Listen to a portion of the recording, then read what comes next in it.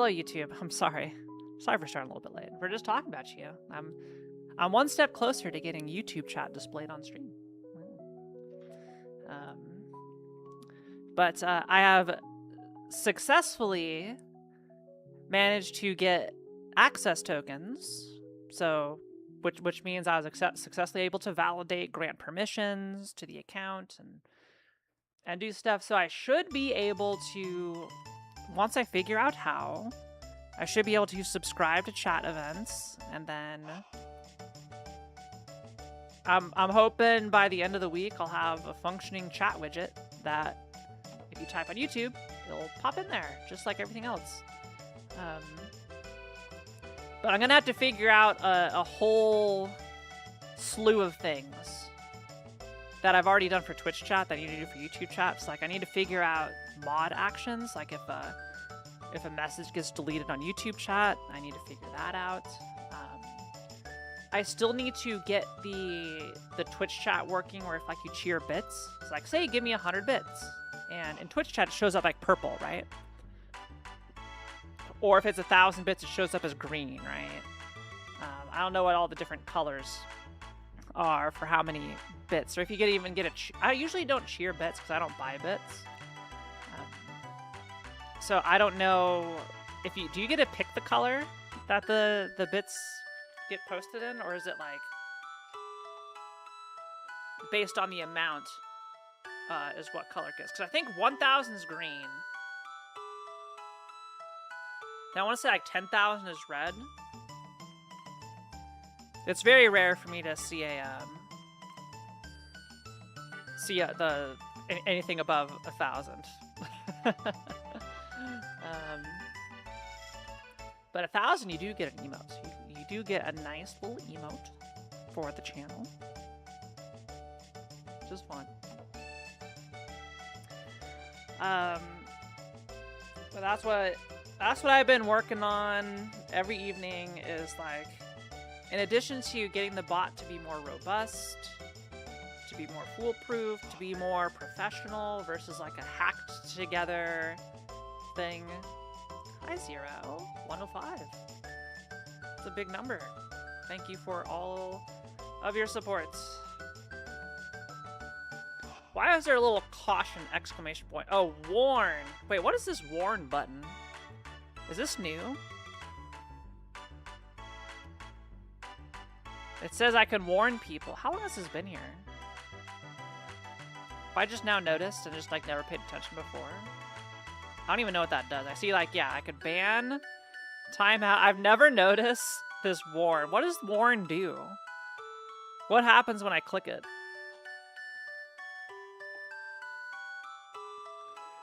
Does it just like do like a finger wag of like, no, no, no, don't do that?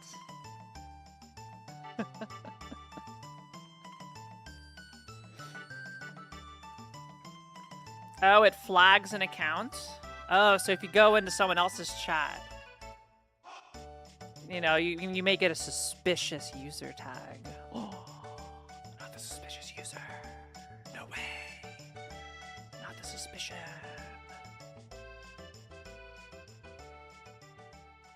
So, the other big thing I want to talk about, Mahjong. I have been going on a tear in Mahjong. 21 straight games of not getting last place. I've completely turned my stats around. She's addicted. I'm not addicted. I'm just like, I had a goal and I accomplished the goal. Like, my grind ends at master. Once I get to master, I'm done. I don't think... Okay, so basically, I think with my current level of understanding of the game, my current strategies, and my current like level of mental engagement with the game, I think I can get to a master rank. And then in order to improve past that, I feel I gotta like go study. Go look at the literature and like learn formulas and stats and learn how to read discards and like pay closer attention to everybody. And yeah. Yes, Tank, study. Yes, studying. Just ask Claude. Does Claude charge me money to ask him? Do I have to pay for it?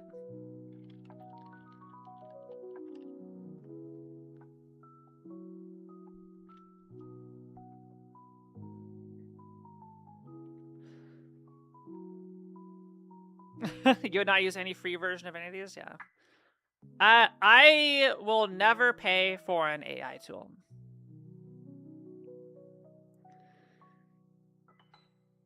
I will never pay for an AI tool. I'd be lying if I said I've never used AI for anything. Heck, most of you probably have used AI for something. Even if it's not Cloud or ChatGPT. The underlying technology has been there for a while.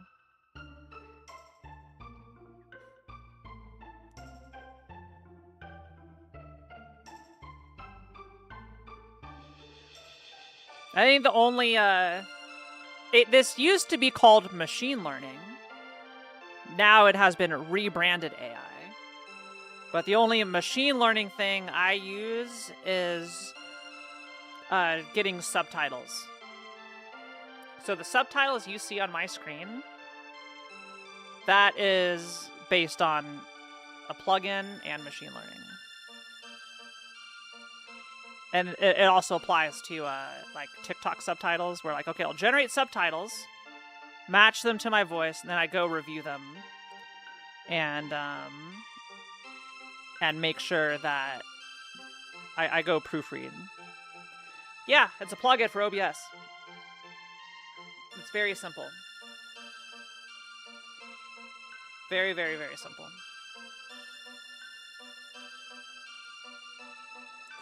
It's called, can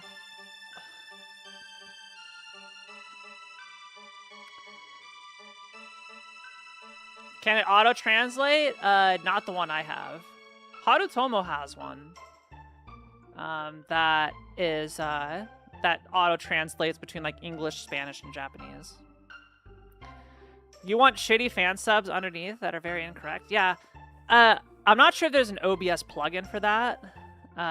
But there's definitely plugins for, and really, probably all it will do is it'll just run it through DeepL, which is more machine learning / AI stuff.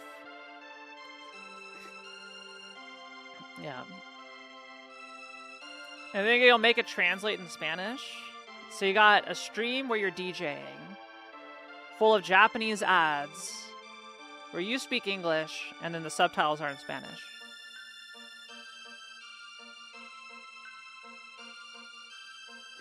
Oh, okay, gotcha. Assuming you do those again, yeah. I would look forward to more tank gaming. Hi, Kitten Tracks. I do have normal gaming streams. That's probably my typical stream. Is me doing normal gaming.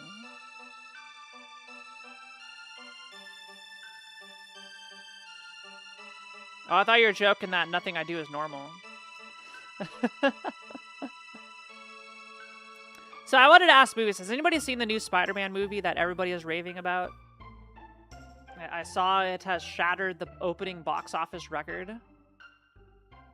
I don't know how it got so much traction, but I mean, people love Spider-Man a lot. They've always loved Spider-Man. I'll be seeing it with a friend I met this weekend. I'm really happy. I really connected with her really quickly, which makes me happy because I have a hard time like breaking the ice and like stepping from acquaintance to let's go hang out and do stuff.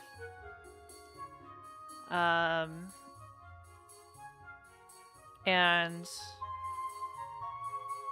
yeah, so we hit it off pretty well, and I'm very happy. I'm very happy to have more local friends, you know.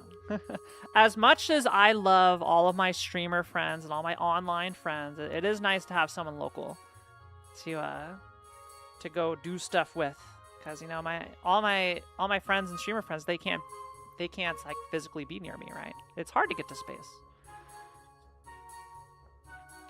You can appreciate Nolan's work, but you don't like most of his work. What have you seen of Nolan's work? Out of curiosity. They're not all bangers. There's strong ones, there's weak ones. But he has a very specific style. If you're not into that, it's going to be tough. Also, the sound mixing on most of his movies is downright terrible. I have to watch them with subtitles half the time.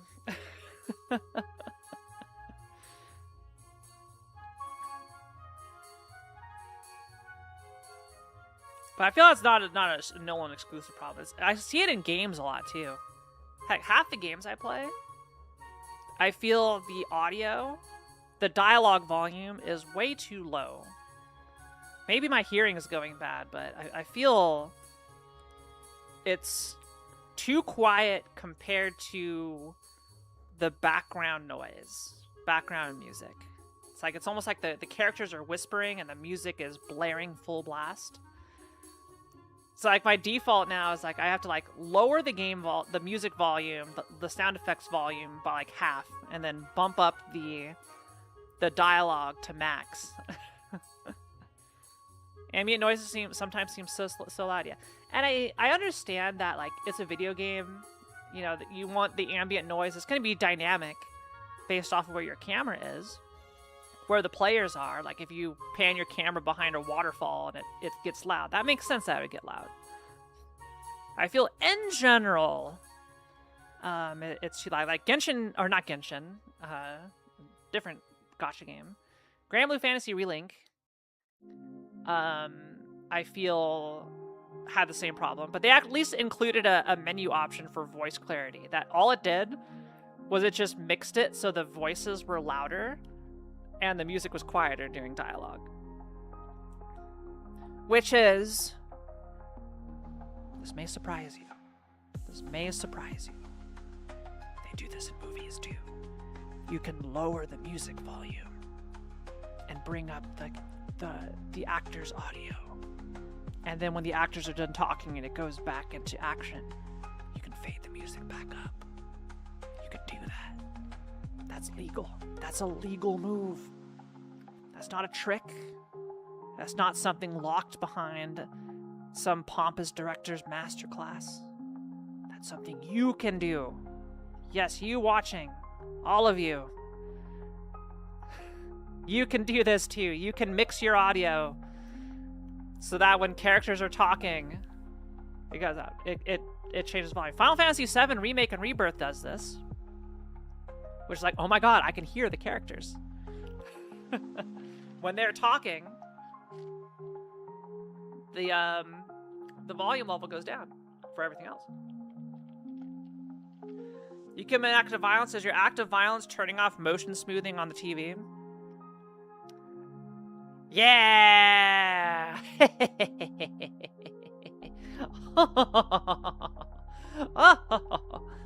Okay, so I found about some really stupid stuff lately. One, my sister is moving. She got a place. She got a shitty, like 65-inch 1080p Samsung TV for like $400 from Costco, right? It's like one of those things where it's just like an ads on a screen. And I set it up so that it doesn't connect to the internet. I got her a little box to handle all that, so it's not on the TV. And then I went in and I turned off motion smoothing without telling her. That way, whenever I'm over there, I don't have to worry about it because I already turned it off.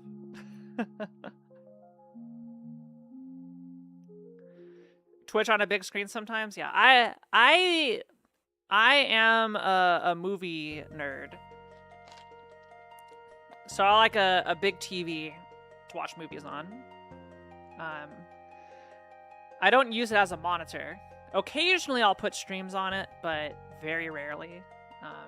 Usually once I'm done streaming for the night, if I put on an episode of anime or a movie or something while I'm winding down, that's typically what I do. Because if I have a stream up, I'm too compelled to chat, and then I don't get anything done. Yeah, I'm honored to be on TVs. I'm like, oh, look, Mom, I'm on the big screen. Ah, hi, hello.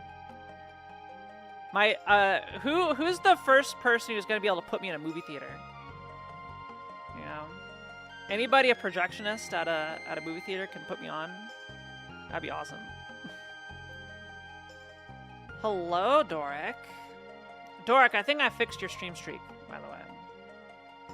I believe I did. And I also think, famous last words, I think it's good. I think it's good.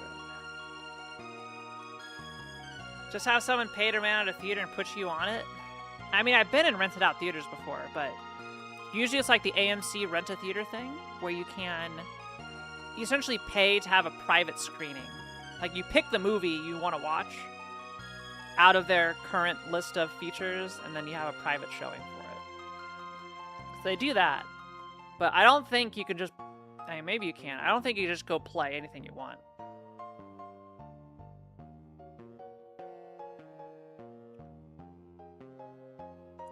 Yeah. Yeah, I feel that makes sense for like for an indie theater, for sure.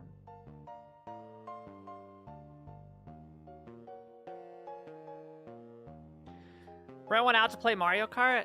I imagine cinema screens and projectors are not the most friendly for video game latency. Well, you put on a big screen?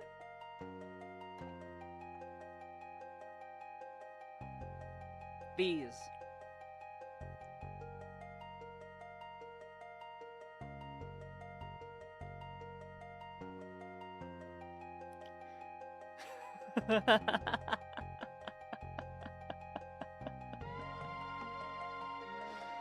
Would have to be a grindhouse? No, I'm fully clothed. Also, I've seen plenty of people getting banged in regular movies. As long as you don't show penis, you're okay. You can show boobs all day. You can even show thrusting if you want. You just can't show the dick.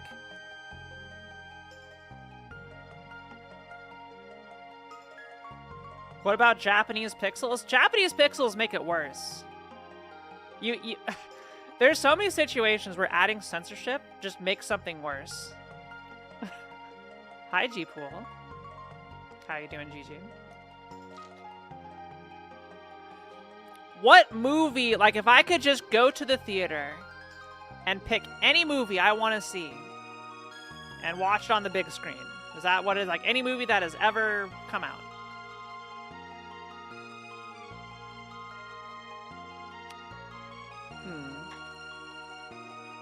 Well, usually I go to the theaters to see movies I want to see.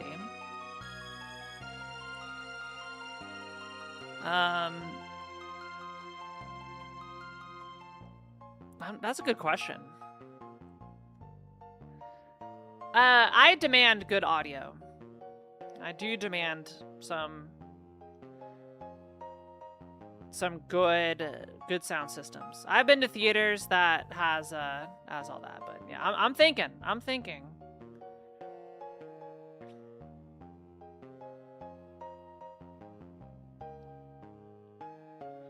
Rent an actual 70mm IMAX theater and put whatever I want on it. God, what would be really funny? I don't think there's like a movie that I need to go re-experience in the theater that I haven't. Super horny, but yeah, I just go watch some porn parodies in 70mm IMAX.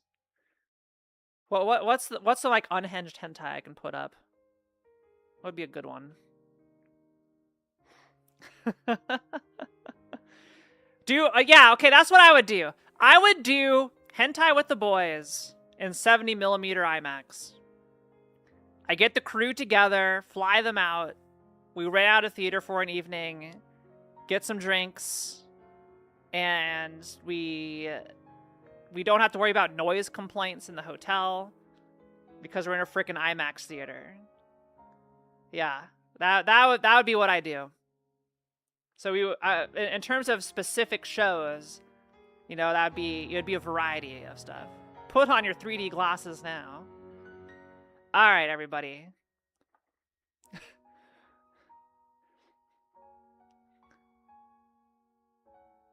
What's the IMAX though? Is like go to the movies or live it? Experience the movies or live it? IMAX. Something like that. 20-foot tall boobies? I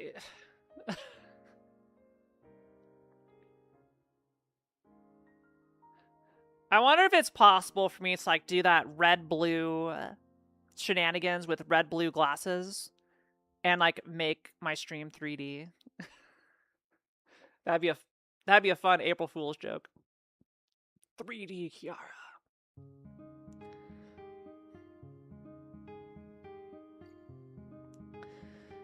Yeah, you get giant boobies in Oppenheimer. Yeah. Red Kiara.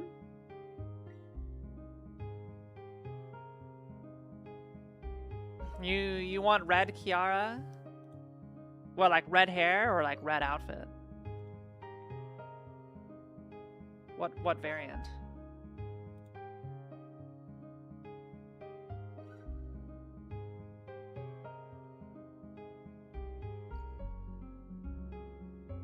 Oh, red, everything to go with blue Kiara and the 3D effect? I see. Well, I was going to show you a teaser, G-Pool, but...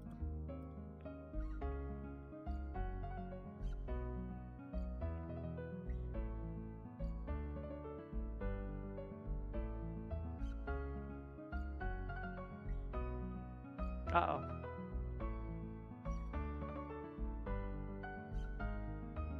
Let's see.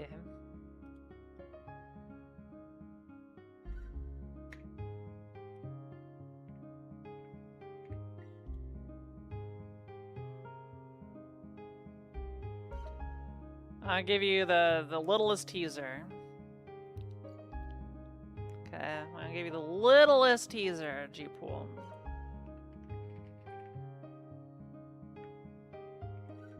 Just for G-Pool's eyes only. Now you get to see this.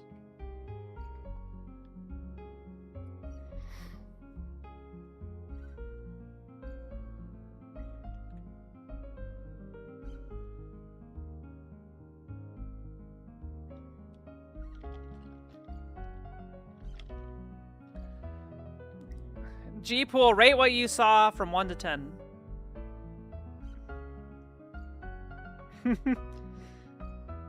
You would screen Yojimbo, especially cut to have a fistful of dollars soundtrack.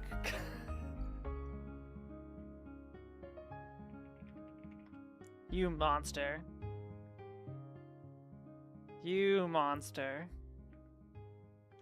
Let me check. Do I have Yojimbo yet?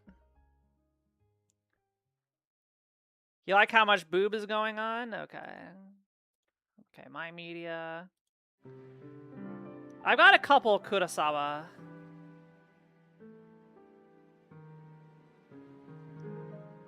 I got Kagemusha. I've got The Hidden Fortress. And Seven Samurai. I don't have Yojimbo. No Yojimbo yet. On the list.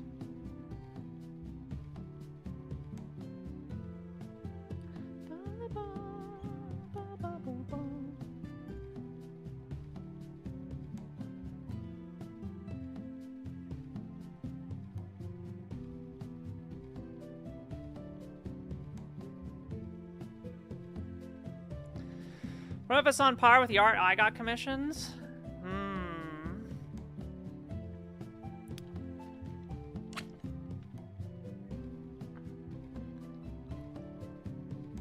Are you happy with the art that you received, Subasa?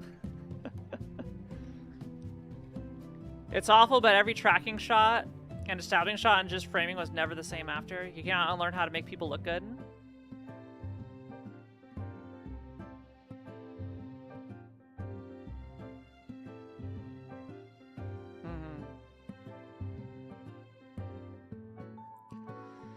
Yeah, there's a lot of older movies that are quite difficult to work out.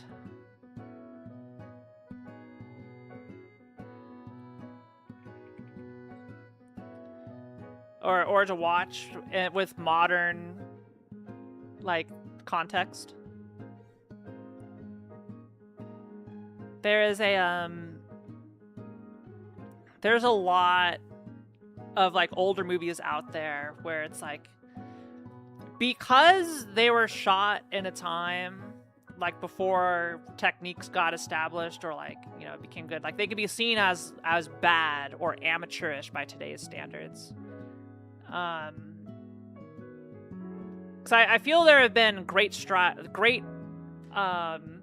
cinematography, partially due to, you know, it's easier to shoot a bunch of shit digitally. I mean, it's also a caveat. You know, when you're shooting film, you know, you're planning each shot pretty carefully because you don't want to waste all the film. And, like, that's exponentially more stuff we have to physically go cut and glue together film strips, right? It's like going through the process, like just getting your dailies done is like an all-night activity so you can show them the next morning. Whereas now you can just, like, go pop out the SD card or whatever. They don't use SD cards for cinema cameras, but, you know, usually they just have, like, whole-on drives that they just have on there that they take out. But you can just, like, take that out, either look at it in camera or pop it up on a screen, and there you go. So dailies have gotten a lot easier. But I think the biggest one was the widespread implementation of sound Foley. So if you've ever tried to record video, usually it sounds like shit. And that's not just because, like, you're doing something on your phone. It's also because you don't have it set up for audio. So the way audio works for pretty much any piece of media that you watch that's, like, actually produced, live TV won't be this way, but any sort of movie, TV show, anything that's, like, produced and edited and everything will do sound Foley. So basically you'll have, like, a shotgun mic that's like a boom mic. So you have a guy, and this is a very typical, like, production where you have the guy with the microphone, right? Where he's got the big, huge pole, and it's, like, arched behind his back, and he's aiming the mic over the actors. Then people parody it and will, like, have the boom mic dip into frame. So those mics are designed to pick up, and everything is mixed and balanced to pick up the actor's performance. And, you know, films are single camera. So anytime you have, like, a dialogue scene going back and forth where you'll have, like, it's like, oh, hello, person A. Yeah. Listen, I heard news of your arrival. Couldn't have come at a better time. It's like, I heard about the situation. Tell me about it. All right, yeah. We got invaders coming in from the north. Blah, blah, blah. It's like, oh my goodness, why didn't you tell me sooner? I would have gotten here on the next flight over. Like, yeah. Every single time the camera switches is a different shot, so you have to shoot the same scene over and over again. So you'll shoot one side from one's perspective, and you'll go through the entire scene. And then you'll swap the camera, you'll swap the lights, you'll do everything else you need to do, and you'll do the same thing from the other end.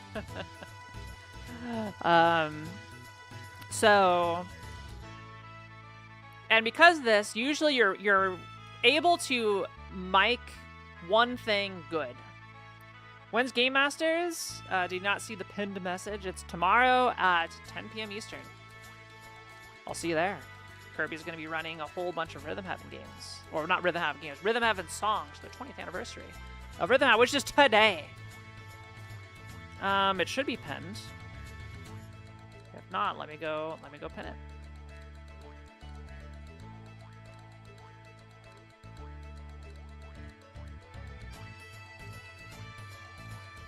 Yeah, it's pinned. It's pinned in the Game Master's channel. Who's there? Hi, Charlie. Yo, Charlie, nice art. Super sick. Talk about movies.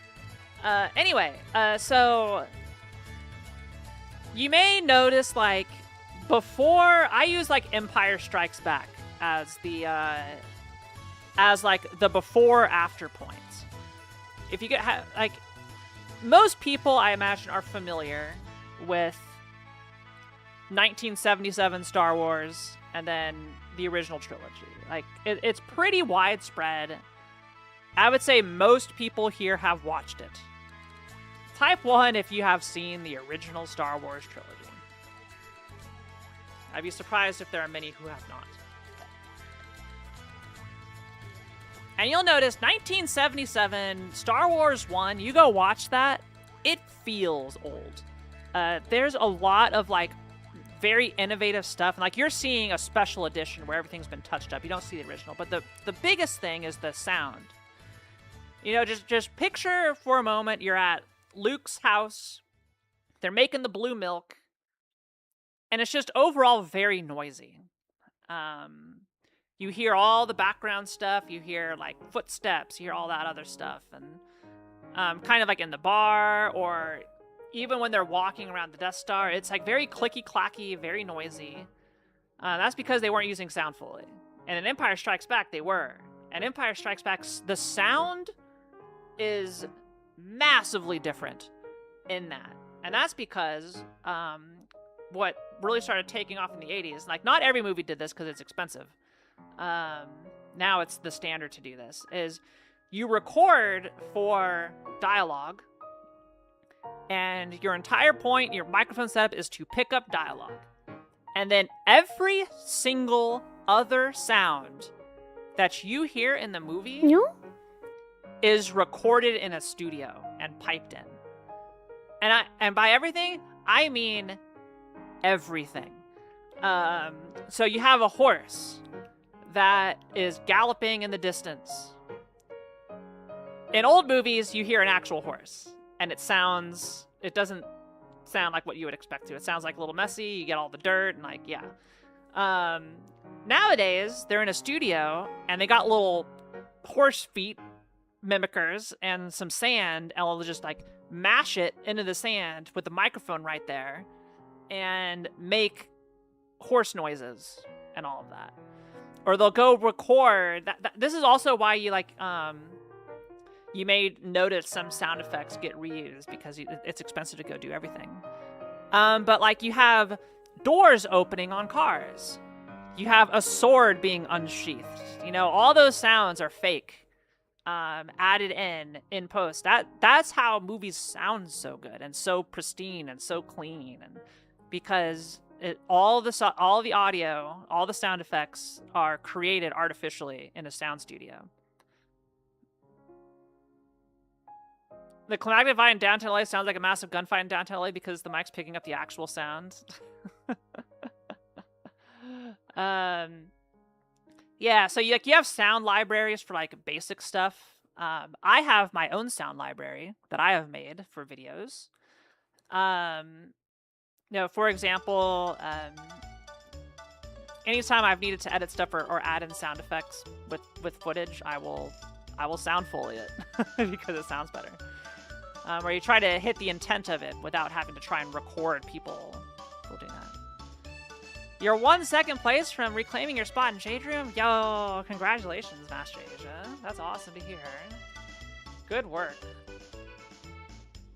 Can you add the Wilhelm scream? What as a redeem? Channel point redeem? 100,000 points for a Wilhelm scream?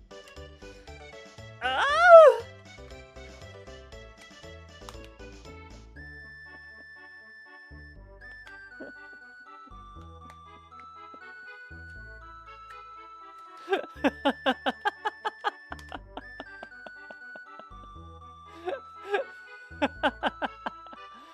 Oh, that sounded nothing like a Wilhelm scream. Yeah.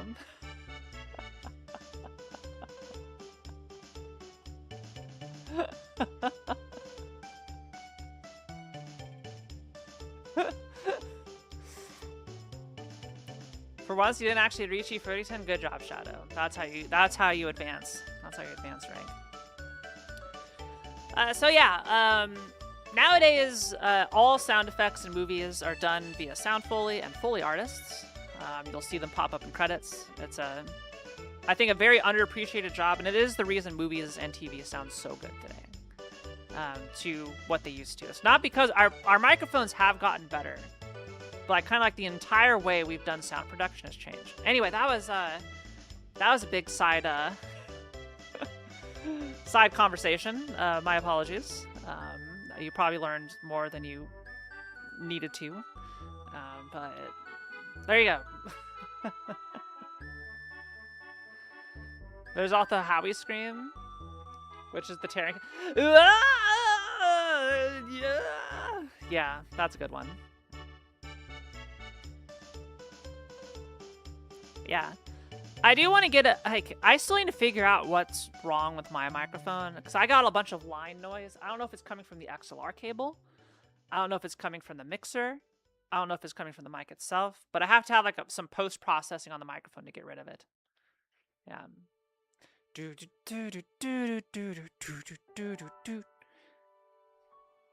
Fire it up.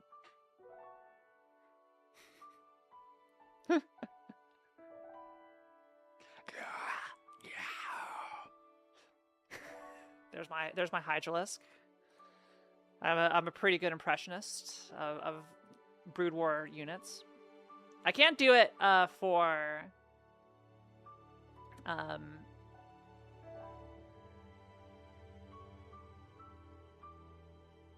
I can't do it for StarCraft 2 units. They're not as iconic as what they are for Brood War. I don't know. The Brood War sound effects are really good.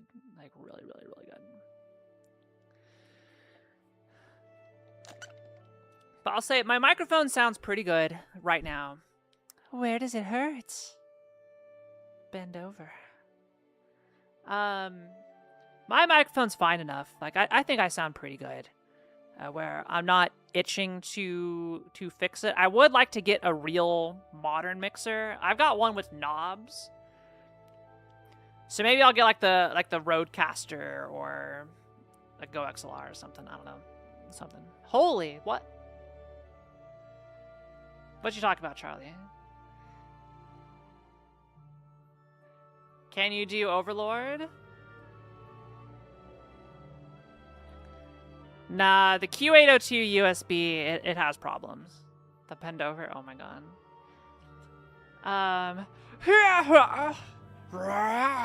No, I can't do that wet, gargly voice.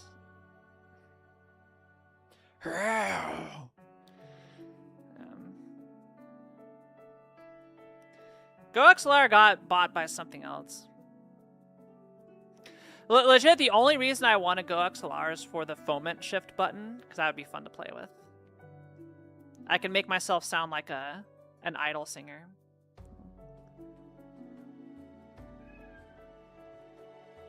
It's fun to play with. And that could be mainly I'm thinking of it for like some fun incentive-based things. But I'm sure I could do a foment shift with other stuff.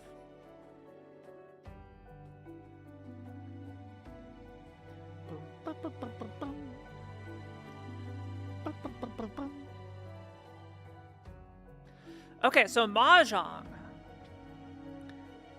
Mahjong, I have been popping off. I have been doing so heckin' good. To the point where I'm gonna get a 4th place on stream. But regardless of that, let me boot up the video game.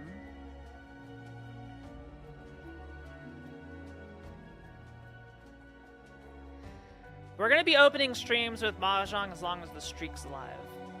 Not that I haven't been doing it already, because I have fun. I have fun doing, like...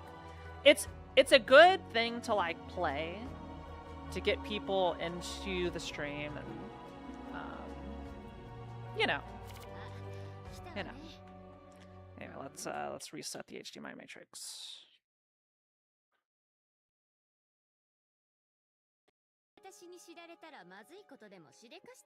All right. I'm gonna show you all. I'm gonna show you all the power of Kiara lately. Okay. Here's one of my characters. She's got a beauty mark on her boob, because of course. So, if I look at my recent 20 matches, really technically my recent 21 matches, there's not a single 4th place. No 4th places at all in 21 straight matches. Look at this. I'm expert 3. I've gotten a whole bunch of points. And if you look at my South round stats, 4th place is no longer the dominant. So you all saw this at like 38% 4th place. I've managed to plummet that down to 27%. And my 1st place up to 30%. And I'm still working to bring this down. I want 4th place to be the least likely thing that I have. I want it below 20%. East round, I have it pretty low. So I'd be happy with a stat spread that looks like this, but it keeps getting harder and harder because as I rank up, I play harder and harder opponents. And this streak is going to end eventually. I cannot be mad about this performance. Like the last 20 matches, I've won 9, got 3 cool cats. That's insane. This is an insane run. This is probably the best run of Mahjong I have ever had, and probably I ever will have. And it will end eventually because, like, as I keep winning, I face harder and harder opponents, and eventually it will stop. And even if I did do this, it's only a matter of time before I get Tenho'd, right? Just Yakumand on out the gate, and then you're done. But that has not happened yet. So we're going to play one game. And I vow I will not play Mahjong off stream until the streak ends. I want every game documented here. So that's what we're gonna do. And if I lose, if I get 4th place even right now, I'm not gonna be mad. Okay, maybe I will be a little bit mad. Maybe I'll be slightly mad. But I'm not gonna be the most mad.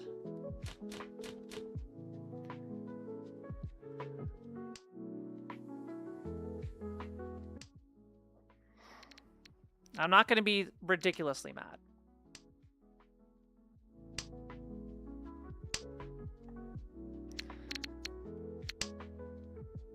Okay.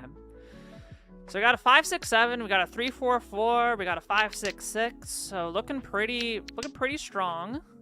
We got a pair already. So yeah, this is a strong starting hand with 2 Dora. I like where it's going. Pretty decent likelihood of completing.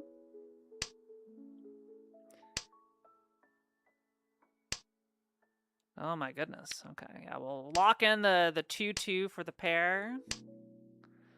That way we can start calling stuff. I'll probably call stuff for this. Oh wait, 5-6-7, 7-7-8. Let's ditch the 6 here.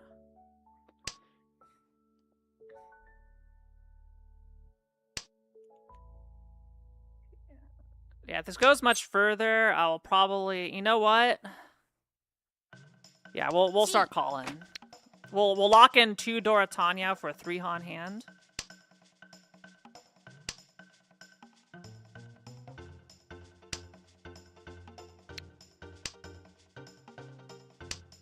Shiki? What are you doing, girl?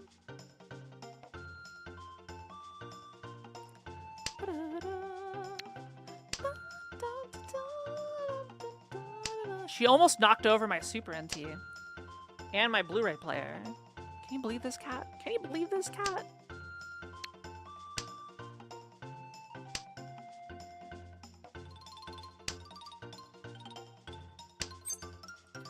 I cannot take that.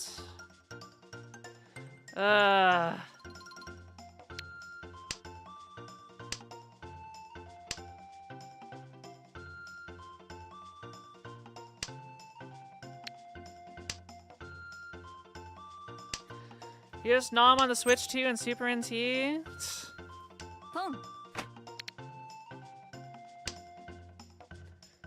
Alright, we're in Tenpai.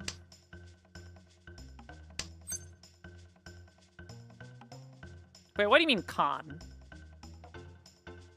Wait, what can I con? Huh? I'm really confused, chat. Why did it say I could con? Was that a bug?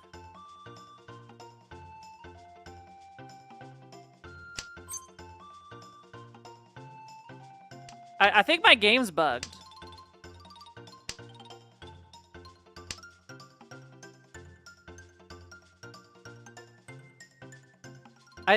I've never seen this before. Yeah, it's giving me the con call for everything.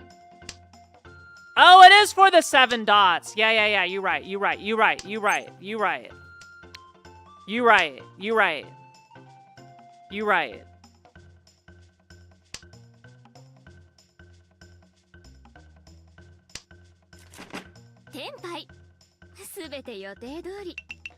Alright, we're opening with an exhaustive draw with only me winning. Alright. Interesting start.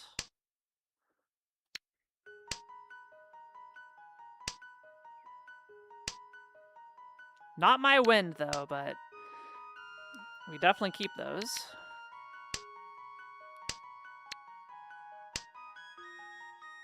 You need 10 pies? Oh my.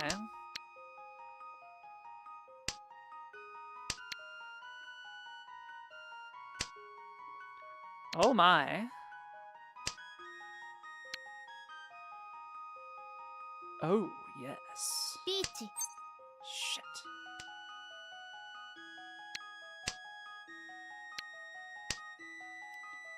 Of course, they get an early Ricci.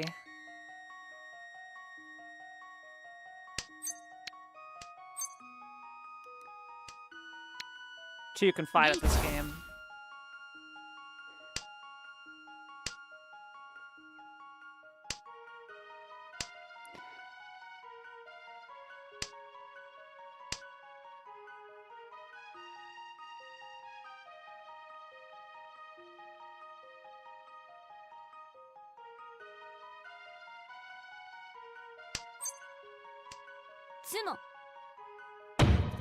All right.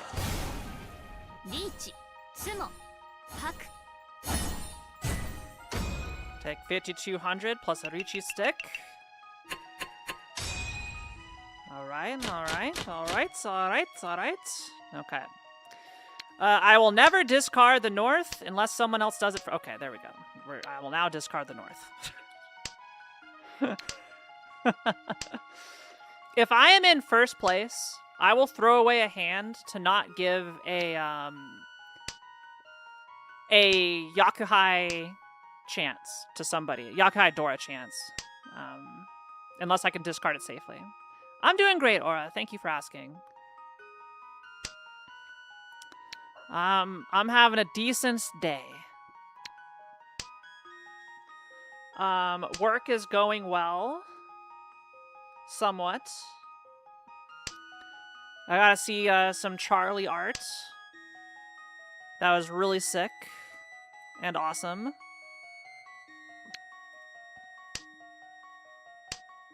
You know, I probably should have kept on to that one for the Sanshoku chance. Yeah, that's on me. Because I had a 1, 2, 3, 1, 2, 3, 1, 3. I could have just cheated the last one and get a guaranteed Yaku. That's okay. It totally won't burn me. I totally will not draw the 2 here. But if I draw another 1, I'll keep it. 1, 2, 3, 4, 5, 6. Okay, so yeah, we can go for a straight. Are you no longer on a pip? I've never been on a pip. I've never been on a pip.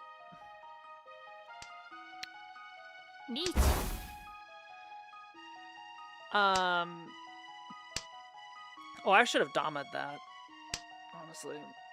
Performance improvement plan. No, I talked about it. I theorized something may have been a pip. When my manager put me on this project that was unpaid and had some other shit.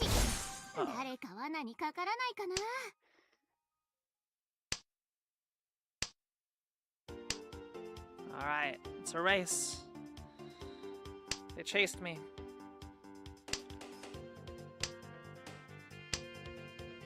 I'm nervous. It ended. I theorized, like, is this a pip? Is this something like, why are you signing me up for this? Now my boss has still been kind of annoying in the sense that he's been like asking a lot of stuff of me. Oh my god. Okay, at least it wasn't.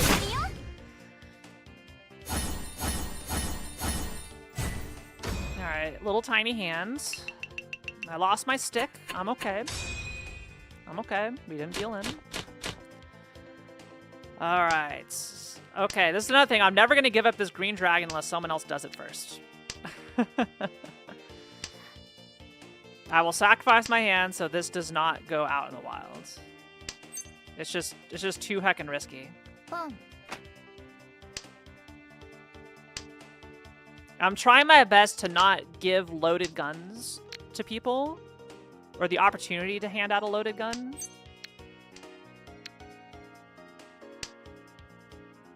And it's worked out pretty well for me, because I've definitely stopped, going back and like reviewing games, I definitely stopped some cannons going off by just folding my hand immediately and just not getting rid of these. It's like, I will not be the first. Obviously, if someone else discards it, you know, whatever. But I will not. I will not be responsible. Boom.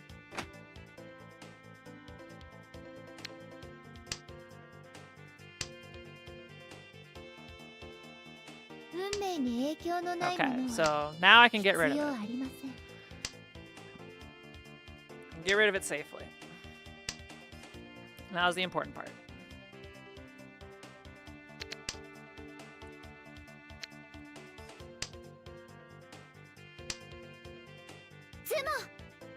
Okay.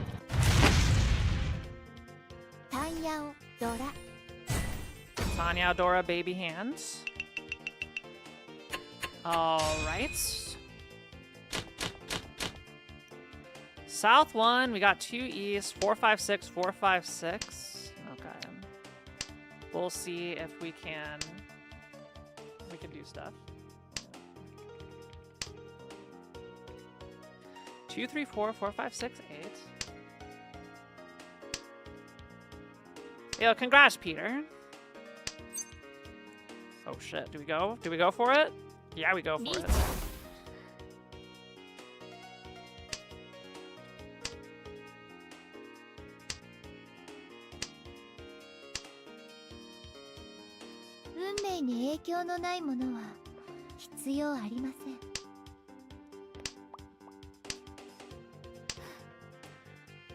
Yeah, it's more professional development. Now that I found out more about it, it's okay. But like, I've been annoyed at work lately. Like, it's gotten better. It has gotten better. But it's a battle. It's a battle to do good. It's a battle to do my job. It's a battle to get people to care. Because I do care a lot about, you know, the people whose lives literally depend on what I do. And I do not take that for granted. I do not take it lightly. It is a very serious matter, and I get frustrated when I see other people not taking that aspect seriously, as well as like blaming me and like throwing me under the bus for shit I didn't do. So yeah, I would still rather do entertainment full-time, streaming full-time, you know, just like entertaining people and my reason for that is I mean, I work I mean, y'all know I work in space exploration, right? My goal is to, I mean, obviously to explore the stars, which is a very noble sounding goal. But ultimately, yay. Ultimately, my goal, my primary purpose is to create more value for shareholders of the company and make the company money. That's the goal. That's why I'm being paid. That's where that's coming from. And what I like about, you know, working for essentially entertainment, streaming, making videos, anything like that. The purpose of it is to, I'd say, bring joy to people. Is what I really want to do, and I find that a lot more fulfilling. I mean, ultimately, like, even if you work for a big movie studio, the projects you're working on, yeah, your goal is to make money for the company, but ultimately, like, the end user of your product, the goal is to make them happy and have a good time, you know? And you can't always do that. But it's a lot more fulfilling when I can make people happy and, like, bring joy to people versus just fattening somebody else's bottom line. Which, you know, of course, even as a streamer, I'm fattening Amazon's pockets for every sub I get, you know, but ultimately the product I am selling is joy to other people. Maybe I'm thinking too highly of myself, but that's the way I see it, and that's what makes me happy, is bringing stuff that other people look forward to brighten people's days. Maybe it sounds a little cheesy, but... Dang, there's the other green dragon. Oh, shit! Oh, shit! Well, no, it's not Yakuman Chance. The Yakuman Chance is fake. This is little 3 dragons, but... we need the 7. This is the little 3 dragons. Yeah. No! Okay. Alright, that's not really changing the board too much.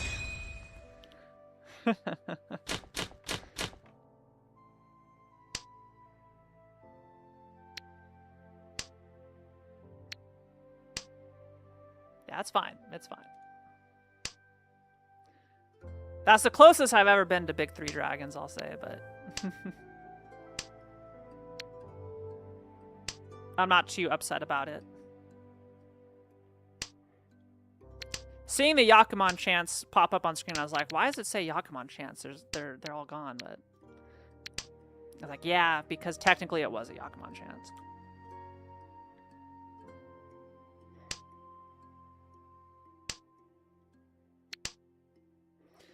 If only someone decided it was a good idea to get Yakumans, yeah, then this game would be over instantly. 2, 2, 5, 5, 2, 3, 4, 5, 6, 7, or 2, 3, 4, 5, 7. Streak. Can we, can someone say it, go look up Chinese and say, hey, no Chinese allowed. English or, English or Japanese only.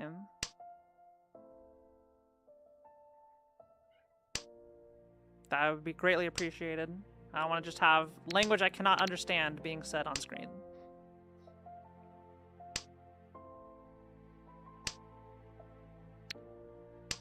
If a mod can take care of it.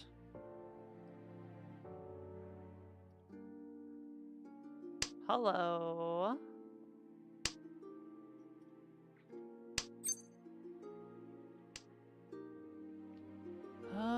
Yeah.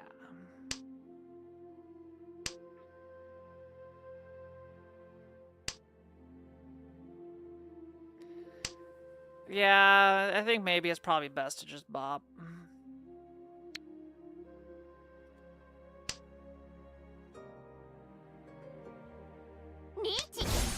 Oh.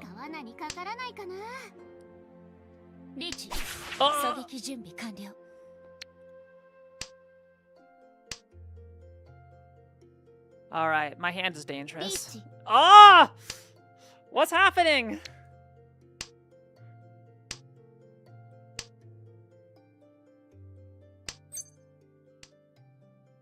Oh my goodness. This is terrifying.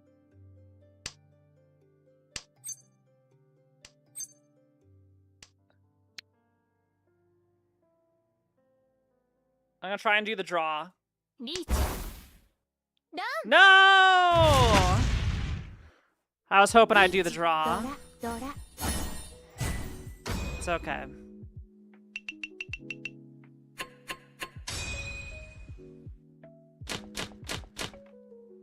That's fine.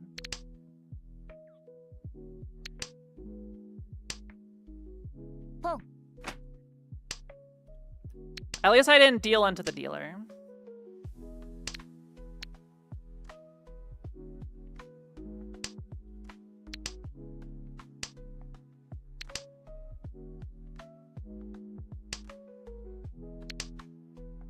We're still in good shape, though.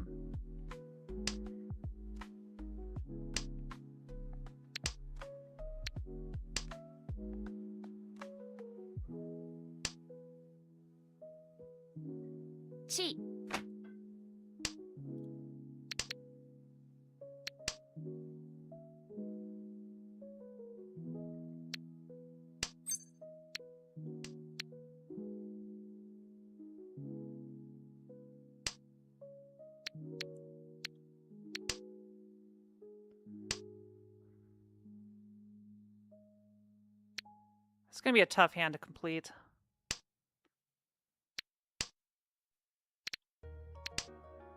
So I think we start calling.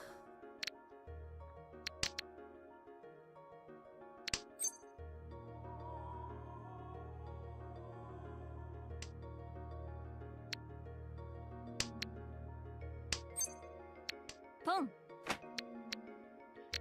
Alright, we got Tenpai. It's not exactly a great weight, but it can improve.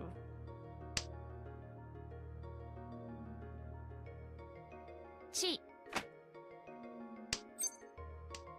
Tsuno. Jun. Dora. Alright, got my points back. Dealer repeat 1, home ball 1.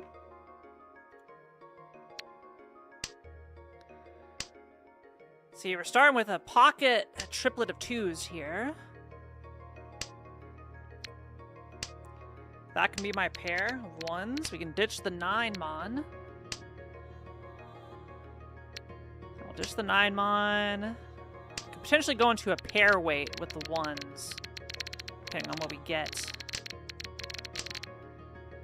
Yeah, we'll throw out this one.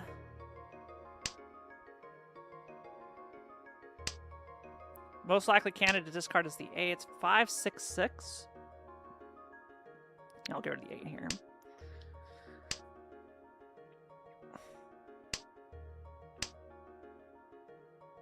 Don't need the 3. Thank you, Medley Fan. We're only doing a single game. Just one. While the streak is alive.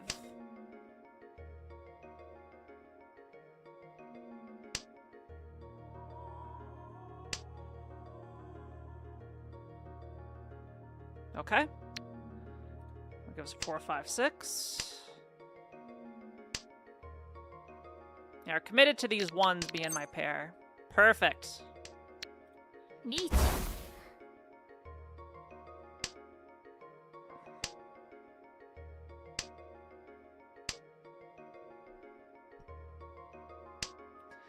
I do not expect anybody to drop pin tiles. The Pinzu. Chrono Cross soundtrack is really good. I definitely want to replay it in Japanese at some point. So we need the 4-7, which are indicated as dangerous by my discard. So this is going to be a sumo win, if it's going to be a win. But it will be a Mongon. I think.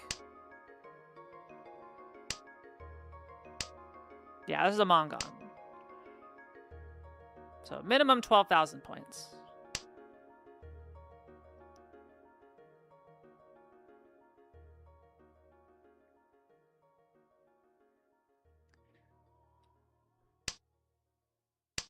But if it completes, it's most likely going to be a sumo. I'd be surprised if someone deals in. It'd be a welcome surprise. Okay, this guy we may have just killed this poor kid. I think we killed them. Oh my god, oh, there's blood everywhere. Oh my god, it's a massacre.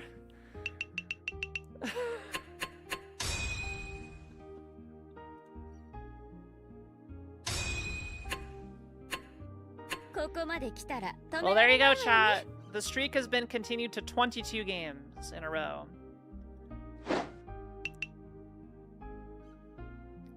Yeah. 22 straight games of not last place. This is kind of crazy. Let's go look at the stats. Look at this. Look at this run. This run is insane. 1, 2, 3, 4, 5, 6, 7, 8, 9, 10. I have a 50% first place rate in the last 20 matches. That is stupid.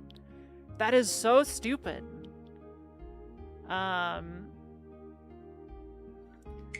Look at 31% first place. Look at, oh, it's almost down to 25%. It's almost down to 25%. The fourth place. I've already got 1,400 rank points for the 3rd star. It's master after this. Like, I think it's definitely doable. I really think it's doable, chat. To be a master at Mahjong. Like, I've been doing really well. Really, really, really well. Negative is now below 6%. It's like that. This negative percentage is also dropping significantly. Yeah, I'm really happy. Cause like after I had this long string of losses here, I kind of like, okay, let me put my smart glasses on and play to win instead of playing for the content. So I've been playing to win instead of playing for content. And this is a crazy run. Like I cannot stress to you just how crazy this run is. It really is. You don't understand strategies or anything like that for Mahjong? I can't go into an AI match to show you, but like the general thing is like it's just keeping a monitor of what tiles are available. So I kind of use very basic strategy. Like I'm not doing anything too crazy. Where you know, if I have like a 2-3 in my hand, and then I have like a 6-8 in my hand, the 2-3 is stronger because it can take a 1 or a 4, which is 8 different tiles. Like you can draw potentially 8 different tiles to make your hand better, one closer to winning, right? However, the 6-8 can only accept the 4-7 tiles between them, so that's half as effective. It's like having a 6-8 is half as effective as having like a 5-6. And then like I try to look for runs where like if I have like a 1, 2, 3, 4, and then I have a 6. Well, if I discard the 6 and I drew a 5, then that puts me in 40-10. So I'll kind of like hang on to that 6 in case I get the 5. That way, you're protected against that. but if you draw something else on the other, and then you can ditch it. So that's kind of like 40-10 protection, as well as like it's still a strong hand and likely to get better with that kind of shape. So like, no, the 2-4 would be, I said 2-3, not a 2-4. The 2-3 would be waiting on a 1 or a 4. And then you're also looking at the table. Well, it only shows you stuff, the counting part, when you're in Richi. It will not tell you how many are left if you're just like doing stuff. So you still have to count tiles. So like if I have a 5-6 and then someone cons a 4 and I see 2 7s discarded, like that 5-6 pair is basically dead. And if your 5 is dangerous, then like, okay, that just kills your hand. You're not going to finish. And all that. It does make it easier to see them. So you're constantly looking through and trying to statistically increase your chance of drawing a victory. Because you can, like, at least in Expert League, everybody is good at folding. I mean, look at my... I mean, you could tell in East rounds, which I did in Silver Room, my sumo rate is 26%. In South round, my sumo rate is 37%. That's because people don't want to deal in. They're better at not dealing in. So you can't count on someone just dealing in your tile, especially if it's like a bad weight. So kind of just knowing when it's good to fold, knowing when it's okay to push, and the big one is resisting the Richi button. Having discipline around not reaching just because it pops up is huge. Like, there's often times where, like, I will not Richi if it's, like, a shitty one tile weight for, like, a 5. That's the Dora. The odds of you getting that are so low. And you could. It could happen, but, like, you don't count on it happening. You just... that's not something you would Richi for. You just keep your hand hidden. And... also, if, like, you have... unless it's, like, very early. If it's early in the round, I'll Richi something, even if it's only, like, 1 Han. But if it's, like, late in the round, and I can Richi, and it's only for 1 Han, like, I'm just throwing away 1,000 points, increasing the chance that I deal in. And I have no protection if someone else does stuff. Yeah. Why did you Richi last round? Did you have good odds? Yes, I did. I did have good odds. It was a edge weight, which is the most common type of weight where you're waiting on 2 tiles. They weren't risky tiles, and there were still 8 of them left, so like my chance of drawing one was pretty high. And all those things considered made it worthwhile to go do. So yeah, my stats are greatly improving. And I don't expect it to last forever, but I'm still very pleased. Very, very pleased with my personal performance. After I... basically, like, the way I can describe it is I am in my anime arc where I was messing around with my opponents, and then I got sick of it, so now I kind of, like, am taking myself seriously. The training weights are off. The weights are off, and now I'm going sicko mode, is what it feels like. Because, like, before, I would, if I was doing a ranked match on stream, I'd be like, yeah, let me call a con, it'd be funny. Or I was like, oh, let's just try and do this. Never to get it. But now that, like, I'm actually, like, doing well, ranking up, I'm just taking it more seriously to win. So in other words, I need to do more friendlies where I can mess around and never fold. How do you win with open hands anyway? You need some other Yaku that is allowed to happen with an open hand. So like you need dragons, you need your seat wind, you need your round wind, all simples, all triplets, a straight, Sanshoku, Dojun, Sanshoku Doko, 3 of a kind, and each suit, 3 sequences in each suit, a full flush, half flush, all terminals and honors, and all sequences and runs contain a 1 or a 9. Yeah, one of those. One of the more special hands. But like I'll typically open my hand if I can push a Tanya and like my hand has a whole bunch of separated tiles. Like I got like a 1, 3, 5, 7, 9. I got a 2, 4, 6, 8. I got a 2, 4, 6, 8, and some miscellaneous honor tiles. Like I'll get rid of the honor tiles, I'll get rid of the edge tiles, and then if I'm not anywhere better, I'm gonna start calling shit just to get into Tenpai, even if not to win. But I would consider myself, I'm an amateur at Mahjong. I do not get paid money to play Mahjong. God, that would be sick though. Imagine Kiara, the professional Mahjong player. Wouldn't that be something? So there's a Yaku sheet, and if you have an open hand, you just have to look and see what you can do that is open. And as I always say when I'm teaching people how to play Mahjong, is if you open your hand, have a plan. Whenever you open it, you should know exactly which from that list you're going for. And if you don't know what you're going for, then you don't do it. You keep your hand shut no matter what. Because in general, opening your hand will lower the value of your hand. You get no Udasan chances.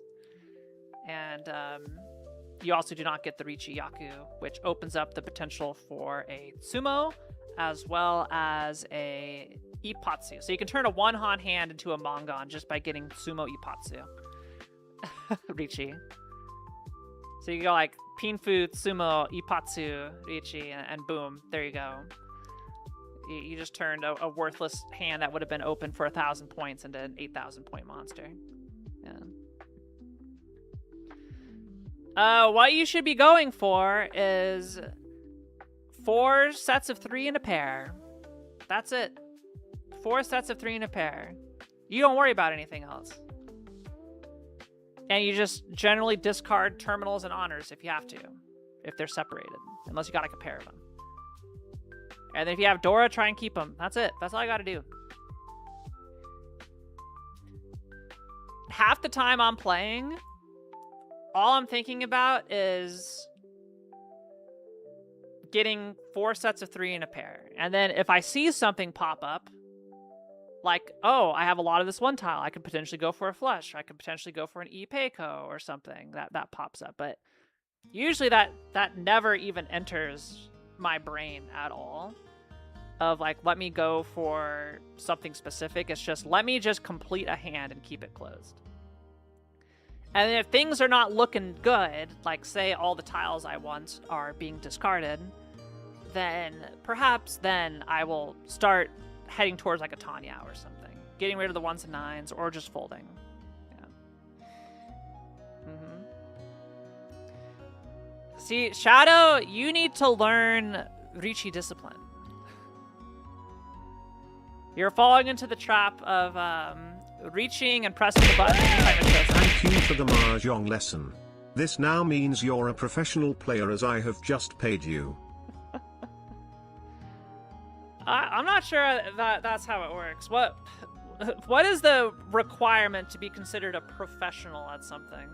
You know, I don't think it's $5. Sweaty Mahjong with Kiara? In a smoke-filled Mahjong parlor?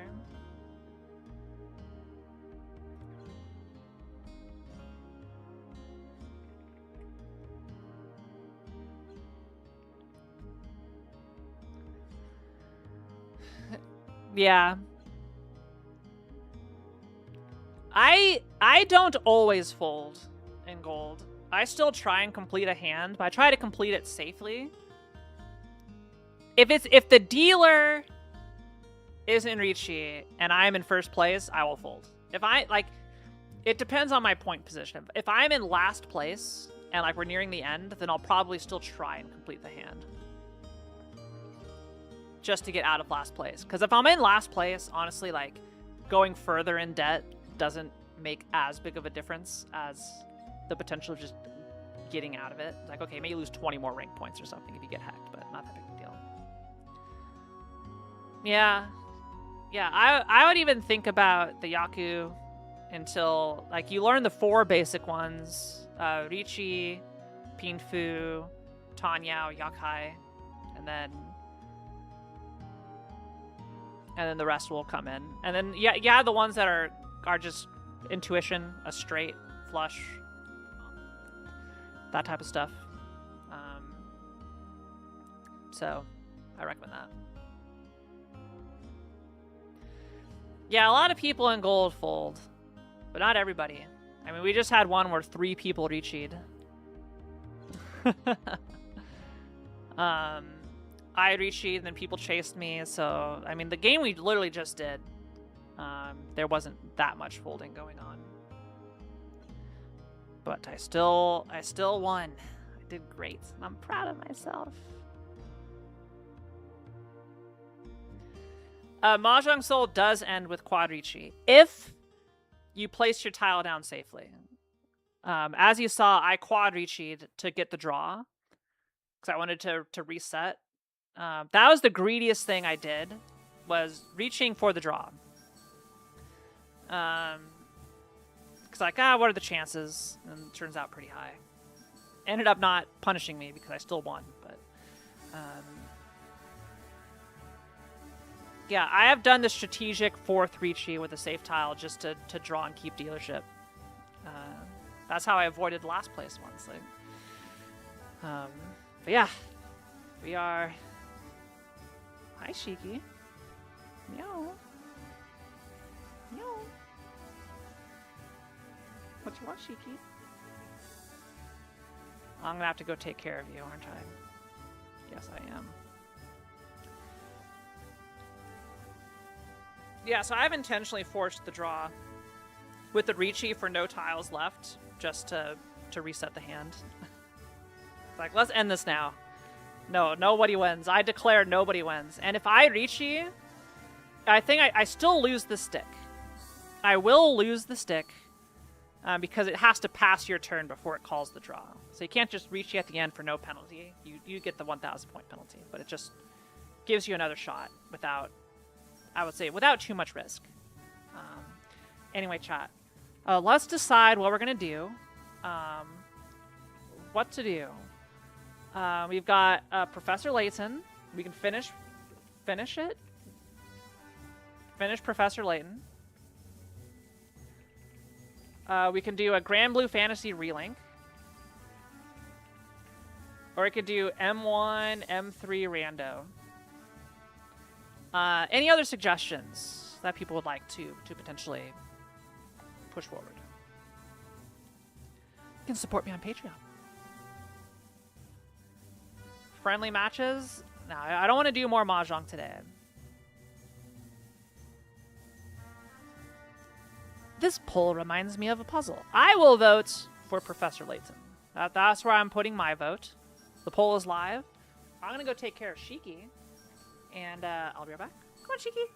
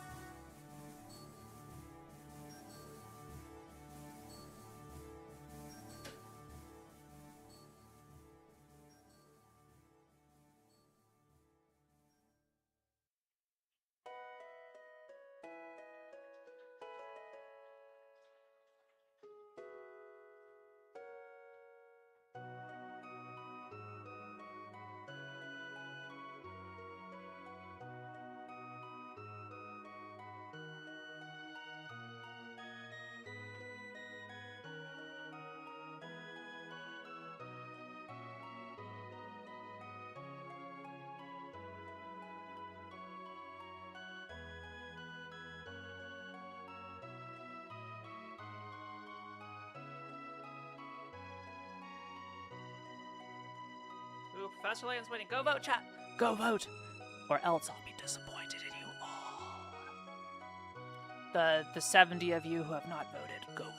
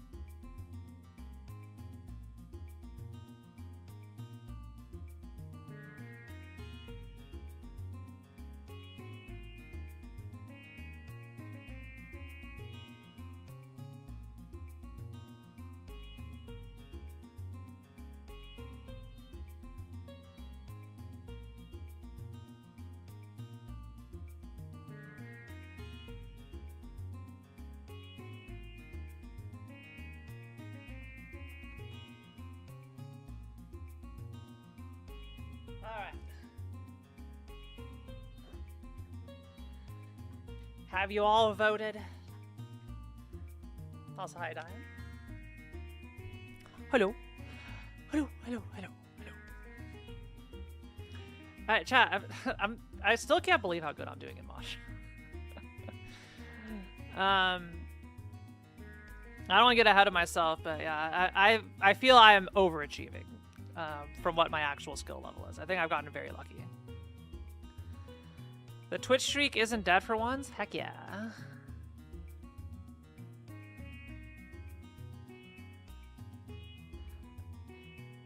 I am glad I do not care about Twitch streaks. I do not have a streak with any channel. I am happy that you all enjoy streaking. And it makes me happy that people care about catching all my streams. That does make me happy. That makes me very happy. So, thank you. I haven't heard from Ophelia in like a year. I hope she's doing okay. You lost like 61 before while actively watching it. It made me stop caring when he lost another one again at like 30.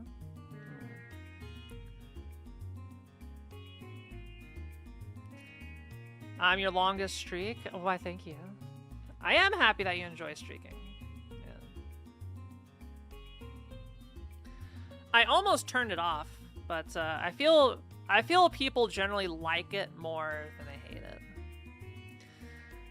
I was very sad when they first came out with the feature. They would send the streamers notifications like, oh, X amount of viewers are about to lose their streak, so please post something so you can get them back to get their attention. And like, that felt really bad because it was like, wow, thanks for advertising how many people are not watching my stream. Clockwork Ophelia. Yeah. I have not seen Clockwork Ophelia in like a year.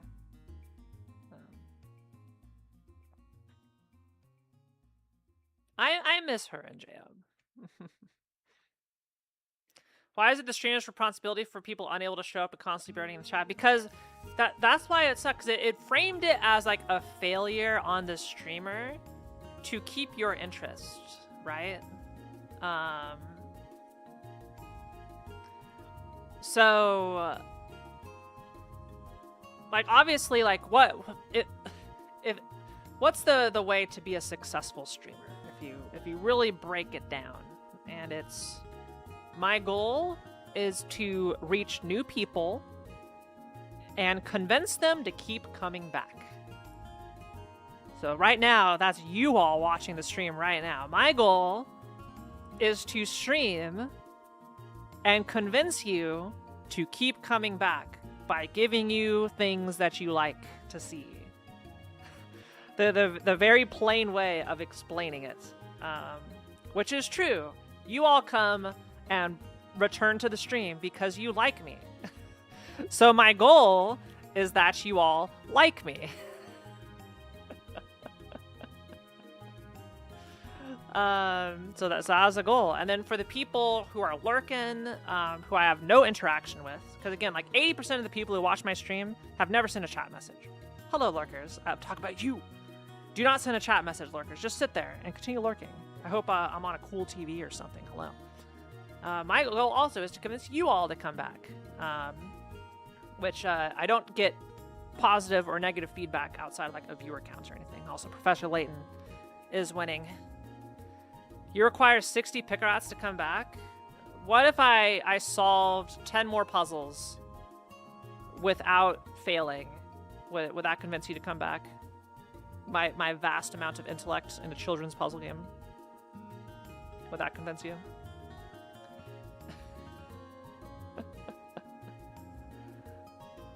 Would that be enough? Or would I need to do more? Guess we'll find out. Chumpy has gotten so toxic with ever since I introduced Chumpy to Eddie. It's just, that boy has never been the same.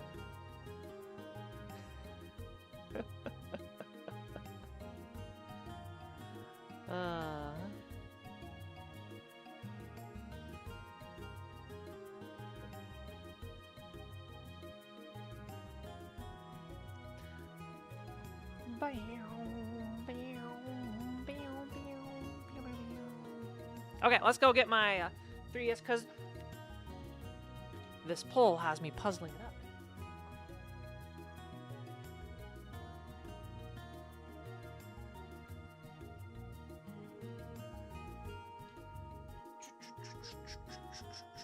Oh, shoot, I have 5 more minutes I need to kill.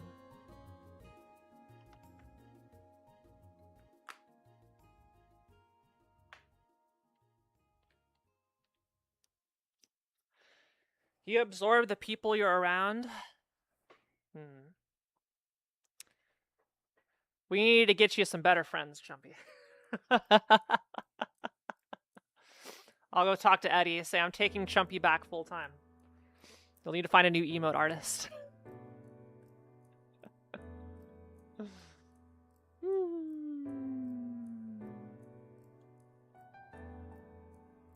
Alright, 5 more minutes and we'll be good to go. I'm currently getting Animal House. I had this running before I started stream, but it's the 4K version. It's like 75 gigabytes. I'm gonna have to compress it. But I've never seen Animal House.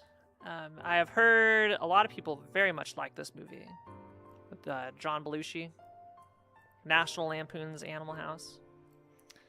I've never seen it. Cause I typically don't do a I don't know, college movies? College shenanigans?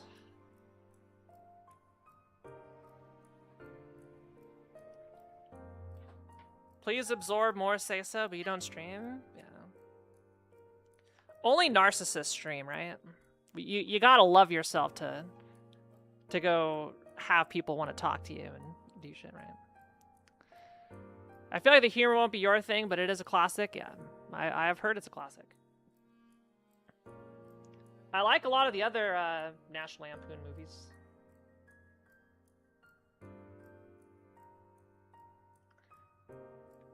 I did enjoy Blues Brothers.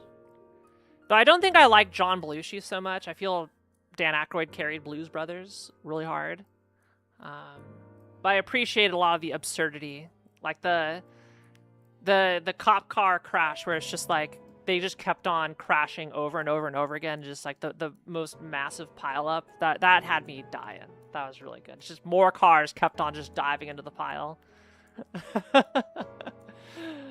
I don't even know how many. So maybe like Blues Brothers 2000, I doubt it. Legacy sequels, I am extremely snobbish about. Any movie that relies on remember this. Look, it's the same guys, but they're 40 years older. See the new Ghostbusters movies. See the what's another good example of a legacy sequel? Stuff that's like happened way after the fact. Some of them are good, but again, I'm very picky. Devil Wears Prada 2. Oh yeah, Indiana Jones 5 especially. And I would say Star Wars 7, 8, 9 kind of counts with how they built it, how they constructed it. Like, let me get all these actors out of the retirement home. I did not see Happy Gilmore 2. Devil Wears Prada 2 was very good. I greatly enjoyed that movie. Star Wars intentionally told you to not remember.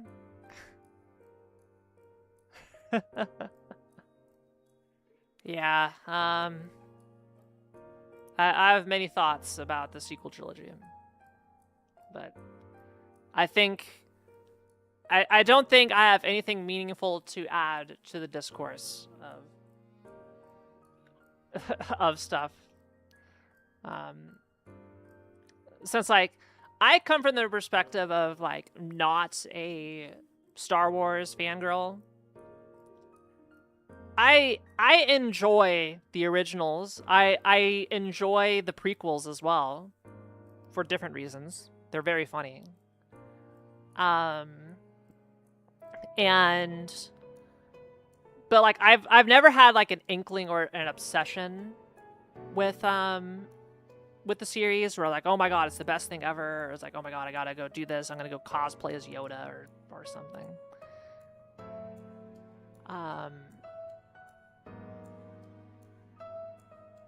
But yeah, a sequel that's like 20 years later is always like I get very skeptical.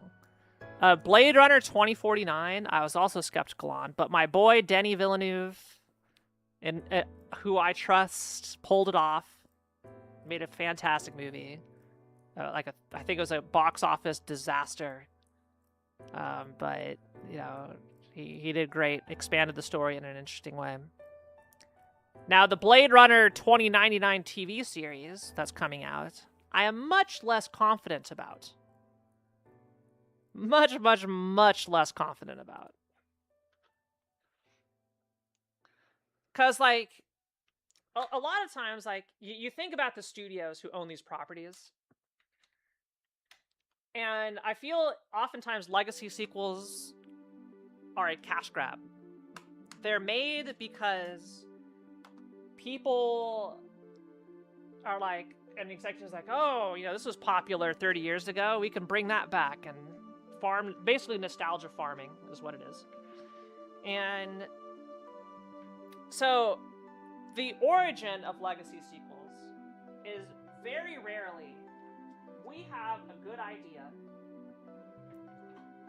that would fit this franchise if we can get the rights and to go and get the cast back. I have a good idea for this. Great. That's how something turns out great. However, if it's like Netflix bought this company and is going to pay them to, all right, let's go farm the IP, send it into the movie factory, farm whatever, just put whatever IP we have in there, just pump shit out.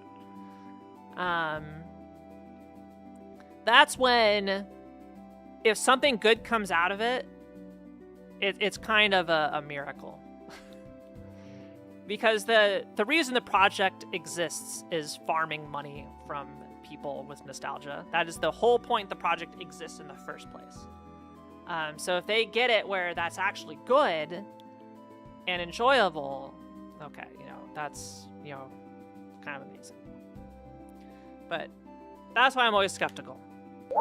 They're rooted in cynicism. Smolchy. Hi, Smolchy. Hello, everybody.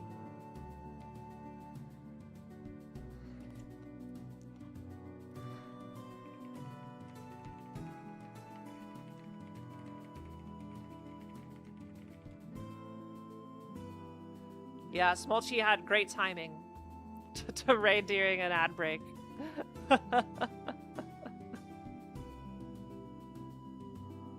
Yes, hello. Hello, everybody. I'll type a chat. Hello, everyone. I am about to show you all how smart I am. I'm going to play Professor Layton and solve puzzles. So stick around. 70 seconds of ads left. You know what? What's up, Tank? In terms of legacy sequels, Top Gun Maverick was great. Yeah, I really enjoyed Top Gun Maverick. And now, they should leave it as that. They managed to do the rare legacy sequel that works. They need to never touch it again. The thing is, it made $1 billion. So people are gonna be like, wow, we need to get more of this. Right,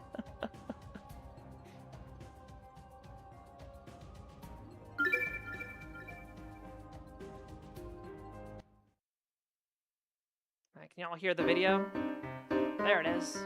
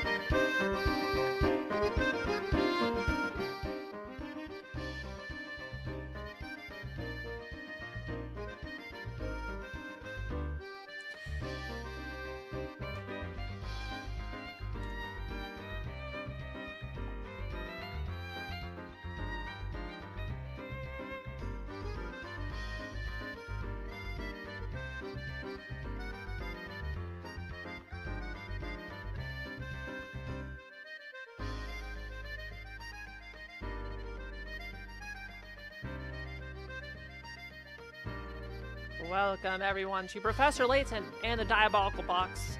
Episode 3. We're going to try and finish it this time. Let's go ahead and pop right in and see our summary of where we are. We have 81 puzzles solved. That's a lot of puzzles. Our story so far. Layton and Luke return to the hotel to ask Chummy about the photo from the doctor's home. Unfortunately, it seems the inspector unwittingly scattered the photo scraps all across town. Following the inspector's trail, the pair sets out to recover the missing pieces of the photo. And that is where we are. We're trying to go around and see if we can find the remaining photo pieces.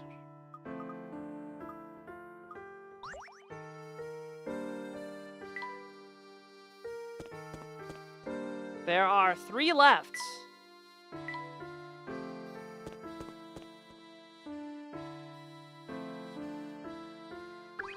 Do you have a photo piece? Full sense is a heck of a town. Whatever you could dream, we could have it here.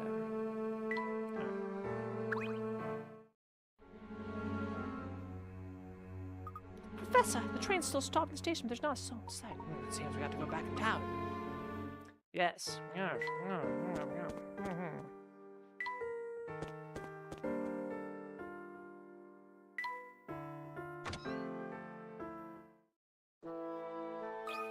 Do you have a puzzle piece?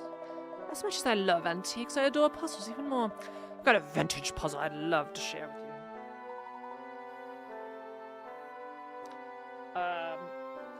you. Shiki? Shiki. Where did you get that?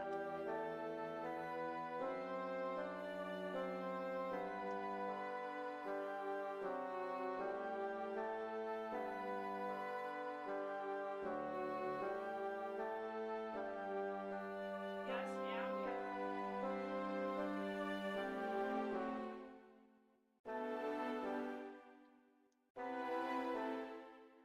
Why did the inspector cut up the photo to begin with? That's a good question. I think it was found that way. It was found in pieces. Oh, wonderful. This puzzle involves a certain rare vase in my collection. It's on display right over there. Stones in a vase. The vase holds 101 stones, each identical in size and feel. There are 50 black stones and 51 white stones. Now, put on this blindfold, reach in and pull out as many stones as you like. When you're finished, if you've removed an equal number of black and white stones, you'll receive a number of gold pieces equal to the number of stones you pulled out. How many stones should you remove to give yourself the best chance of removing equal numbers of stones while getting the most money possible? I would remove 100 stones.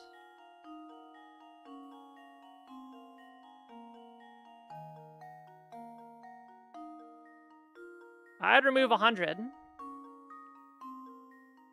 Because then you have a 50-50 shot that the last one is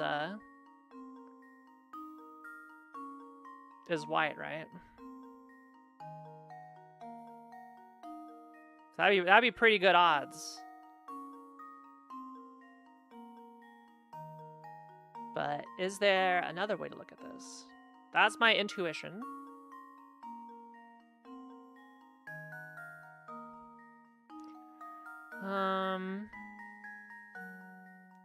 If you pull out a single, oh no, if it's equal numbers, yeah. So you need 2.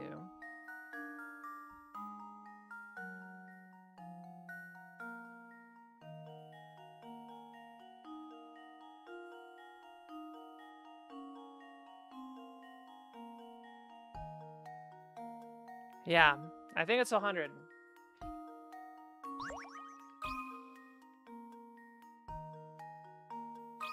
And you just pray it's a white stone left. Solved. Yeah. All right, 1 puzzle down. And there we have it. There we have it. Yes. I know I'm smart. Definitely solved. You're quite the sharp one, aren't you? But do you have a photo scrap?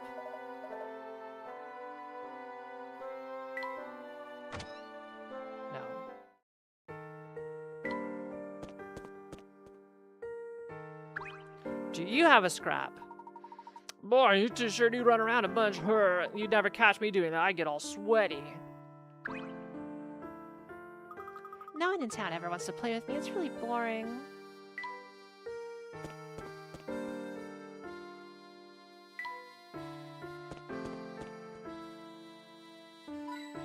Oh, it's the shack! We found the shack! We can go in. There's some puzzles I had to do.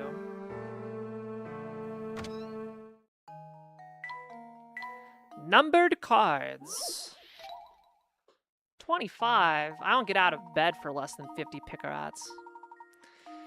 Cards labeled 1 through 6 are arranged in order as shown below. Rearrange them so that they satisfy the following conditions. 1. The sum of the numbers on the top row must be less than the sum of the numbers on the bottom row. 2. The 2 cards in the right column must add up to 5. Okay, so that's either 3, 2 or 4, 1.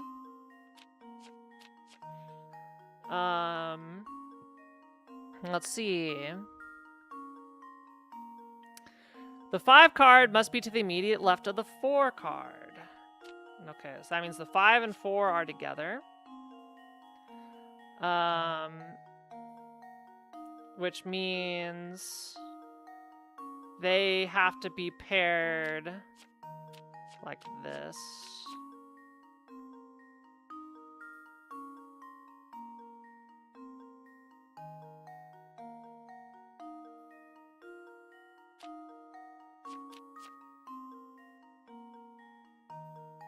Okay. The 1 card must be placed on the left column. And I think we got it. Let's see. The sum of the numbers in the top row must be 1 less than the sum of the numbers in the bottom row. So let's see. 6, 9, 10, 12. Okay, so we're 1 off.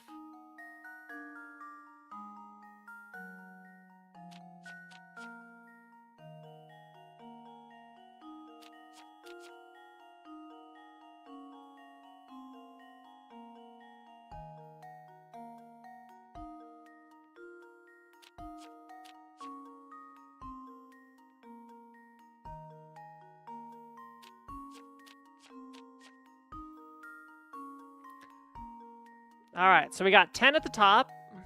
2 cards in the right column must add up to 5. Yes. The 5 card must be to the left immediately of the card. For the 1 card must be placed in the left column. Okay, never mind. So it's 3, 2 on the right.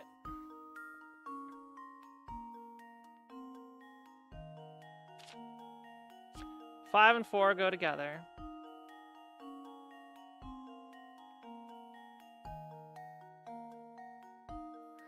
We got 10 on top, we got 11 on bottom. I think this is good.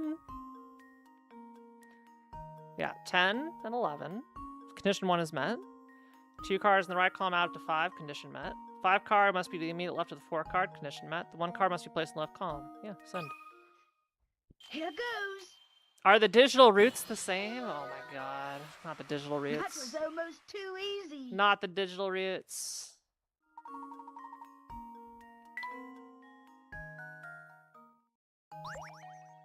I got a new hamster toy. Hat trick.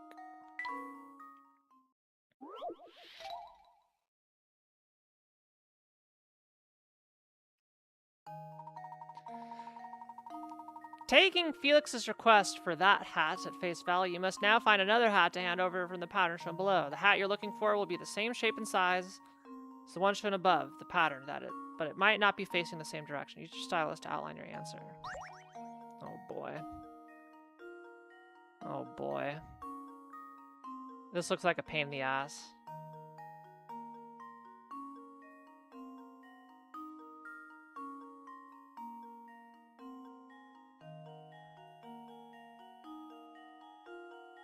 Oh no.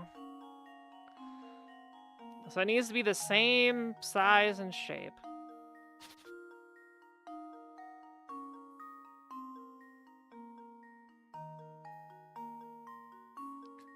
Well, the trick is the thin part, which let's circle our thin areas here, here, here, here, here, here, here, here.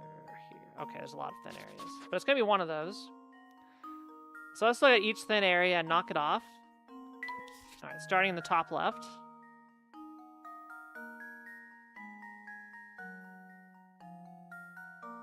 All right, none of that shows up. Okay, that can't be a shape. That's not it. None of that is it. None of that is it. None of that. None of that. Not that, not that. None of that. None of that. None of that. There it is. I last locationed it, but it's right here.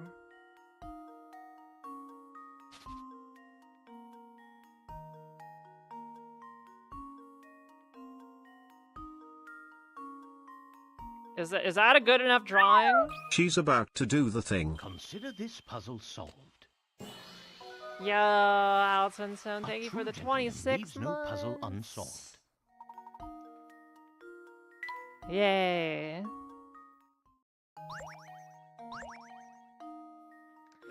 Puzzle 115, tricky digits. Ooh, 40 pickerats.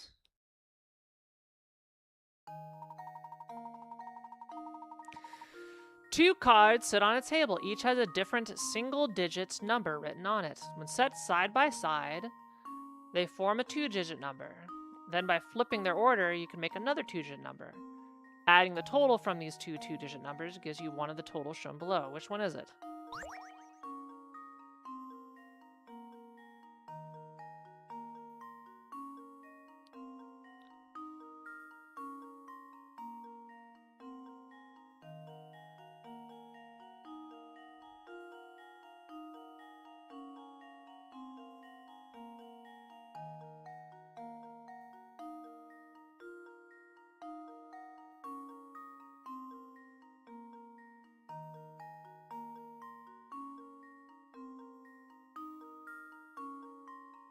So two single-digit numbers.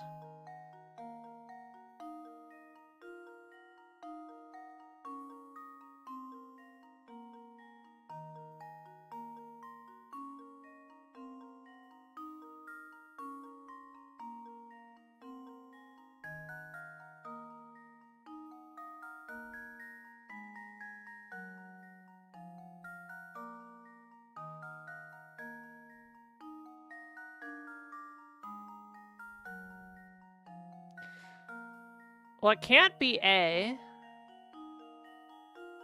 Or can it?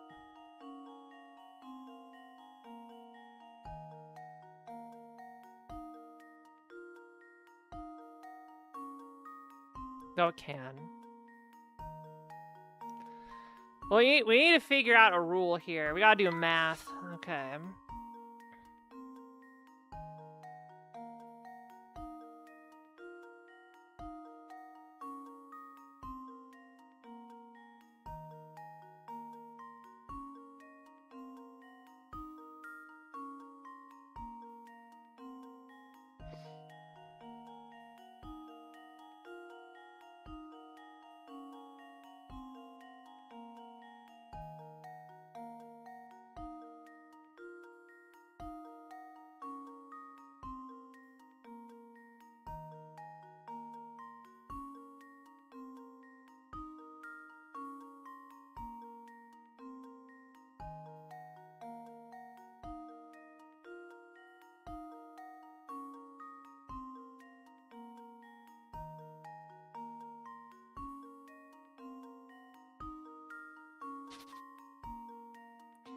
How's it going, Professor? It's going okay.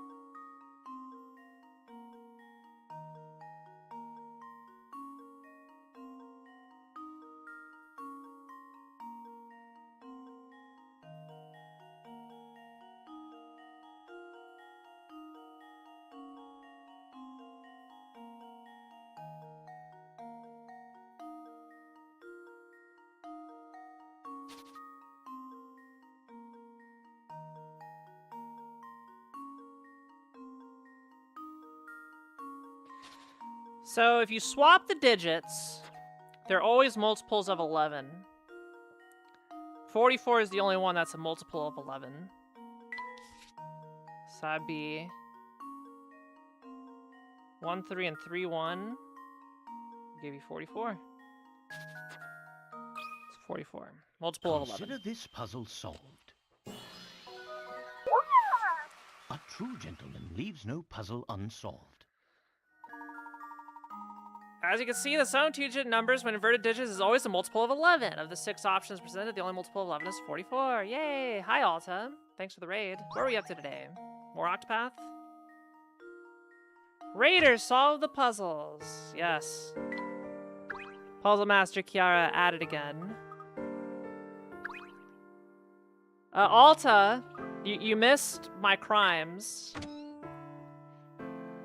My tile crimes again. I got another cool cat. Extending the streak to 22 victories in a row. Yeah. My first place rate is now 31%. Why is everyone so quick to warn people from climbing? Why does it matter? The path here is blocked by the gate that's always locked. I take it that's the sole path to the castle then. Oh, so you actually want to go there? It's weird, it's a scary place, but I understand the feeling. The gate does open once a day to let this old carriage through. If you hide in the bushes, you might be able to sneak in with it. So the gate does open. Do you know anything about this carriage? It heads up to the castle every day at about the same time. Maybe it delivers stuff like raw steak for the vampire to eat. But really, I have no idea. All kinds of dangerous things happen in the woods, so I say, just stay out of there.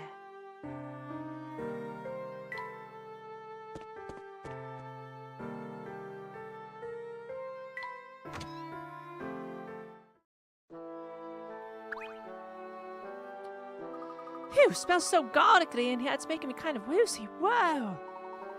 Watch what you say about garlic, kid. It's the only thing keeping us safe from the vampire. Of course, with how business has been lately, I'm beginning to think it also works on customers, huh?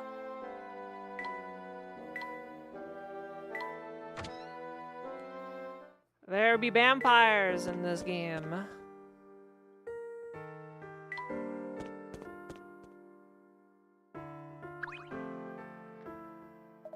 There's that castle way off yonder. There's the vampire lair. Yeah, I see him up there swooshing around in his fancy cape. I just know he's gunning for me and anyone else who'd stand up and fight for the town.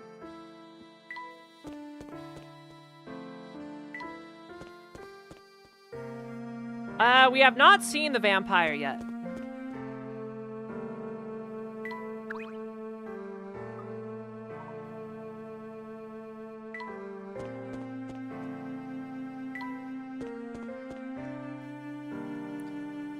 Very mysterious.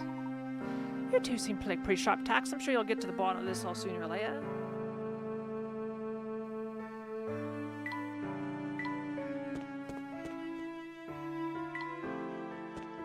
I can't find the photo scraps.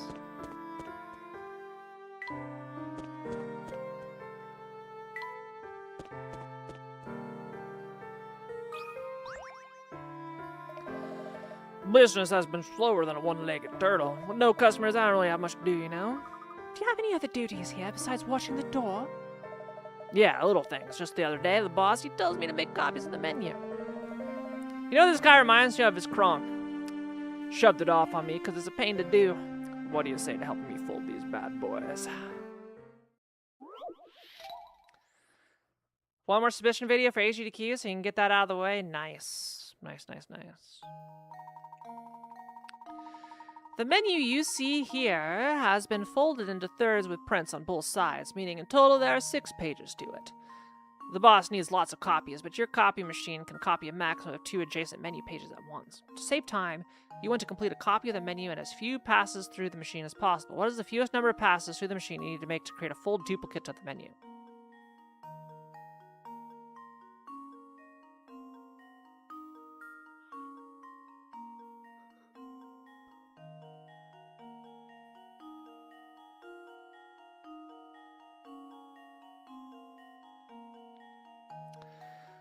Well, you should be able to do it in 3 passes.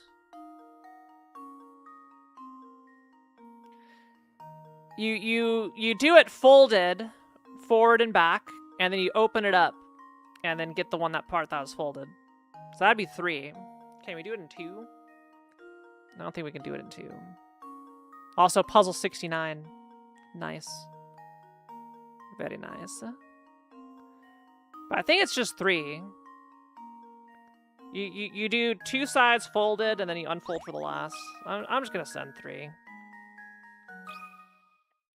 Just leave it to me. Layton's apprentice strikes That's again. not a puzzle. That's just look, as a secretary, I just do this every day, chat. This is part of my sexy office worker vibe. Okay. Good job. If you fold and copy the menu as shown above, you can make a complete duplicate on the menu in just 3 passes through the machine. Oh, so that's how you do it. I was thinking I'd have to fold them all fancy style. There are probably nicer ways to do it. Are you sure your boss is okay with doing it like that? No one's got to notice. Everyone's usually busy picking what they want to eat. If you say so, mister.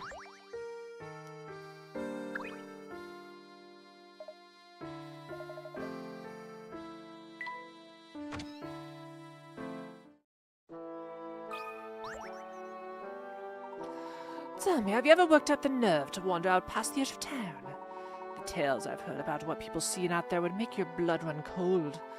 Recently went out there myself to take a few pictures with my best camera. What developed was, well, here, see for yourself. Mysterious. Oh, we just did 69 and now we got 96.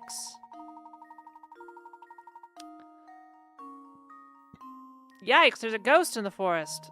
Or so you thought until you realized that the specter hovering in front of you was just a figure cut out of wood, hanging from a branch.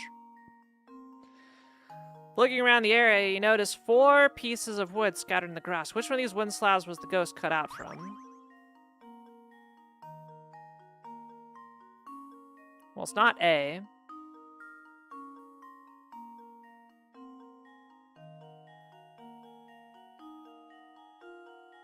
It's not C.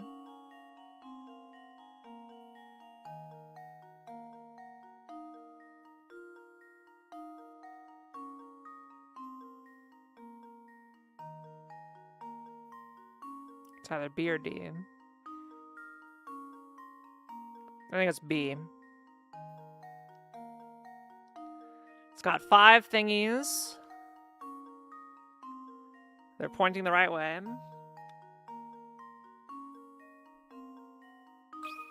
Send it. B. And now to test my theory. She A can't be true stopped. gentleman leaves I no can't be puzzle stopped. unsolved. Hi, Tina Star.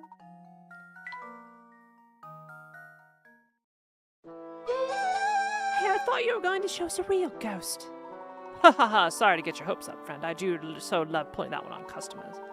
All joking aside, no one dares into the forest lately. The whole place is overgrown and perilous.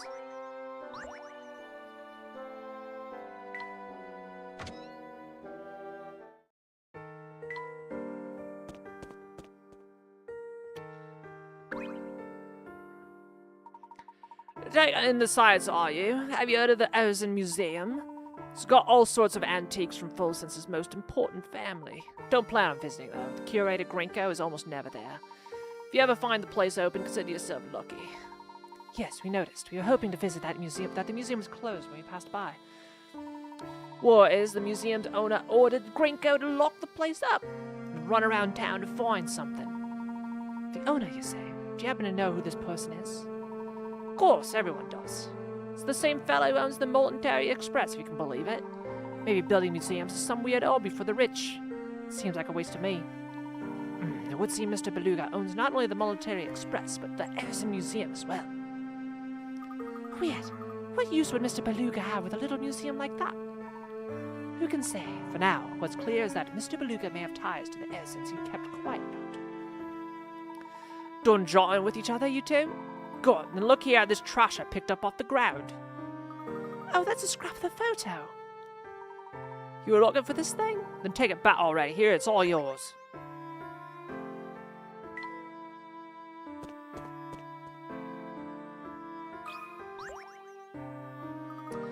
I just found this piece of trash on the ground. Littering is the most boorish habit one can have.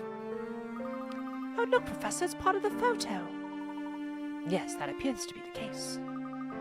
I guess the pieces really are scattered all over town. What a huge pain. It may take some legwork, but each place brings us closer to the answer. We must retrieve them all. Sorry to break up the tea party, but I'm the only one who picked that up, you know? If you want it so badly, you'll have to solve this puzzle for me first, okay? Yes.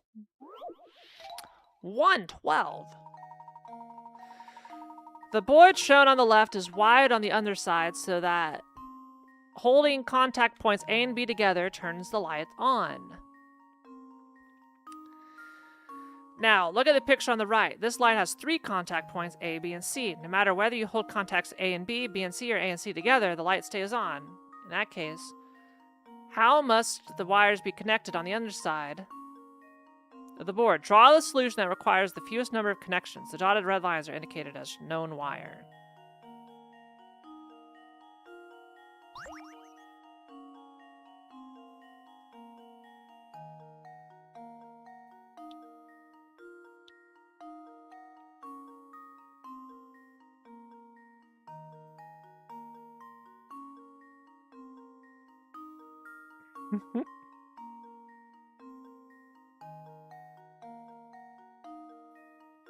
Right?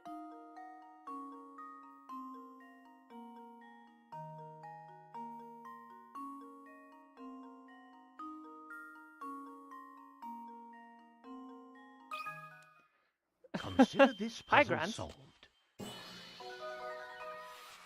I don't have to true wire a gentleman three-way leaves no switch. puzzle unsolved. All you really have to do is connect the light bulb to the battery. The puzzle tells you that the light always stays lit, even when the contact points A and B and A and C are AM. That's funny. You're sharper than I thought you'd be. Yeah, I don't need this silly thing anyway. Yes.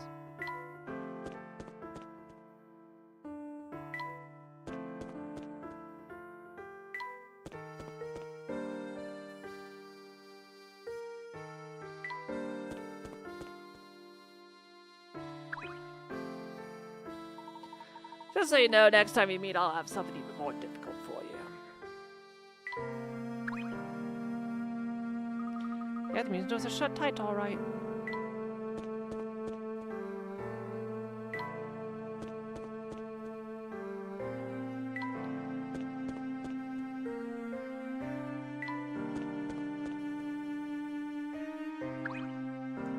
So you got a piece. The pancakes I make are so soft and fluffy, you'll wish you could sleep on them. How y'all feel about pancakes?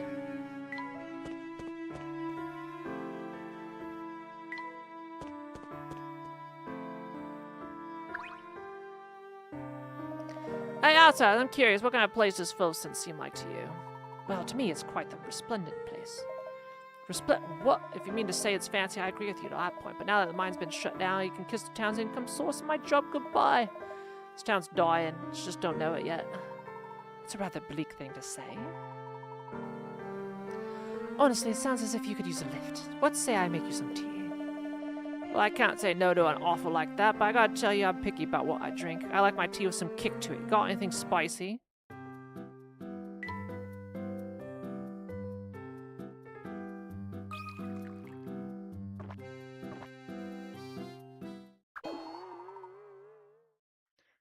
What's spicy?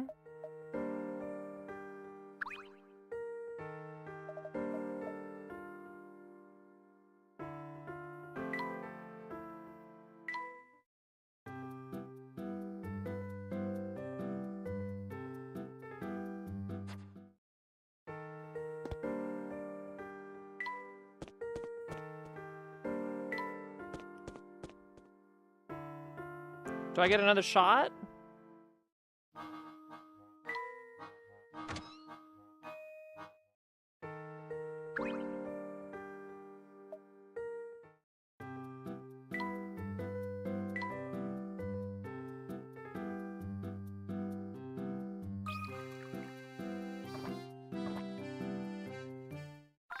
All right. Doggy's face is doing great.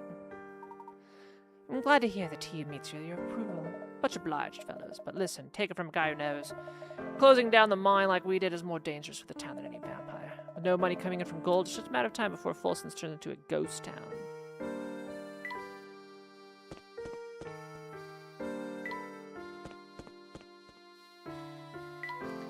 Scrambled egg pancake tacos? What? I'm kind of intrigued at this.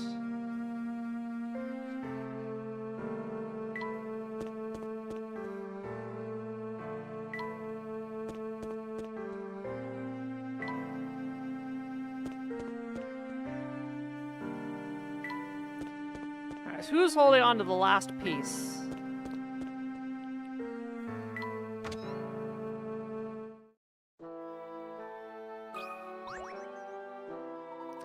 Welcome back, sir. Still busy with your investigation, I see. Yeah, the lovely art town is quite vast, so take care not to tire yourself out. I'm sure your feet must be sore, so why not sit for a moment and enjoy this puzzle I prepared.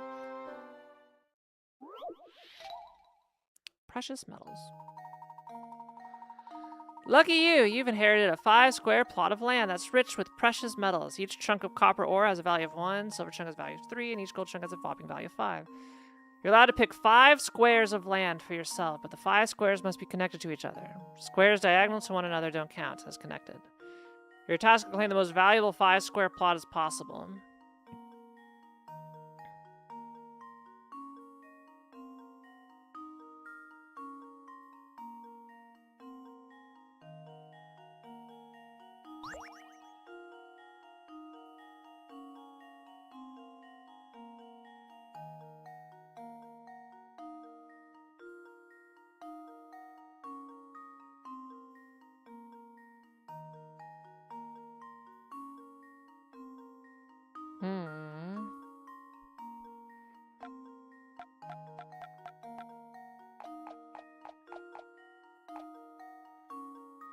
It didn't say anything about the size.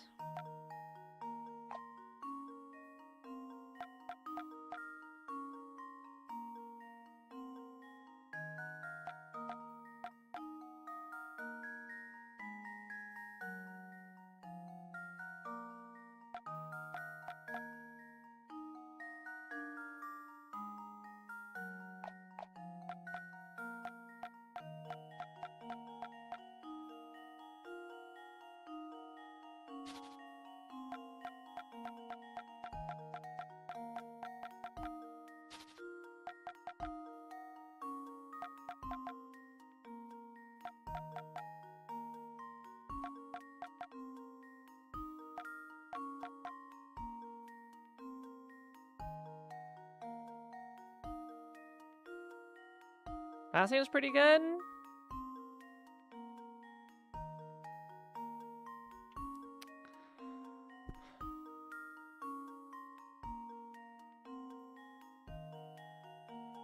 That's 3, 13.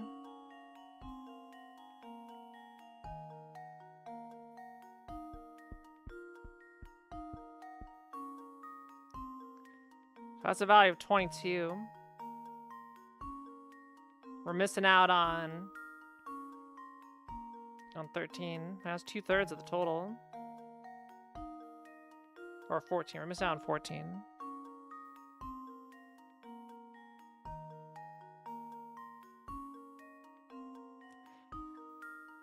To get any of the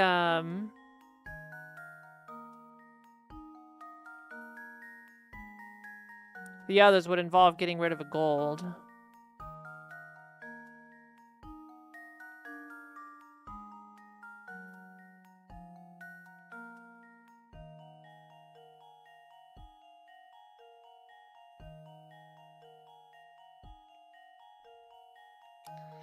So if I move this one up, that one over.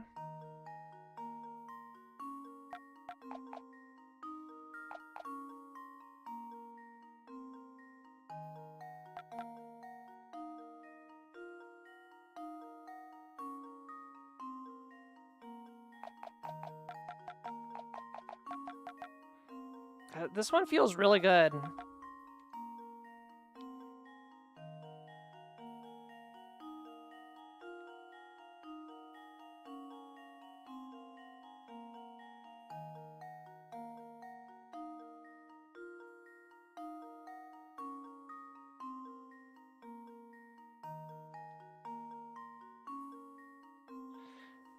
Actually, no. Hold on. No, yeah. They need to be connected. The big thing is they need to be connected.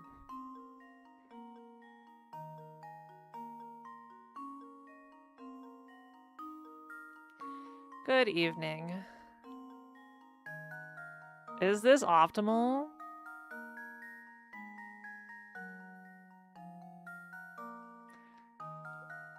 These ambiguous open-ended questions where I don't know if I have it right, but I...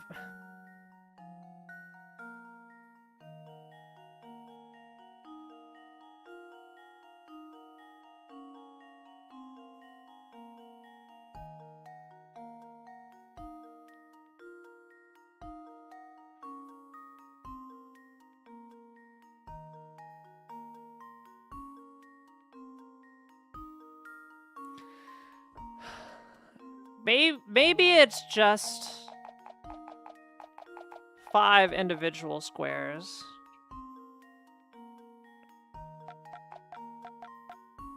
Which your candidates are that.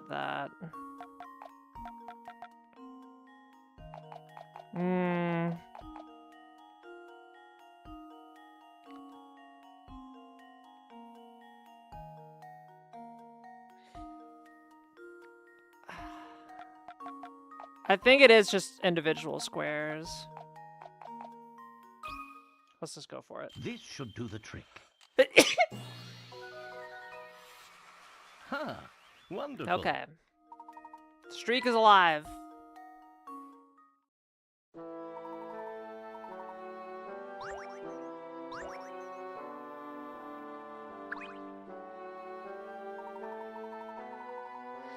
The inspector may seem like a grouch, but I've never seen a man go head over heels for his wife.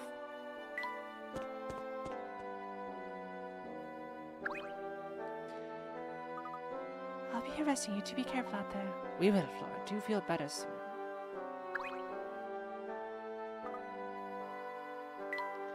Okay, I've been everywhere. I can't find the photo.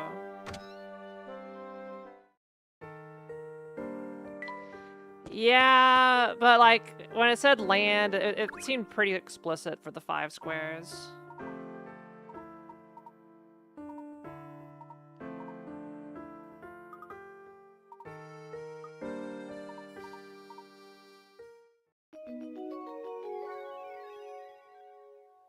Oh, I just skipped through story. I'm sorry.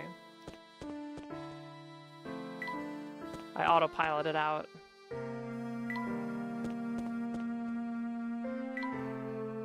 You need tea?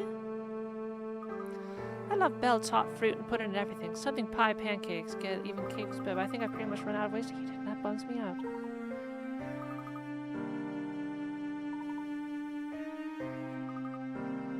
We're just gonna go brew more tea. You have the Belle Classic. What?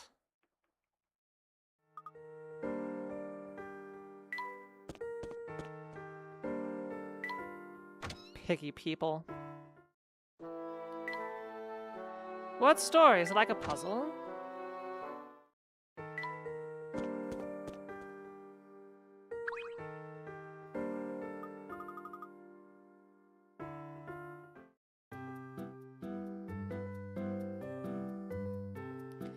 Tastes mild.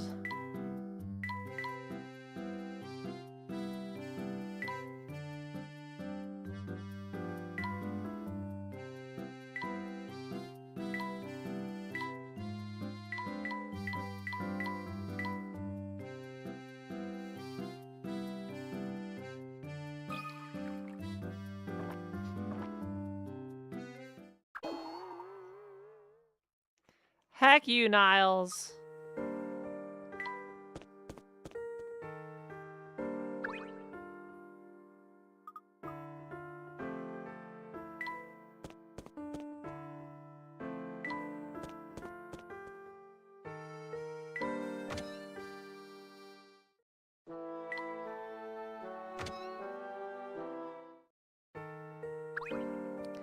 Alright, can I feed you more?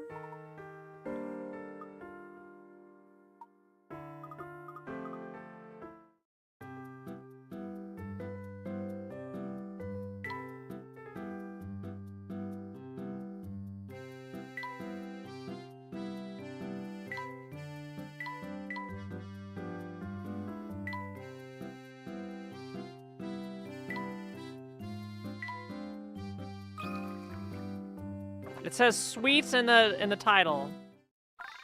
Okay. Does the T... I'm guessing the T will unlock puzzles later.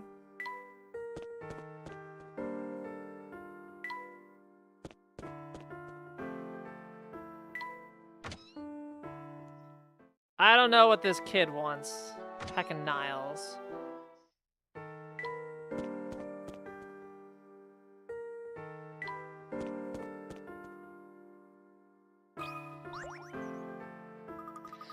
Oh, so I take it you do want to come inside and look around? No, Oh, look at those red little cheeks, my, but you're shy. He's a child! Stop trying to seduce a child. How old is she? Alright, child. How old am I? You know I'm 20 now, but back when I was as old as you are now, you were half my current age. Neat, huh? As you can see, this boy isn't the most concise of speakers, but using what he's... How old is the girl he's chatting with?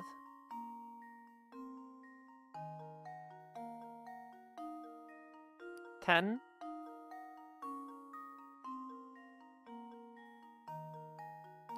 When I was as old as you are now, you were half my current age.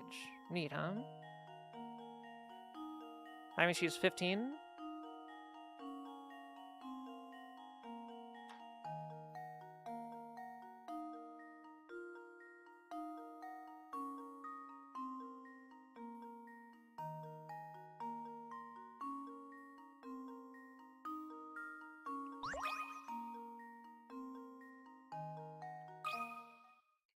Just leave it to me.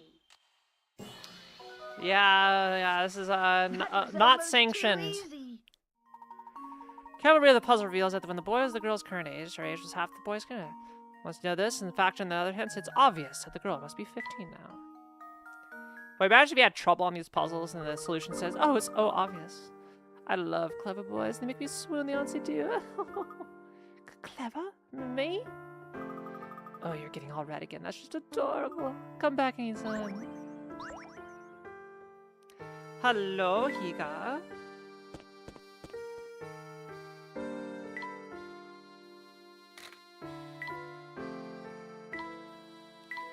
We gotta play Spot the Difference. Are you ready, Higa?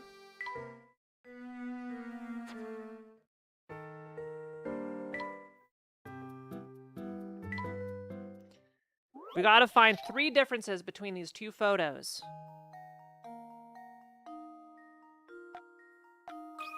There's one. Let's see if this works. Good luck, everybody. Smile if you got it. Layton's apprentice strikes again. Higa, are you doing any more silly, like, wheel art challenges?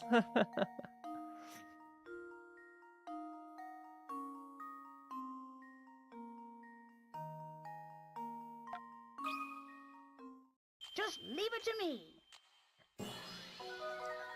Yay. Piece of I cake. hope the break has been good for you. Enjoy some time to yourself and...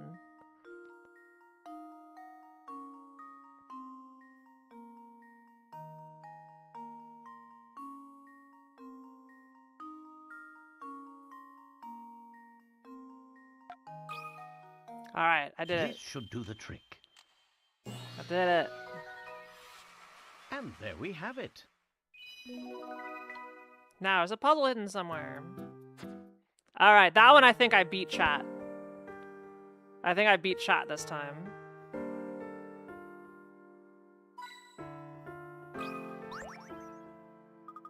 I was in the way? Oh, I'm sorry. Am I too big for you? Puzzle number 129, the Slobbish Mole. On the edge of a forest lives a particularly messy mole. His burrow is so clogged with trash that eventually he has to tidy it up. However, being lazy, he decides to...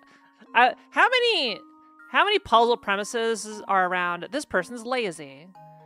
In order to pick up all the trash in his burrow without passing through any one tunnel twice, which of the holes, A through G, should the mole start cleaning from? While moving through any tunnel twice is forbidden, he can pass through any junction between the tunnels as often as he wants.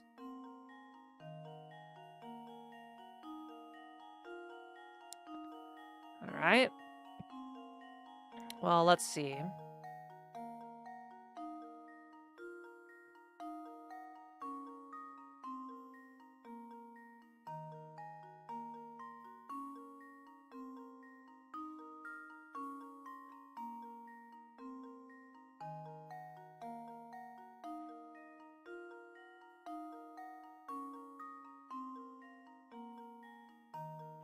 Oh, we're picking. We're not drawing around. We're picking one. Okay, well.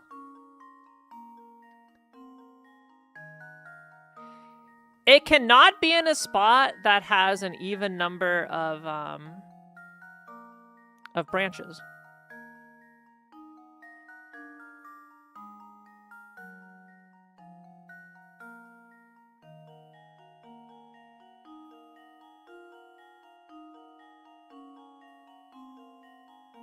C is the only one with an odd number, so it has to be C. I think without having to go draw it out, it should be C via the power of math. And there we have it. Our friend the Lazy Mill should start starting his cleanup effort from any other hole will cause him to run through at least one tunnel twice before the job is finished. Yeah. Whew, that's a lot of work. All right, all right.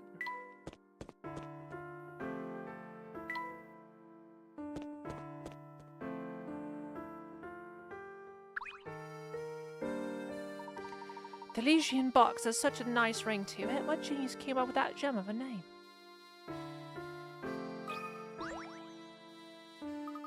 Why is everyone so quick to warn people away from the castle? I mean, what does it matter? The path there is blocked by that gate that's always locked. I take it that's sole path. To the castle, then? Oh, so you actually want to go there, huh? It's a weird and scary place, but I understand the feeling. The gate does open once a day to let this old carriage through. If you hid in the bushes, you might be... Oh, we already did that. But the gate's always open. It's... Yeah, the gate's never been shut. Tug-of-war. Teams of horses are participating in tug-of-war matches. All teams are drawn from an 8-horse stable. The first 3 matches end in a draw. If you want the 4th match to result in a draw as well, which horses should be on the team pulling against E and F? Tap your picks. Here are the previous matches that ended in draws.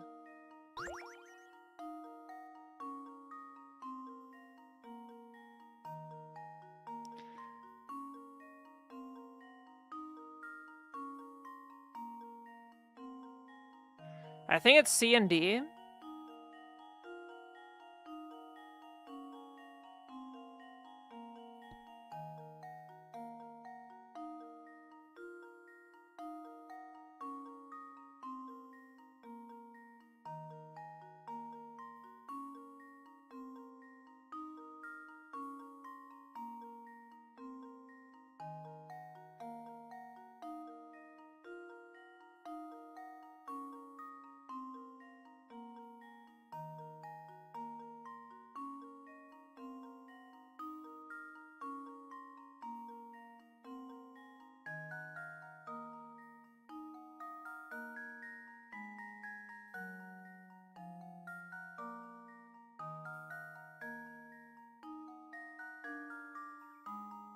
Awesome. All right, we're gonna have to do this stuff out. Okay.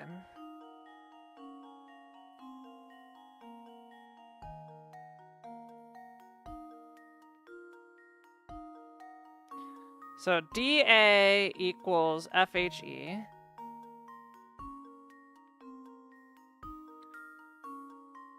Which means BC equals G.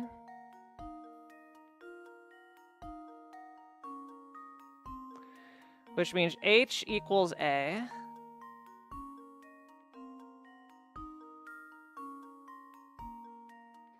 Which means D equals FE.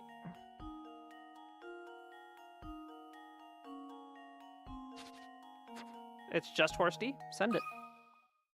Just leave it to me. Math. Layton's apprentice strikes again.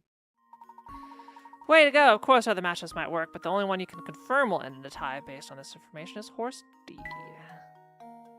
Wait, horse D is a beast.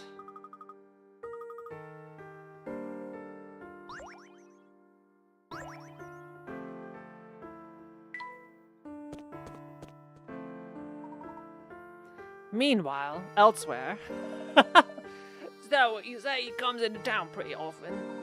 Oh yeah, I mean, think about it. He rides the Momentary Express for free whenever he wants. That's one of the perks of owning your own railway. Oh, and whenever I see him around, he's always with a shabby-looking guy in a conductor's outfit. 9 times out of 10, he's chewing out the conductor guy for something or another. He seems to be searching for something, who knows what, really. Whatever it is, it must be pretty special if a rich guy like him can't buy it. I still don't see the fuss over this Elysian box. As far as I'm concerned, it's just a box. Inspector, pardon me, sir, but I've just received word from headquarters. His alibi checks out. Is that so? Then that's that, isn't it? Ha! Ha ha ha ha! Barton, we've got our man. Gather all the suspects at the hotel and we'll put this case to bed. Sir, if we know who the murderer is, shouldn't we go make an arrest and be done with it? Huh? Barton, sometimes I think you might be the thickest Bobby I've ever met. There's no greater thrill in the life of a law officer than calling out a guilty party in front of a crowd. This is the moment this whole case has been building towards now. Gather everyone up on the double. Yes, sir.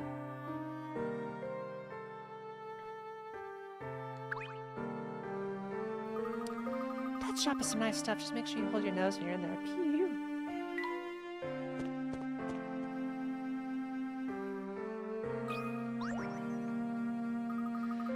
Talk about a spooky place, Professor. Do you think the catch beyond that gate leads to the castle, Professor? From what I can tell, yes. Gosh, anyone who'd live out in the middle of a spooky forest like that must be a little batty. No wonder people think whoever's out there is a vampire. Haha, show a little courage, my boy. Oh, what's this here? Something stuck on this fence? There sure is. It's the last missing piece of the photograph. Now we have the lot of them. Let's see if we can piece the photograph back together.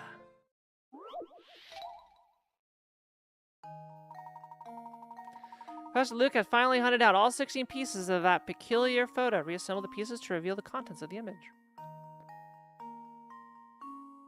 Be careful not to reassemble the picture upside down.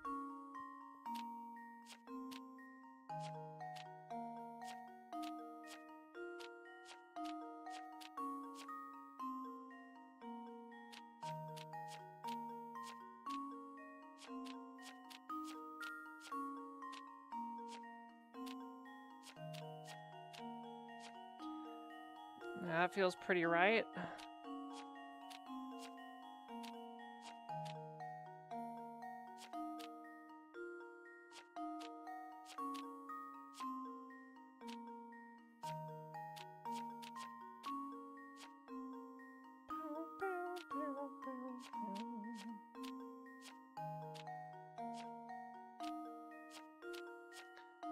Do those really not line up together? I guess not.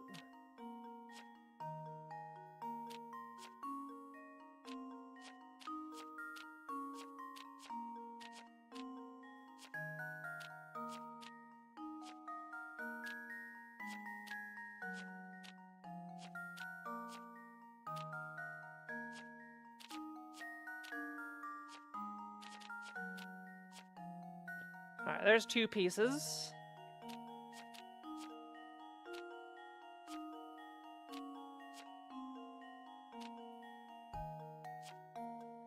That looks right.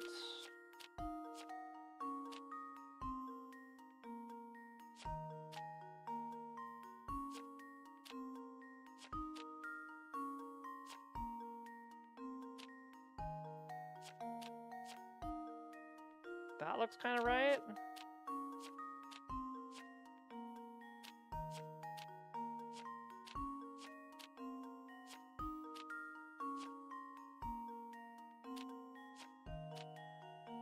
Am I assembling it upside down? I can't tell yet. I don't know what this is.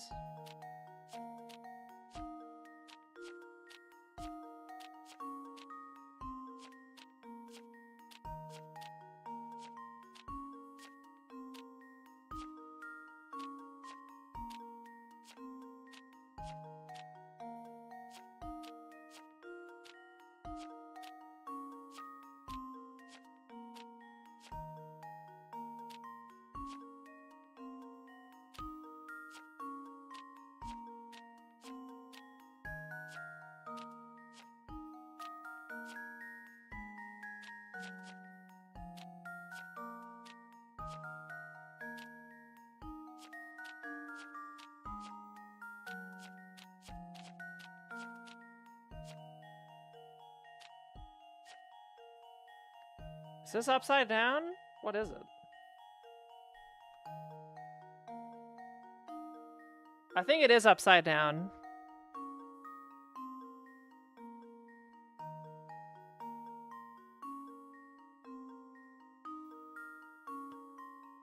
I think it is upside down. Shit.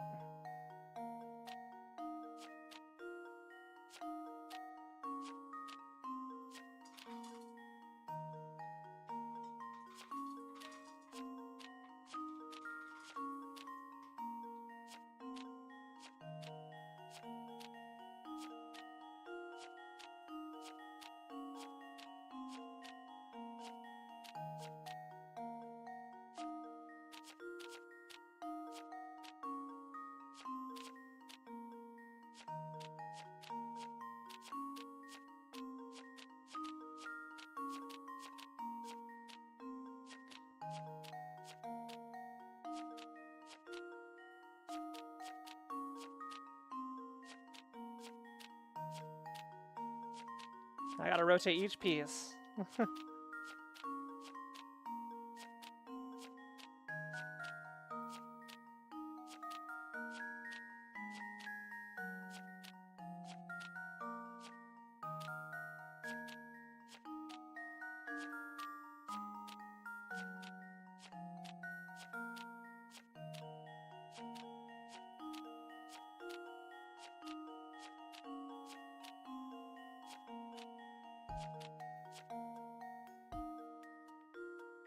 Alright, that looks pretty good.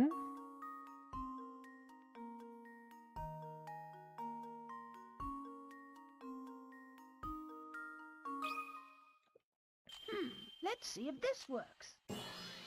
Give me that 60 pickerats. That was almost too easy. He did, but what on earth is this a picture? Is this the Elysian box? Yeah, that's all of it. Gosh, Professor. Luke, were I to venture a guess, I'd say that we see before us is the Elysian box. Oh, look, the sign at the top of the box looks the same as the one on the fountain in Fluorescence. Yes, I noticed the resemblance myself. What an unusual emblem. The imagery seems to suggest some sort of demon, doesn't it? That seems appropriate, doesn't it? I mean, the box did kill poor Dr. Schrader after all. Well, perhaps it did and perhaps it didn't. We won't know until we have the actual item in our hands. For now, our best course of action might be to show this photo to the townsfolk and see what they say. Sounds good to me. Who knows, maybe the photo will help jog someone's memory or... Ah! What are we going to do now? The wind blew away one of the photo pieces. This is quite an unfortunate turn of events. That piece missing, the emblem looks completely different. Less evil and more like a frog. Well, if we lose any more pieces, it won't look like much of anything. Let's paste the remaining pieces down so we don't lose any more to the wind.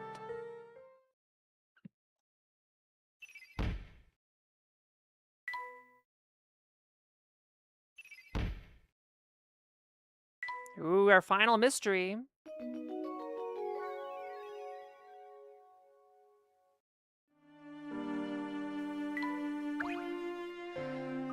This gives me a bad feeling. Yeah, okay, let's set that down. Investigate the town. Professor Layton, sir.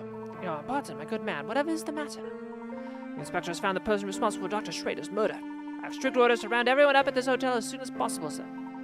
Understood. We'll head there right now. Come, Luke, let's hurry. It was you, Layton.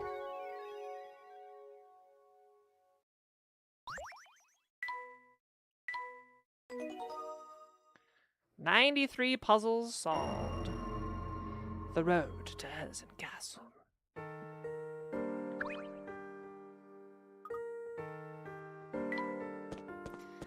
Hey, don't worry about it, Genzelit.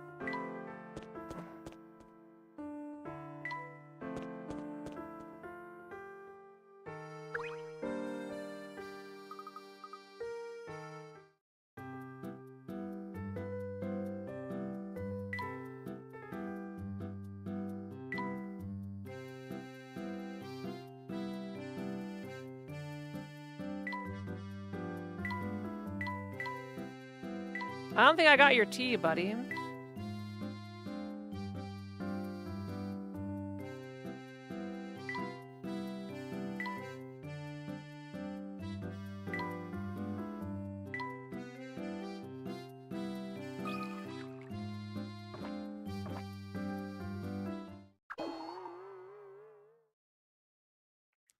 What a picky little bastard.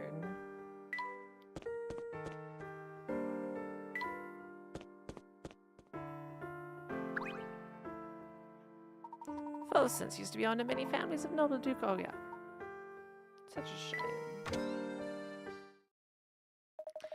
Oh, Mr. Layton, so glad you could finally join us. While you're here, we now have every suspect in the murder of Dr. Schrader gathered in this room.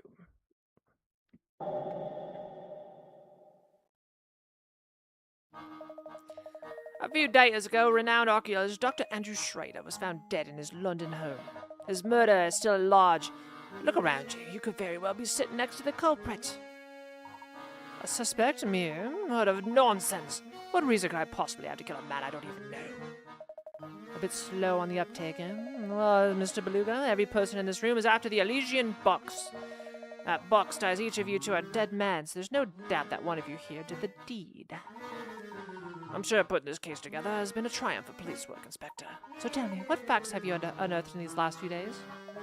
Watch closely now, Mr. Layton. This is how we unravel mysteries in Scotland Yard. You have my full attention, Inspector. Please, hypothesize away. I first learned of Fulson's through evidence obtained in the late doctor's office. According to his notes, Schrader spent quite some time in town researching the Elysian box. When I learned that he died shortly after returning home to London, everything came into focus. I believe our criminal first spotted the doctor when he was inquiring about the Elysian box here in town. Spying a chance to obtain the coveted box, the field followed the doctor to London and murdered him.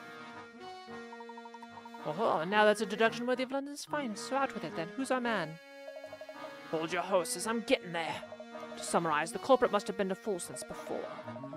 What's more, this person must have also had the ability to travel freely between here and London. Now, as we all know, only those affiliated with the Military Express have that ability.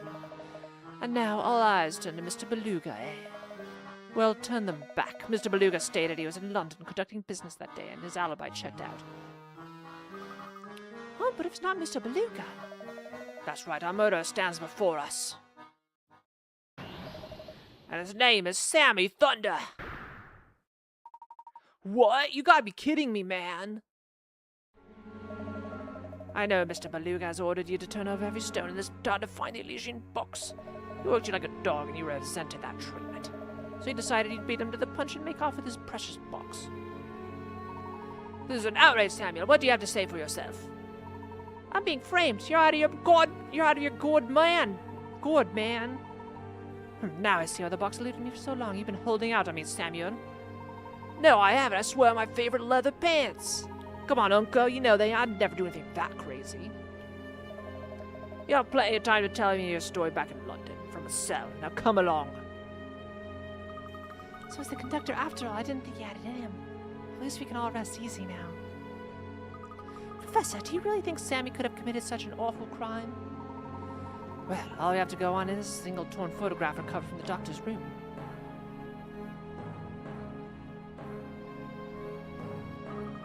Oh, so that's the Elysian box. Wow, very fancy. I like the cute goat design on the top. Oh my, Flora.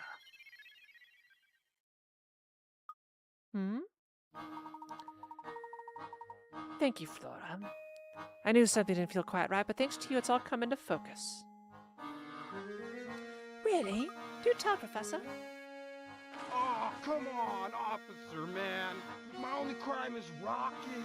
And rocking ain't a crime. Yow! Let me go. You Crunchy audio. come along quietly if you know what's good for you. Just a moment, Inspector Chelmy.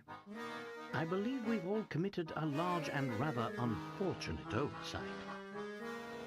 Can't you see I'm in the middle of something right now, Layton? Where are you going with this, Professor? No one here has ever seen the Elysian box that we've been looking for. The one and only piece of visual evidence we possess is this torn photograph. And? Get to the point! The point is this, Inspector. The only person who could know what the Elysian box looks like is the suspect you're after. And it is this person who must have stolen the box in the first place. Yes? and I've got the slippery fellow right here. Ow! Take it easy, officer! Pipe down, you hooligan. And watch the hair, will ya? Wow! Sorry to disappoint, but he's not the culprit. Score. What? Stop talking in circles and get to the point, Layton. Who should be wearing the handcuffs? Isn't it obvious? If the criminal does indeed reside in our midst, he or she would be the only one of us to see the Elysian box in person, which means the culprit.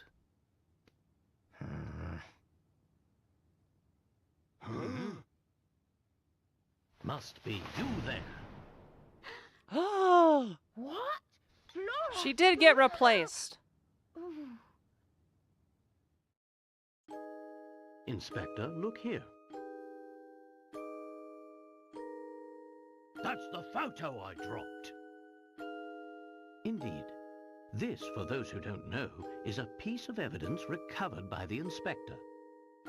It's a photo of the Elysian box, and I have every confidence that this shot depicts the real thing. So, this little knick-knack here is what started the whole mess? Well, to be honest, it's a bit outlandish for my taste. What with the bizarre frog head on it. Aha! I see you've put the pieces together too, Luke. Inspector, the emblem decorating the top of this box depicts not a frog, but a goat. A goat? Not by my eyes, it doesn't. That's just it.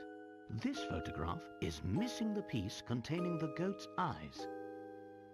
In its current form, the image looks like a frog to most people, as was the case with you, Inspector. Flora, dear, I believe you said the design looked like a cute goat, did you not? Well, that clears things up nicely. If you say you saw a goat, that must mean you've seen the real Elysian box before. Who are you really?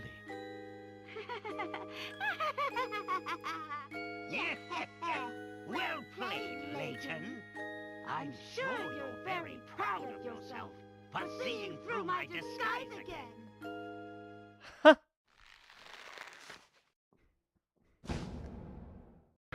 How did he fit in Flora's body? Flora is like a toothpick. Curse you, Layton. Curse you and that foppish hat of yours. Don Paolo. I beat you to the box, and given it a little more time, I would have beaten you to cracking its secret. And of course, that as in fortune would have been mine. But that ship has sailed now. So you're the one who had the Elysian box all along. Another brilliant deduction.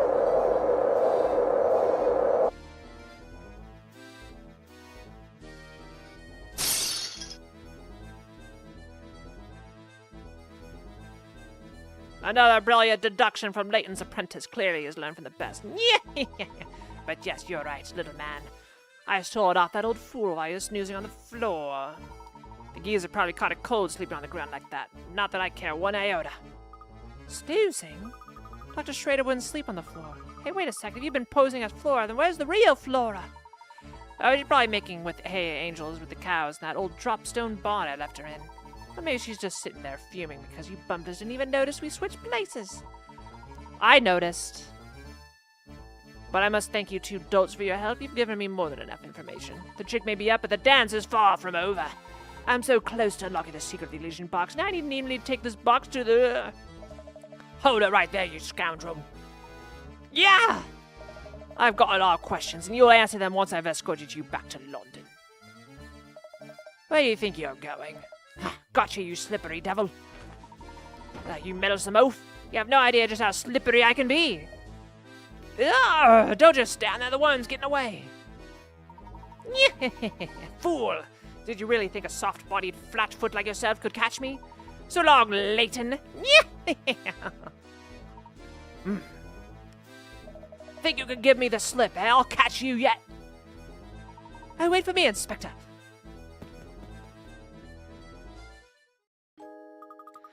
Wow, look at the three of them shake a leg. I didn't think they had it in them.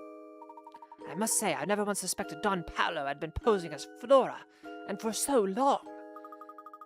I sure hope the real Flora is okay. We absolutely can't forget to pick her up on the way back to London. Of course we won't, but I'm sure Flora is having a grand old time playing with the cows.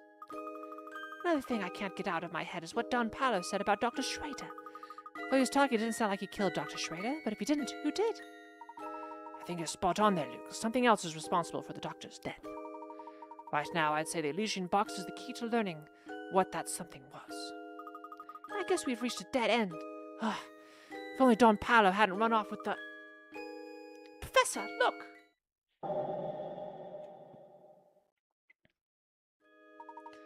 Well, look at that. Don Paolo must have dropped it when he was running away from Inspector Chelmy. So this is it, the Elysian box. At last, the box. Inside sleeps the key to uncovering a massive family fortune. I beg your pardon, sir?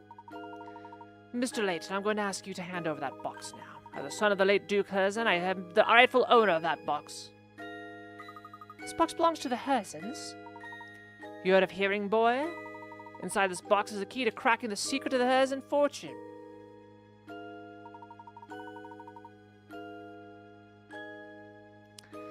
Seeing as how I share the bloodline, that box should pass into my hands and no one else's.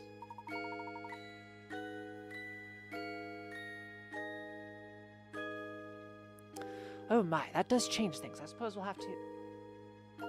Mr. Beluga, listen to yourself. You're no more entitled to that box than I am, or any other person in this room for that matter. You listen here, Porter. This is none of your business, so I suggest you keep your opinions to yourself. Hi, Rose. No, I'm sorry, but I won't stand by and watch you claim what that box is your own. If anyone has a rightful claim to that box, it is the current Duke of Folsons himself. Besides, I've heard about you. You turned your back on this town and left of your own free will. In my book, your claim to the fortune was lost the day you walked out of Folsons. Oh, is that so? You've got some nerve, buddy.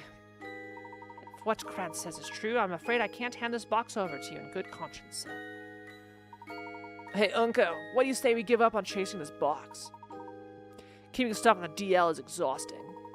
Don't you tell me how to run my affairs, Samuel. You've forgotten who signs your paychecks. I never even wanted to be a conductor in the first place.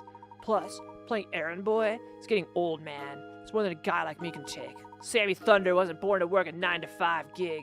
Sammy Thunder was born to rock! Hey, world, I'm climbing back on the rock train, riding it to the top. Yow! Samuel, what are you babbling on about? Come back here at once.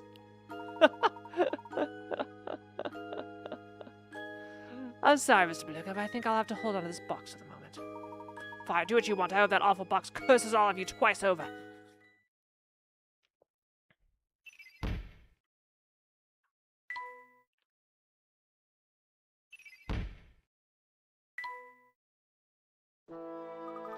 So it seems Don Paolo wasn't responsible for the doctor's death in the end. It really was the Elysian box's fault after all. Yes, it sounds like the doctor had already collapsed by the time Don Paolo arrived on the scene. Perhaps you're right, Luke. The box could very well contain a lethal element that killed the doctor. But without seeing the box's effect in action, how can we be sure? Surely you don't mean... I do, Luke. We must open the box ourselves. It's the only way. Please just hold on a moment. Katya? Is there any way I can convince you to let me have that box? It's of vital importance. Before I do that, I would need to know more first. Why is this box so important to you? And I'm sorry, it's not for me to say. Who is this person? I can't tell you anymore, but once I'm done, I'm certain this awful curse will go away forever. The curse will end, and everything will be over and done with, and you'll... Whatever do you mean, dear? Help! Somebody, anybody, come quick! Someone else just got here. Take away the heroes of castle. The vampire there's gonna suck his blood and then he's gonna steal his soul. Why did I have to be a... Why? He was such a stand-up guy, too. What? No, that's impossible. Wait, Katya, where are you running off to? Oh, she still left in a hurry. Maybe all that vampire talk scared her. Do you know what she was talking about? I feel like I could only follow half of what she said. I'm as confounded as you are, Luke. But after our discussion, I'm doubly sure now that this box contains a greater secret. The path to understanding everything lies right before us.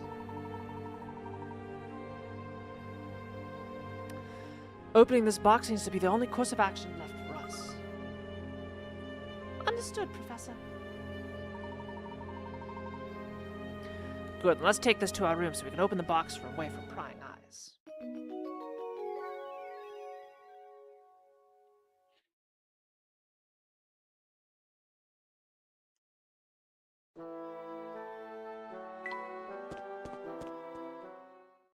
Finally, the Elysian box. Indeed, Luke.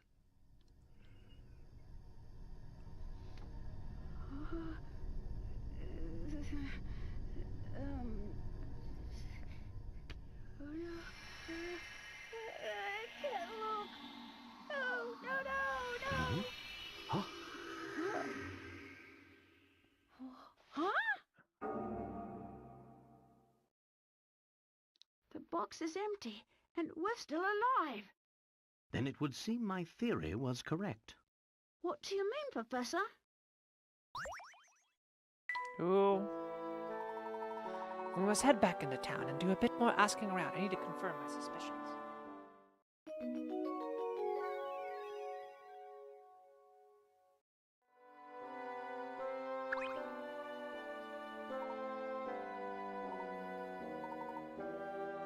Listening to you talk, I got the impression you are well versed in the Hudson family history. I suppose you could say that. When he was still alive, Duke hasn't often favored our fine hotel with his patronage. I have very warm memories of his kindness towards me, even when I was just a lowly bellhop. Back when the Duke was still with us, the whole of Fulston's buzzed with energy and activity. But once the mining stopped and the Duke passed on, our town turned into quite a gloomy place. After his passing, who stepped in to take his place? Did he have any children? As I recall, Mr. Beluga's brothers stepped up to take the Duke's place.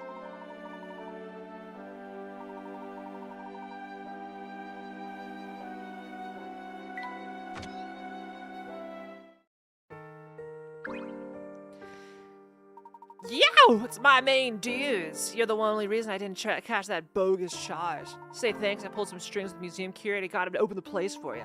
It's not much, but maybe you'll find some righteous info there to help your case. Make sure you check it out, bros. Thanks, Sammy. It's got pretty hair back there for a little bit, didn't it?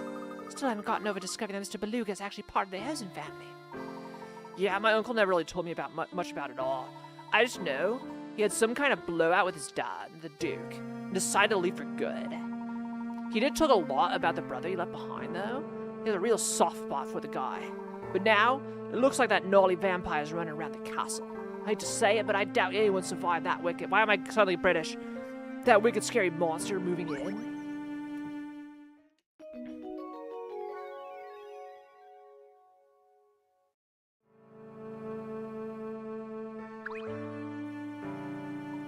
Not this guy. This guy's a California rocker.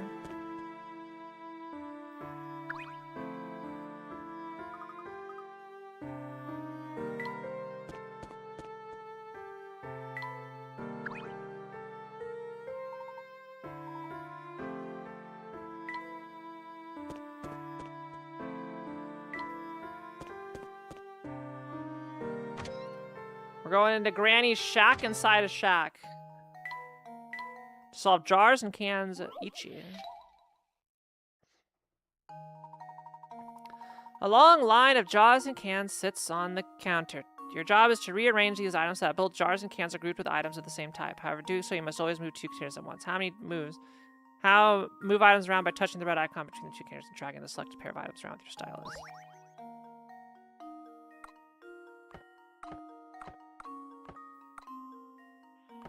Oh.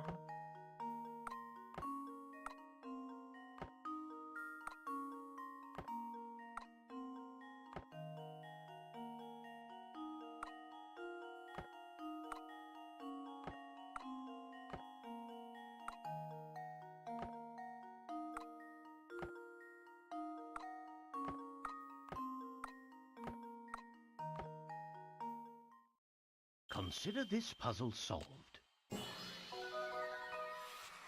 And there we have it. Yay.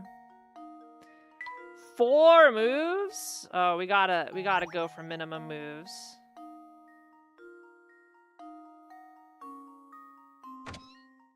Chat, type 1 if you're enjoying the Professor Layton.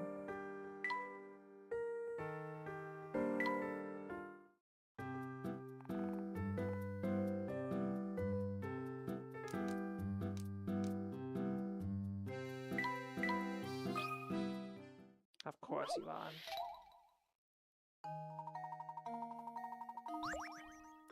Hello. Welcome. Alright, we could do it in 4 moves.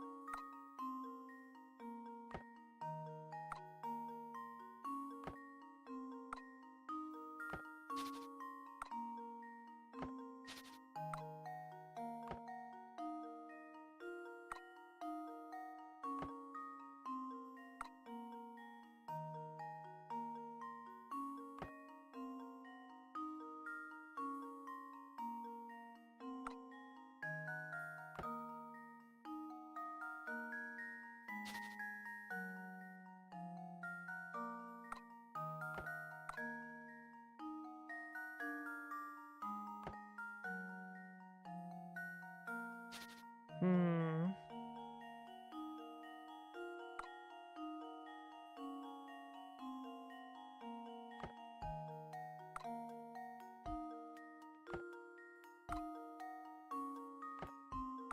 Four moves. Okay.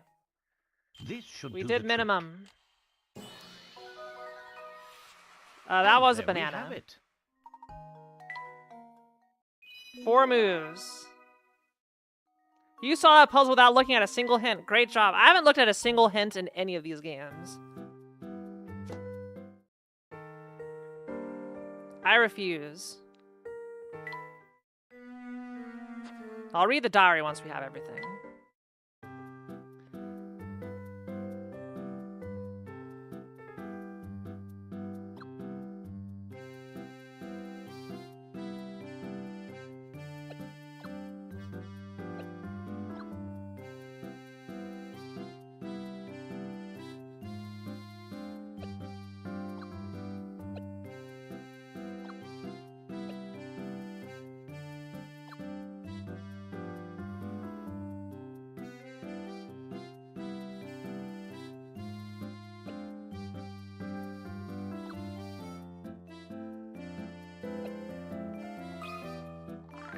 I'm not so good at moving and stuff.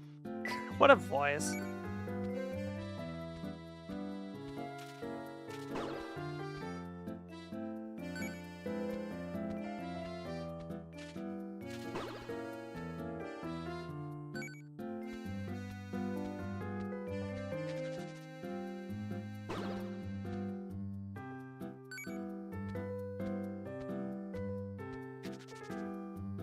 He's going.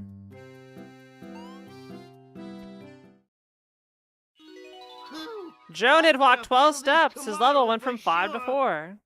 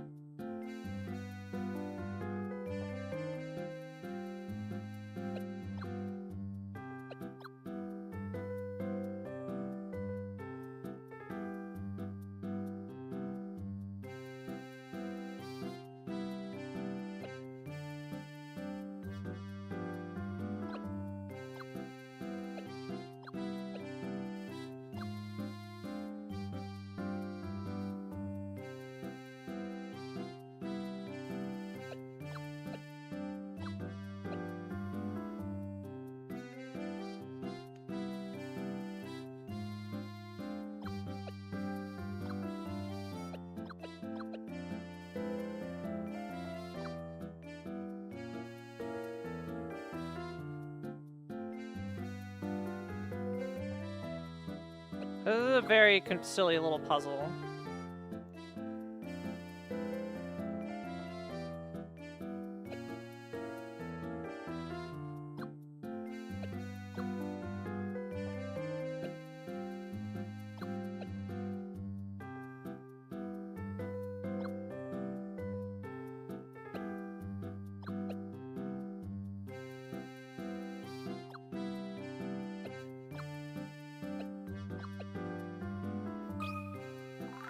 Got any snacks around here? Don't hold out on me. Alright, we just gotta wait for him to go.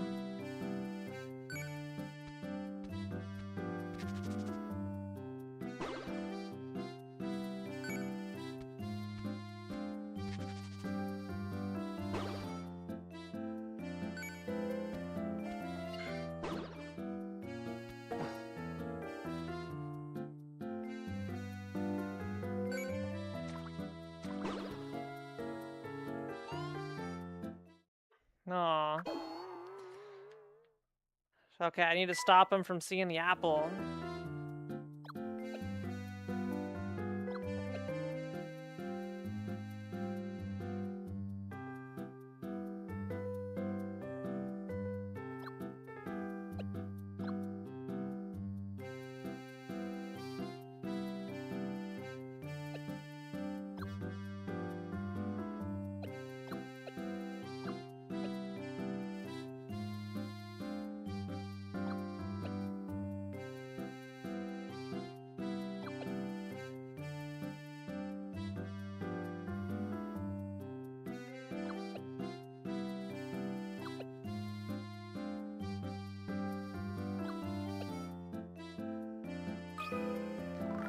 Where's the Come snacks? on, I'm tired.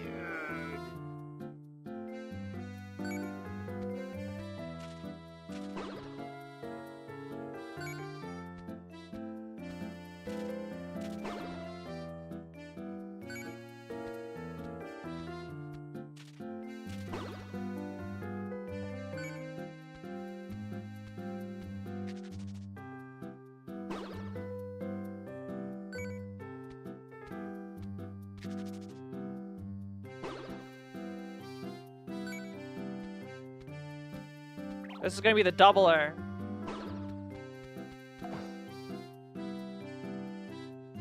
Oh, it's not a doubler. Okay. I'm starting to look pretty good, huh? What is your voice? Alright, hooray. Now I need to go... Okay, well I could just do the same thing again because I'm not this so gives good me at 19. Moving and stuff. I'm not so great at moving and stuff. Ah, he is losing weight.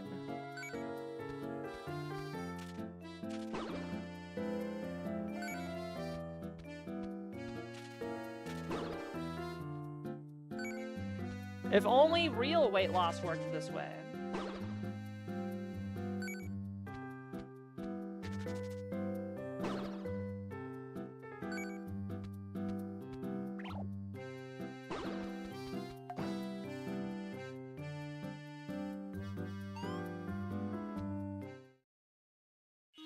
Hey, suddenly I've got energy to spare. Yeah.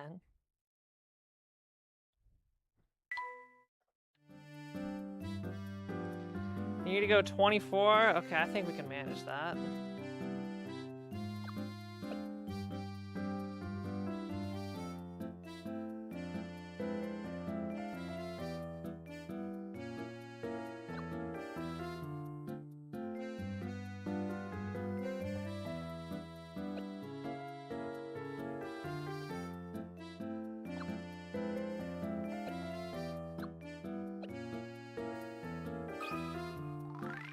Whoa! My spare tire's gone! What? Spare tire's gone?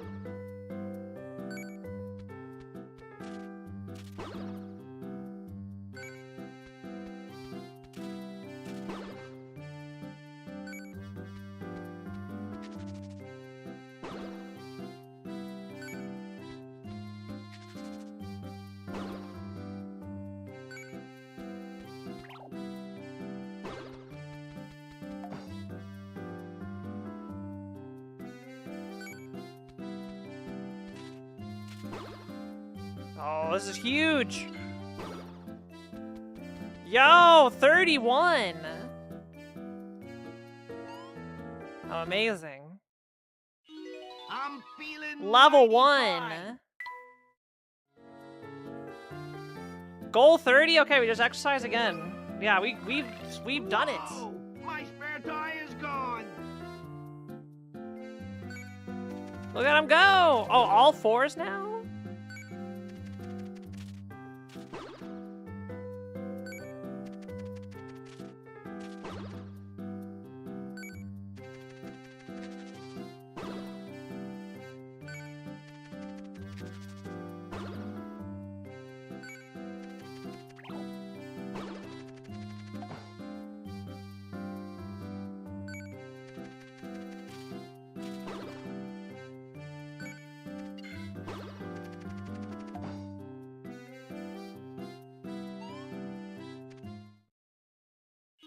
Look at me. Oh, yeah. I'm fit and sassy. Woohoo! Joe, now sniff out hint coins for you. Never miss another coin. Luke has become best buddies with Jonah. Layton's challenges, the animal lover's house, has been added to your map.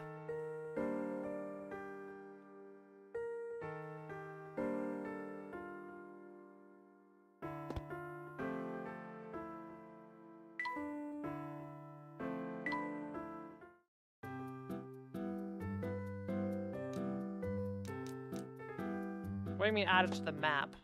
Is it like the first game where I gotta do it?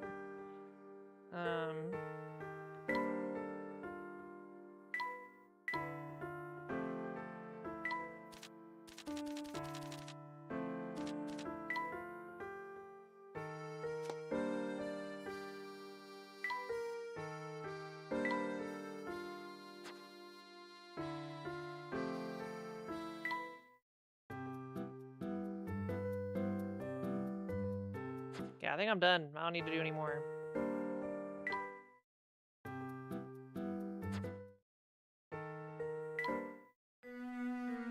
So I need 5 more diary keys. Alright, let's save. We'll save the big challenge ones for later.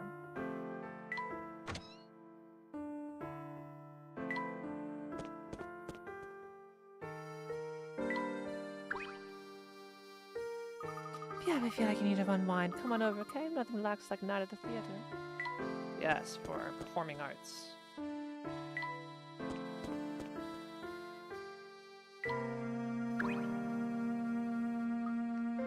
Fit and sassy.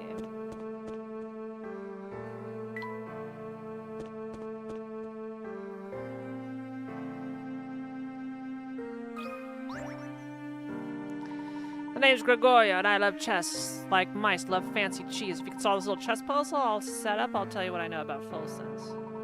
That sounds fair. Show me what you've got. Do your worst, old man. Oh, more Knights Tour. Okay.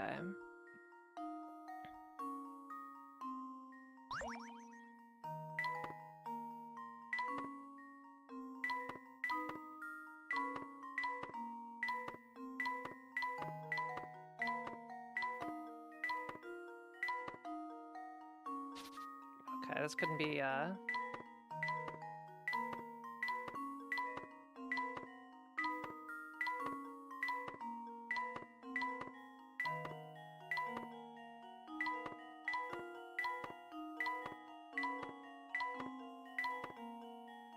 made a cool pattern.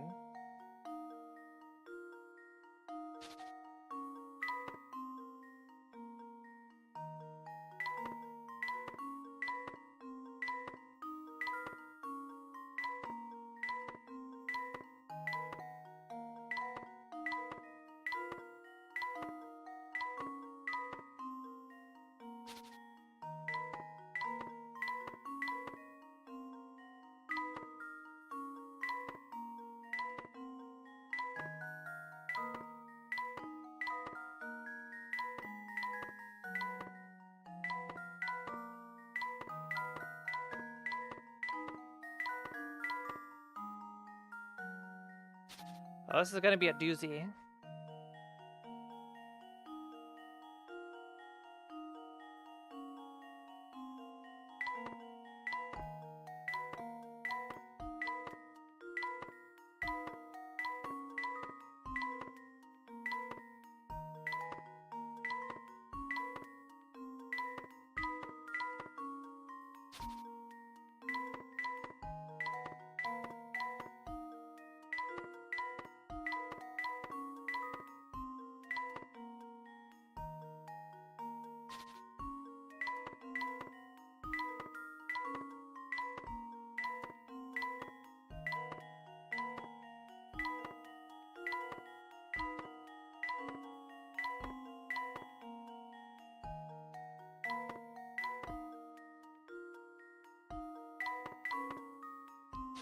I'm gonna try and do like a corner first.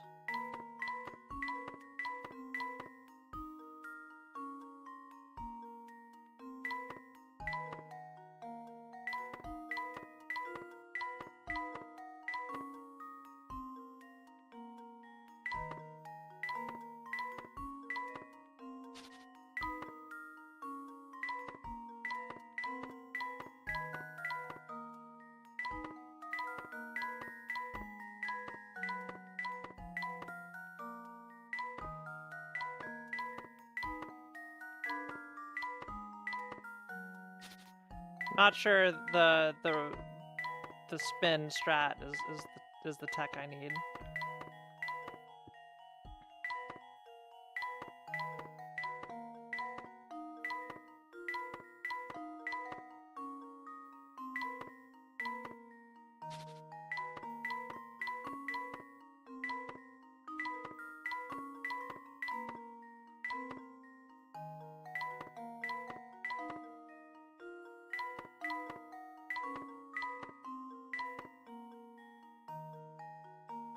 Nope, that's a bust.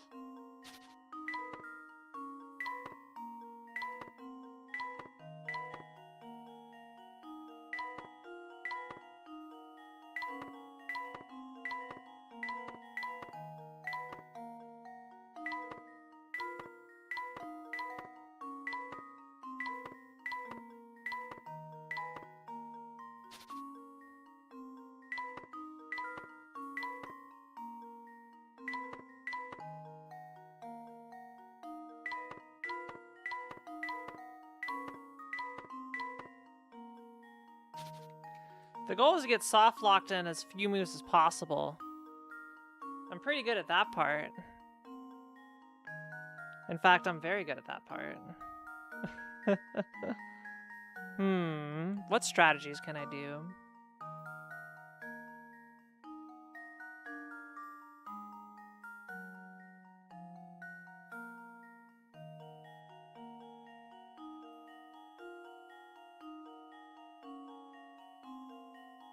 Oh, I lost video signal. Hold on.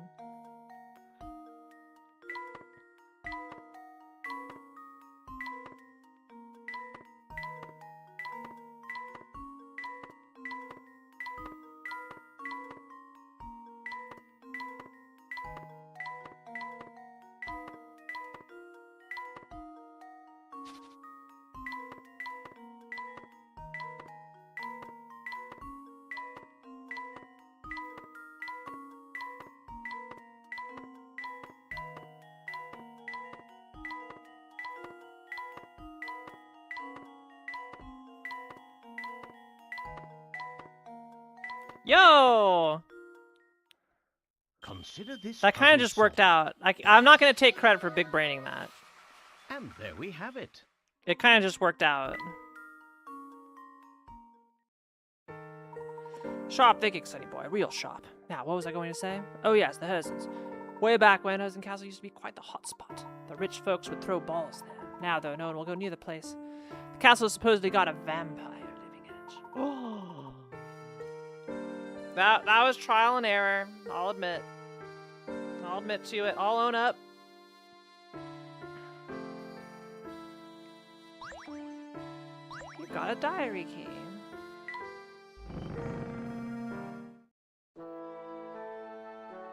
Found one. I don't need your hint coins. Welcome, friends. I'm Grinko, and I'm the curator of the Herzen Museum. We have an extensive collection of artifacts pertaining to the history of this town and the Herzen family. Sammy told me all about you, Tim. I hope you find our resources helpful to your search. Please feel free to pursue the collection of your heart's content. First note assigned to explore the Herzen Museum.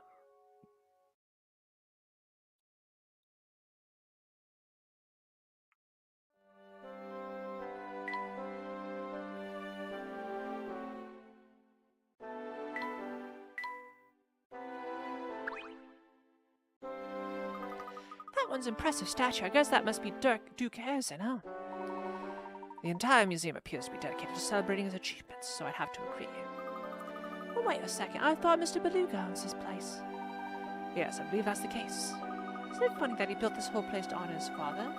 Maybe he's not so bad after all. Maybe he inherited it.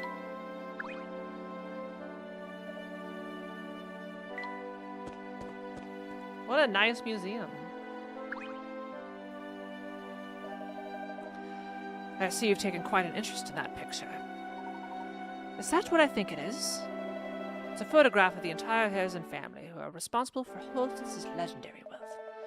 The distinguished older gentleman on the left is Duke Harrison. His youngest son, Frederick, is in the middle, and his eldest son, Anton, is on the right. Frederick, that's Mr. Beluga, the founder and owner of the Voluntary Express, is it not? Oh, you know him? Well, in addition to owning a railway, Frederick is a friend of mine and owner of this museum.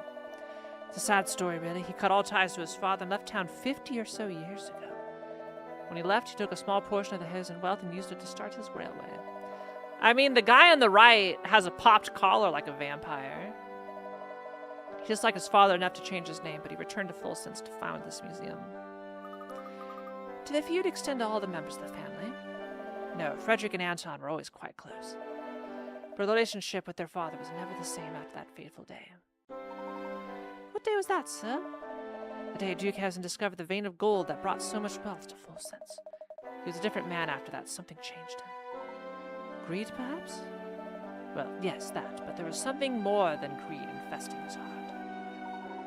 What do you think that was? I think it's best if we end this chat here.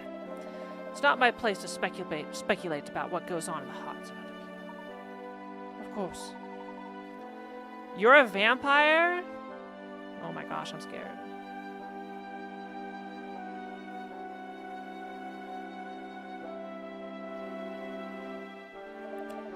That's a good question. I've heard rumors that he might still be living in that old castle, but I can't imagine anyone would live in a place so run down that people call it a vampire den. Gracious, look at how long we've been chatting. I think it's time for me to get back to work. Please look around for as long as you like. I guess even rich people have problems, eh? Rich people do have problems.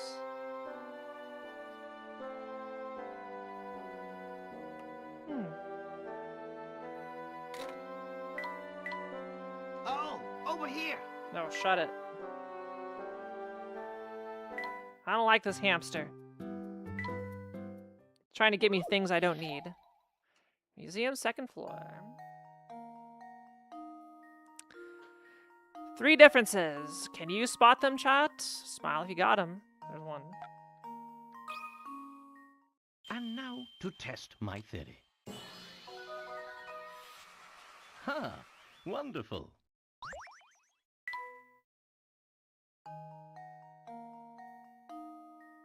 There's 2.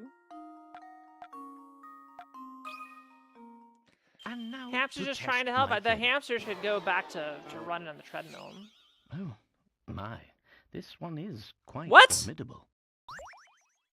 What are you talking about? There is a difference there. It's the cufflink. Consider this puzzle solved. I think I got robbed. Ha! Wonderful. I got robbed.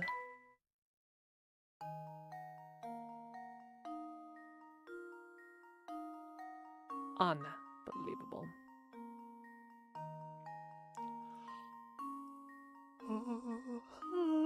There's the last one. Let's see if this works. Yeah, it's the hamster's fault.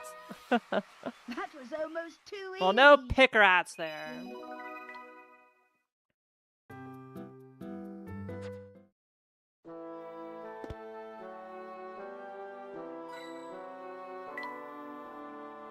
Found one. No. Cool, I found his puzzle. Box of books. The box shown below has a height, width, and depth of 30 inches. Within this box, you'd like to place as many books as possible. Each book is 20 inches wide by 20 inches long by 10 inches thick. How many books can you pack into this box?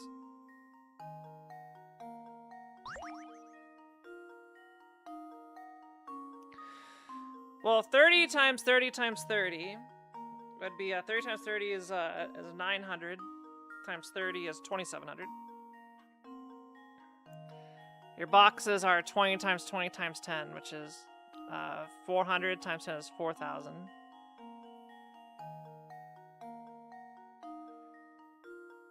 Wait, 900 times 30 is 27,000.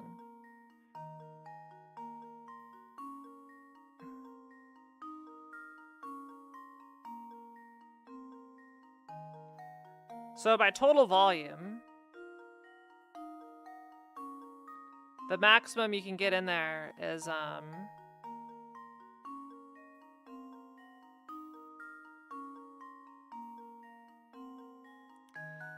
27 going into 4 would be 6 books. The most books you can get in there is 6 to fully close. Volume-wise. But can you actually get 6 in there?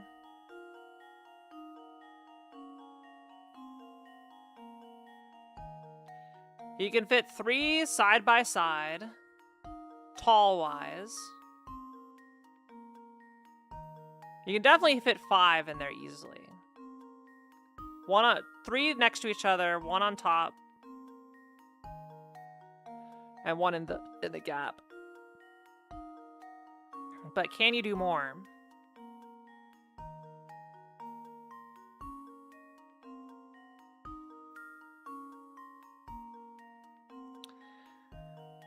But if you rotate them around, you could get 6. Yeah, you can get 6 in there. Consider this puzzle solved. And there we have it.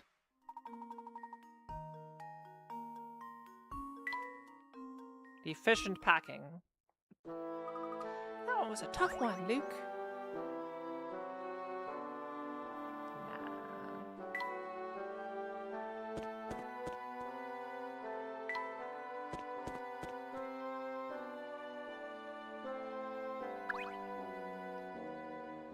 This place sure has a lot of stuff. Do you suppose this is a picture of the late Duke?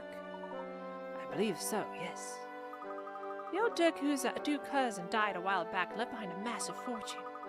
If he's gone, who's this vampire the whole town's talking about? Sammy mentioned that Mr. Beluga had an older brother here. I'd say he's likely the man at the heart of all this talk. If he's Mr. Beluga's older brother, he would have to be old and feeble by now. I thought vampires didn't age.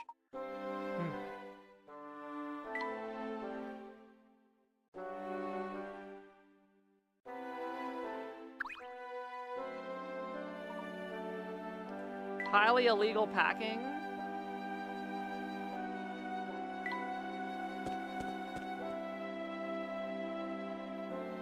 Oh, over here.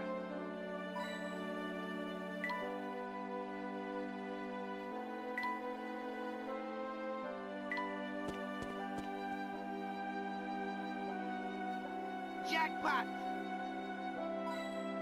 I had to get the coins because if the hamster's doing stuff, I can't interact with the screen.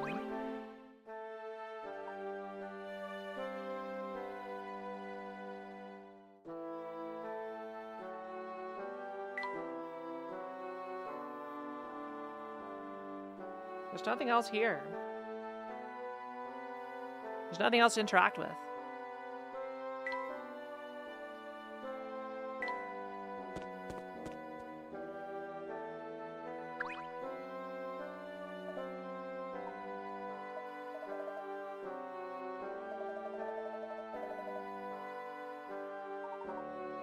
What is the secret of the box? It's easy to ask that question. We don't know what you're getting into, Mr. Layton.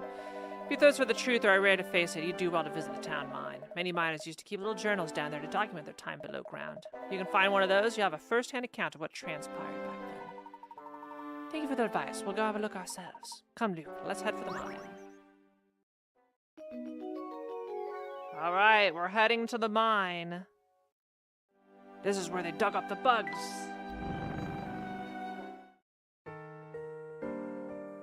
Oh, over here.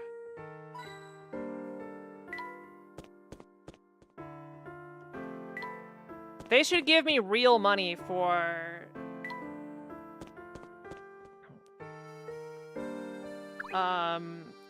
coming up with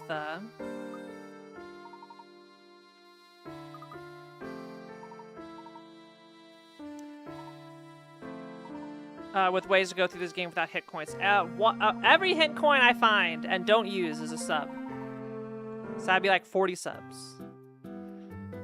Sweet, mild, and spicy.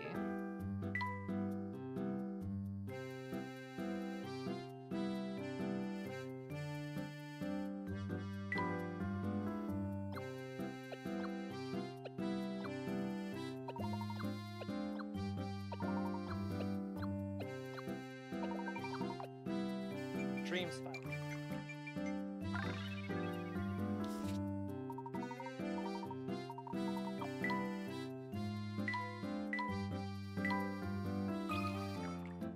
That'll get you.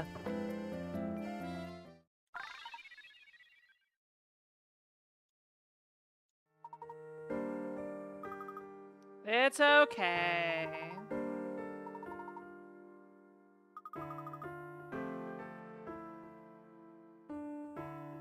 Oh, over here.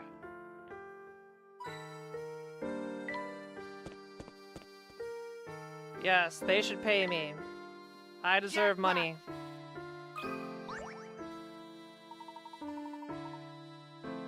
I can tell by looking at you that you want to chat with me about something. Well, before we do that, let's take care of a little business first. Yes. Disappearing Act 4. You know the drill by now. Wait, I've only done one of these. Where are the others?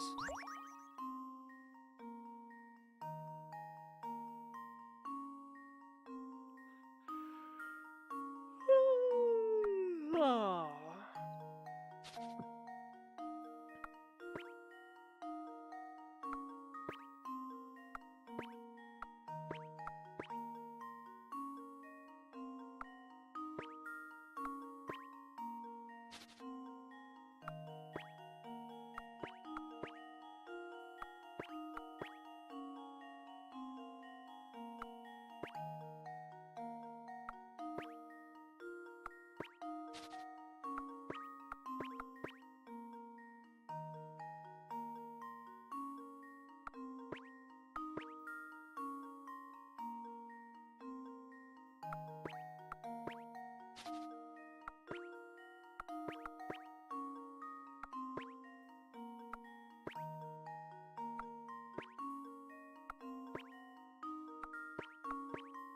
There's two.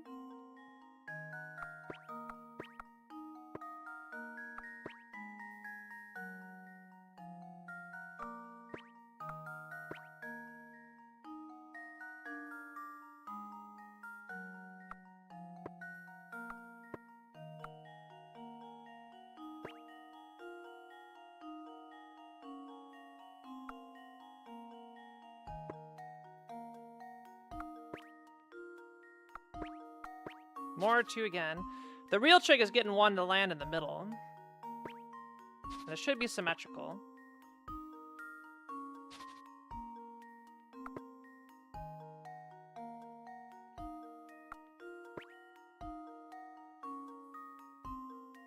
That can't be a move, can it?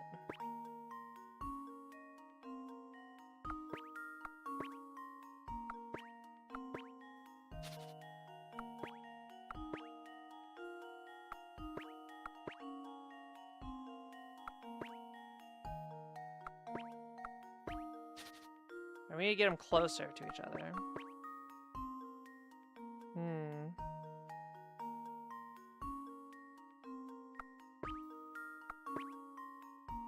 I feel like this shape has promise.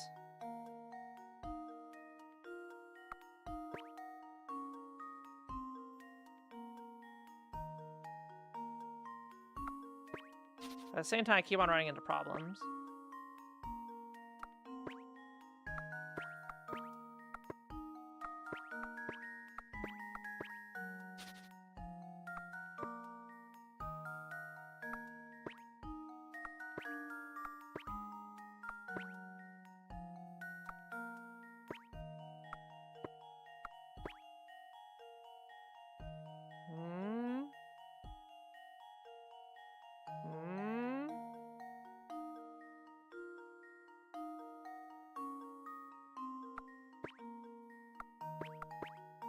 Same thing.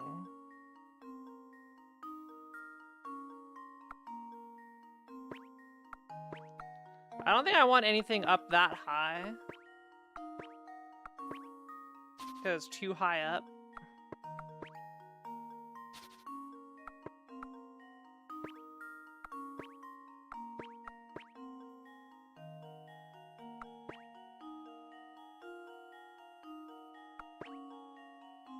And we need to get those ones out of the bottom.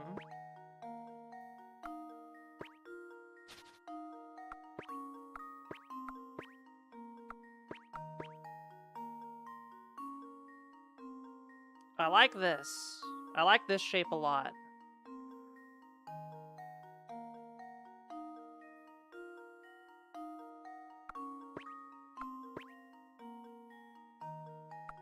Nope, I'm down to 3.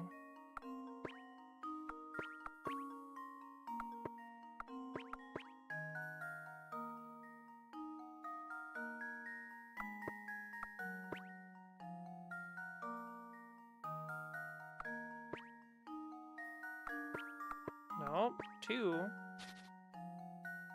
Smile if you see the solution. Smile if you got it, chat.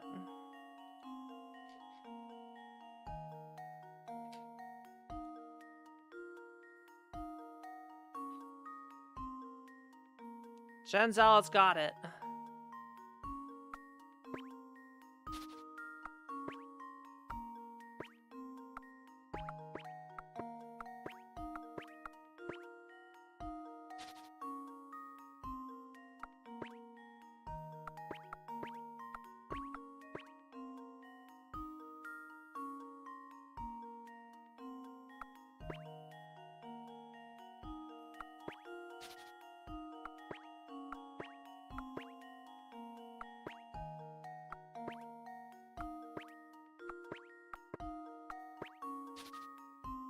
No clue?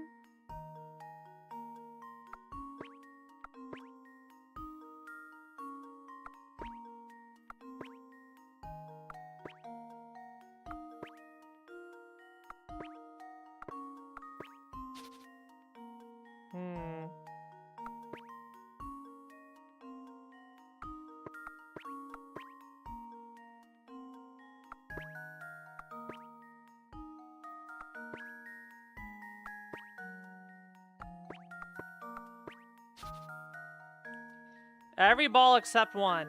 Yep.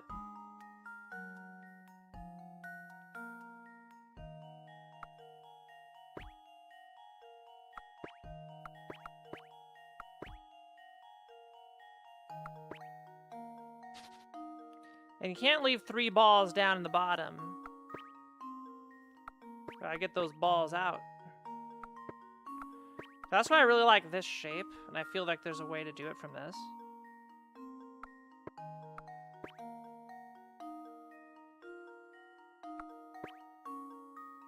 But I run into the problem of getting them connected to each other.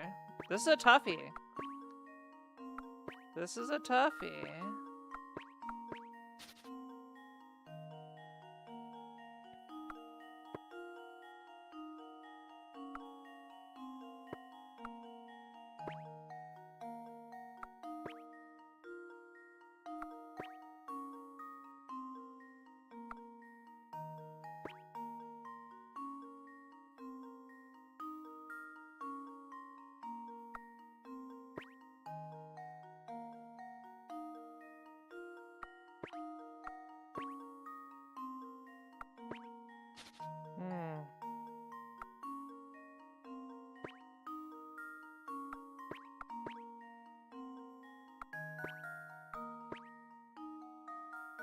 I'm making cool patterns.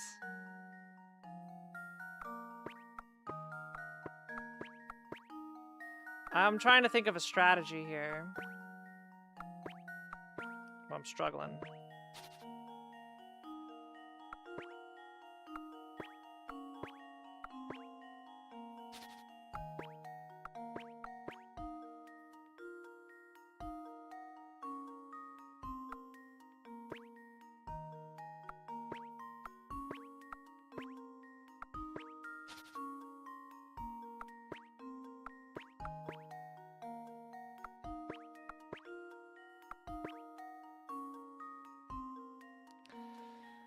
Like, this pattern always ends up with 2 left.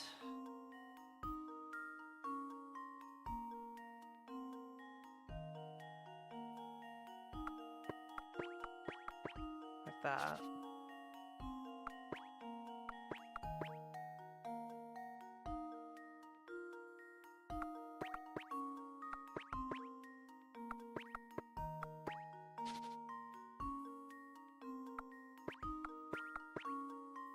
I do like this opener a lot.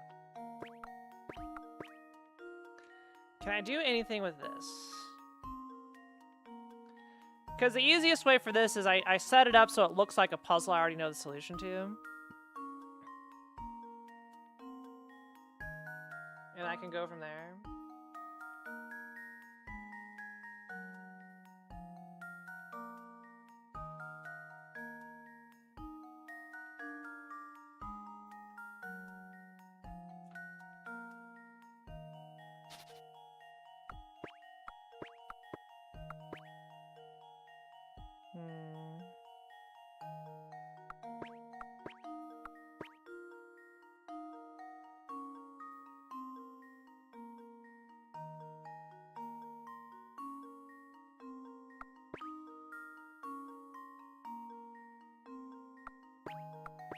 Yes!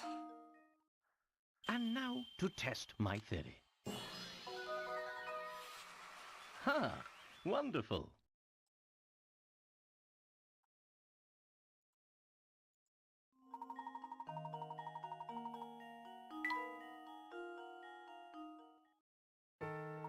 Good work, fellas. Here in Folsons, there aren't many people or things to do, so folks tend to fixate on their hobbies. After all, hobbying sure beats sitting around staring at the wall.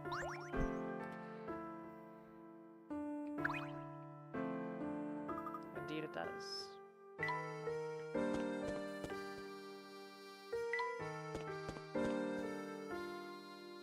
Hello, shady man. You two must have nerves of steel to come all the way out here. But that doesn't mean I won't test what you're made of. Try this puzzle on for size. Different suits. Below are 16 cards. There are 4 cards from each suit. Diamonds, clubs, spades, and hearts. Exclamation point merch. Go buy my playing cards. Arrange the remaining cards so that each vertical column, horizontal row, diagonal line of 4 cards contains 1 card from each suit. Tap a space to place a card there or to change a card suit. Okay.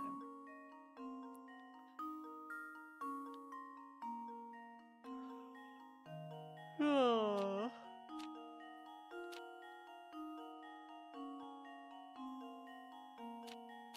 This is Sudoku with cards.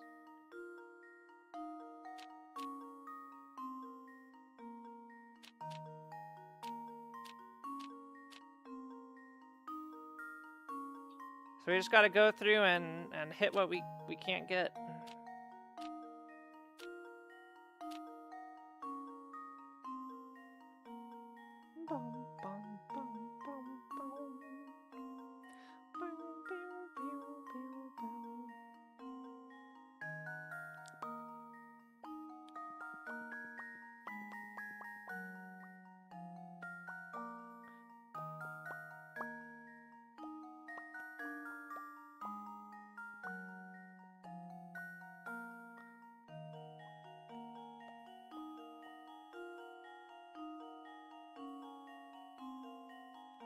Wait, how does this work? Oh, this is a spade.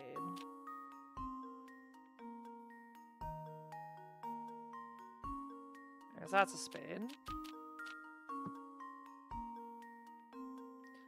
The spades have been placed.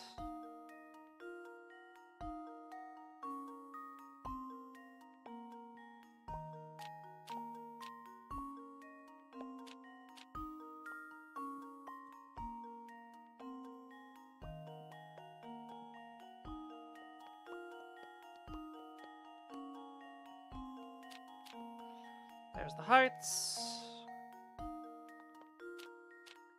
Diamond. Diamond. Club. Club. Diamond. Alright.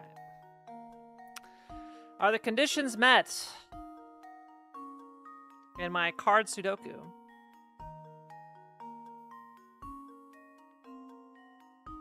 I think so.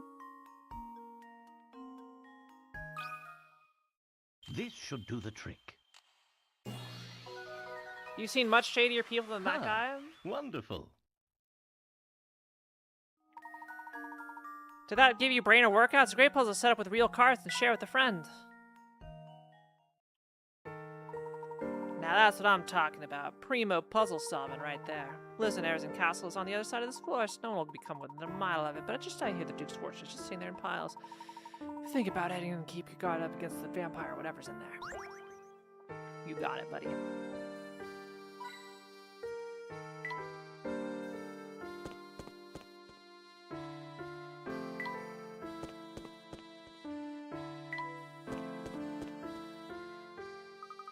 This must be the mine you heard about, Professor. Yes, and it appears to be sealed off. Just imagine it, Luke. They used to dig for gold here. From what we've heard about the gold changing the town, there must have been a ton of it down there. But if it did so much for the town's development, why would they seal off the place?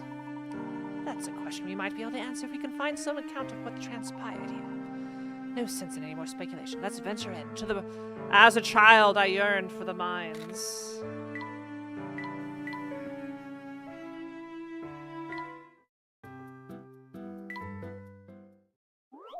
Alright.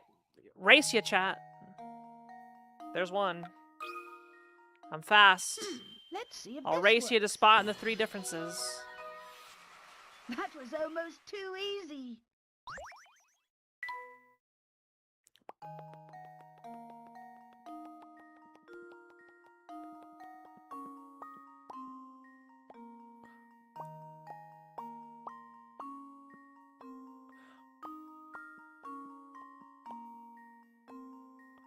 There's another one.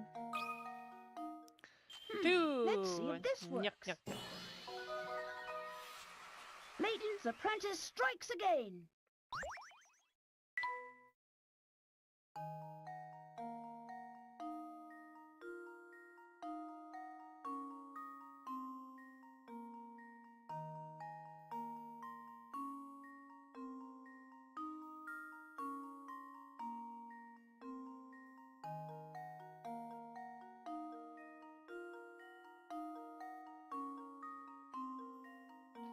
I'm cooked? What do you mean I'm cooked?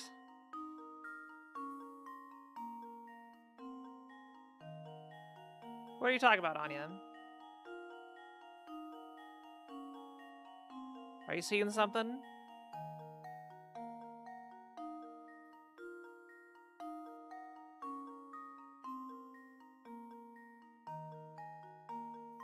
Here it is. Here goes. That was almost My too hair was easy. not in the way this time. More like I'm cooking.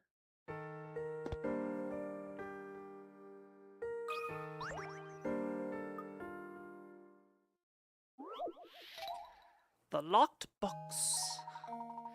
The box shown below is fitted with a lock consisting of 2 dials. You can't turn the blue dial, but when you turn the red dial, the blue dial moves in equal amounts. To see the relationship between the 2 dials, you turn the red one from its original position as shown below. In order to open the lock, you must turn the blue dial to 3, 6, 4, and finally 1. In that order. Since you can't turn the blue dial directly, what numbers must you turn the red dial to in order to produce the desired numbers of the blue dial?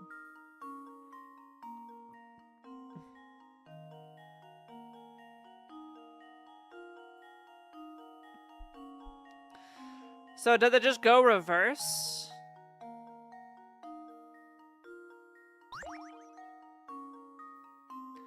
So 0 is back 3, 3 is back... Wait, no.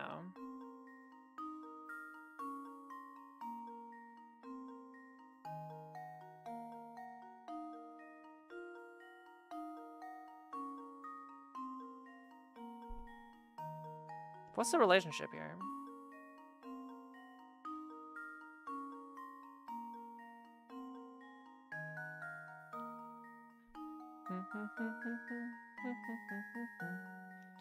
La la la.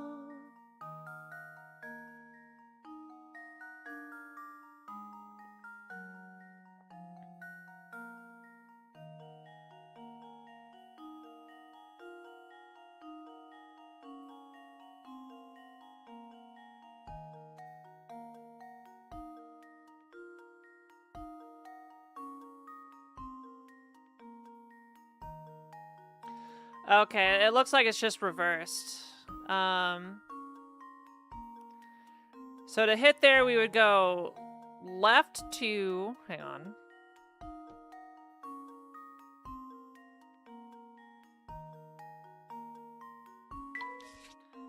L2, R3.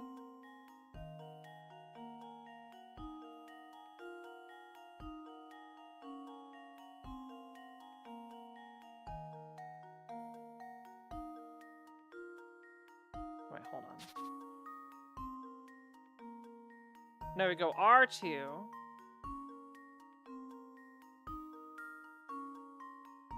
L3.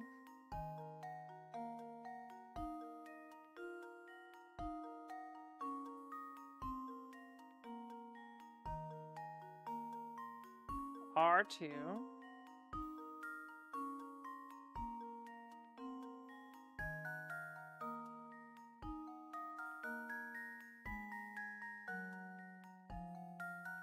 L3. R2, L3, R2, L3.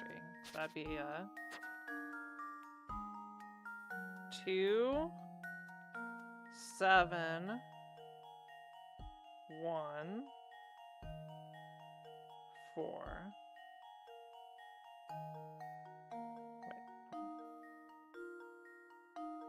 Wait, what did I say it was?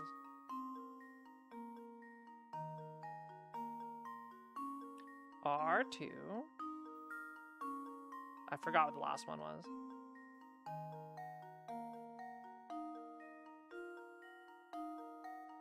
L3. R2.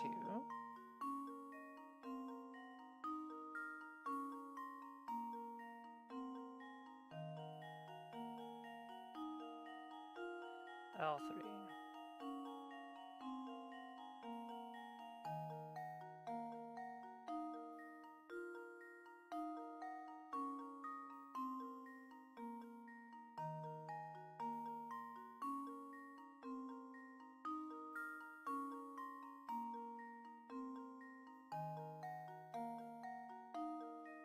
I'm getting confused.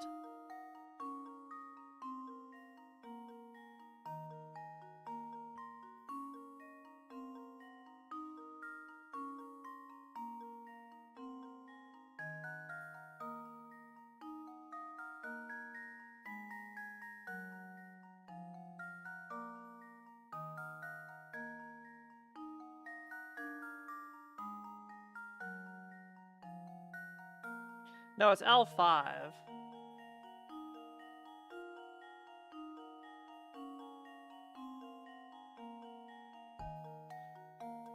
R2 is 2, L3 is 7, R2 is 1, 5 is 4. So it's 7, wait, no, 2, 7, 1, 4.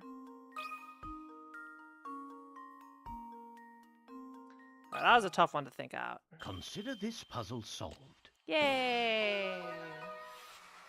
Ha! Wonderful. That was tough. The red dots returned to 2, 7, 1, and finally 4 to produce the numbers. I guess I could have just written down the mapping. That was no picnic. The lockbox added. Alright, I yearn for the mines.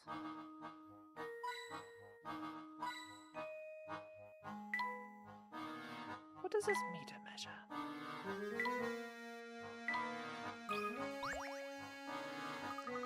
This door isn't going to open, Professor. Yes, it would seem we need to solve this puzzle first. Puzzle 79. 20 picarats. The gear switch. The button that opens the door in front of you is buried deep within this machine, so you can't push it directly. However, by pulling the knob at the top of the left, You're right. You can move the various gears and plates in the machine, allowing you to press the button at the bottom. In order to hit the open button and press the machine inside. Press the button in order to pull a knob towards A or B. Okay. Well, let's just follow it through. So we spin this guy this way. That's going that way. That's going that way. That's going that way. That's going that way. That way. That way. That way. B.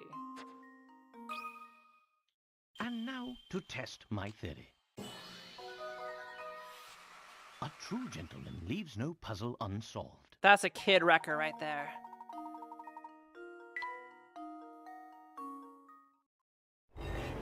Is that a puzzle or just a regular mechanism?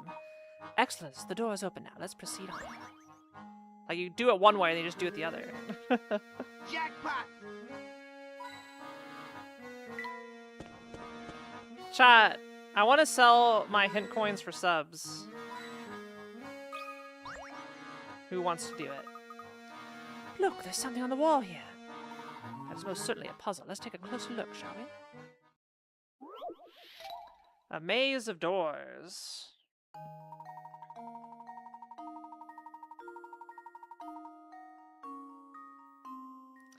All the doors in the maze below only open in one direction. Each door can be opened by pushing from the direction shown below, but when approached from the opposite direction, no amount of pulling or pushing will open it. If you try to go through the whole maze from start and pass through every room, you'd never make it to the exit. However, this feat would be possible if one of the doors could open in the opposite direction. Can you find and circle the door? Alright.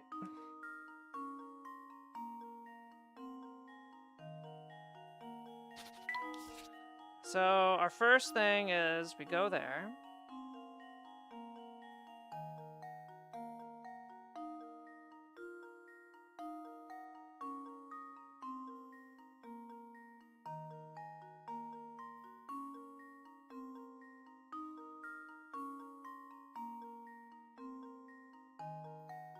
Well, then we're stuck already.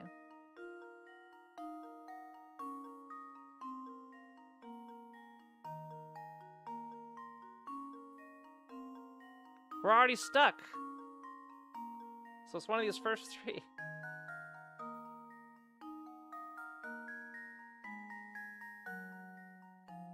That's silly.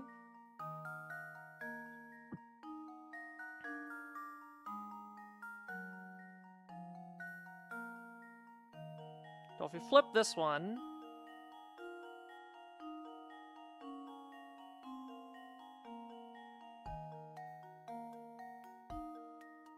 yep, that's it. Just leave Yeah, it I to think it's me. a bad maze. Literally, you could go one room without getting okay. stopped.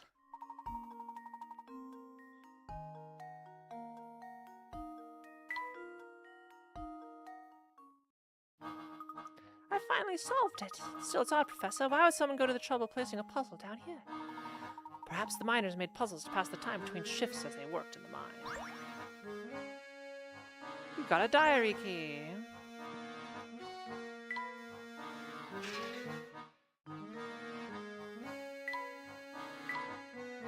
Jackpot!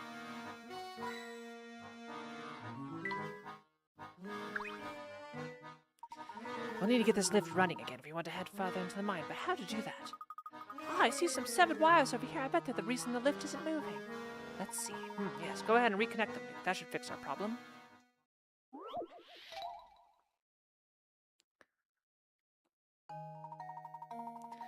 The circuit board for the elevator contains a puzzle. According to the instructions, you need to make the blue and red balls switch places in order to restore power to the elevator. Are you up to the task?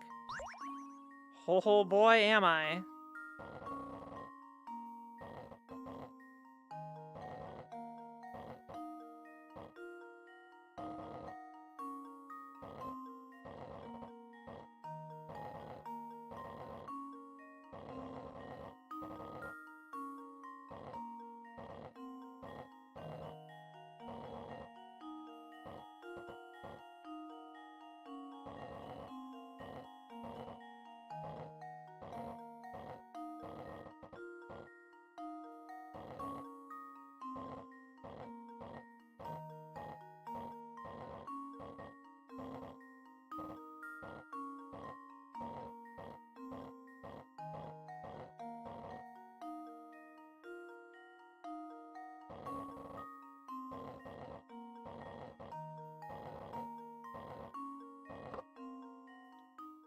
Now, what's the minimum move count?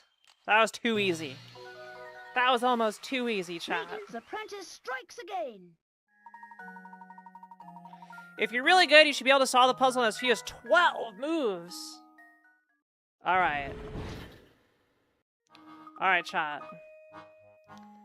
You know, I care about minimum numbers. I am lazy, chat, so I decided to solve the puzzle in as few moves as possible. Because I'm lazy.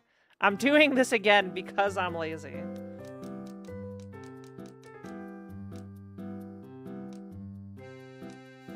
think it's this one. Alright, we gotta do it in 12 moves.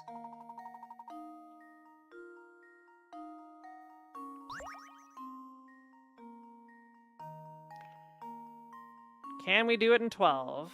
Alright. Let's see.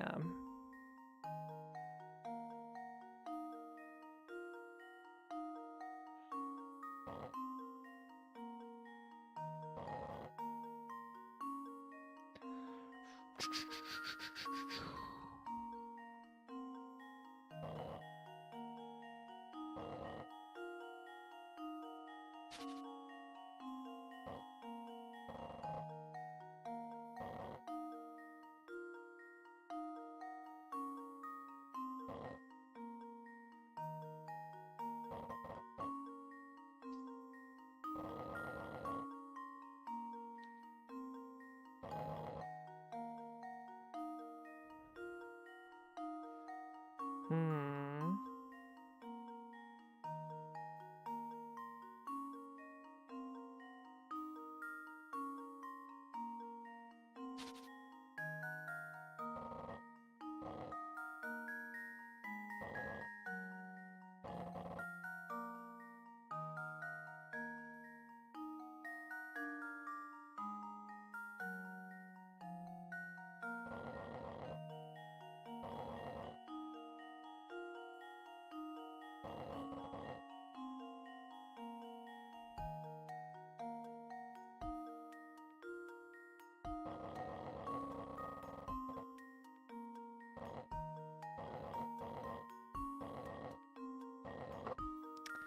$12.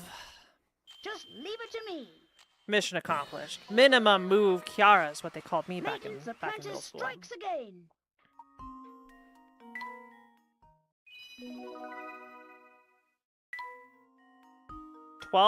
Minimum move Kiara. That was my name.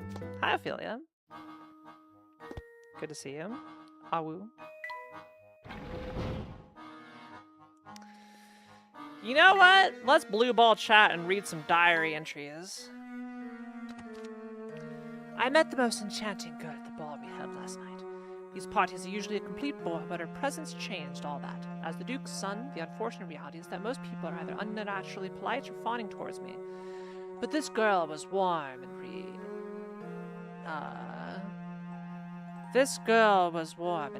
and she treated me like anyone else. It was very refreshing indeed. I do hope to see her again.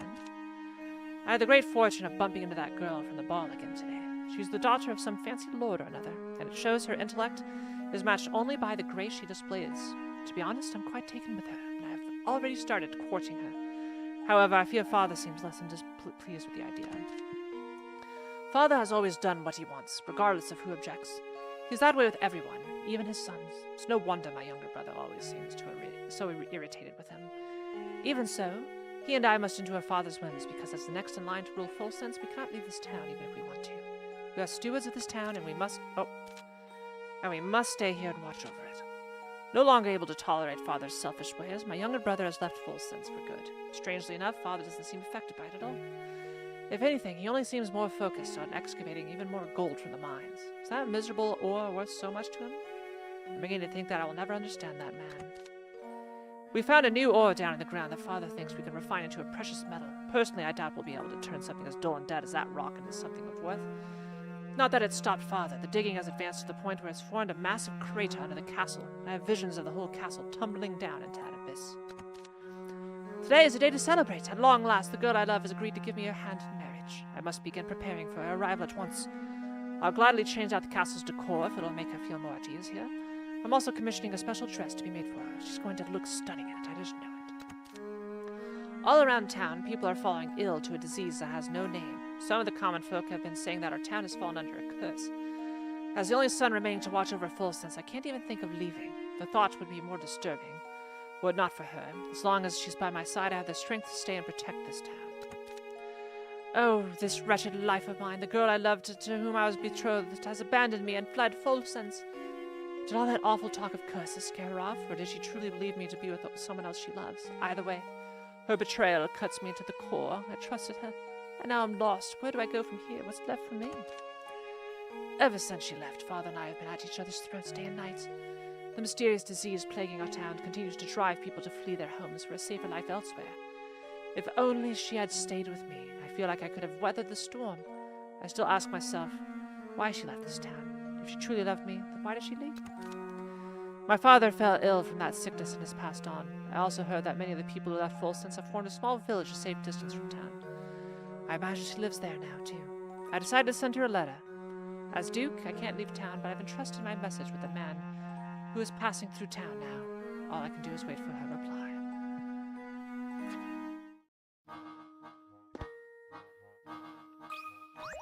Ooh, it's a big safe door. What do you think, Luke? Could the safe hold some of the journals that Trinko mentioned? Well, we won't know until we open it, but how do we open it? The lock is rather complicated. Let me see if I can decipher the code. Oh, 50. Find the 4-number code that opens the safe. You can use the numbers 0 through 5 in the answer. But each number can be used only once. The small lights next to each row of numbers are the key to finding the code, as they tell you how much in common that row has with the final code. Each white light indicates a number that matches one in the code, but is in a different place within the sequence. An orange light indicates a number that is in the code and in its correct spot. Tap the number at the bottom to enter this code.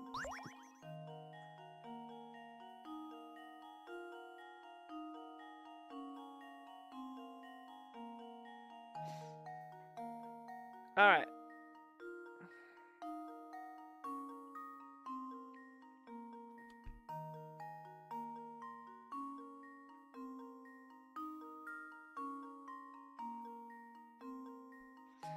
So we need to find out what our correct digits are.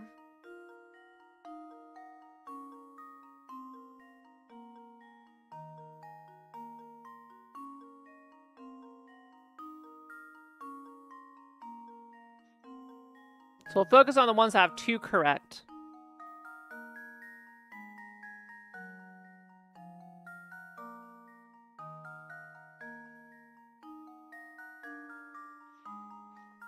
Or 2 wrongs.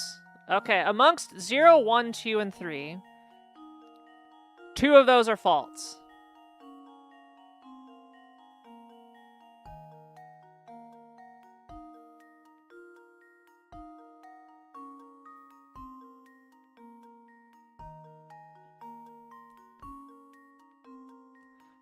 Two I do not see in any other one.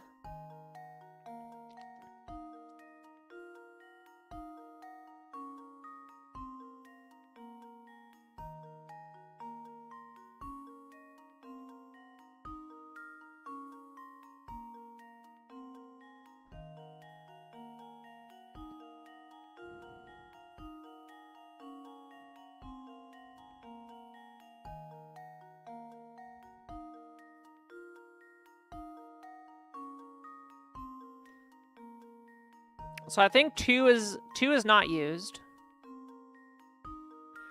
So amongst 0, 1, and 3, so only the 2, the position for the 2 is in question.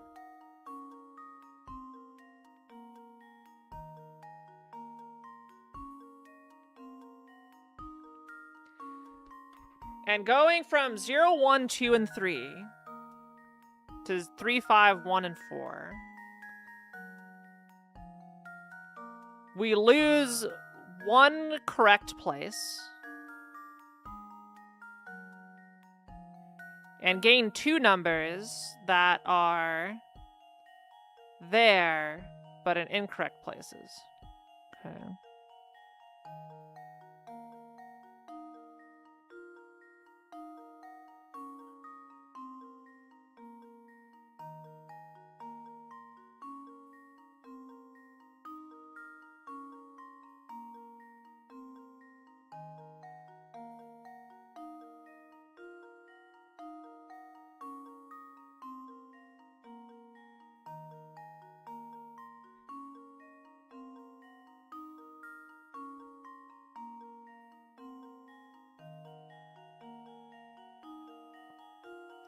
Oh no, I'm stupid. So 4150 are the 4 numbers.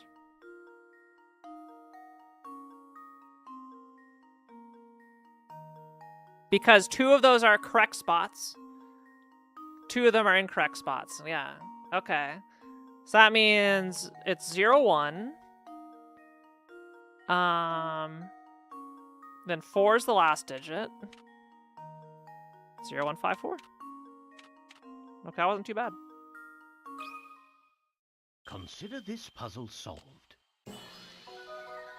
Yeah, the first line gives you all the info. Leaves no Yeah. puzzle unsolved. Dun, dun, dun, dun, dun.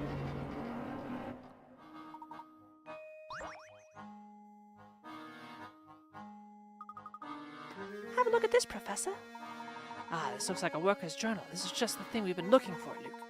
Perhaps it can shed some light on what transpired here. Let's see what it says.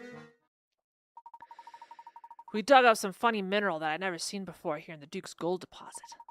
He's sure the ore could be refined into some other kind of precious metal. Personally, I feel like there's something sinister about this stuff. Not that the Duke cares one bit. No, he'll have his way, and we'll keep digging. I'd bet my life on that. Some other kind of precious metal? But I thought this was a gold mine. Ever since we unearthed that awful ore, folks have been dropping like flies from some unknown illness. So many people in town are sick that half our workforce here has stopped coming in. What in the world is going on here? We found a carcinogen. Gosh, that's just terrible. So many people have been sick. Volsten's run as a gleaming beacon of prosperity is at an end. This town is cursed and ruined. I suspect we're just days away from shutting down this awful mine for good. I leave this diary behind so that anyone who tries to reopen the mine thinks twice. How odd. The date on this last entry is from just about 50 years ago. But that can't be right. The mine was up and running until recently. Yes, or so we've been told, but this has me thinking. Both this diary and Grinko suggest a connection between the Elysian box and the events of the mine. From what I can tell, all of this traces back to a single man, the Duke himself. Even if he himself is long gone, his castle may yet contain the answers to all of our questions. So, does that mean we have to go visit that spooky castle for ourselves?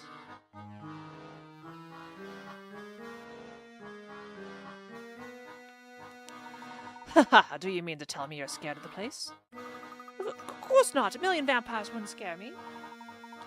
If truly there's a vampire living in that castle, I'd very much like to make his acquaintance.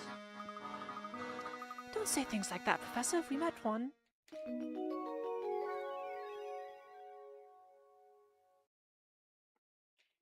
First and Luke decided to venture out to Herzen Castle.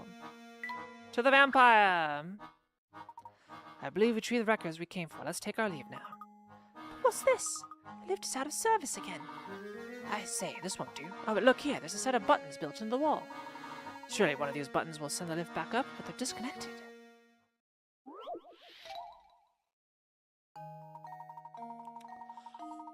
Oh my goodness.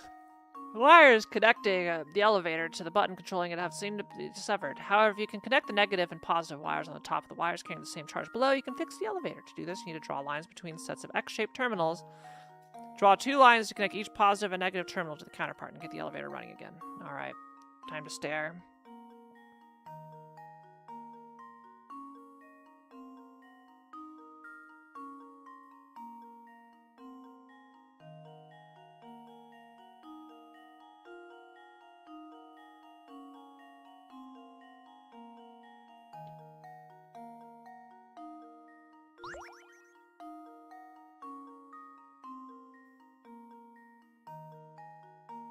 Alright, so one goes from here.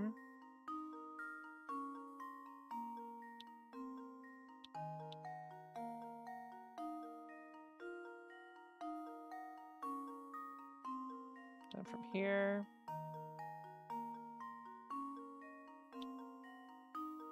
To here. And now to test my theory. Yay! And there we have it. I'm still salty. I'm 3 Picarats short of perfect. The buttons appear to be working. We should be able to leave the mine now.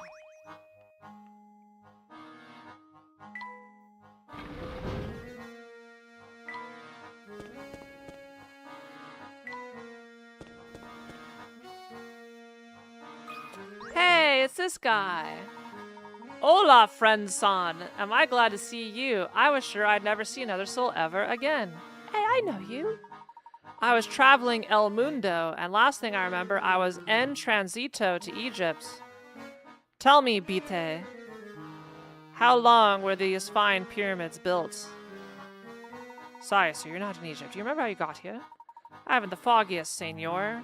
Un minuto. I'm heading for Africa. The next minuto, I'm down here. With no one around, I started poking at this thing to pass the time, and I think I broke it. Aïe, ya. Help me fix it. S'il vous plaît. S'il vous plaît.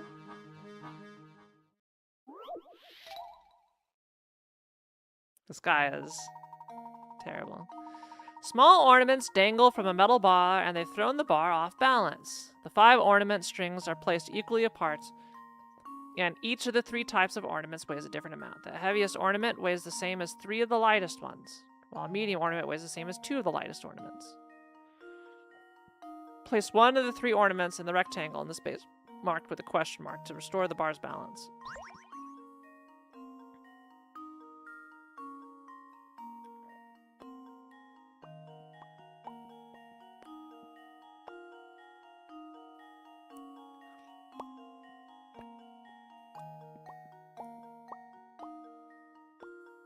Bow, bow, bow, bow, bow.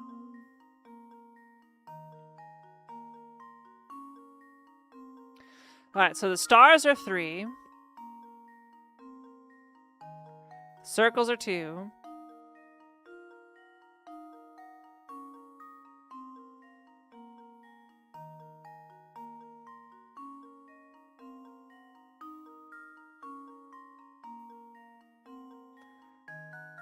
So I think we just need a circle. Or a moon.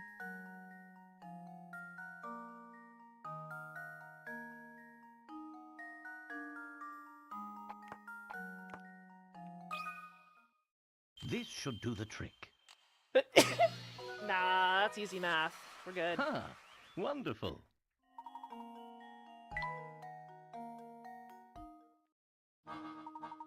Ooh, wonderbar. A million arigatos. Mine amis. Now I can finally leave this musty tomb. Heck this guy.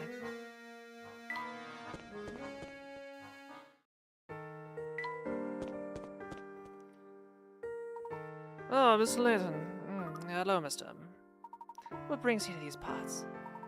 Well, to be blunt, sir, I've been doing a bit of spying on you for some time now. You've led quite the investigation. It won't be long before it all steps into focus for you.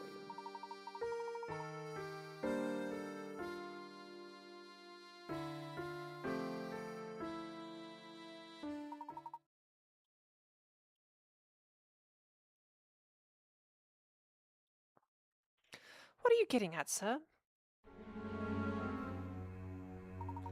You've seen my studio, all those pictures of the town there. Those are pictures I took. The ones in the station are my work as well. Those photographs have held my interest for some time now.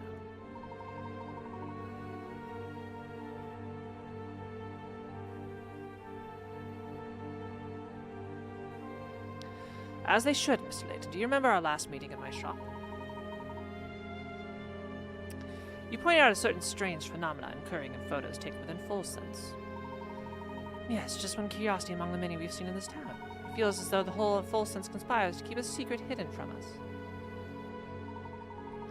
Your feeling is right, sir. You see, Full Sense is a cursed town. Cursed? To call it such may seem base, but I assure you the town's past is the very definition of the word. Perhaps the curse is a punishment we are meant to endure for the great mistakes of our past. But all nightmares eventually end, and I feel it won't be long now before we awaken. Huh? I encourage you to head to that castle in the distance and to meet with Duke Anton. Is this Anton the eldest son of the previous Duke? He is. Duke Anton has presided over Herzen Castle since his father's passing some time ago. I served with the Herzen family until that day, 50 years ago, when I left it all behind and fled. I don't think Anton will ever forgive me, you see. He is a man who abhors betrayal above all else. What transpired 50 years ago? The answers to all your questions can be found at the castle. I urge you to head there. Perhaps a voice of reason like yours might persuade Duke Anton to listen. believe we'll settle the matter. We'll visit the castle. You see with your own eyes what's become of this town. Perhaps then we'll finally reach the end of this dark tunnel we've been traveling through. I believe our destination has chosen us this time. You know where we must go next, don't you? The people we've talked to are scared to death of the vampire they say is living up in that castle. And that shot with the photographer only raises more questions. What happened 50 years ago? What the heck is going on in that castle? Almost overnight, the Harrison family became incredibly wealthy when they discovered that gold claim. If we can understand the story behind that, our questions about the Elysian box will be answered. But how are we going to get into the castle, Professor? I don't think it's the kind of place we can just waltz into. I thought by now you know exactly how to get in, Luke. What do you mean? The carriage tracks we saw on the road to the castle were still very fresh. You'll see that the carriage is bringing something to the castle every day. We need only follow the carriage to find our way to the castle. Oh, of course, that carriage is our ticket in. Now you've got the picture. I'm ready to go whenever you are, Professor. Just lead the way.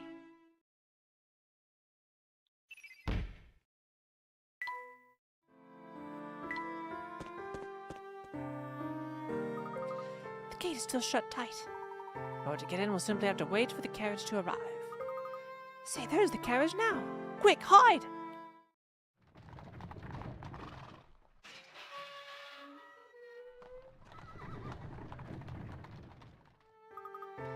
The gate's open now. And we've escaped their detection. If we're going to enter, now is our only chance. Move quickly. Chat, are you alive?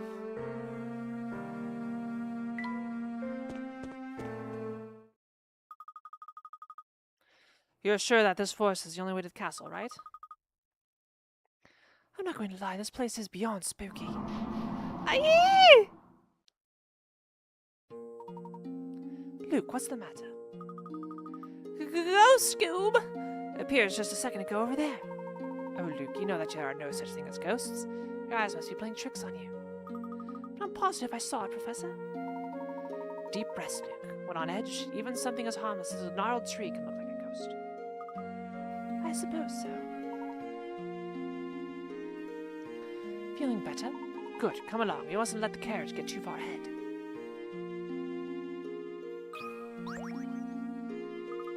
It's pitch black out here, Professor. Yeah, without some sort of light, I don't believe we'll be able to advance. But what do we have here? We're in luck, my boy. I think someone left a lantern here. Light the forest one. Use lamps to light up the dark forest paths. For each lamp, assume its light reaches to the end of any straight road. Use the fewest lamps possible to light all the paths. Where should the lamps go?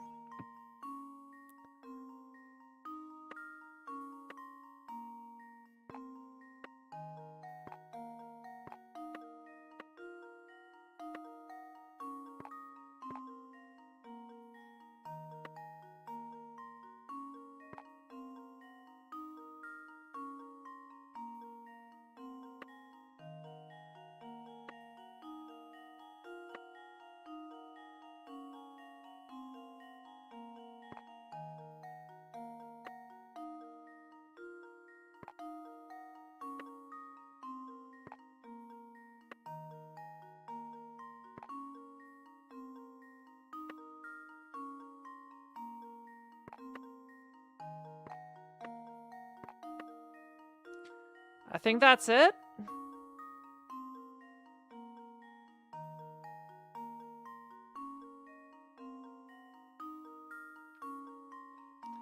Four lamps. Can it be done in 3? Is there anything I'm missing?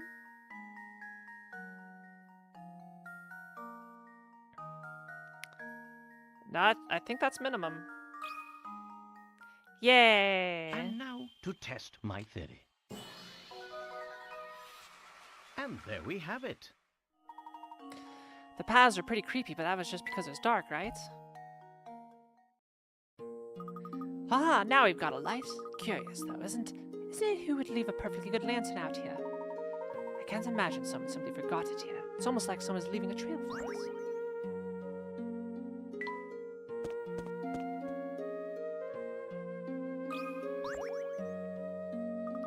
Look at this strange mushroom, Professor. Curious, I've never seen this type before. Let me study it just a moment before we move on.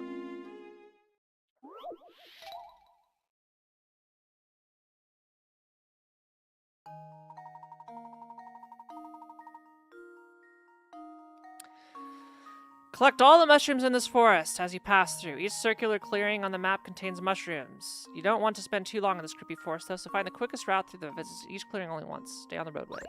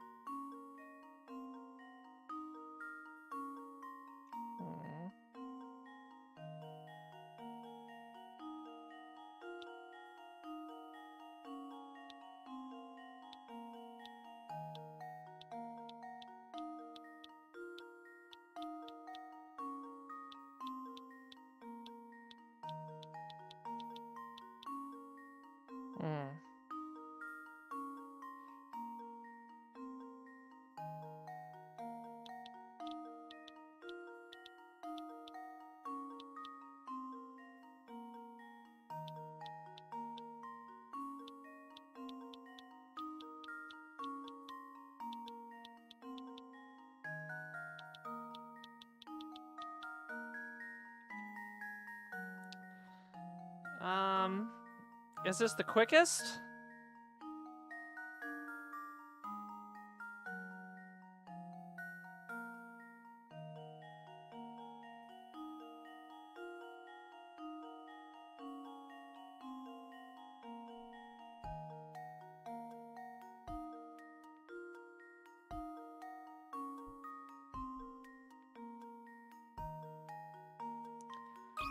We'll send it. Let's see if this works. Look at more pick rats, easier puzzle, Piece of right? cake. I guess you realize you don't need to touch every single path. Yep. Now that your curiosity is satisfied, can we please move on, Professor?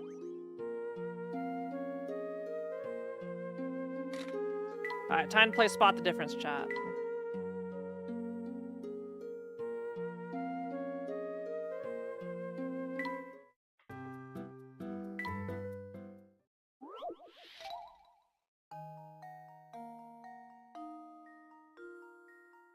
There's one. Consider this puzzle solved. Ha! Wonderful.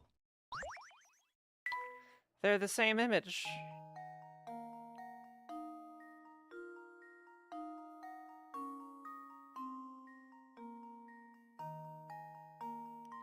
There's two. Let's see if this works. I admit that one's right by my Maybe shoulder, the so you apprentice probably didn't strikes get to see it again. too much. Alright, difference 3.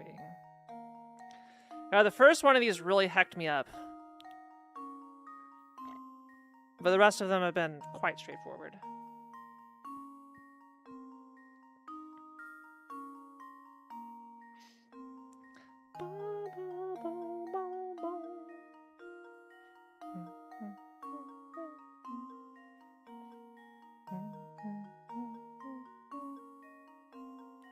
Up here.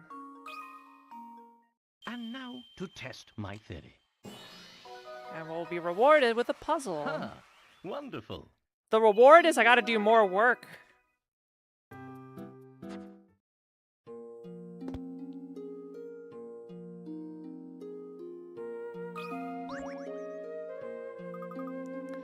Good job, Luke. You found it. A starry sky. It's said that ancient peoples came up with constellations by staring up at the stars in the night sky. Here's a star-laden puzzle to celebrate their achievements. Below is a 6x6 grid of sky and stars arranged into 9 larger blocks. Move these larger blocks that each row and column contains 3 stars. Blocks with no surrounding outlines can't be moved. More work?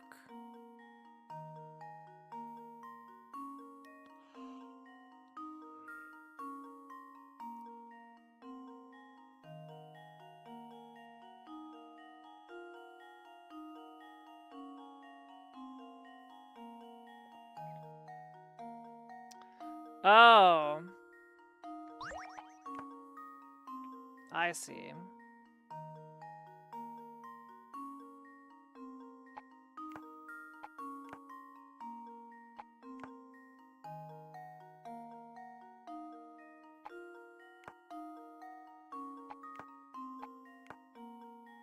Oh, not all of them can be moved. 3 of them are fixed. Okay. Well, in that case, only that can go there. Only that can go there.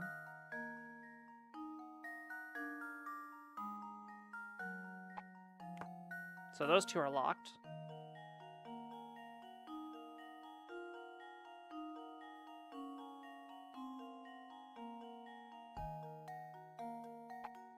Those have to be like that. Wait, do they?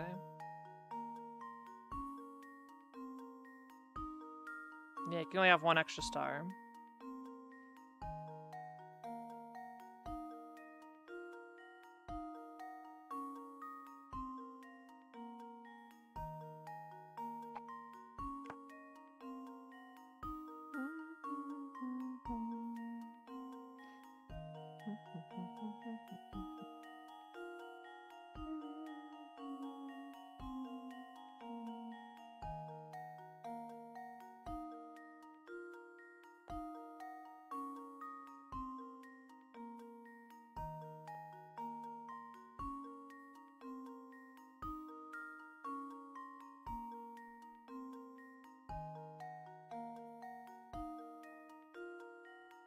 How do I get a 3rd star over here? Without hacking it up. Can they rotate? They can't rotate.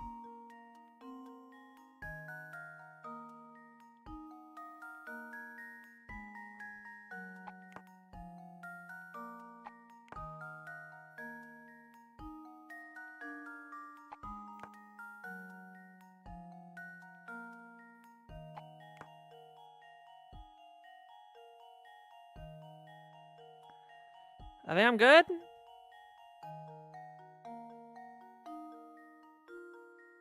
Columns check. Rows check. And diagonals check as well.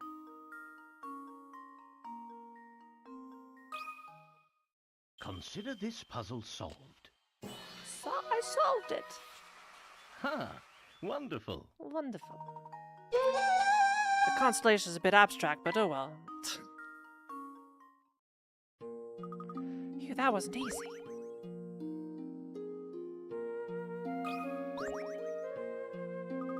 Professor, I hate to say it again, but I think we need a little more light out here. Alright, let's see if we can use this lantern to get back our bearings.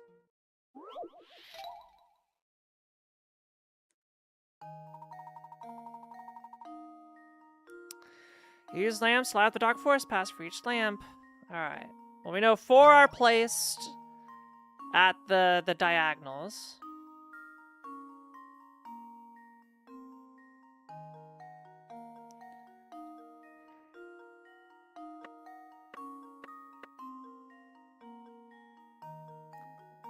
Then what would not be covered by a diagonal?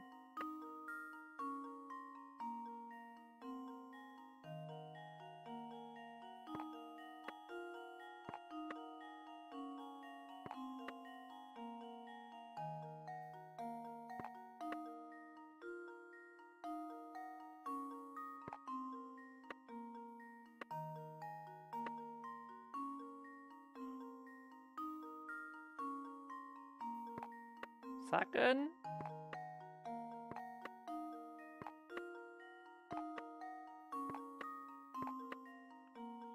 I think that's good. Ayo, who does this Kiara? Hi. Alright, we lit up the lights. You're looking at Mahjong expert Kiara. I'm pretty good. Yeah, I can see it again. That's much better.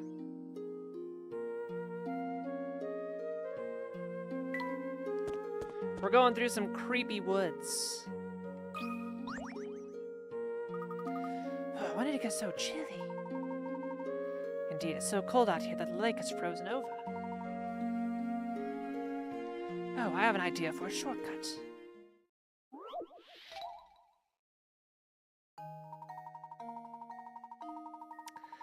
The lake in front of the professor has frozen solid. The ice is thick enough to stand out, but so slippery that any movement in any direction causes him to slide uncontrollably in that direction until he hits a wall. When stationary, you can change the professor's direction by tapping the arrows around him. Alright, well.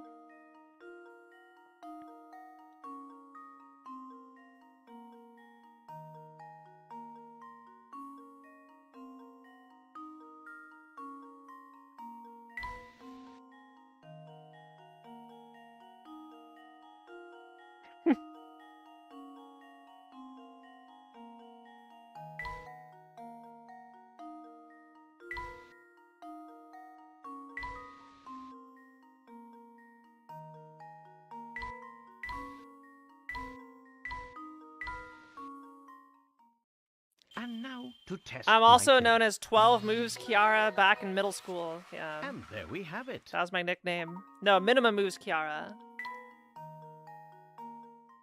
That was my nickname.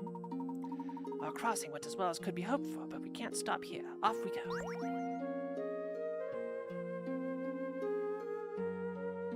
Go to Herzen Castle.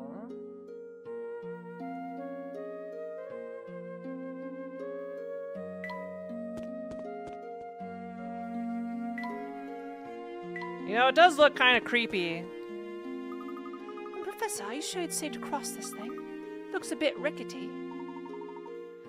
Safe enough, I believe. Are you frightened, Luke? A little, yes. I mean, just look. If I fell, that'd be the end of me for sure. Now, Luke, it may seem scary, but if you stay calm and keep moving forward, you'll be just fine. Here, try this puzzle. It'll help take your mind off our little trip across the chasm. Yo, puzzle number 100. Luke and Professor Layton stand at one end of the rickety old bridge, afraid of falling into the chasm below. Luke's legs have become stiff with fear, and he can only walk across the bridge in increments of 1 or 3 planks at a time. The narrowness of the bridge prevents Luke from doubling back the way he came, or switching the foot he's using to step forward while standing on it. Use your stars to create a path that guides Luke safely across the bridge while avoiding any gaps in the planks. Luke, my boy.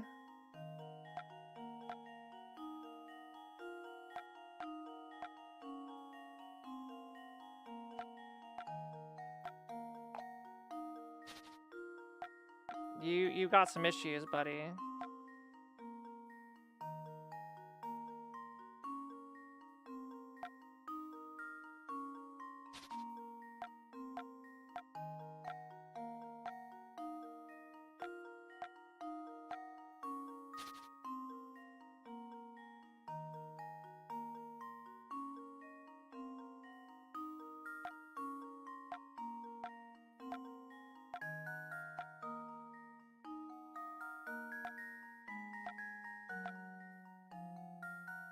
All right, we did. That was what a weird to puzzle. Test my theory.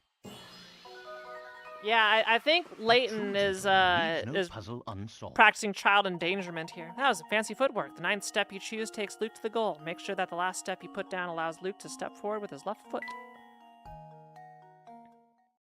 I suppose I feel a little better, but this bridge still makes me nervous.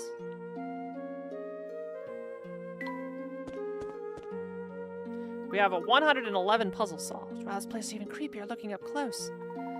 Feeling nervous again, are you? Not in the slightest. Let's go, Professor. Gah, somebody help me. What seems to be the problem, sir? There's a vampire in that castle. I thought I was a goner, but I managed to give him the slip. A real vampire? I didn't stick around to check his fangs, sonny boy.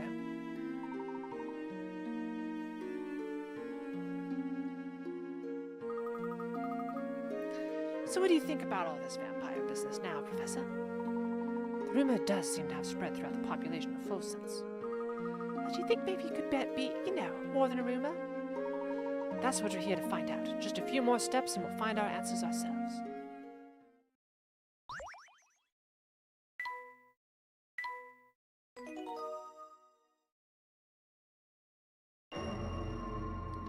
An encounter at the end of the line.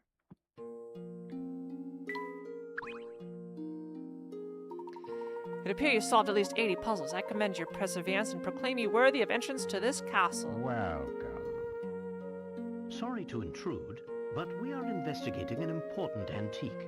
This box we have here. The emblem on its lid seems connected to your house in some way. Would you have time to answer a few questions?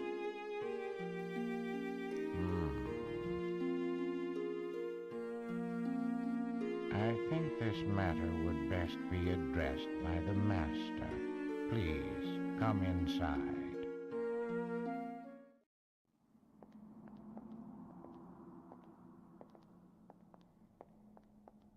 Wow, this place is really something else. Indeed, Luke. This castle is extremely impressive.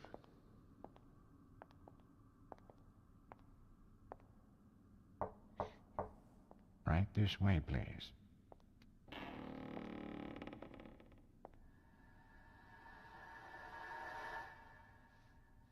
Good evening. Welcome to my house.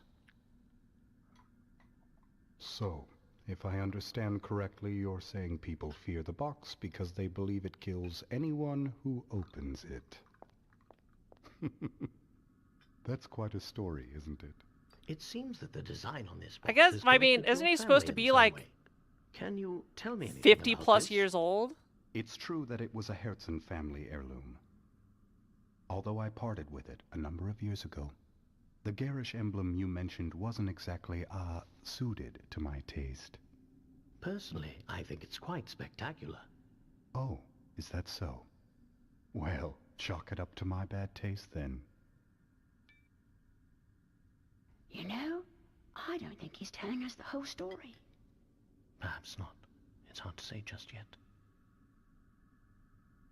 I'm sorry I'm not much help, though I confess, visitors are always delightful.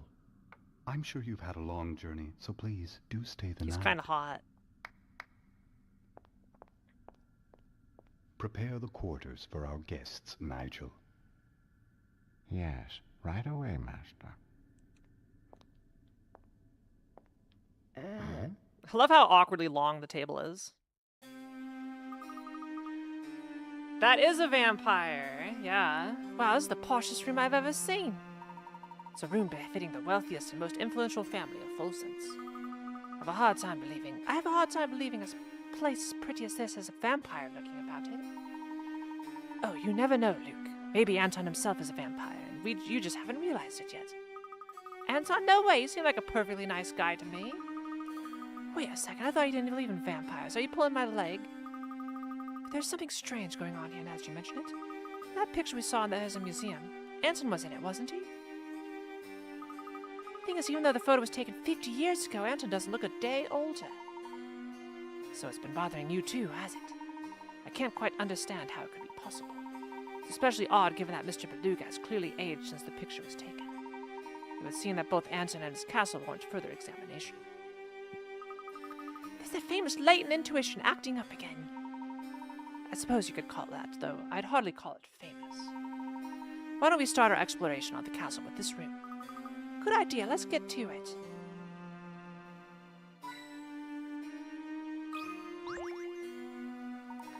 That is a fascinating painting. Have you ever seen such a convincing illustration of a gala? From what we've seen of this castle, I'm certain that the ball was extremely opulent. My, it's gotten late, there's time for a quick puzzle, and then it's off to sleep, alright? We just got here! Layton, we just got here, buddy.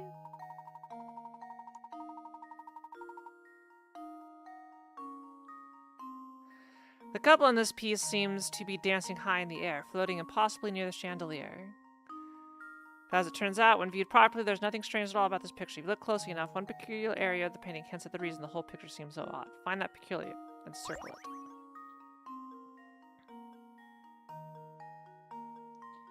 Well, are we looking at a reflection?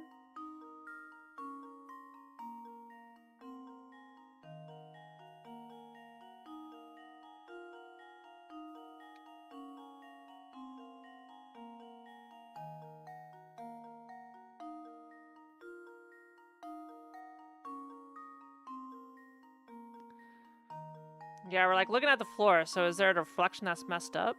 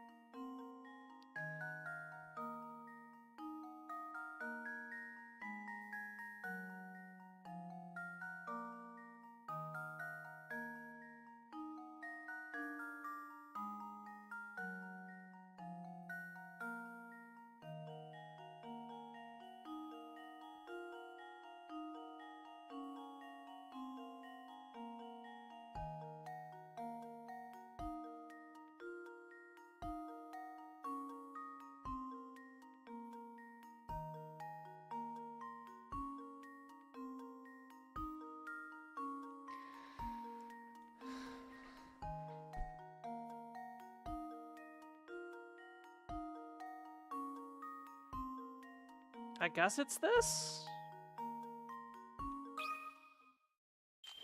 Let's see if this works. Okay. Yeah, we're looking at a reflection. Apprentice strikes again.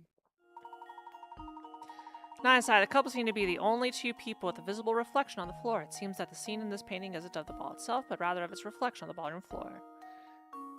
Perhaps the young couple out on the floor look so happy together that the painter didn't want to ruin their dance by staring straight at them. Okay, why does Anton dress like a vampire? Is he really a vampire?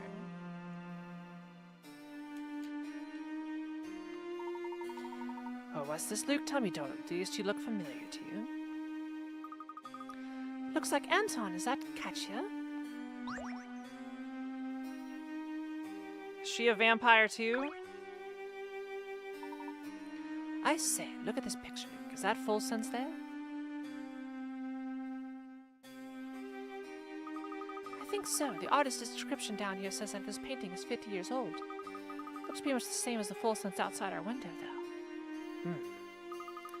What are you thinking, Professor? Oh, it's nothing. I was just pondering something. My, it's gotten late. It's been quite a day for us, so perhaps it's time to turn in. Yeah, I could use some sleep. Good night, Professor.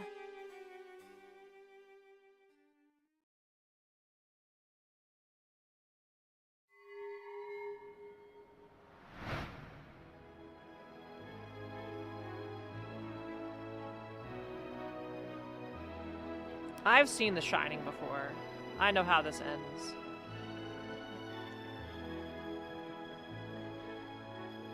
What? Professor, is that Katya? What is happening?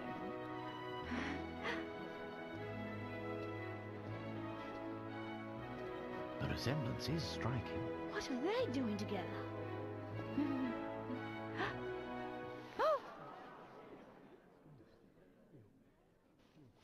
Fear not, my dear. They're just the main course for this evening. And my, don't they look fresh? Huh?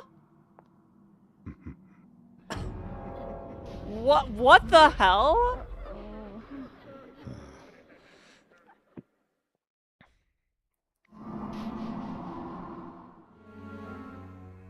Oh, lovely.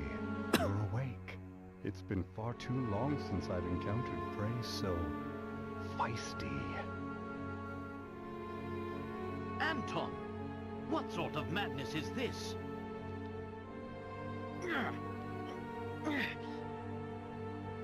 I knew it! You are a vampire! Well, if that's the case, it was rather foolish for you to venture here, wouldn't you say? But I'm afraid it's too late now. I must begin preparations. In the meantime, why don't you just stay put and enjoy each other's company? After all, it'll be your last chance. Do you hear that? Anton's going to eat us for dinner. Luke, listen to me. Take a deep breath and collect yourself. But there's no cause for worry, my boy. Whoever tied these ropes did a poor job. With little work, I may be able to get free.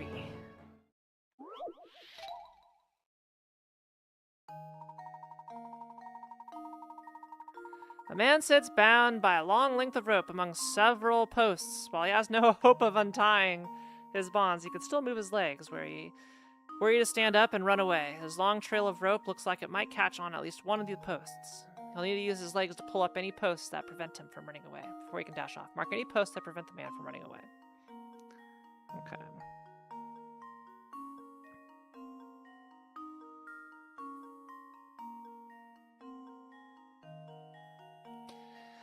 Alright, let's see. That post is clear. That post is clear. That post is clear.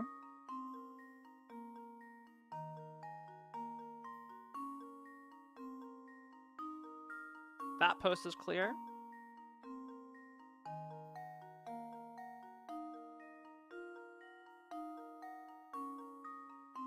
This one is not clear. This one's clear. This one's clear, so it's just that one. Okay.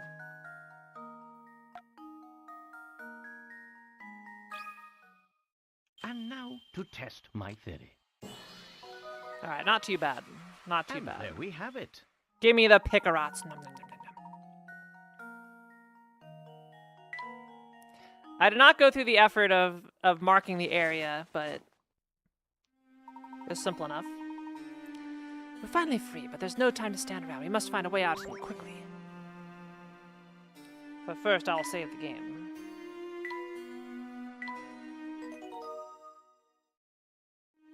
And we'll take a brief break. I'll be right back. Gonna grab a snack.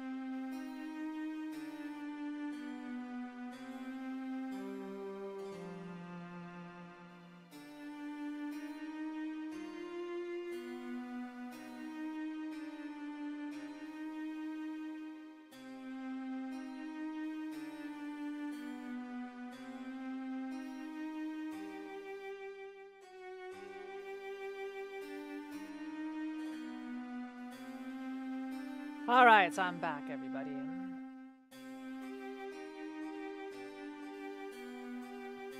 You miss me? Alright. Seek a way out.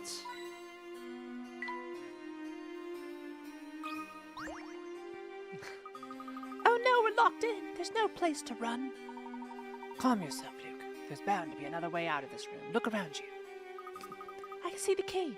If only I could reach it. Yeah, let me see if I can't reach it. 60.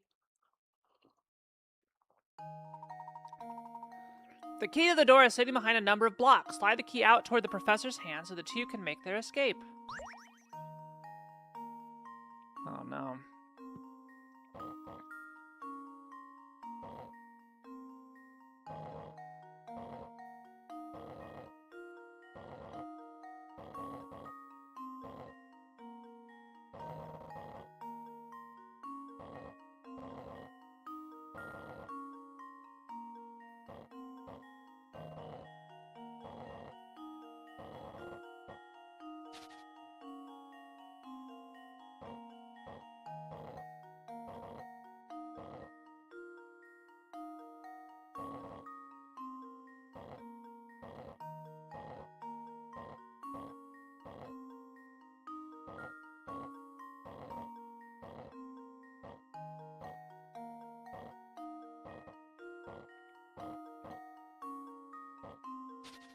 Uh-oh.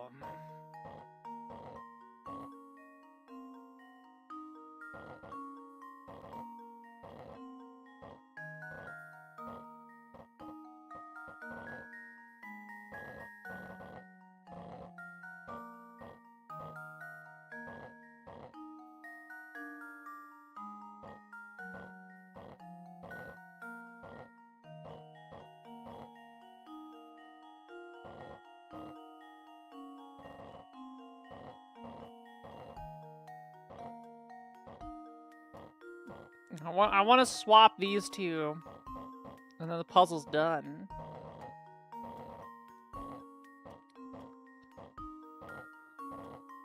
But I can't swap them. Because I think that does need to go down here initially.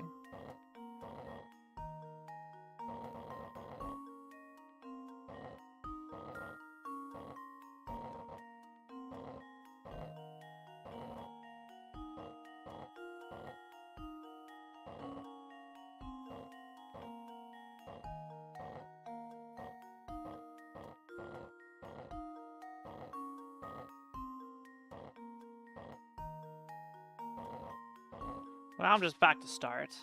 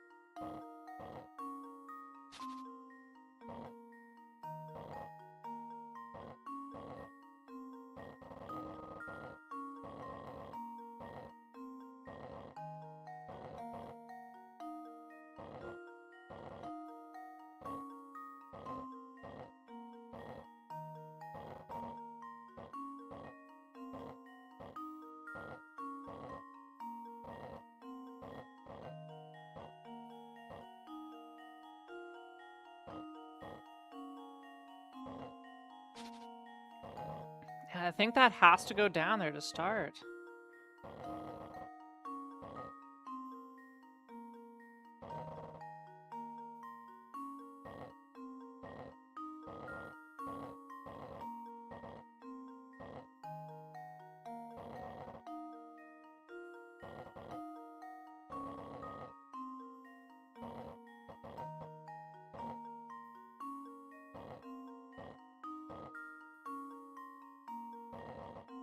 I keep getting into this situation.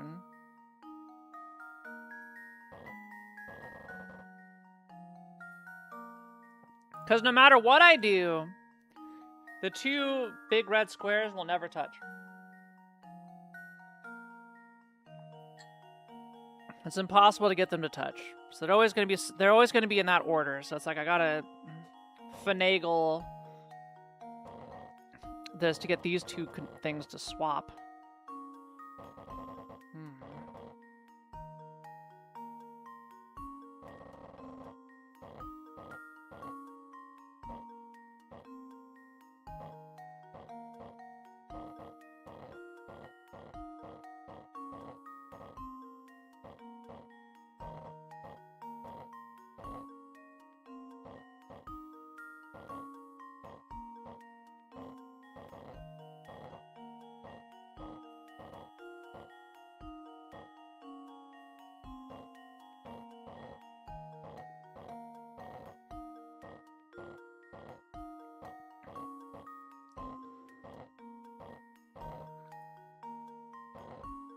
There we go. Okay.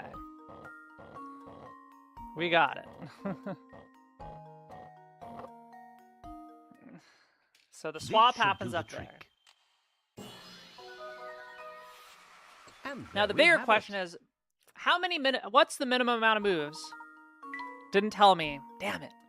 I'm not gonna go look it up. Oh, I think that's it for the diary. I don't know how many days have passed with me waiting to hear back from her. It's been so long. In fact, that even trying to figure out when I sent that letter has become difficult. Maybe she really doesn't love me. Maybe she's living in some other town, happily married to another man. In order to deal with the swine who sneak into Full Sense by night like rats and steal our gold, I have decided to quite literally play the part of a monster. Though focused on this at times, my thoughts turn to that gilded box and the letter inside. I now suspect that neither made it to her. Oh, my dear Sophia. Just to hear from you is all I desire.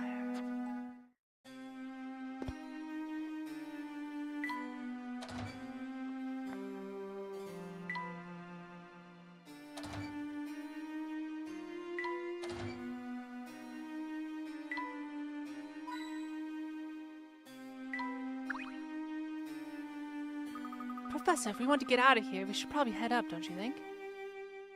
I want to head down. This door won't budge. But I don't see any kind of lock on it. Good point. This door must be controlled by some sort of device positioned elsewhere. Let's head down from here and see what else is around. And back down to the initial door I picked.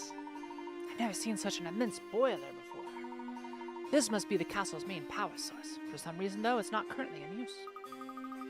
Now, what do you make of the other machines here? They're all so gigantic. Were I to venture a guess, I'd say the equipment was used to mine gold in the area. It's likely the same equipment they used to create that large hole in the castle's flooring. This is now Maiden Abyss. So that's why this place is so drafty. Look at that bizarre smoke coming out of the hole. Don't get too close to it, Professor. I bet breathing it is probably terrible for you. Whoever broke the ground here must have known that machinery inside and out. One misplaced scrape of the shovel could have sent the whole foundation crashing down. Not to be rude, but I don't think we really have the time to admire the miner's handiwork. Oh yes, quite right, my boy. I believe we can open the door above us if we get this boiler up and running again. Puzzle time! Alright, good night, Shinzala. Which valves do you need to open to send steam from the boiler into 2, but not 1 or 3? All valves start in the closed position. Answer using the solution that requires opening the fewest number of valves.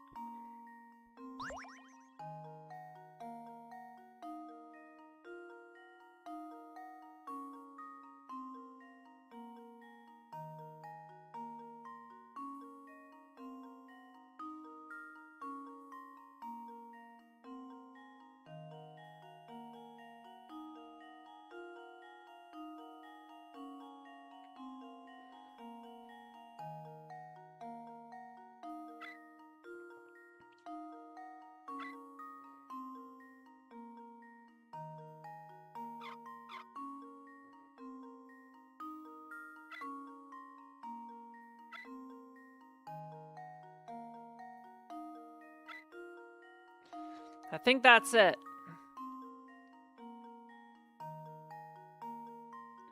Every other valve opens up the floodgates to the others.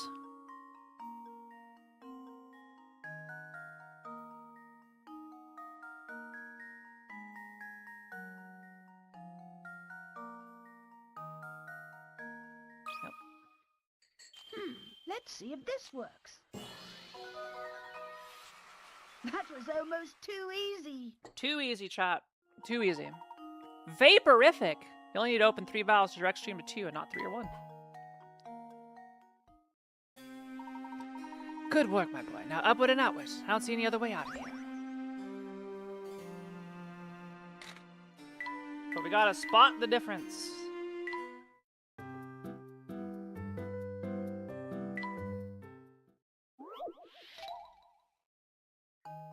The machine room. Okay, there's one. And now to test my theory. Sometimes they just instantly Wonderful. show up.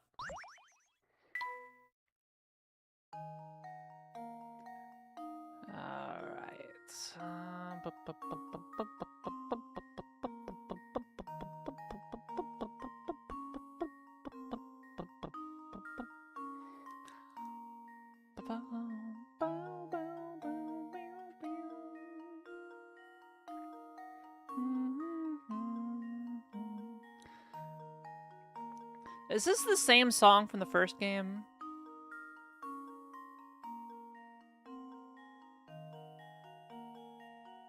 It's very puzzly.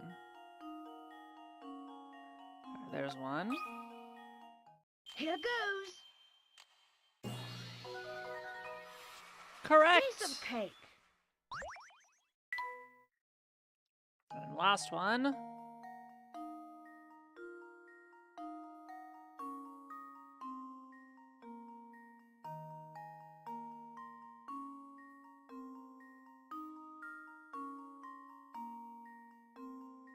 It's right here.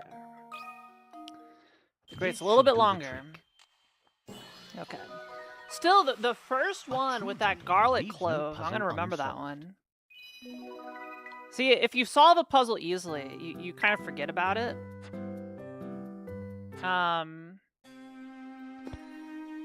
But if you... Oh, look at this boy, has been out of prison for quite some time. But as soon as, like, you spend time on it, then you're like, oh, oi, this puzzle, I remember this bitch. A frog sits perched on the space labeled S in the diagram below. This little guy has an unusual jump. His first jump travels 1 space. His second jump travels 2 spaces, and his third jump travels 3 spaces. After his third jump, he repeats this pattern. The frog can't change his direction mid-jump, but he can turn around between jumps. The frog's goal is to move through the path below and land exactly on space marked G. With the fewest number of jumps he needs to make this. What? 1, 2, 3. 1, 2, 3. 1, 2, 3. 1,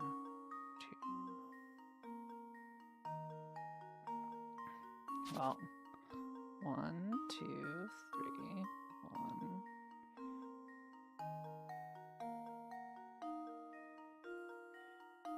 2, 3. 1, 2, 3.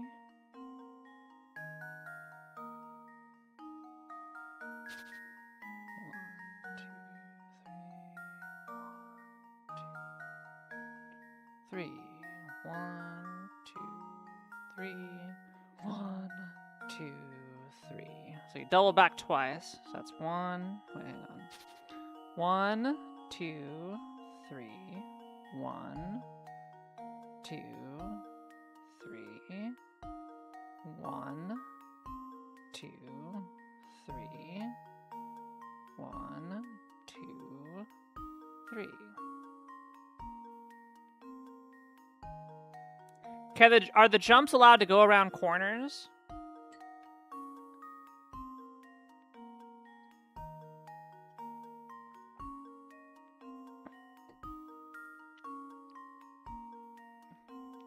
is the question. If they can, this is a solution. If not,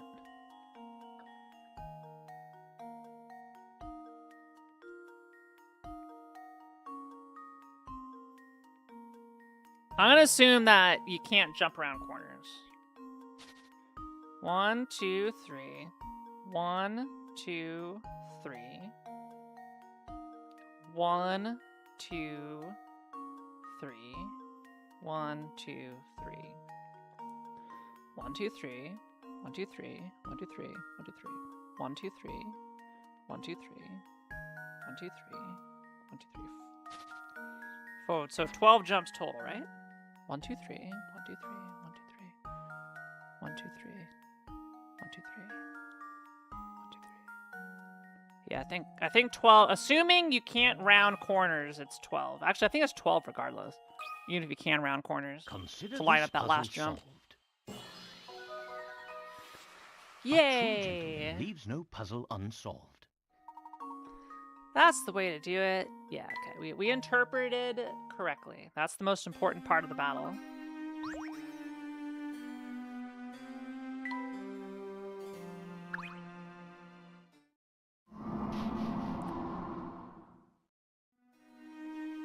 Suffering is great for the memory? Jackpot! Yes. Yes, it is. To suffer is to learn.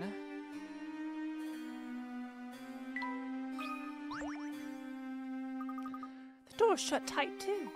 This door serves as the only portal out of here. We'll need to open it to escape.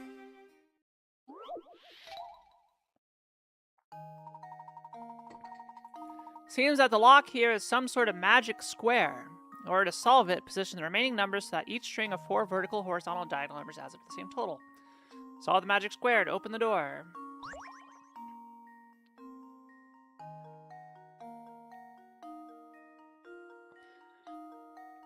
So it's 1, 2, 3, 4, 5, 6, 7, 8 times 2. So let's figure out what our sum totals are. And then we can figure out what the values have to be. And then we can go from there. 1 plus, let's see. 1 plus 2 plus 3 plus 4 plus 5 plus 6 plus 7 plus 8 times 2. Wait, that's 72 times 2. 144.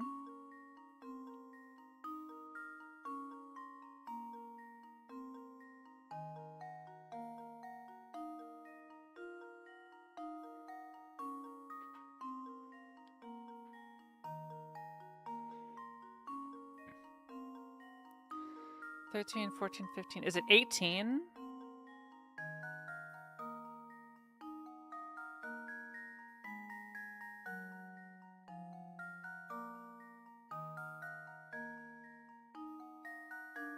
Oh no, sorry, it's 72 total.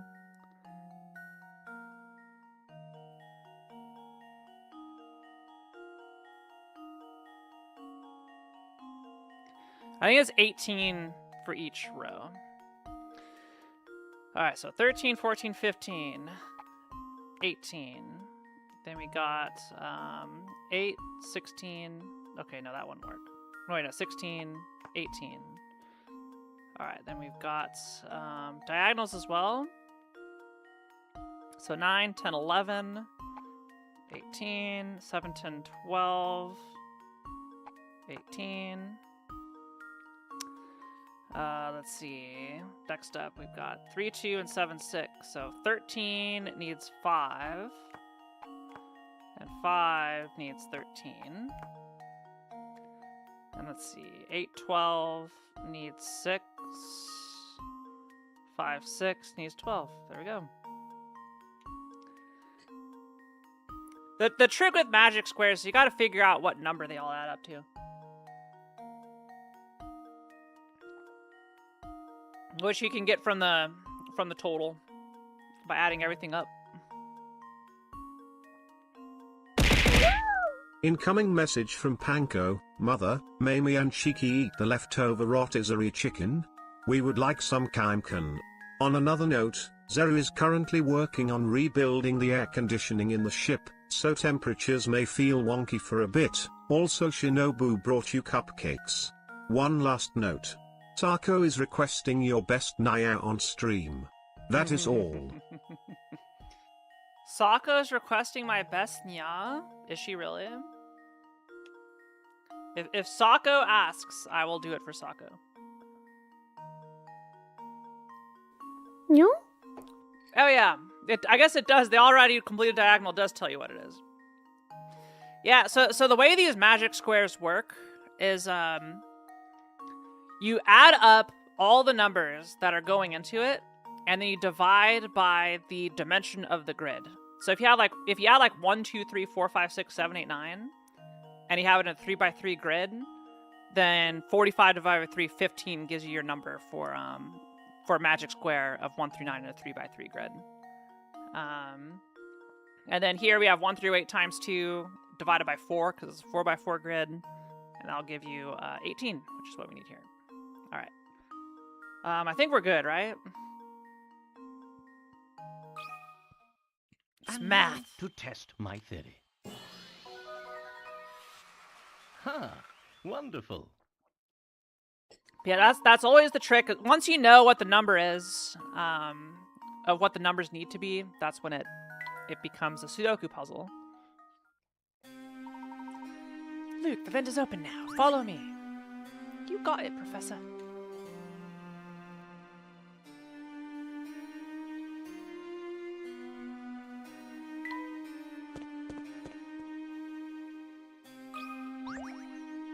Let me guess, you got a puzzle for me as well. Take care that you don't slip, Luke. The floor is polished to an almost blinding shine. Oh, you're right. It's like a minor mirror.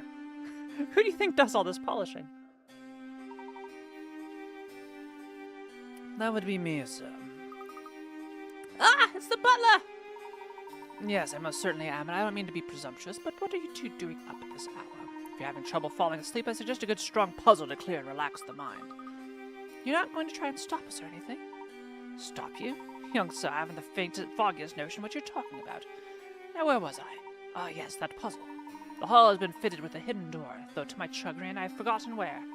However, I do recall an old saying the servants used in days past to remember the location of the door.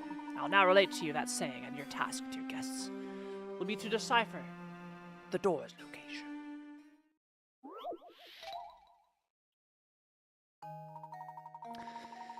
Begin from the door, etched in the decor. A path will appear, strong and quite clear, made of stars that flare, each within its own square.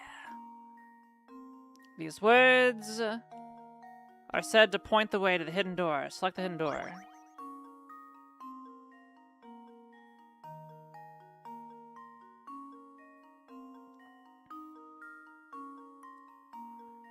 Alright, begin from the door, etched in the decor. That's right here, right?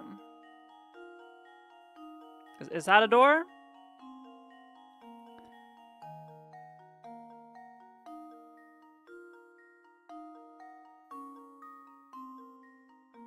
So you follow the path up.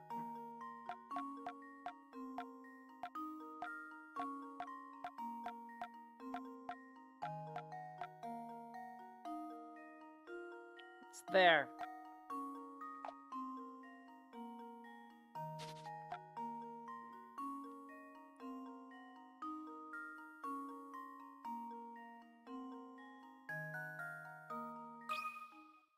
Consider this puzzle solved. Yeah. And there we have it. Excellent! The squares with stars contained neatly inside them form an arrow that points directly to the hidden door. No? Masterly solved, sirs. Now that you've completed that little nightcap, I suggest returning to your quarters. These old halls can get quite drafty in the dead of night. I'll keep that in mind. Good night to you. And to you too.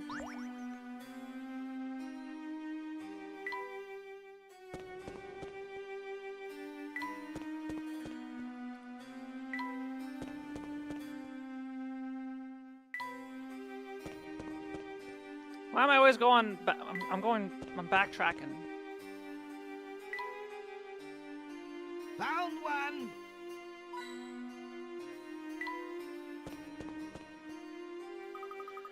Professor. I think I see a way we can get out of here. Our surge led us to the castle, and we're on the verge of revealing what killed Dr. Schrader.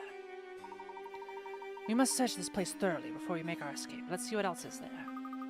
Gee, Professor, I don't know if that's such a good idea. Luke, listen to me. We can't turn back and run. Not now.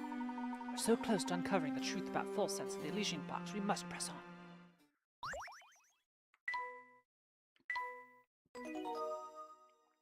$118 puzzles.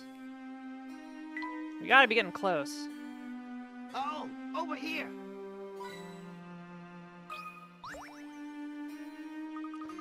Take a look at this picture, Professor.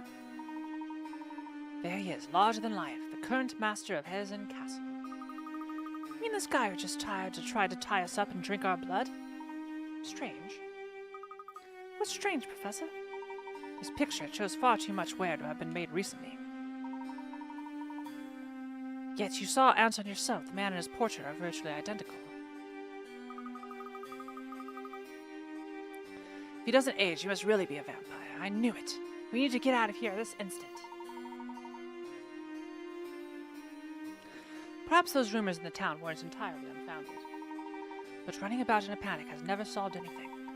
Why don't we take a moment to clear our heads with this puzzle about portraits? Are you kidding, Professor? I don't think we really have time for this right now.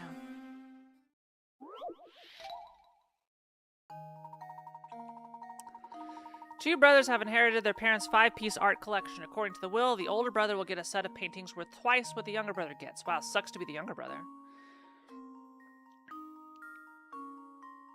In order to ascertain the value of the paintings, the brothers called in an appraiser who valued each painting as shown below. For his services, the appraiser was promised the one painting left over after the brothers divided the art according to their parents' wishes. Seeing that individual paintings can't be divided, which one does the appraiser get?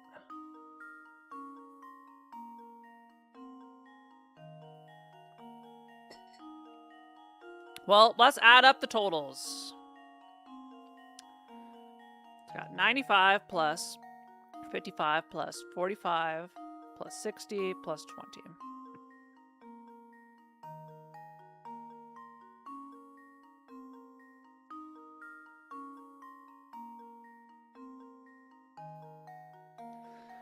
That's a 275,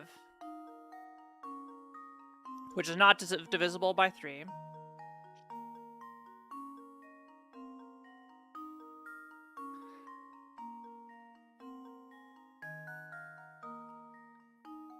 So if we take out the 20,000 portrait, we can divide by 3.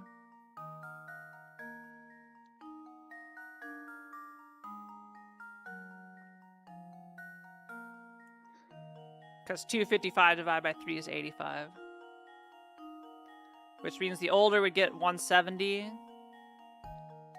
And the younger would get 85. But you can't make 85 out of this. So that means it has to be a different number. So if you subtract from 20,000, another multiple of 3.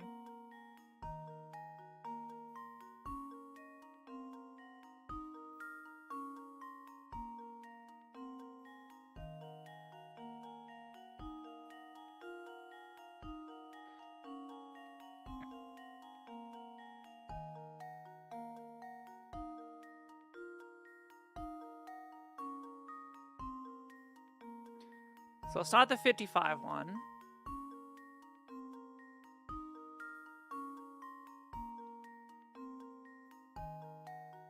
It's not the 45 one. If you subtract the 95,000 one, it'd be 60,000 apiece. Boy, the appraiser gets heckin' the 95,000 painting. Yeah, if he gets the 90,000, the younger one gets the 60,000.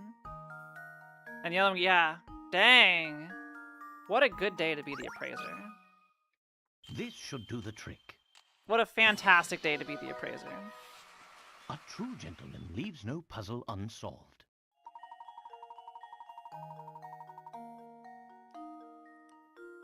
The appraiser gets more money than the younger brother. Yeah. What a scam. What a scam.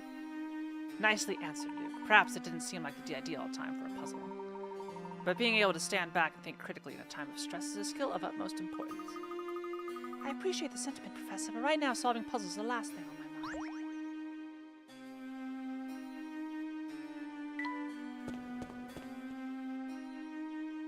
It's Katya. Oh, I do believe that's Katya. Oh, why are you two here? I could ask you the same thing. It's dangerous here. There's a vampire living in the castle, you know. Anton, he's no vampire, he's just... I'm quite puzzled, Katya. What do you know about this man? It's not for me to say. Besides, right now you must focus on your efforts on escaping. If you linger here, the madness will grip you before long. Madness? I'm afraid I don't understand. Please be honest with us. What's happening here? Very well. I'll explain everything, but first you must get as far away from this castle as possible. Quickly. I know the way out. Follow me. How are you related to this entire situation? Are you? There's no time. You've got to get out of here.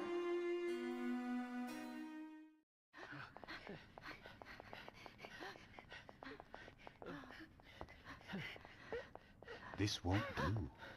People are trying to sleep, you know. Is it you? It can't be. Oh, how I've waited. It's been so unbearably long. Professor, do you know what he's talking about? Not in the slightest. Come closer, my dear sweet Sophia. I've missed you so. What's this?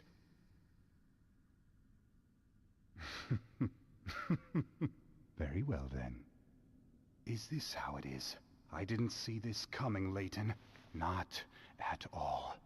I'm not sure I understand. This is your fault, but you can't have my Sophia. You're going to be very sorry you crossed me. Oh, shit?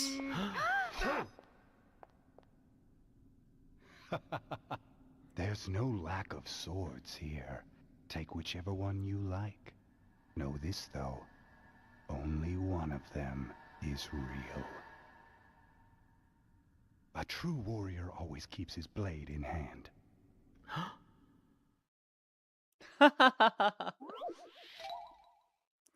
The one true sword. True warrior always keeps his blade in hand. These are Anton's last words to Professor Layton before the start of their duel. Can you find the one real sword among Anton's collection, sir? That one. And now to test my theory. 50 picker ass, just give them to me. True warrior always keeps his blade in hand. Anton's words were a subtle hint that all the swords in the wall were for show. The only real sword in the bunch is the one sitting in the hand of the suit of armor. Let's go! Layton can fight! You think you had it in you, Mr. Layton? An accomplished sword fighter? What?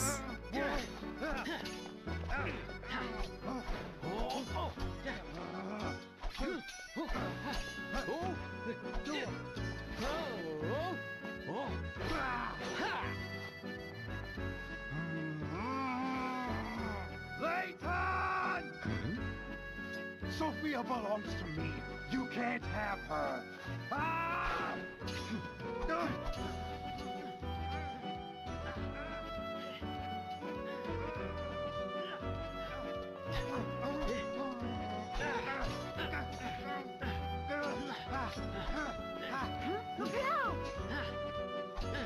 Let's go, Professor. Something strange is happening. I just need to catch my breath. No more! Please, just stop!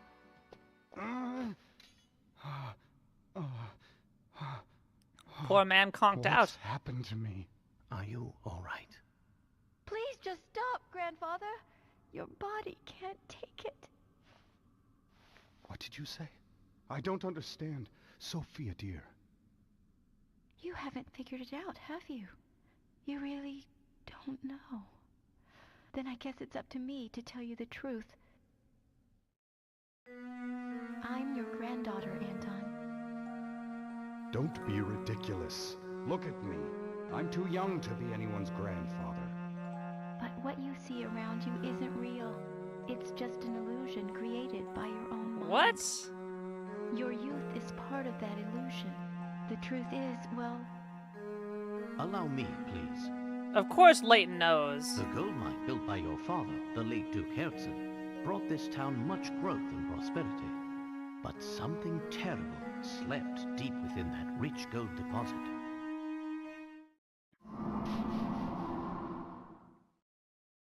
Unbeknownst to the miners, they hit a vein of hallucinogenic gas. Oh while my digging for god. gold. The gas made those who breathed it extremely susceptible to mental suggestion of all types. Tales of the nightmarish visions seen in Fulsense then spread, as did the town's sinister reputation. In truth, neither the Fulsense we see before us nor its residents really exist. What? Huh? This is all a creation of our minds. We've been tripping balls the entire time? How did you figure it all out, Professor? But how do we share an illusion? The images of Fulsense we saw are 50 years old, yet they show a town identical to the Fulsense of today. What? No town can remain unchanged for 50 long years. The photos we saw in the train station formed our impression of the Fulsense we'd see. A Fulsense of 50 years ago. Enough of this madness. Fulsense is real. I'm real. None of it's real, Grandfather. This town is just a thin shadow, an illusion born of greed. You and Sophia, everything you know changed 50 years ago. What? No, it was all a trip.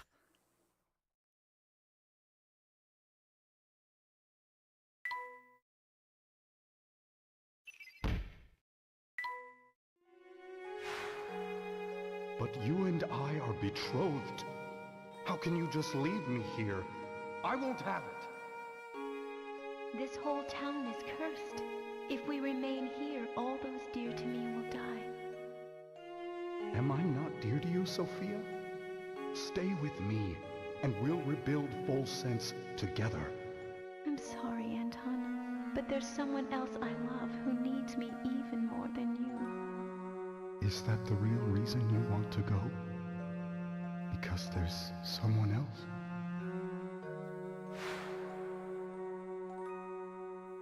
I trusted Sophia, and she left me for another. You've got it all wrong, Grandfather. She never betrayed you. What?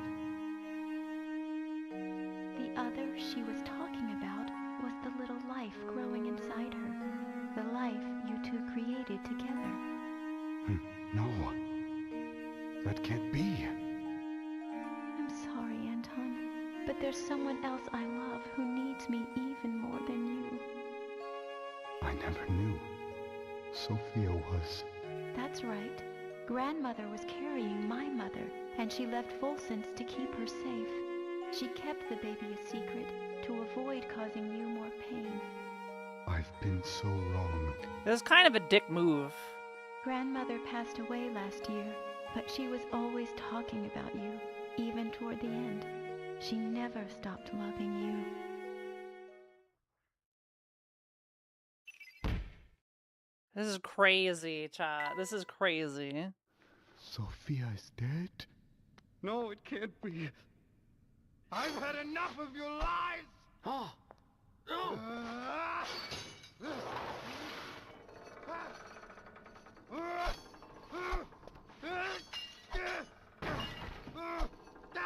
Grandfather, no! Please stop! Oh, he's gonna bring down the whole castle.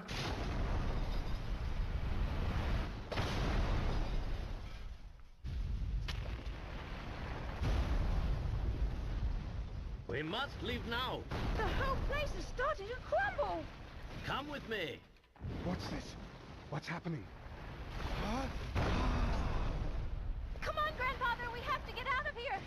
Be careful. Oh shit.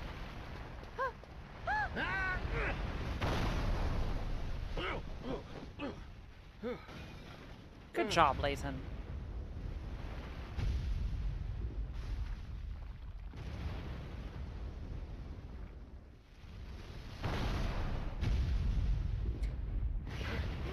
You know, maybe this will solve their meth leak. Actually, no, meth is not. What is a hallucinogenic drug that takes the form of gas? I don't know.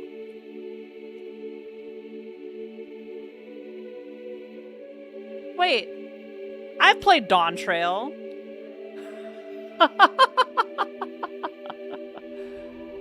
This is.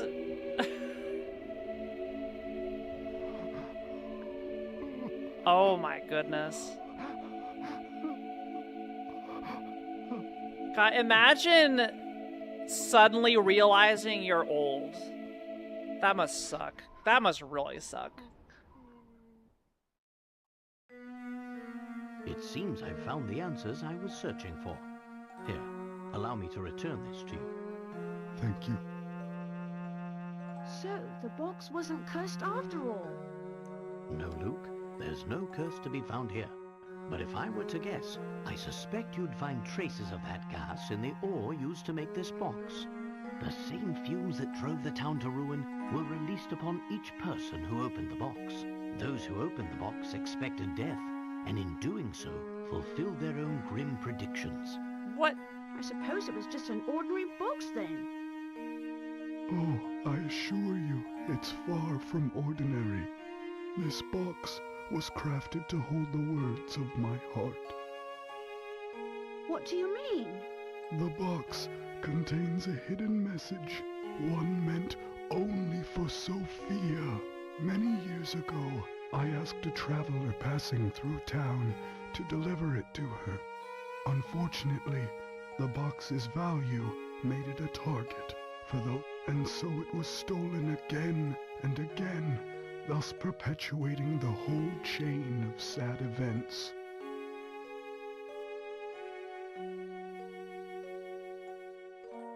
But we checked the box. It was as empty as could be.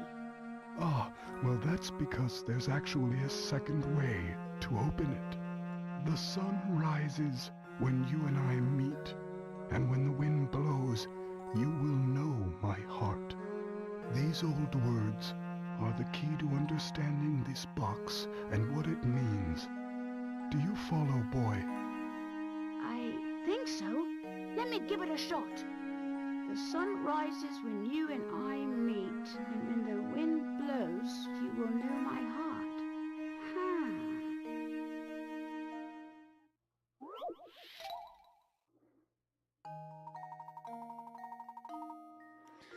The sun rises when you and I meet, and when the wind blows, you'll know my heart. These words are the key to opening the Elysian box. It's up to you to find a way to open the box and solve the final puzzle of our story.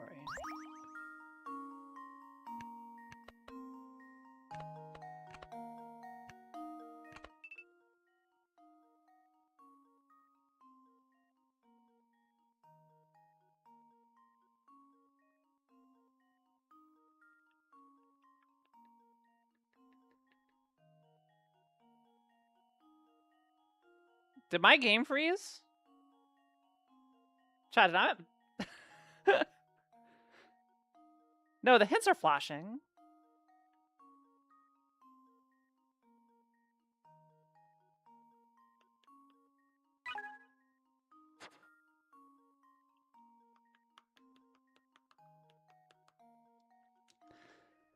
This last puzzle is too powerful to solve. Well, why is it shaking?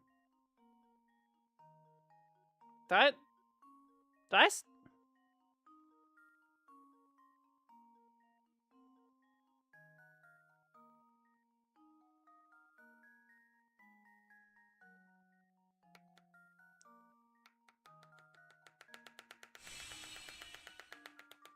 Oh, I just had to tap it a lot. Here goes.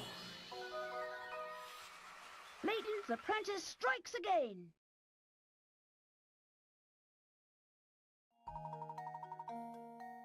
Wonderful. What was the message that Anton left to his sweetheart all those years ago? The time has come to find out.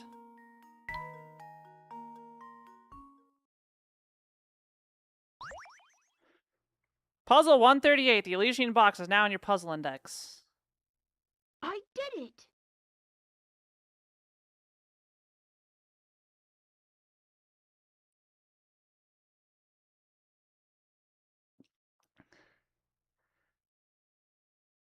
Well, it shook when I tapped the screen.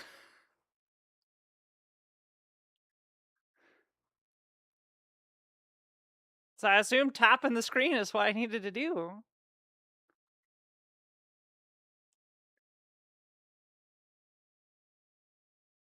You're gonna crash out? What's what?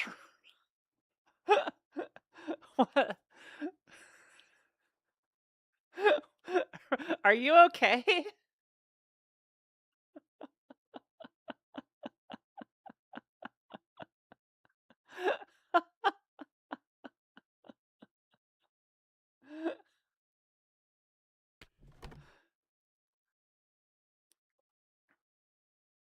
Oh, Was I supposed to like viciously draw circles?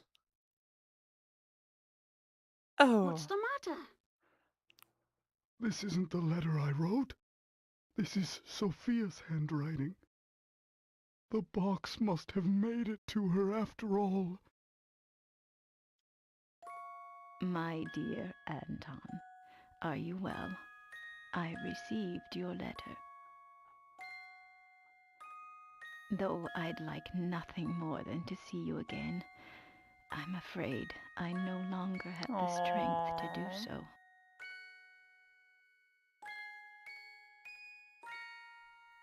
You don't know how many times I've thought about you over the years. I often wonder if you hate me for what I did. Do you?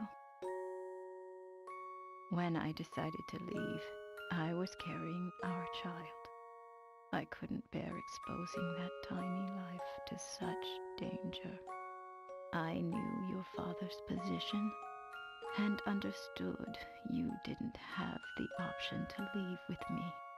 Even though I did the only thing I could, I'll always regret leaving you that way. As you've probably seen, when the sun is raised high, a small hole appears. It seems the next thing you need to do is get a breeze to pass through that opening. Don't bother using your stylus for this one. Instead, use your own breath to summon up a... That's right! There's a microphone! I completely forgot about that. The DS has a microphone in it. Yeah, it's here on the bottom. It even says mic. So what, tapping on the screen was loud enough to trigger it? That's actually really funny.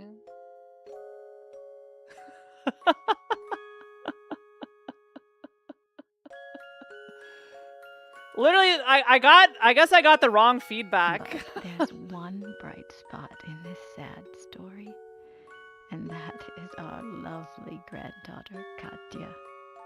My departure all those years ago has given you the chance to meet. Katya's mother died shortly after she was born, but Katya grew up strong and sweet just the same. She reminds me of you every time she smiles. With her around, I could never forget about you, even if I wanted to. You've been in my thoughts since the day we parted. I'm sorry, chat. And now, though my time here is drawing to a close, I like to think we'll meet again on the other side. Aww. The thought of seeing your face warms my heart. Be well and be happy, my dear Anton. Goodbye. But just for now, your Sophia. Oh, Sophia. I finally understand now.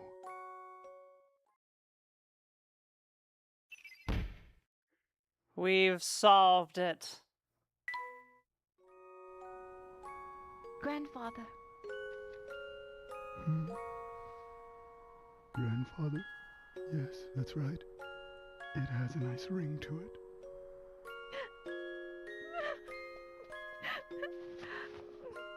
I am so happy we met, my dear granddaughter.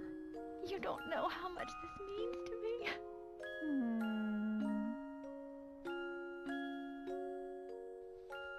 It's been so long, so very long, in fact, I had forgotten what love even felt like.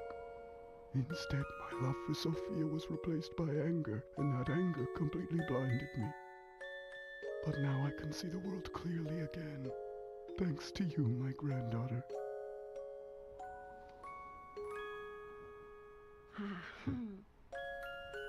Are you listening, Sophia? I'll have to put off returning to your side for a while.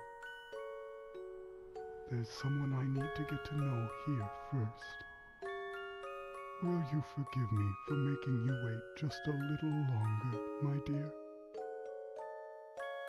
Wherever she is, I'm sure she's very happy for us.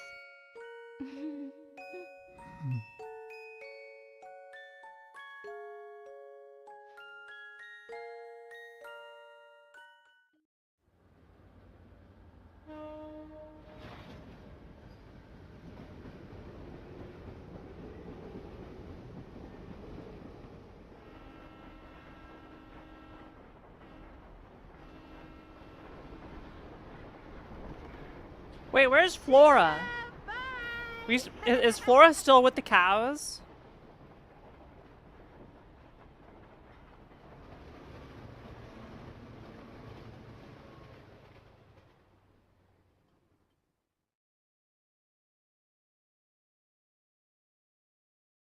And that was the tale of the Elysian box, a relic feared for the fatal curse it was said to carry. But when all was said and done, there was no curse sleeping under its gilded lid. Instead, the box was revealed for what it truly was. A vessel created to carry the love of two kindred spirits through all of time. While terror brought the box its notoriety, in the end, its most powerful message was one of love.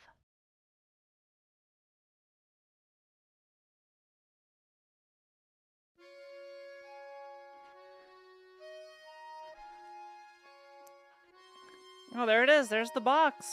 Aww. Poor Flora was ditched. She didn't get much to do other than be Don Paolo. And where is Don Paolo? He kind of just ran off. It's like, Leighton. He'll be back.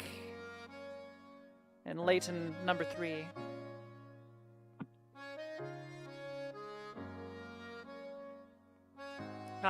These stories are so bittersweet.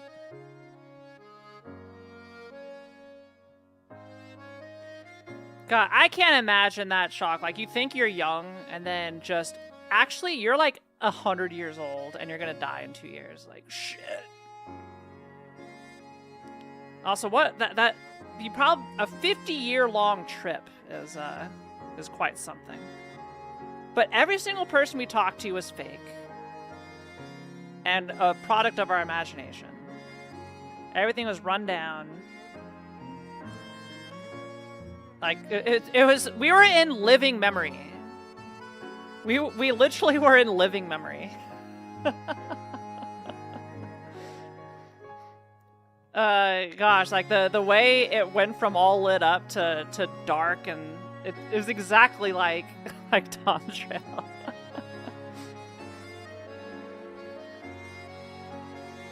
Ringin' Bells Rondo Club. Look at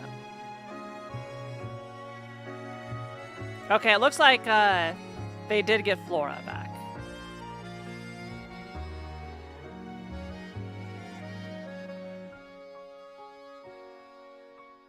Hi, Master Agent. Leslie Swan. Why does that name sound familiar?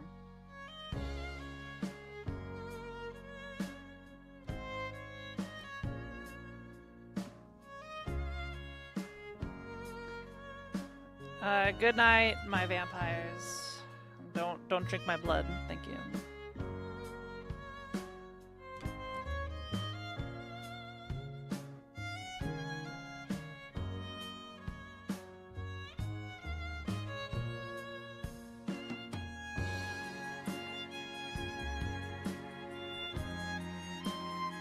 Hi, Lens. Don't worry, there's no more vampires here, Lens.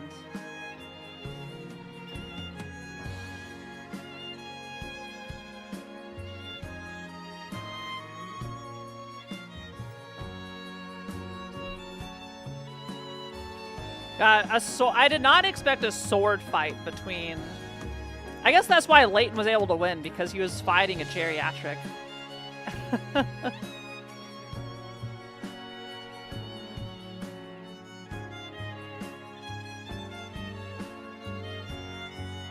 Okay, Chalmy is still chasing Don Pal. I guess this is where we get his route.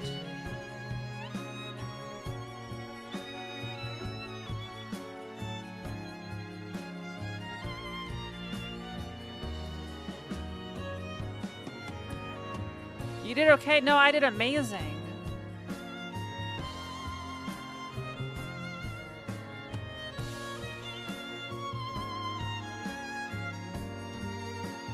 I only got one puzzle miss this entire game. I only input an incorrect answer once. And I got scammed for it too, I feel.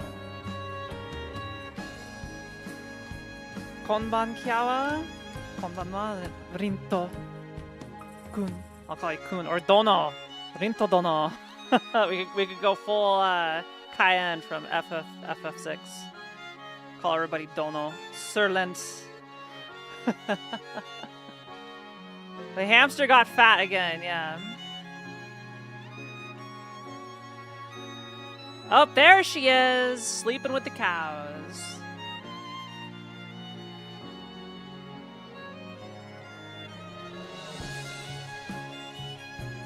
Wait, Yasunori Mitsuda got a special thanks?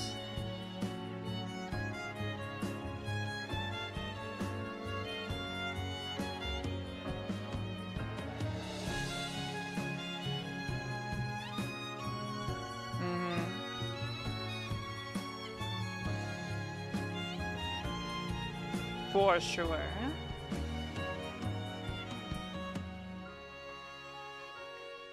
I wonder how Yasunori Mitsuda was involved in this.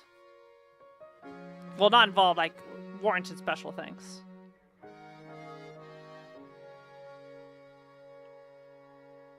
He is amazing. Great composer. GG. Come look at this article, you two. Huh? Miracle Rescue saves beloved academic. So, the doctor's alive after all. We'll visit him as soon as we return. Oh, but that might conflict with the symposium you have scheduled in London tomorrow. Well then, I'll simply have to cancel. Huh? After all, Luke, one must always show gratitude to one's teachers. That's what a gentleman does.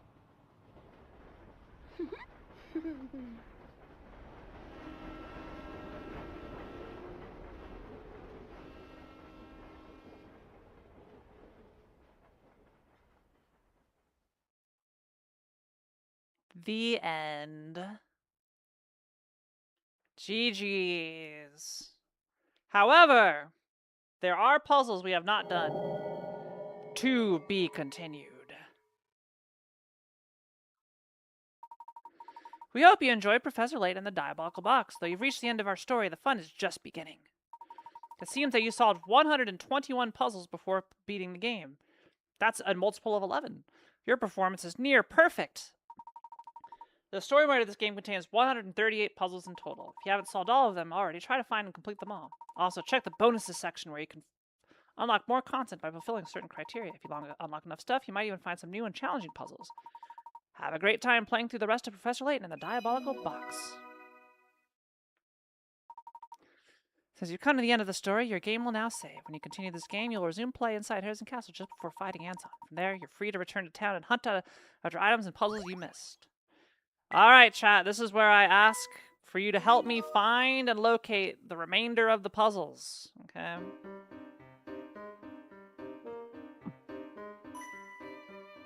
We can go do some of the challenges first.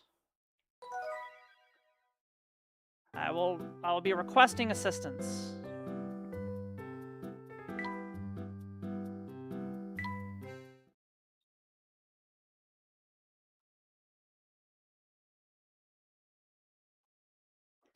Oh shoot, I don't know.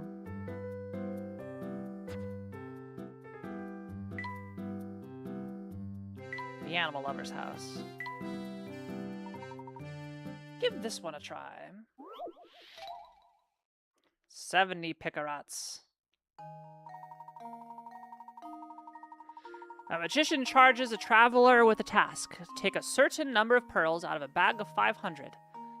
This number, when divided by any number, 2 through 7, always produces a whole number. If you remove one pearl before dividing, bring me this number and all pearls are yours. The number of pearls the traveler takes from the bag doesn't produce a whole number when one pearl is removed, and the remaining pearls are divided by 4, but this number meets the other conditions. How many pearls did he take from the bag?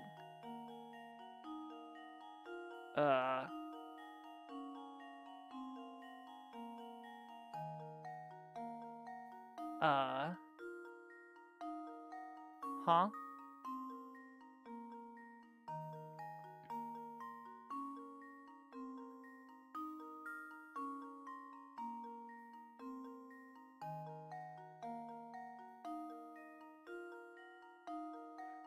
So we need to find a multiple of 2 through 7.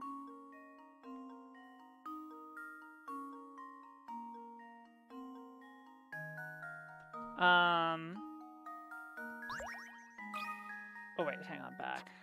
So 2 through 7.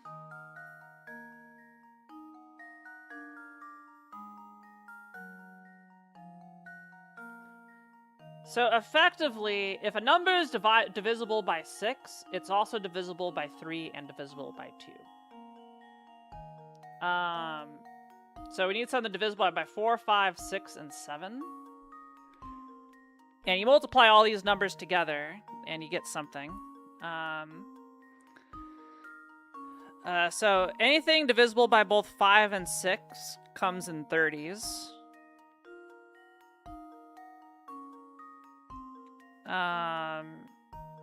So if it's 60, that gets us a 4, but not a 7. If it's 90, that doesn't get us there. If it's 120, is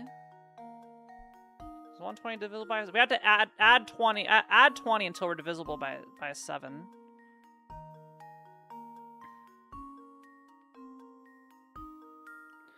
Not 120. Is 150 divided by 7? No. Is 180 divisible by 7? No. Is 210 divided by 7? Yes. So 210. 210 divided by 4 does not work. Wait. Oh, I have to go by 60s.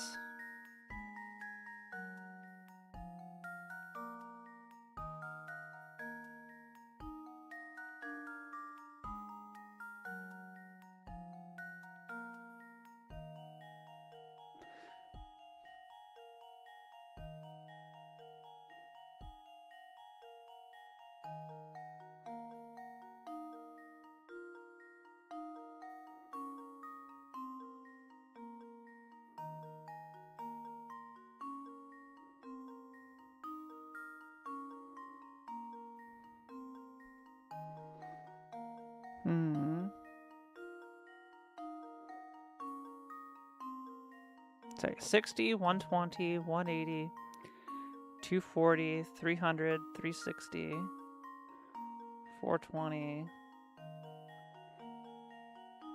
I think it's 420.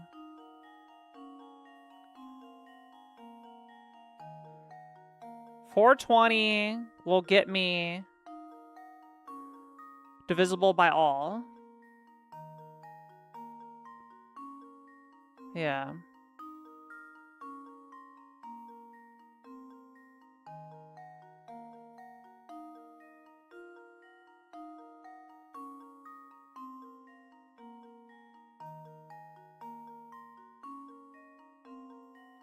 I think 420 is the number that works.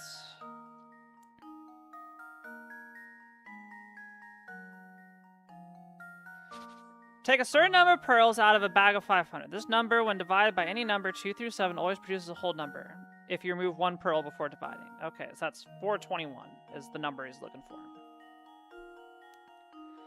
Bring me this number and all the pearls are yours. The number of pearls the traveler takes from the bag doesn't produce a whole number when one pearl is removed, and the remaining pearls are divided by 4, but this number meets the other conditions. How many pearls do you take from the bag? Okay. So 421 is what they were looking for.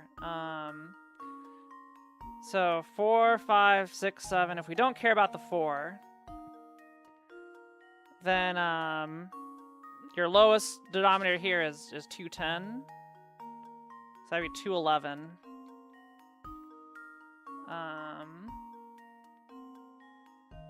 Is that right?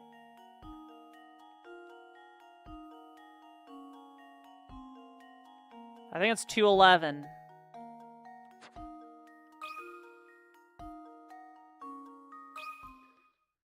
Just leave it to me. And 421 is what they needed.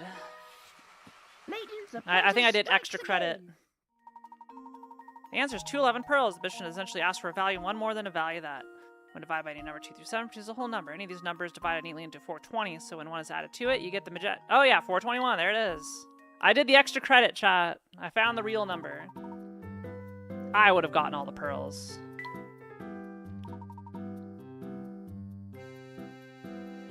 Why don't you give this one a go?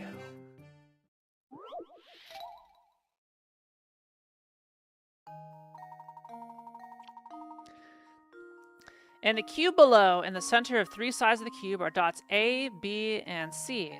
Lines connect the dots. How many degrees is the angle ABC at the point where lines AB and BC meet?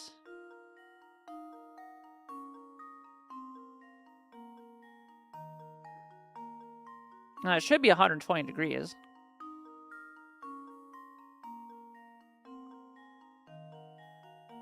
Based on how this meets up. Is there other trick to this?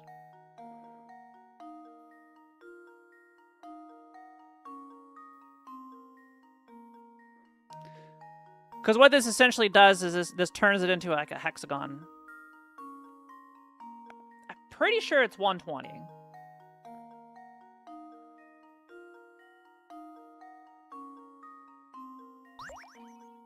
Because you like continue this around, right?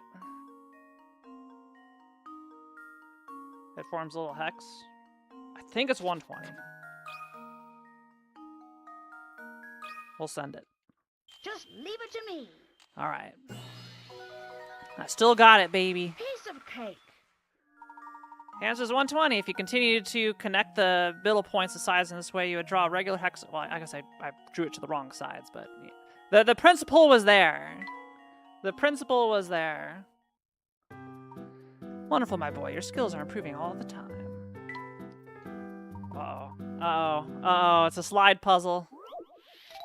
Minimum move time.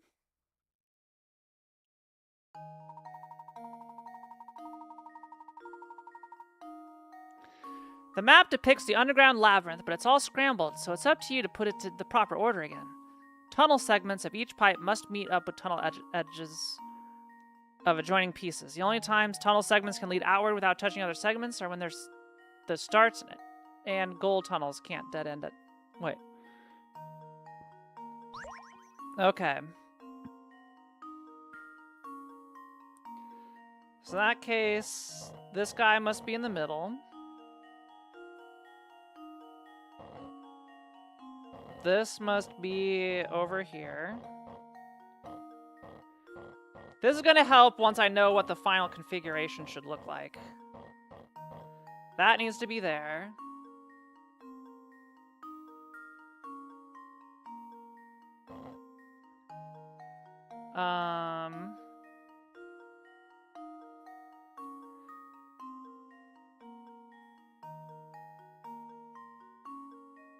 This elbow needs to be in the bottom left.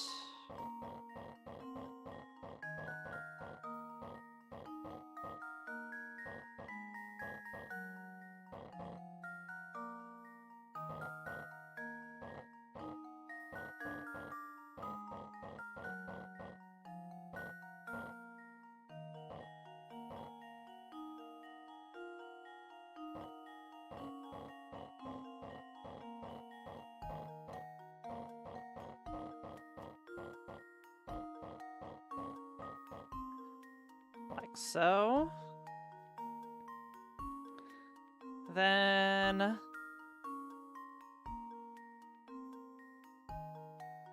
this bottom right needs to be top left. Top left needs to be bottom middle.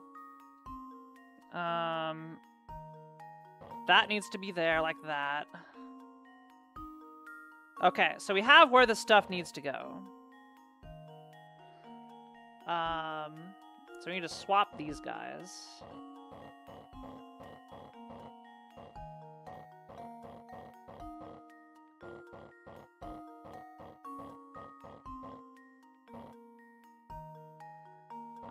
Then this guy needs to go up here.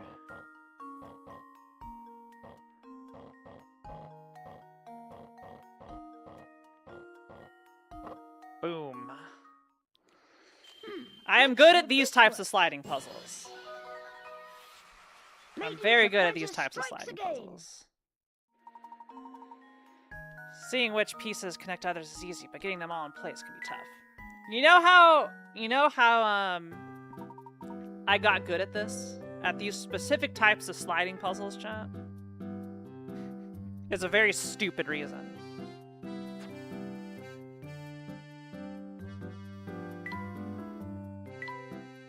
Zelda? No, I don't think those puzzles ever show up in Zelda. Here, have a look at this puzzle. Cheeky. So, there was a time I had to, like, my family visit, like, my cousin's house. And there's a wedding. And the only thing that I was able to do, because I was too young, they didn't want me at a wedding. So they had an old Super Nintendo and a game called Mickey's Challenge with it. And Mickey's Challenge features a sliding puzzle at the very end where you had to put stuff together into a clock, right? So I was so bored, and all I had to do was play this. I was like, what the hell is this shit? Well, I might as well keep myself busy. And I did that puzzle over and over and over and over and over and over and over again. And I just got it. I just got it. And now I know how to permute anything into anything. There's one, was it Layton 1 or this one? Where, with the apple, that was difficult because there were two pieces that were identical, and you need to, and so like that's why I was having trouble. Once you have the pieces and know where they go, it becomes quite trivial to complete the sliding block puzzles. Like that one right there that we just did, the main part of the difficulty was just finding out where the heck they needed to go. Okay, hi Shiki. Shiki, you wanna solve this one, Shiki? Meow? Yeah? Yeah? Okay, what is our problem? These cards numbered 1 through 8 can be used to make 2 multiplication equations. One is given here, but can you think of the second one? I'm afraid, chat, we have to do math.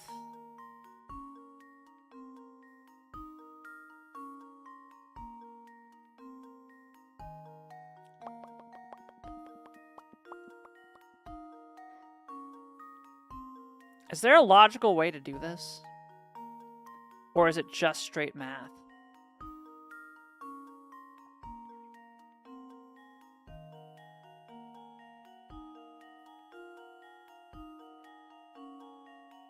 Yeah, I feel this might just straight be math.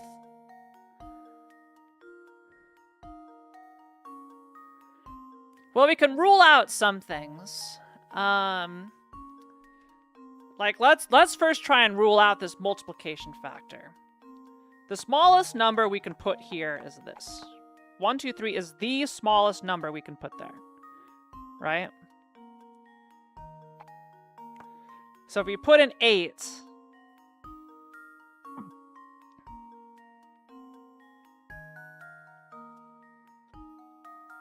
that would give us...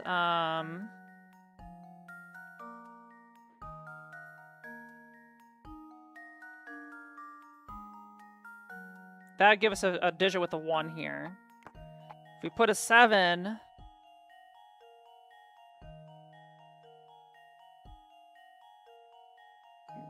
that 7, 6, 5, 4 would not work, right? And 8 would not work. So we know a 1 is not there. And likewise, when you put a big number there,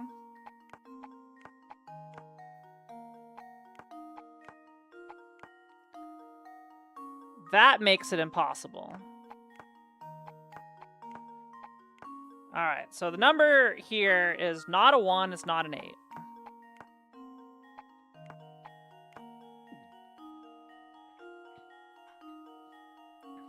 And over here,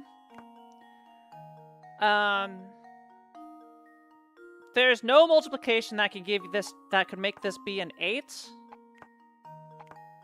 It cannot be a 7. It cannot be a 6.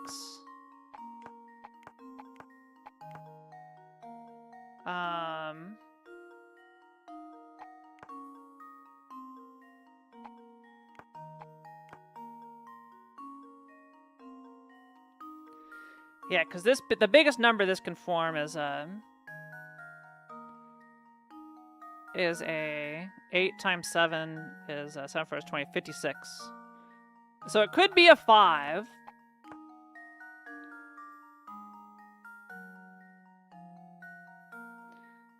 But it's not going to be, so in this slot it's not going to be a 6, 7, or 8.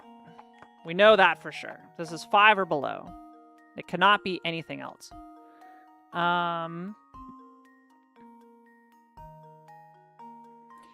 a 1 appear at the end? Yeah, it can. If it's a 7 here and a 3, a 1 can appear at the end. Okay, this is legitimately a very difficult math problem. I don't think there's a trick to this. I think we literally just have to figure it out. Okay.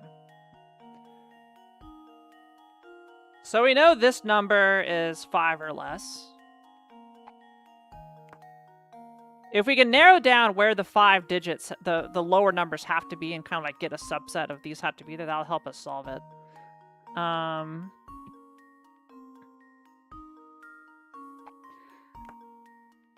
This could be a 6 as seen up above here. But see, if this number is a 6, then the only solution must be this one up here, I'd imagine. So that means 6, 7, and 8 cannot be here. So this is also a 1 through 5. 1 through 5 here, 1 through 5 here. It cannot be a 1. So that'd be a 2 through 5 here. A 1 would not give us anything that could go over here.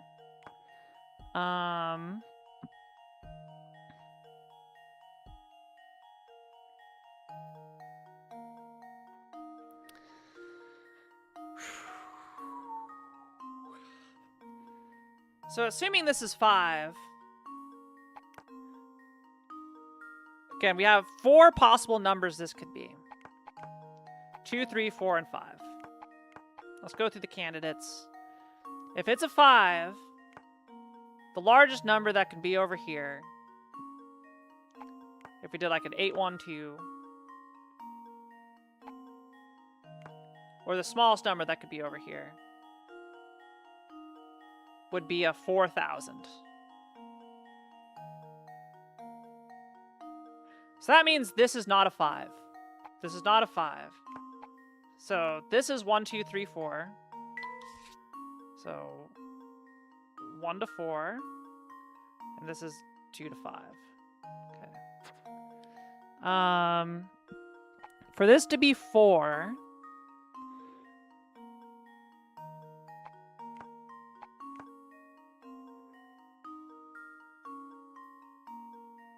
That wouldn't work. Yeah, it would have to be an 8 here.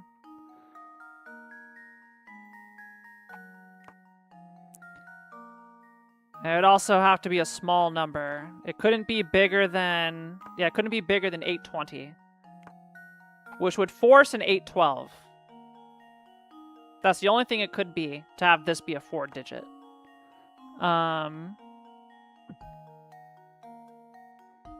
If this is the case. So we need to figure out this multiplier, and I think we can do it first. Okay. So if this works, then the answer would be 4,000... oh, it can't be 5. Yeah. Because it would have a 0 in front. So that would be 4,060, which has 2 zeros. So it's not a 5 there. All right, so that's now 2 through 4. 1 to 4. So there's 3 more candidates of what this multiplication can be. Let's try 4.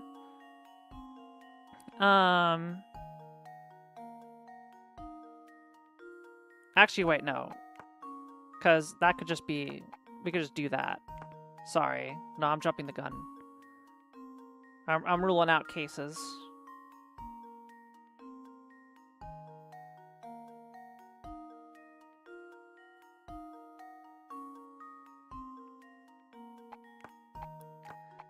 Can 5 produce a valid number? We have no zeros. So if a 5 is here, you couldn't have an even number as the last digit. It'd have to be an odd number. So it'd be a 1, 3, or 7.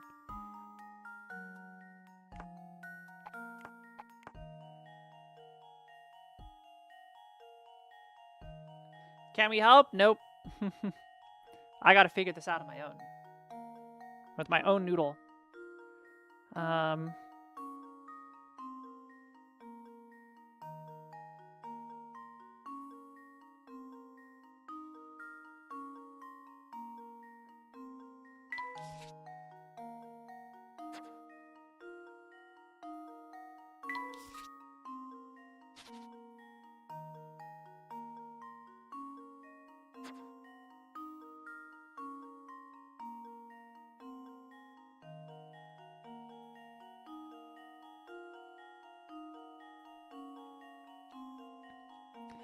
It can't have a 0.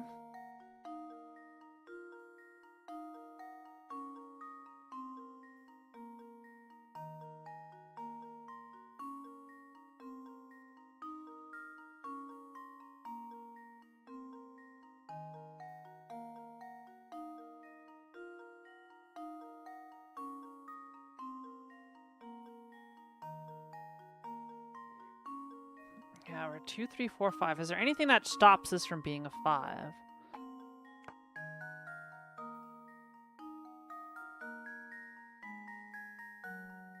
Other than just like going and brute forcing it. I don't want to brute force it. I really don't want to brute force it. Smile if you've got it, chat. Smile if you have the number.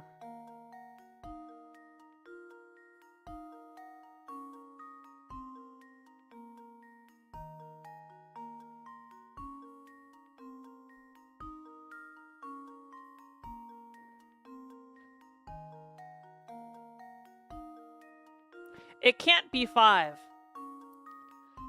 Anything times 5 is going to end in a 5 or a 0. So yeah, it can't be 5. Likewise, let's see, is 2? No, 2 can be anything. Yeah, it can't be 5. All right, so 2, 3, 4, or 1, 2, 3, 4. Okay.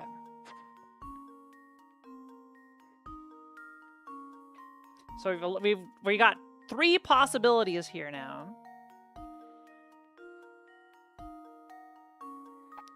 2, 3, and 4. Let's see if we can rule out some more. Looking at case 4.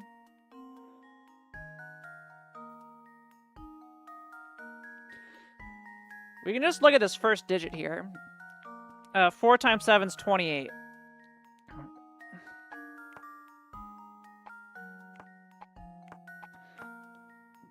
Four times 1 is 4. Can't be that. 4 times 2 is 8.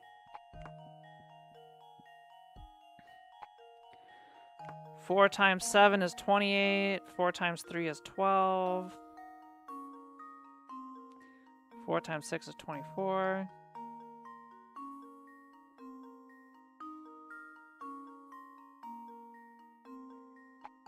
Can it be 2?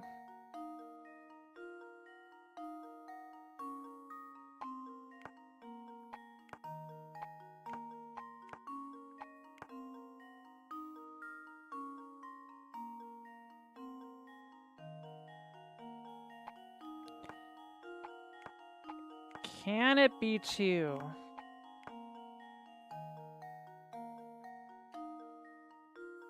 I don't think it can.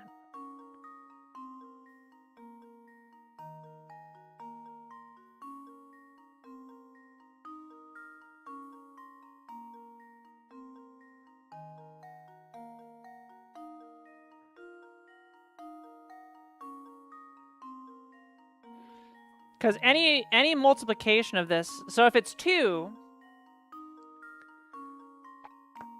then the first number has to be a 5, 6, 7, 8, right?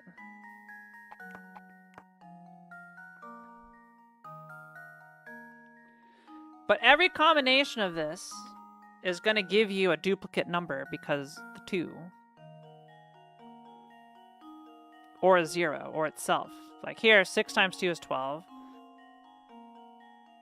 But then if I pop a 3 in here,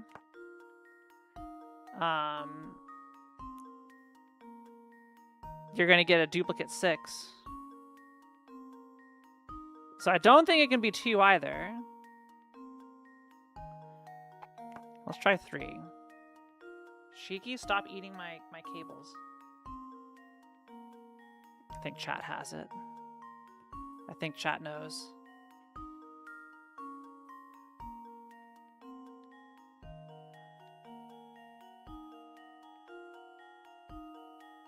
If the number here is 3, the biggest number that can be here is 2.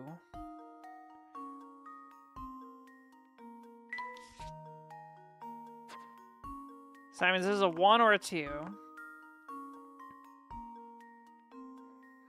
If it's a 2, this would have to be an 8 or a 7. God, this is hard. This is hard.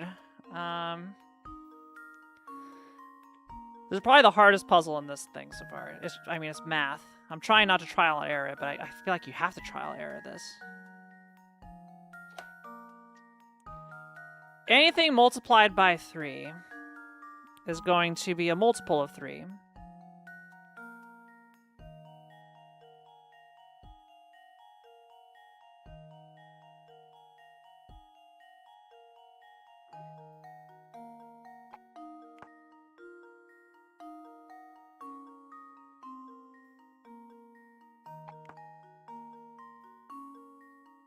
If it's 2 there, I'd put a 6 here.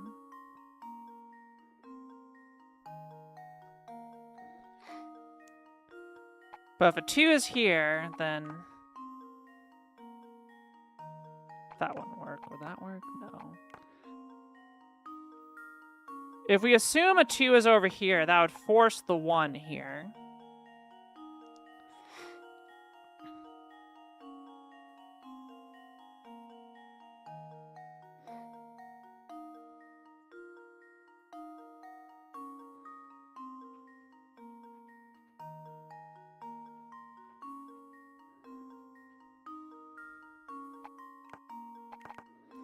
Then can we make a 1400 number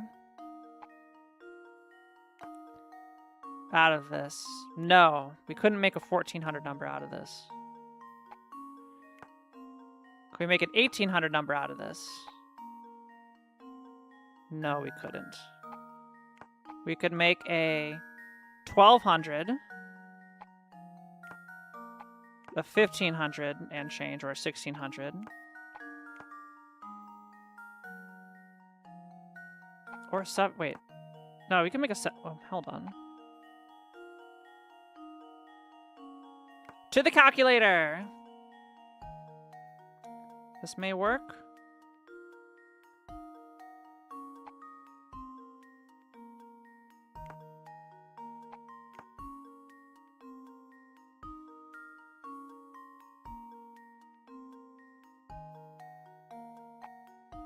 No, that wouldn't be high enough, but we swap these.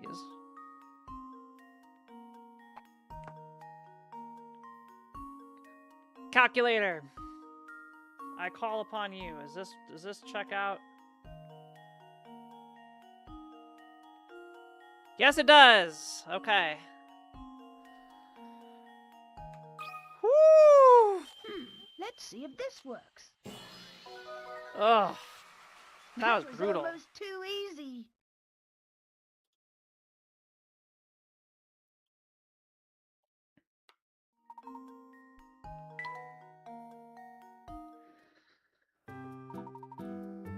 That was just a math. Oh, more math.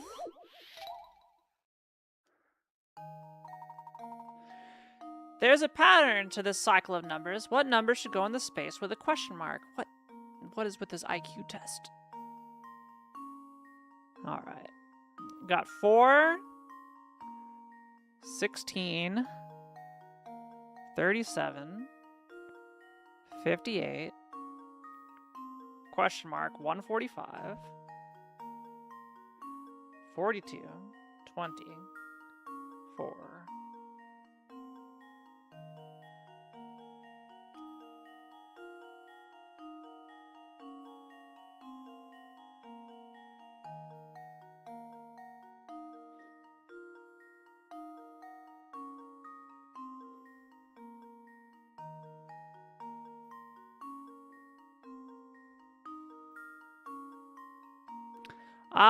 Okay, I got it.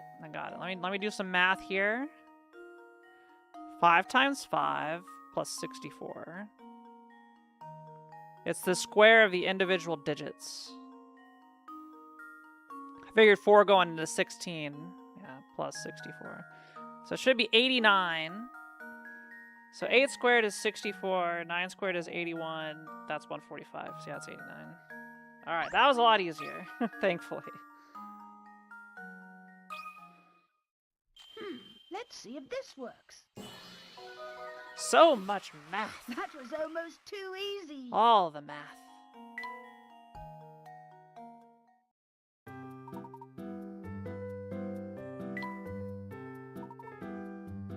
Have a look at this puzzle. 99? Oh my god. Oh no. Oh no.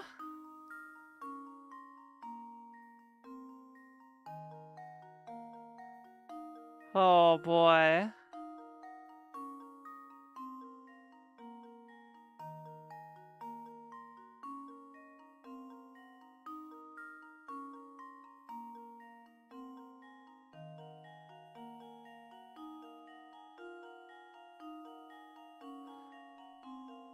Oh boy. All right.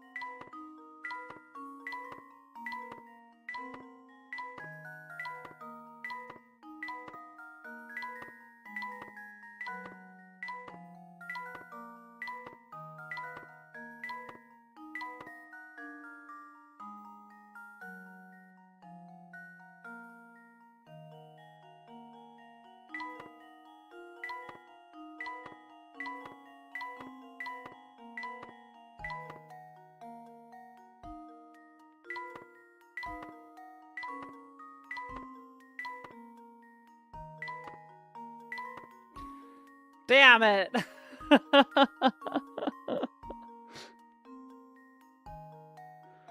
I was gonna be so stoked if I first tried it.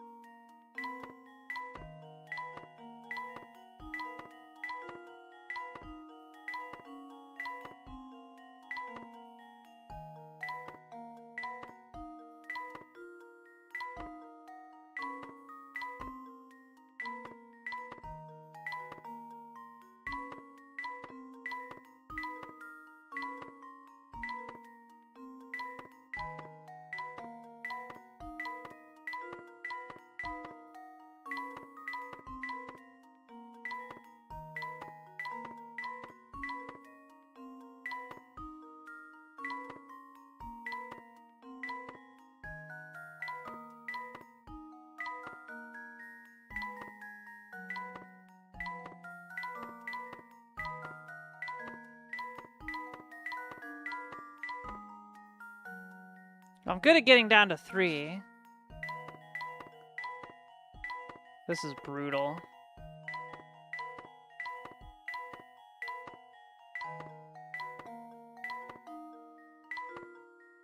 This is one where we gotta find a pattern, you know?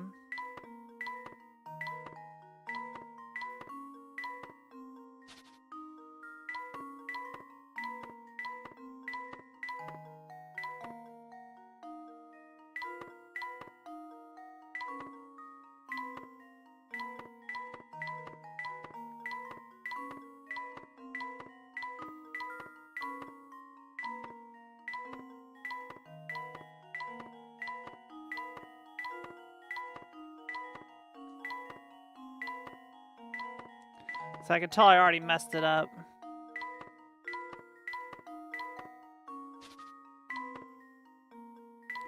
Okay, we go outside working in.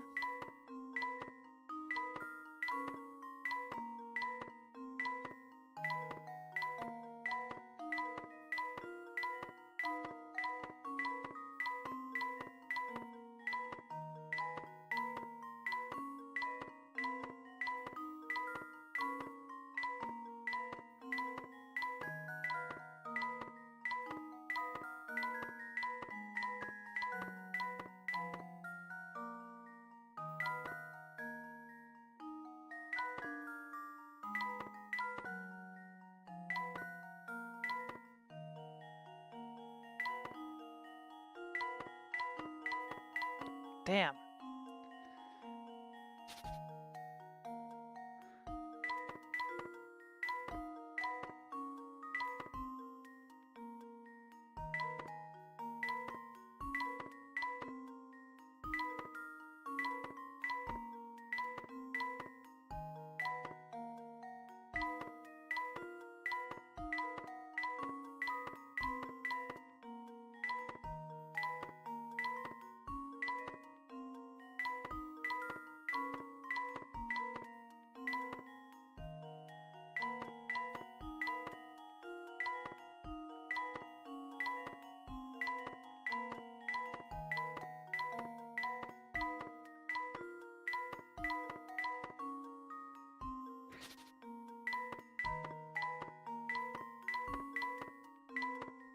This is a nasty one, chat.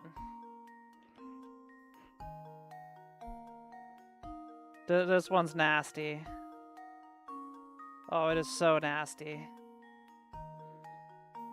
It is so heckin' nasty.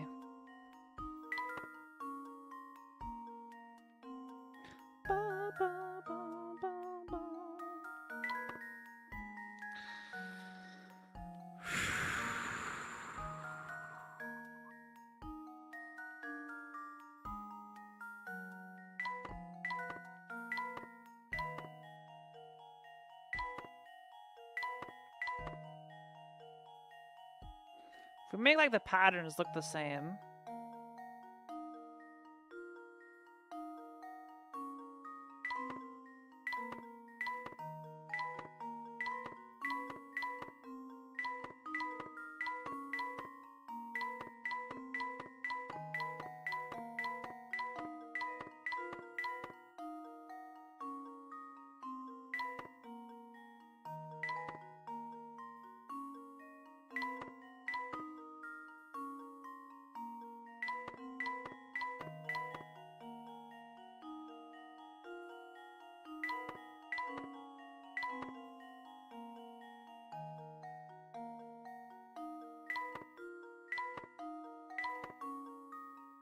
Hold on.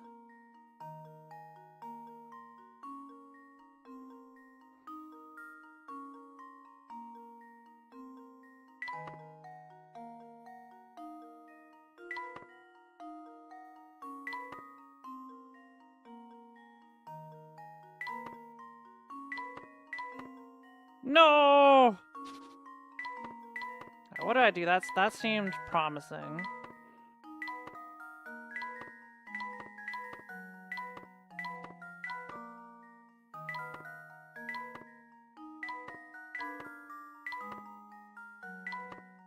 I'm trying to build blocks of 2. Everywhere I go. To try and, like, do something from there.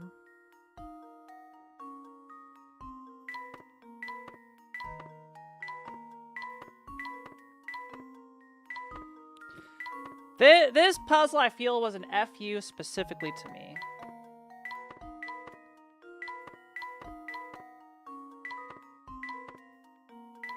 So if you get them in groups of 2, it works out.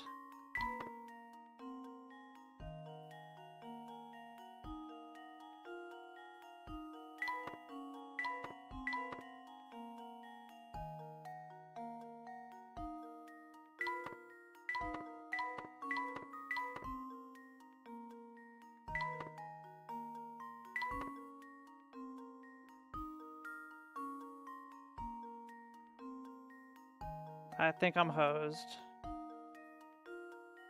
Yeah. Shit.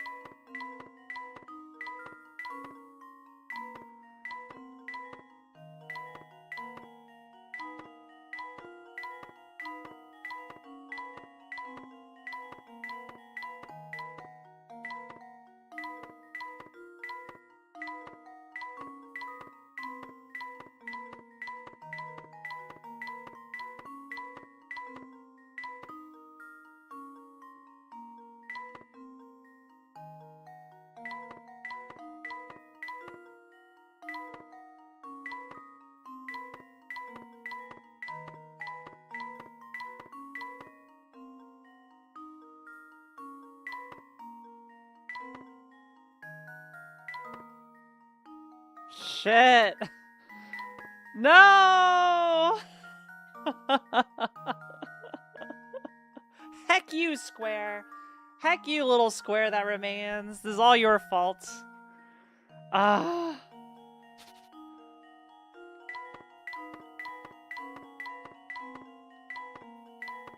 God, I feel like me going through doing all the puzzles first try. Chat is feasting right now. Vuljin's so happy. Heck you, Kiara, he's saying.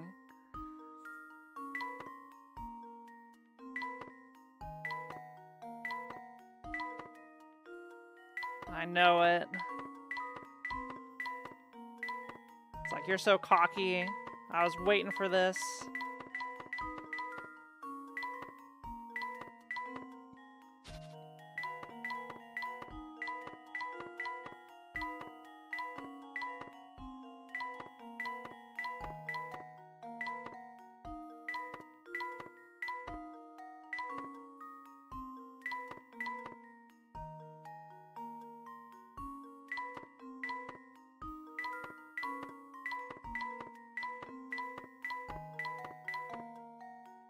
Okay, don't reverse direction, I think.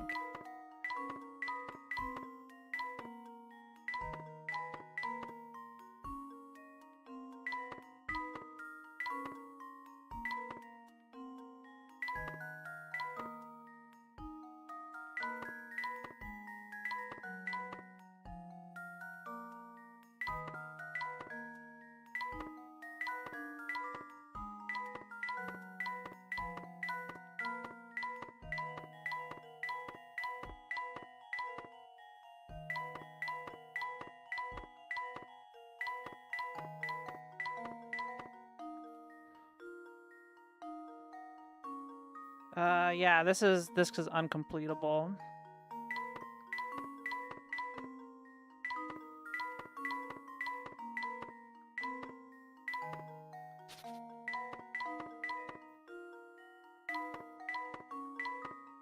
I don't know why I'm attached to this lower corner.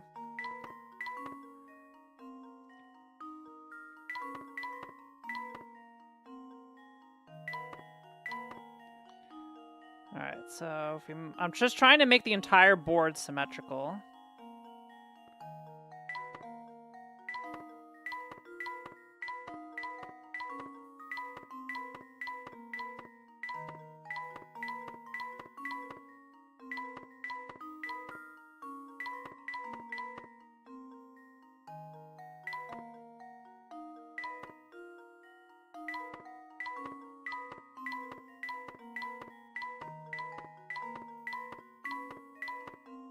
Hold?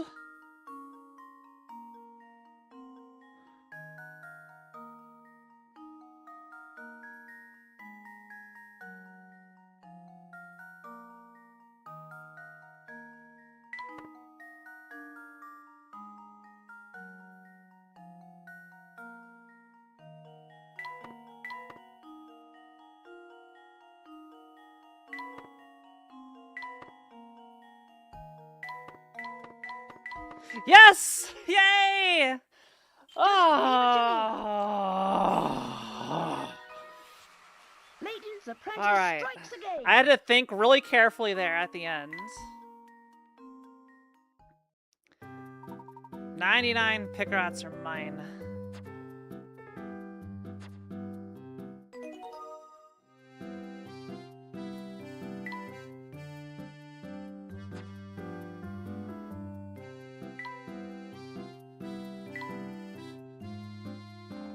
There's so many weekly puzzles.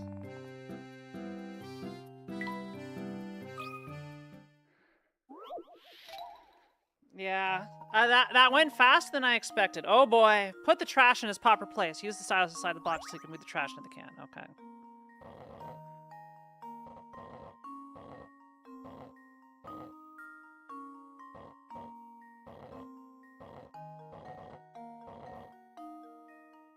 I can do this.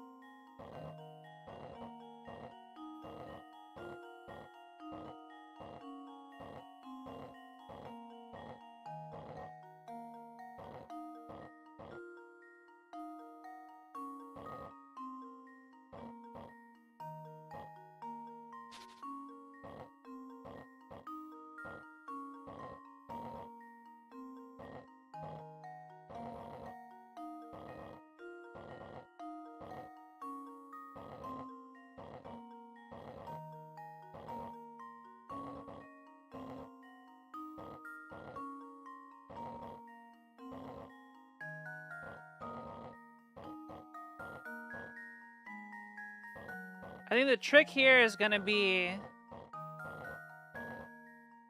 I gotta get this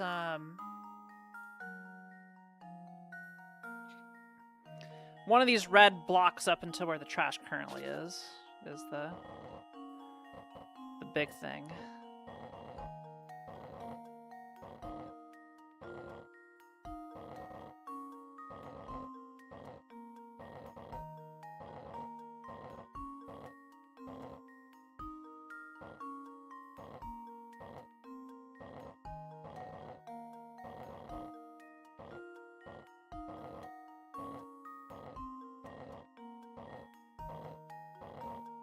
Okay, this is promising.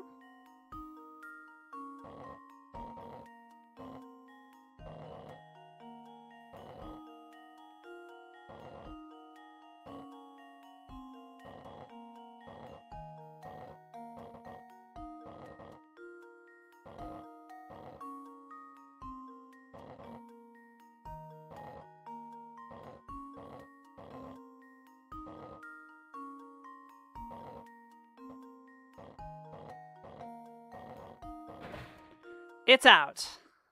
Here goes. What's the minimum number of new moves? Piece of cake. Clean as whistle. Doesn't that feel good? Yes, I do get off on cleaning.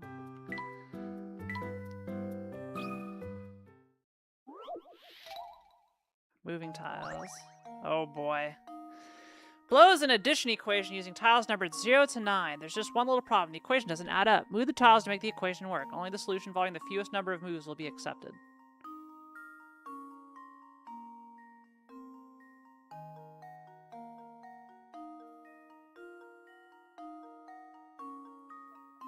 The fewest number of moves. I could swap anything?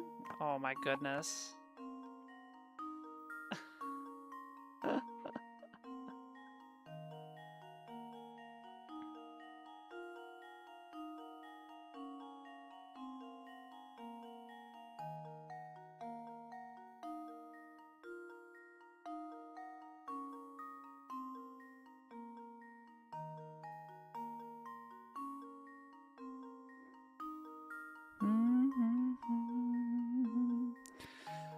Well, if we swap any of the left digits...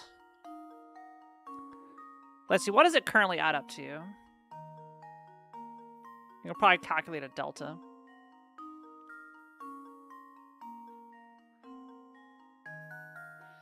$805 plus $479 is $1284. $1284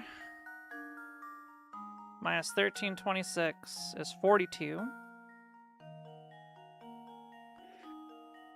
So divided by 2 is 21. That means we need to swap 21 worth of points from the bottom and put it 21 up on top. Which we can do by swapping these two. So 826 plus 479 is 1305. Send it. Here goes. So that was a little bit more logical to follow. Correct. That was almost too easy.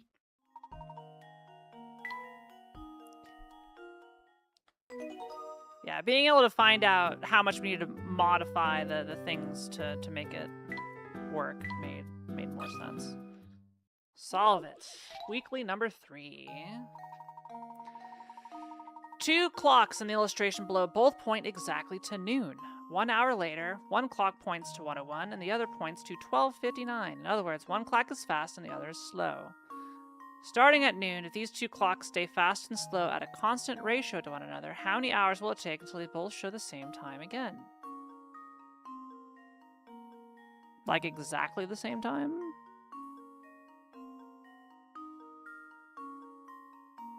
So one is 1 minute slow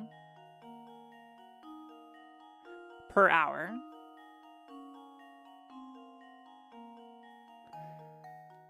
I'll say the puzzle difficulty in this game is a lot more difficult.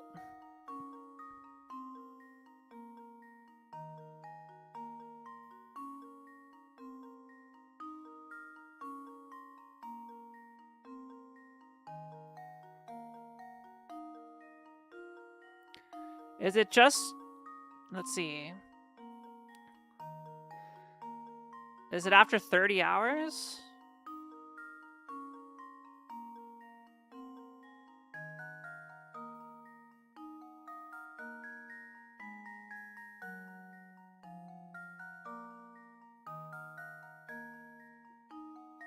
No.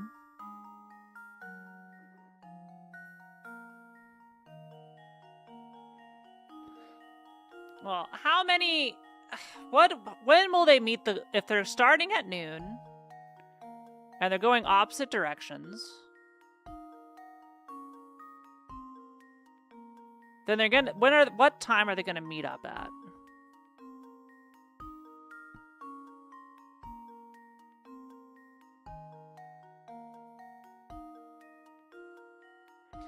Okay, we're assuming we're starting at 1.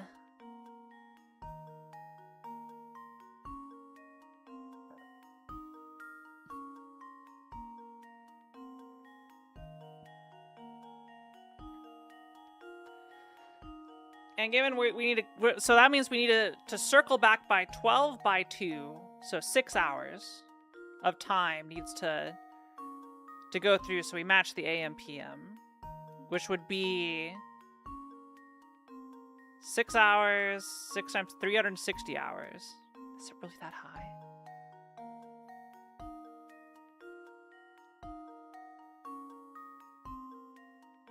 Is it really that high?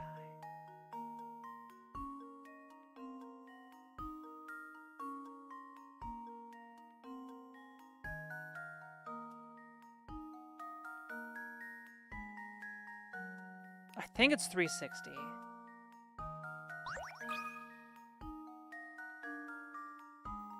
Wait, shit, why did it go 4? Why did it go 4? No. I wrote a 6. I wrote a 6. Well, I suppose you can't win them all. I got scammed.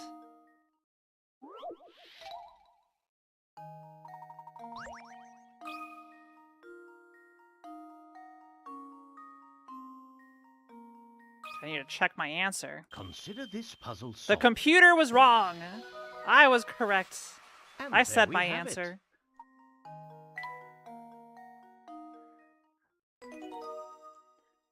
Okay.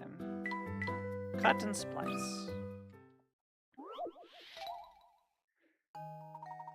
Take a look at the piece of wood in the illustration. Can you cut along the grid lines and create 2 pieces that fit together to make a new piece of wood 8 squares by 8 squares? I could rotate and cut the pieces. Keep in mind, you can't turn them over to make them fit.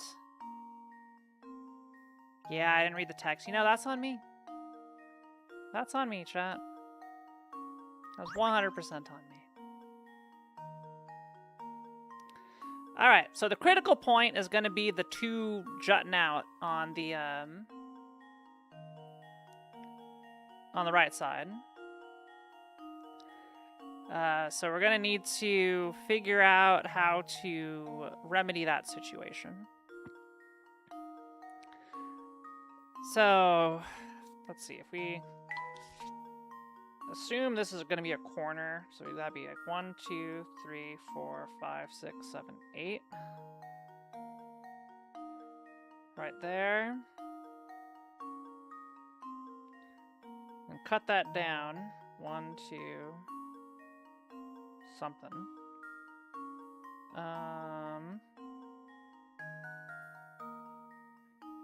Yeah, because I need to be 3 and 3. Okay, then if we cut over, that do it?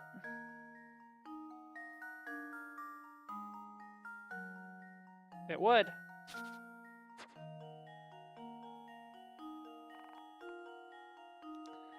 Let's just confirm. That's 4 by 4 with that slot in.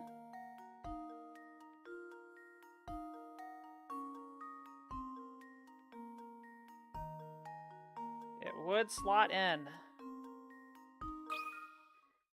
This should do the trick. I'm sending it.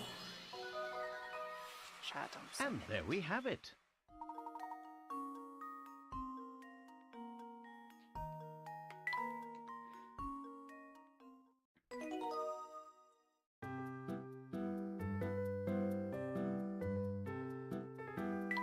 There's a lot of these. There's a lot of puzzles in this game.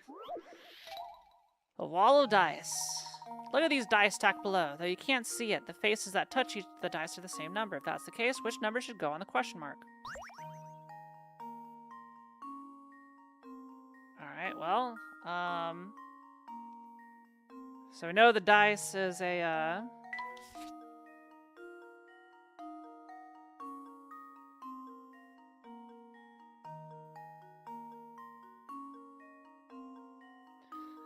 so this one's a 4.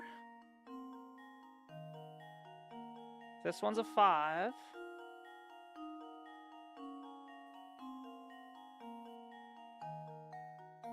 So that means it's a 1 or a 6.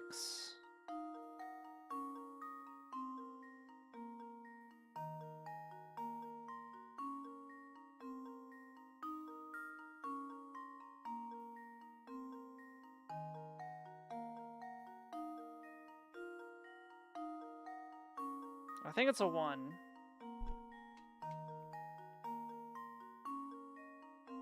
Based off the top right die.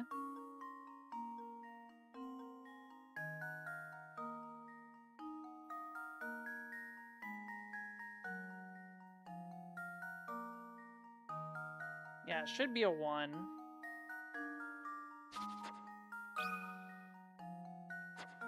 Right? And now to test Assuming it's my a standard dice. Yeah, okay. Ha, Hooray. Wonderful. Wonderful.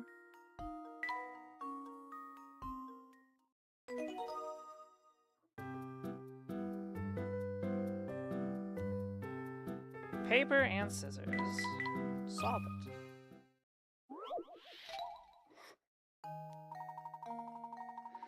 Let's say you took a square piece of paper and cut off the corners to make the largest possible circle, but then you realized you needed a square piece instead and cut off the curves to make the largest possible square.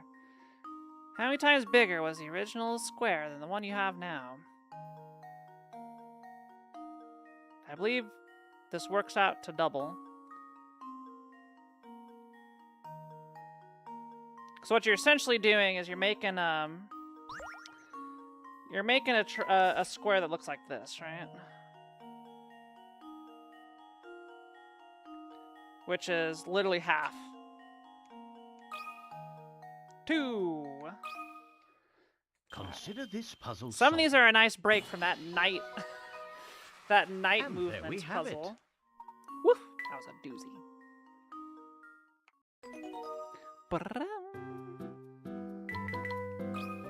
Solve it.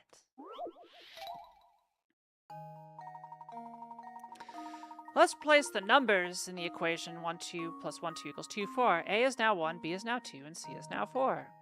Which gives us the new equation, AB plus AB equals BC. Now think about another such equation, AB plus B equals BA, where the letters may have different values from the sample equation above.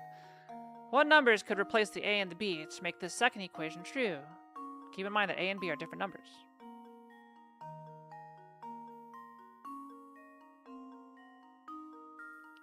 AB plus B equals BA.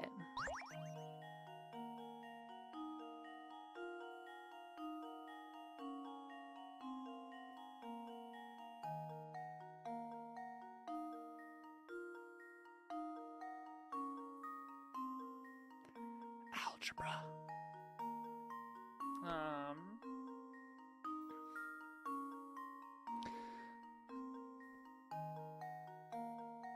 Um.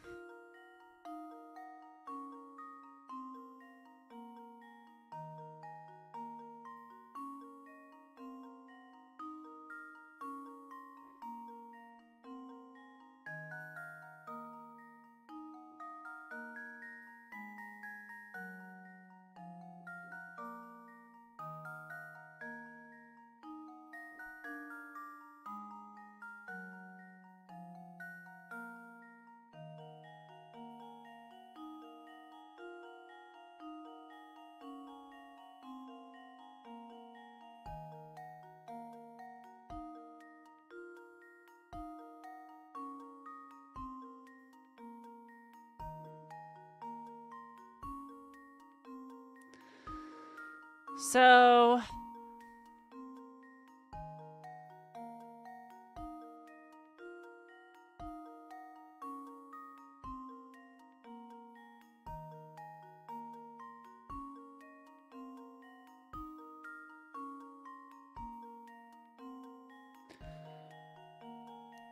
we need to invent some equations here. So we have a 2-digit number. So B plus B and we need to have it turn into A. the right side turn into A. So it's like 5 plus 5 would be 10, then A would be 0, right?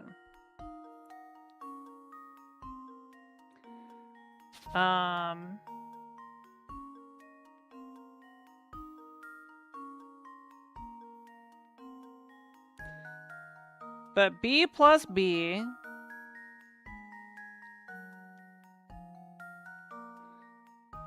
will give you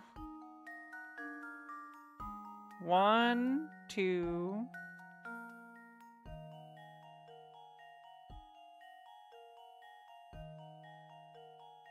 wait, no, it'll give you B plus B. We'll give you 2, 4, 6, 8, 10, 12, 14, 16, 18. So it's going to give you a 1 here, which means A plus 1 equals B.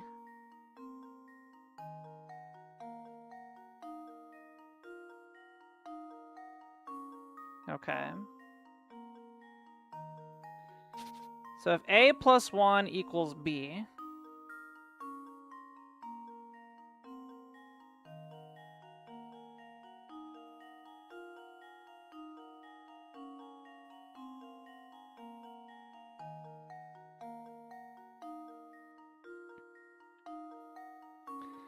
and B greater than 5,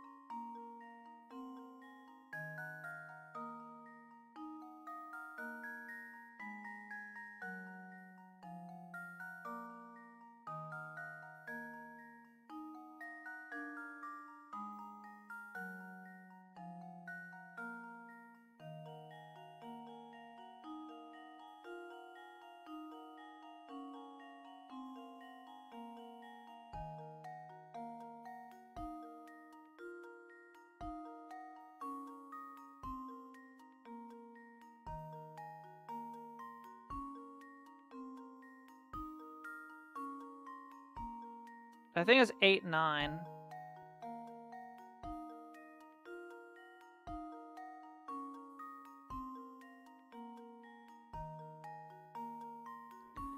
$89 plus 9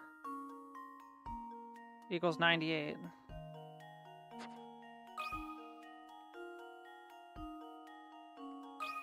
I kind of just went through each one in my head. To test my theory. All right. It do be that way. Wonderful.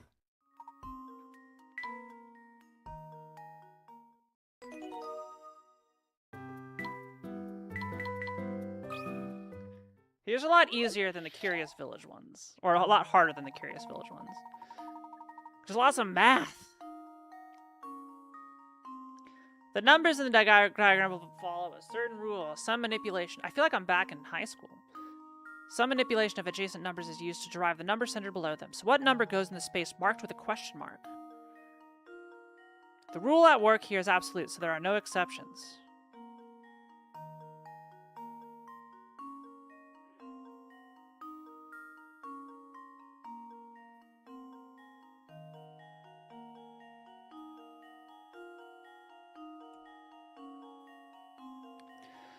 Well, 144 plus 18 is 162. 118 plus 12 equals 30.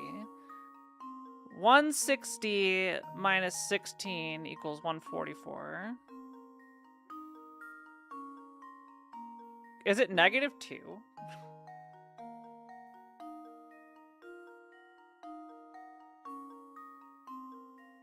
Is it negative 2?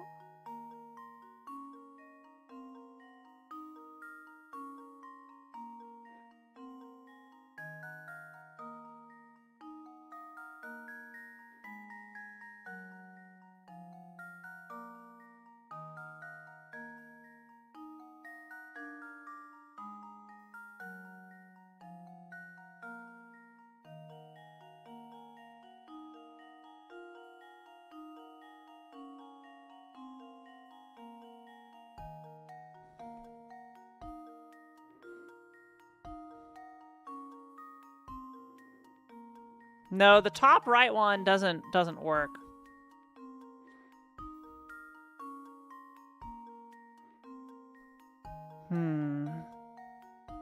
So that was intentionally misleading.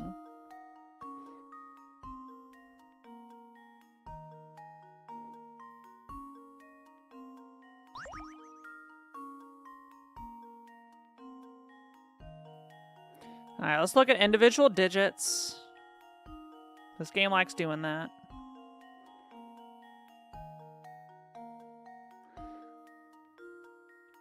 Also, 999 has me looking at digital roots and shit. Alright, 1 plus 6 plus 0 plus 1 plus 4 plus 4 equals 16. 1 plus 4 plus 4 plus 1 plus 6 plus 2 equals 27.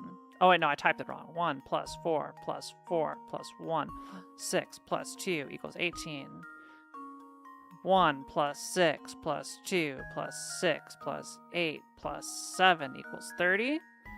So that means 1 plus 6 plus 1 plus 8 equals 16. 1 plus 6 plus 1 plus 2 equals 10.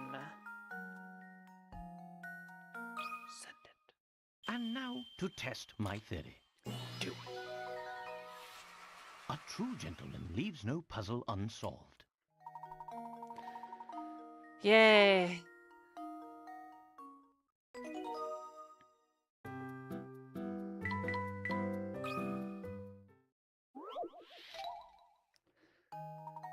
Oh, more sliding. The poor mouse fell asleep and awoke to find himself trapped by a bunch of blocks. Can you help free unlucky mouse?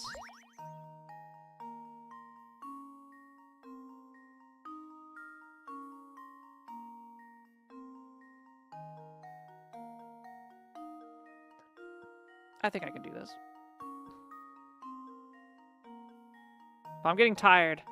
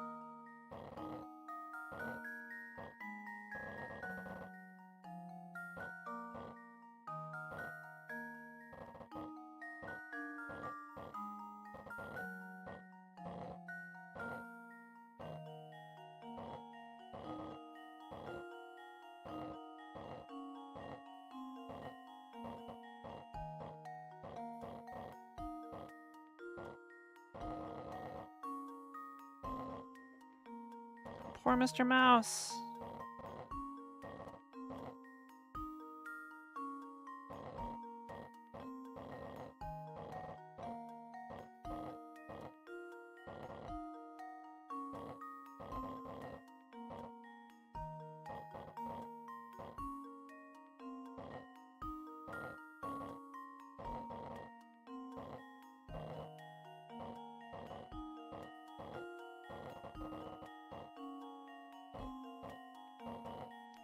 The mouse is free! Consider this puzzle solved. Ha! Wonderful. What's the fewest number of moves? The mouse will now make my life difficult, right? Oh, it's almost midnight. I'm gonna have to stop soon. I apologize. I'm gonna have to stop here soon. I don't think I'm gonna be able to do all the puzzles today. It's time to play Spot the Difference of A, B, and C with one identical panel on the left. The panel on the left is a negative image, and black and white has been flipped from left to right. Okay, let's look at the differences between A, B, and C first. That's how we determine what it is. We don't even care about the negative. We just care about the main one. All right, so C is different. on the bottom chick because it's facing a different direction than the other two, which is incorrect. So it's not C. What's the difference between A and B?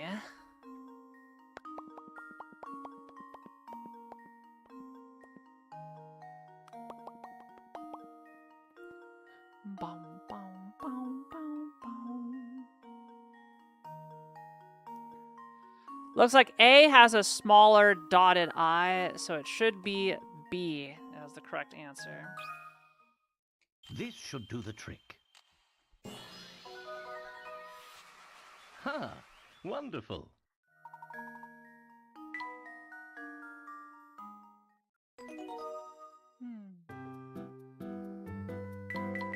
Ooh, a turf war.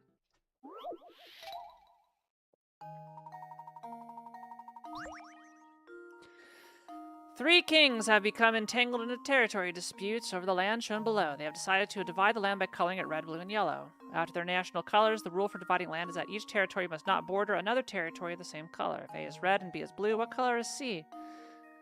Circle that color as king to enter your answer. Alright, well, I think we just gotta memo it up. Alright, so there's yellow.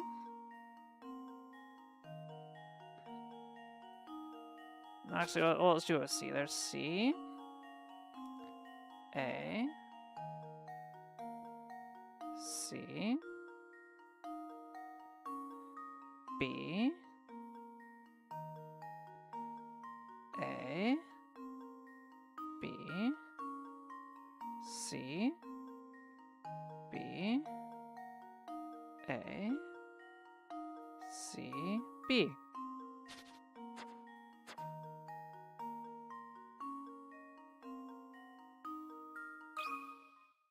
And now to test my theory. Ha! Wonderful. Wonderful. I didn't do the whole thing, just what I needed to determine that one. A sure win. In this game, players take turns moving stones one space up, down, left, right, or diagonally to an open space. The goal is to line up 3 of your stones as in tic-tac-toe based on the board layout below. There's one move white can move to ensure a white victory in the following turn. Make that move and tap submit.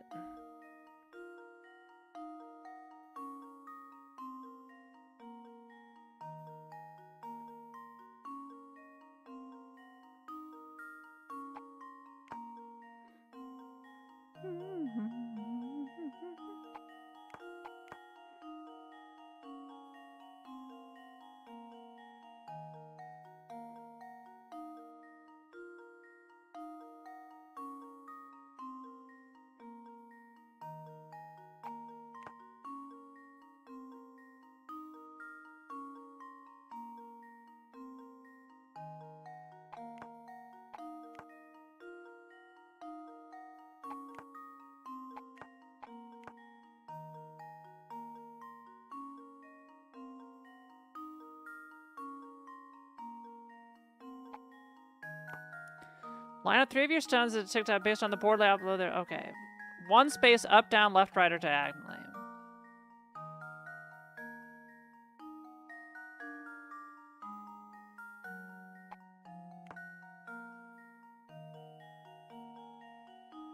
I think it's just that, right? Consider this puzzle solved. A true gentleman leaves no puzzle unsolved. Do you see the answer right away? I can't say I saw it right away, but I think my chat did. The Mobius puzzle.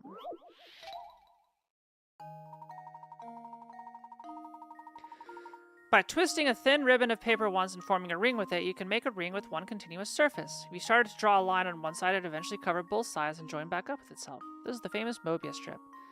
Now, if you cut along this line with a pair of scissors, which shape would the paper make, A, B, or C?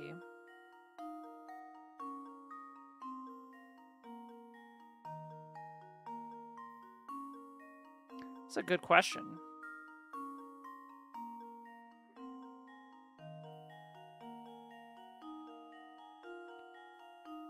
I think it would just make 2 separate pieces.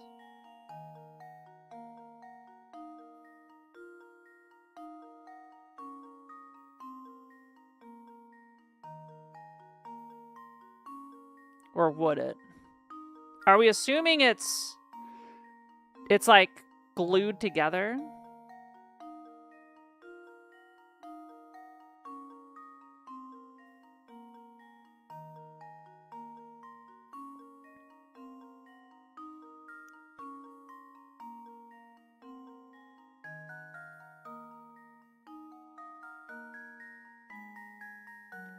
I think it'd be one big ring.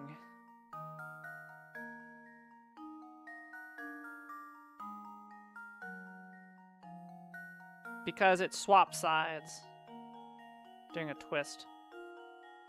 Yeah, I think you get one big ring.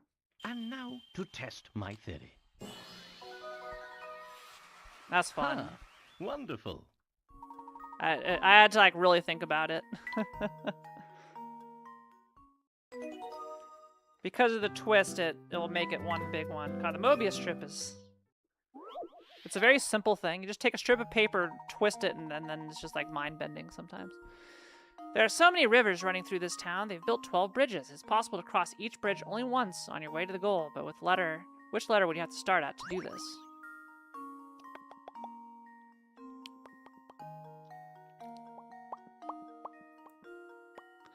It wouldn't be C or D. Wait. No, it could be because we can re-enter. We could re-enter and that's fine.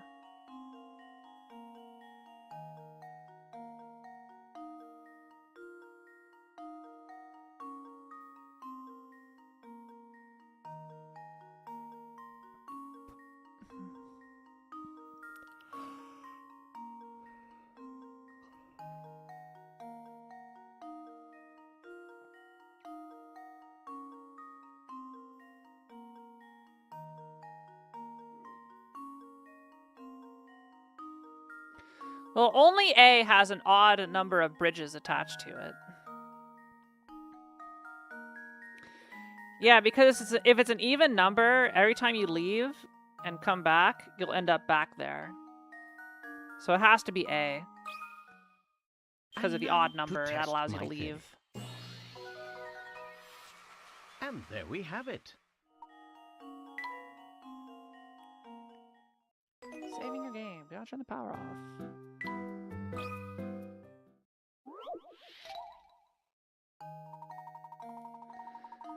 Here we have a pentagon with equal sides as shown in figure 1. A square with sides the same length as one of the pentagons sits flush against the 5-sided shape. It's labeled with an arrow pointing up.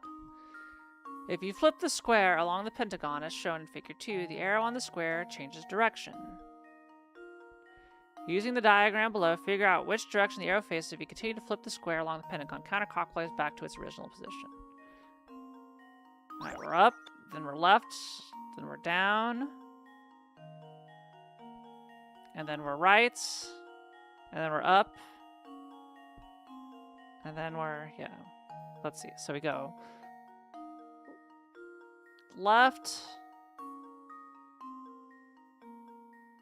yeah, 1, 2, 3, 4, 5, we're doing 5 permutations, so it's left, down, right, up, left.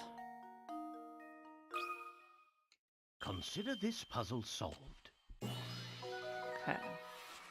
And there we have it. Then you just need to figure out the number of rotations. Just 5 rotations, and then you're clocking it 5 times. More dice. A number of dice are arranged in a row as shown below. Can you figure out which die, A through D, belongs in the spot marked with a question mark? All the dice are arranged so that where one die touches another, the 2 faces that are touching have the same number on them. Assume all dice are identical.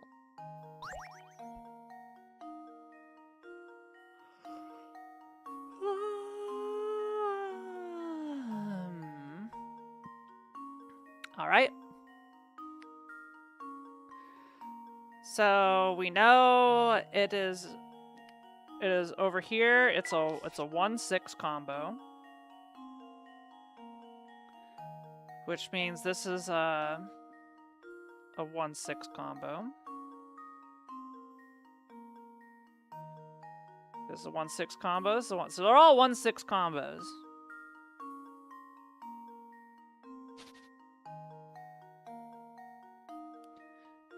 So we know it's A or C.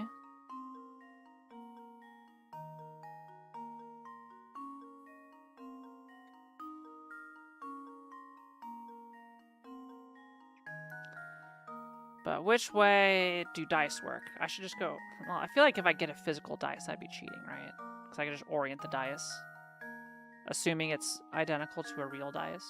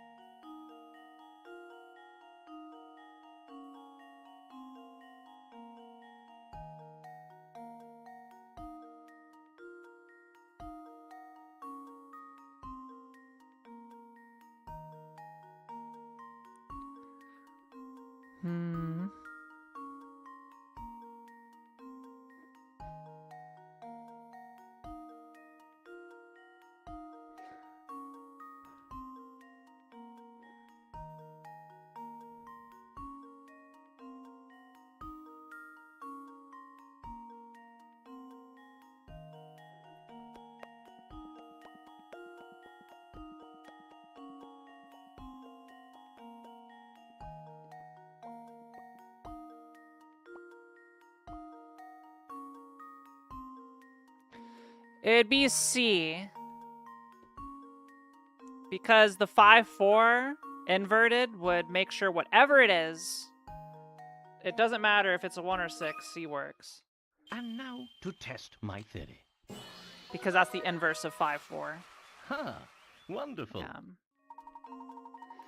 Once you realize that each set of opposing sides is die out of 7 and that the face of your attention, you can use logic to figure out the rest. Yes, logic. I love logic. My brain is expanding. Mouse on the loose. Another puzzle! No, it looks like the mouse fell asleep and got himself trapped again. While he was napping, the owner of the house piled all sorts of books around him. What kind of books are these? This is no book I've ever seen.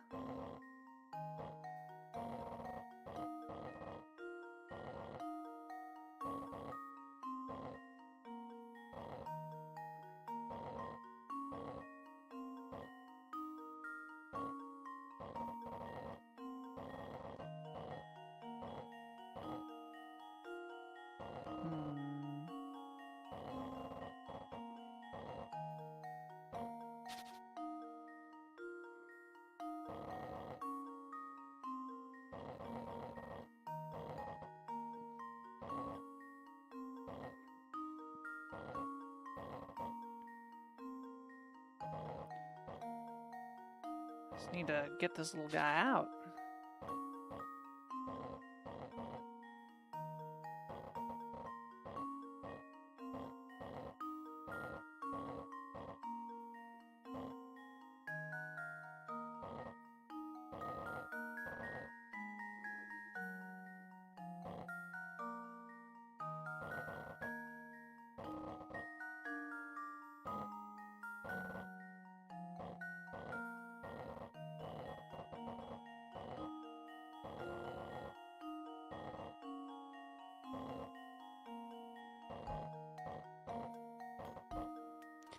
Chad, I think these sliding puzzles are turning my brain into mush.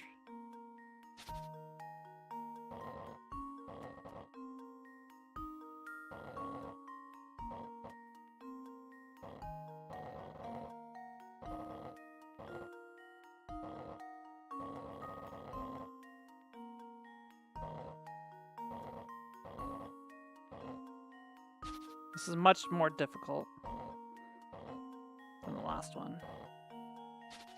I guess that's why it's a later weekly puzzle. So, I'm assuming that these weekly puzzles were like...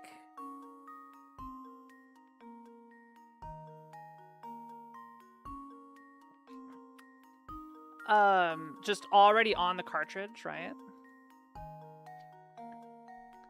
And then you just unlock them. Because the DS couldn't download shit, right?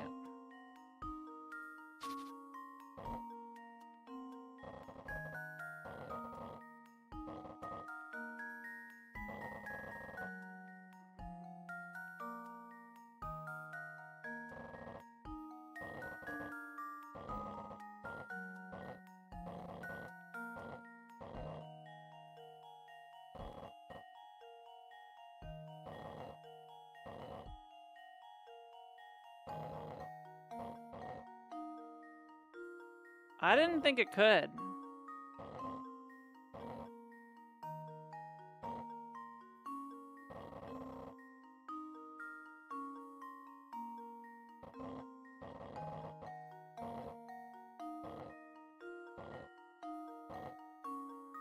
Okay, I think I need to get the purple block up top.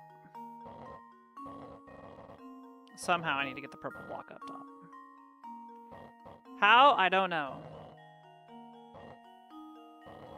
But I need to get the purple block up there.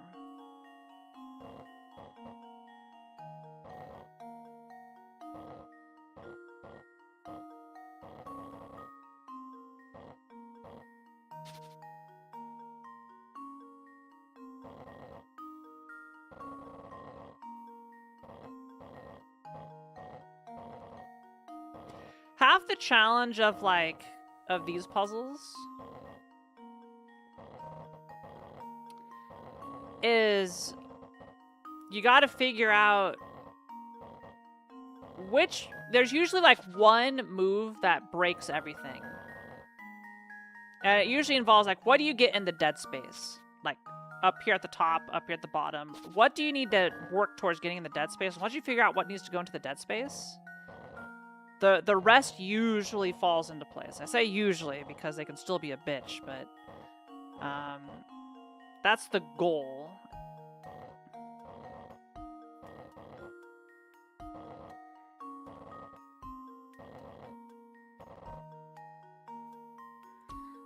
Yeah, this one. I can't even get. I haven't gotten anything meaningful out of this. So I think for this one, I need to get the purple into the dead space up at the top in order to allow this piece to come out, because this one on the right, this guy right here, has to get up like twice in order for this to clear and get the mouse out.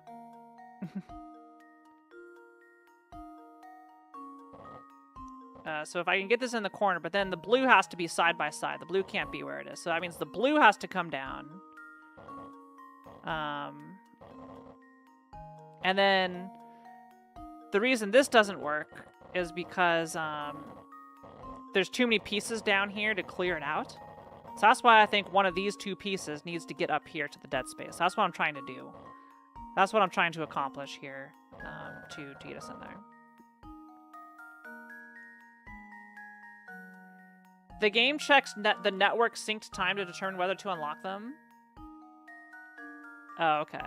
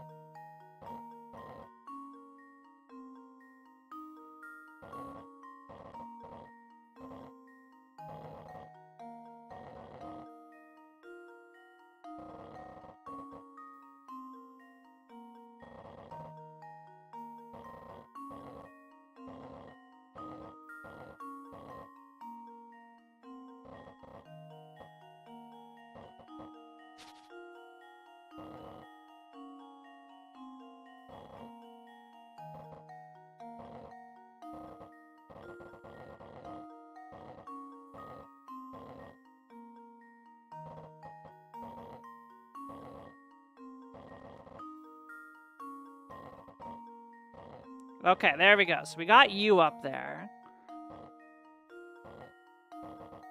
Now we can get the mouse out. And now the rest should be easy.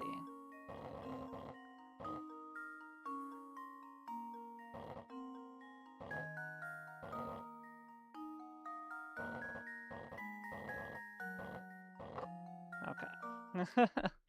Consider this puzzle. You'll tell me that solved. the daily puzzles from Azran Legacy and later were via Nintendo A Wi-Fi true gentleman connection? leaves Shit. no puzzle unsolved. I won't be able to download them then.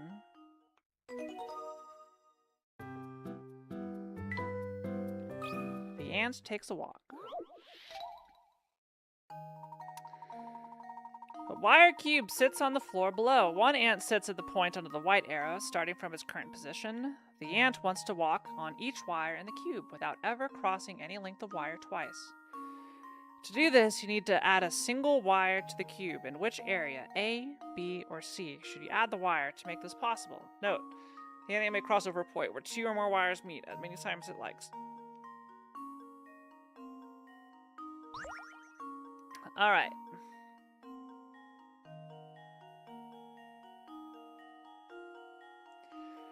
So any 3-pronged junction ends in a dead end.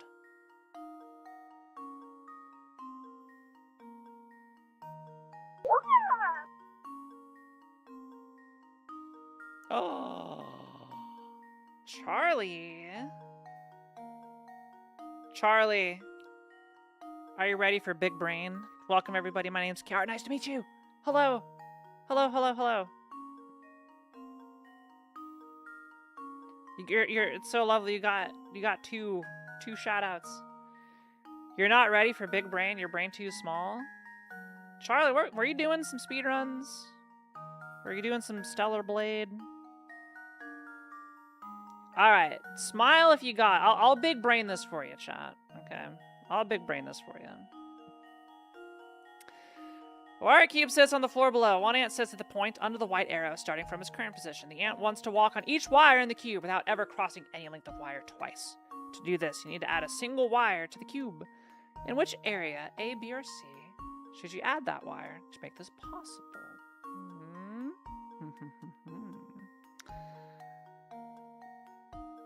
What could it be? What could the answer be?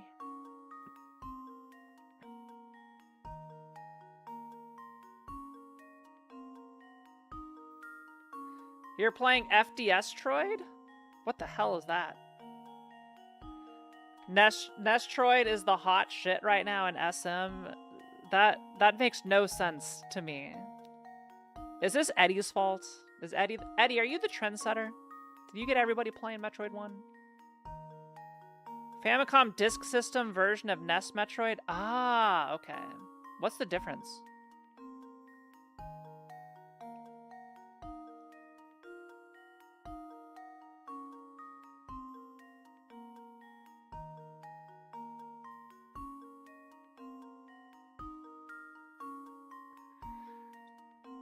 So since we're starting at the arrow,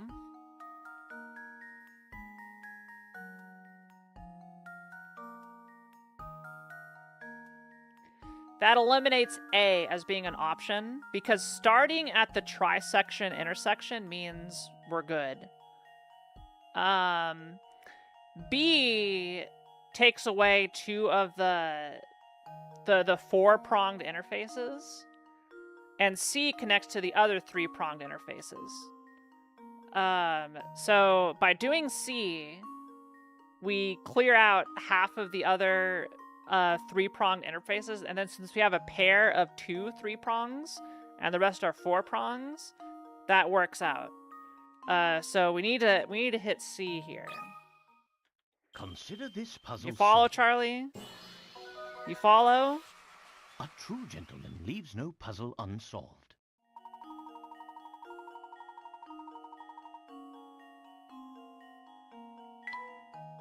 You follow?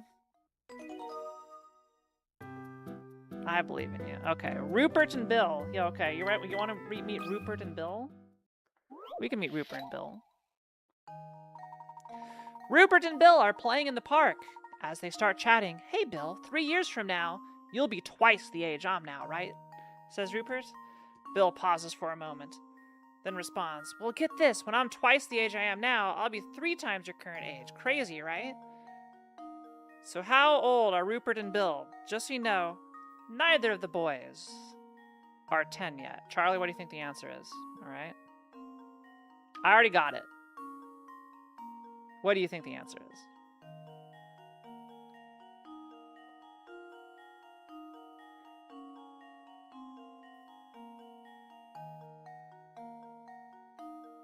What do you think it is?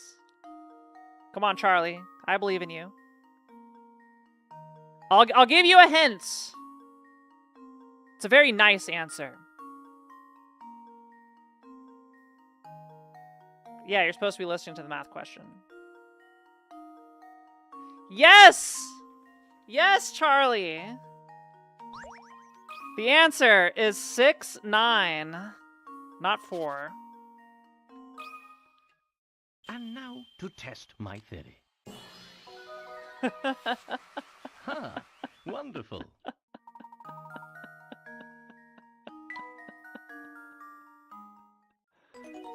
All right, let's go on to the next one. I believe in you all. The tape's shape. Okay, 2 pieces of tape. Pay attention, everybody. 2 pieces of tape the same length and the same width are shaped into rings and then stuck together at point P, as shown below. If you were to cut the 2 pieces along the dotted lines, which of the 4 shapes below would be formed? Choose an answer from A to D by circling it. All right, anybody from Charlie's raid can figure this one out, surely.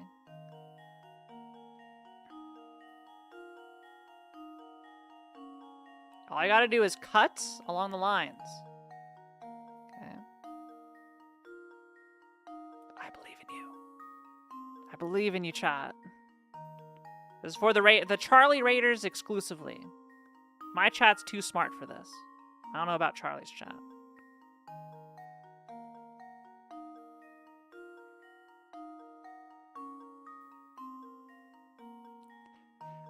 D? Yes, Alpha Channel is correct. It is D. It forms one gigantic square, similar to cutting a Mobius strip. A true gentleman leaves no puzzle unsolved. Very good, very good. It almost seems impossible, but try it yourself. No. I trust dynamics and math and how stuff shapes around. I believe. All right, another one. The long formula.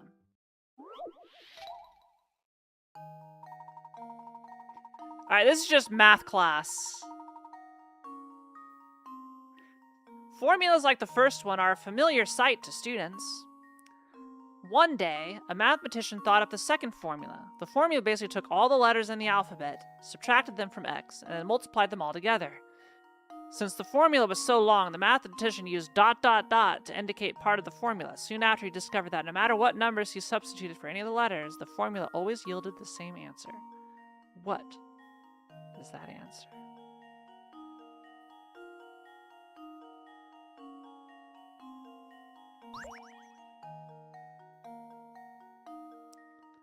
What is the answer?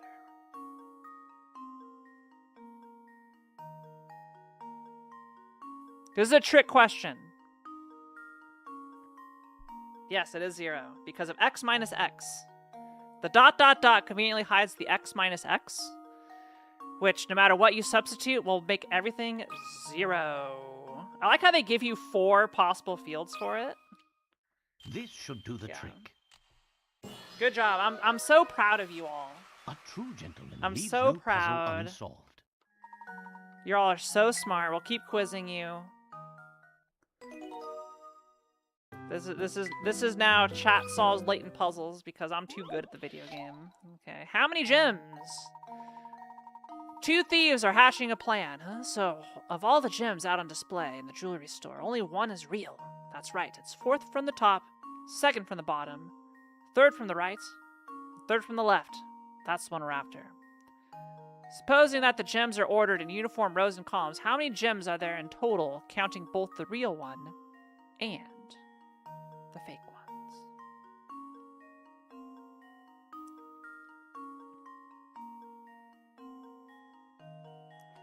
So this is just, you know, going through and seeing how big the stuff has to be.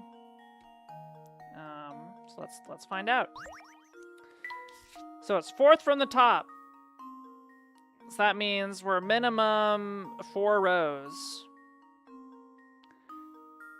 2nd from the bottom, which means we're minimum 5 rows. 3rd from the right. So this is our guy right here. 3rd from the right, so that means it'd be minimum that. And 3rd from the left, right there, right there. So that would be 25 total. 5 by 5 in the pipe, 5 by 5. And now to test my theory. A true gentleman leaves no puzzle unsolved. All right, next up.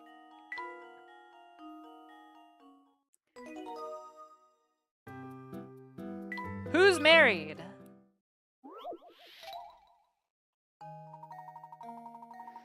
Walking around, you overhear the neighbors talking about a family that consists of a married father and mother, a son, and a daughter. Mary is certainly younger than Dan. Say, Mary is older than Lisa, isn't she? Sam is younger than Dan for sure. No, Lisa and Sam aren't a couple.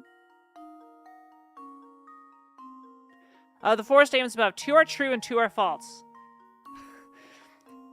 Figure out which statements are accurate and check the boxes of 2 people who are married. Oh, these are so funny. All right. Mary is certainly younger than Dan. Let's assume that that is false. Let's assume that is a false statement. If that is a false statement, then say Mary is older than Lisa, isn't she? No, Lisa and Sam aren't a couple. Sam is younger than Dan for sure. So if Mary is younger than Dan and older than Lisa, so that means basically one girl is the older girl and the older guy are the married couple, right? So Mary is younger than Dan. That doesn't give much information. All right, so let's assume that's false. Mary is older than Dan. Then let's see. B. Say Mary is older than Lisa. Isn't she? So if that's true, then that means Mary is the mom and Lisa's the kid. Sam is younger than Dan, for sure. That would make Sam the kid. And then no, Lisa and Sam aren't a couple. I'm not getting any consistency there. Let's assume A is true. Yeah.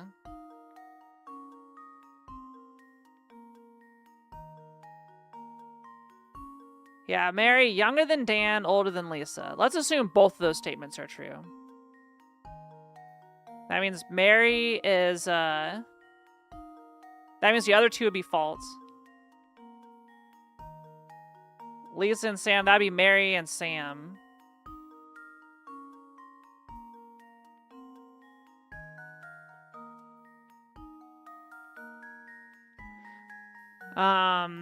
Let's see. If B is false, Mary is older than Lisa.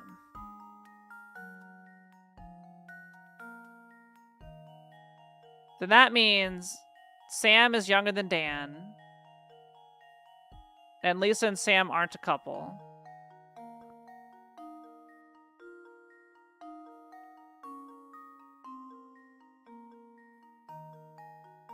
Mary is certain. Okay, that doesn't rule anything out.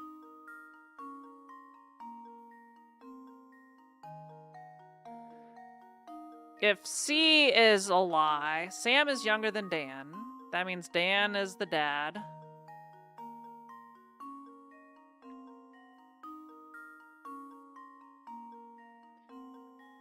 A, B, and D could either be true or false. If Lisa and Sam are not a couple, if that is incorrect, then B has to be incorrect. And C has to... So D is true. Lisa and Sam are not a couple. D is true.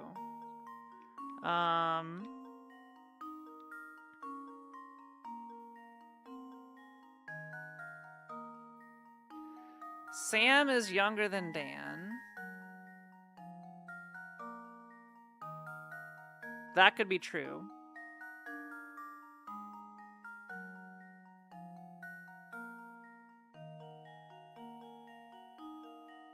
That could be true or false. Mary is older than Lisa, isn't she? That would have to be true. If Lisa and Sam aren't a couple...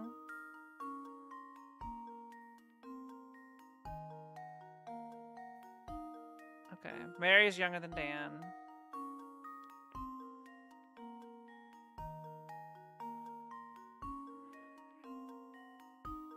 And Sam's younger than Dan.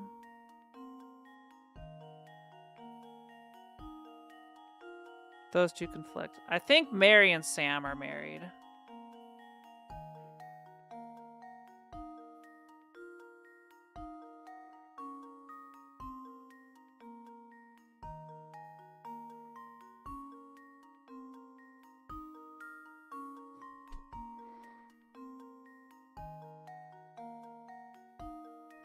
Let's see. If Mary is older than Dan,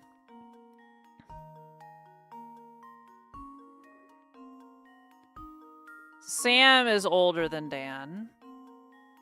Lisa and Sam aren't a couple. Mary's old. Okay, yeah, I think it's Mary and Sam. That checks out. Send it.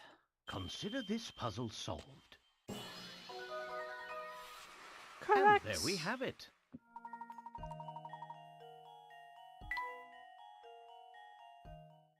All right, chat. You're on the hook for the next one. Miscalculation. Mike has always been terrible at math. He's asked to multiply a certain number by 9, then add 7, but instead he multiplies by 7 and adds 9. He soon notices his error and starts to panic. When he tries to do the problem correctly, he ends up getting the same answer as when he made the mistake the first time. It's all an accident, but what was the certain number? That one marked with a question mark below.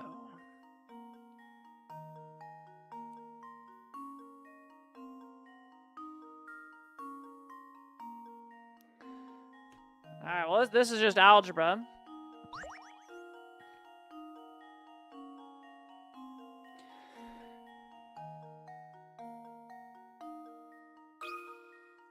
So we just need to subtract the equations.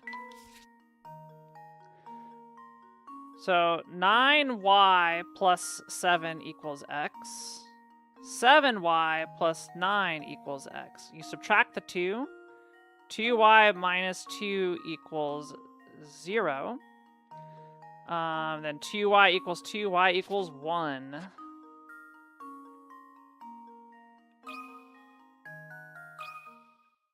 Consider this puzzle solved. That is basic algebra. And there we have it. Is math a puzzle? Do you consider math a puzzle? Straight up math like that? Or is that's just math? 3 ladies.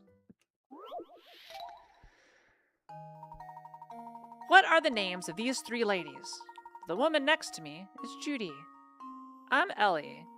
Pleasure to meet you. The woman next to me, her name's Anna. Keep track of what each lady said to help you deduce their names. There's a catch, though. While Judy is always truthful, Ellie occasionally lies. And Anna tells fibs every chance she gets. Arrange the nameplates at the bottom of the screen so that each plate correctly labels its owner.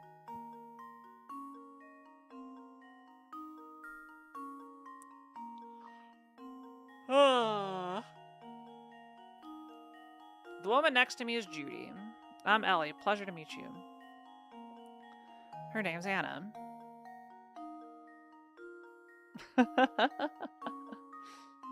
Type 1 if you're enjoying the Professor Layton. What are the names of these three ladies?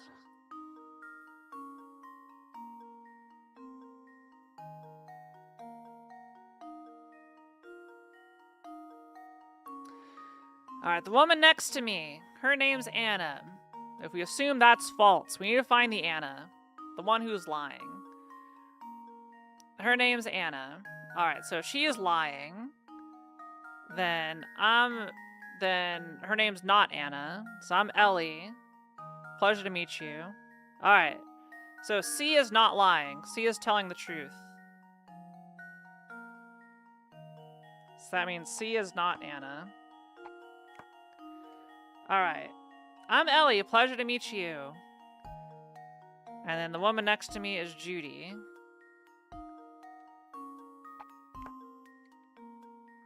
So I think that's it. She sometimes lies. We'll just assume she lies. Is this incorrect? Is there any other way to see it? But I think that's what it is. Submit. And now to test my theory. A true gentleman leaves no puzzle unsolved. Yep. A is Ellie, B is Anna, C is Judy. A says that B is Judy, so you know that A can't be our honest friend, Judy. B claims to be Ellie, so we know this person can't be Judy either. Therefore, you know C must be Judy, and if that's so, B must be Anna. With everyone else now identified, you can be sure that A is Ellie.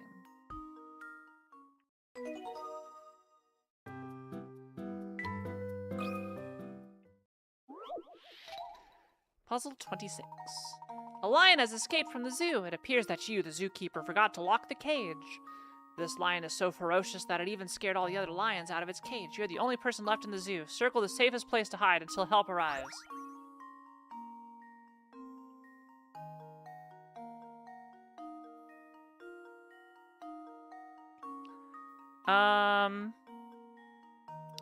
Probably the top left cage, right?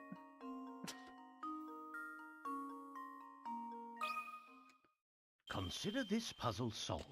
A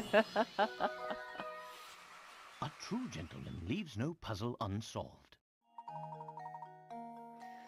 Well done. If you want to hide in the escaped lion's cage, since you're the zookeeper, you can go in and lock the door. Because the lion is now running around the zoo, hiding inside the cage is your safest option. Cute. Pattern recognition. Which pattern? It matches the one in the upper left corner. Is it A, B, or C? The upper left pattern has icons flipped. Okay, it's another one of these. Alright. Spot the difference. Okay. A is different from C and B. Down the middle because of the opposites in the center. So if we mirror it, I think it's just A.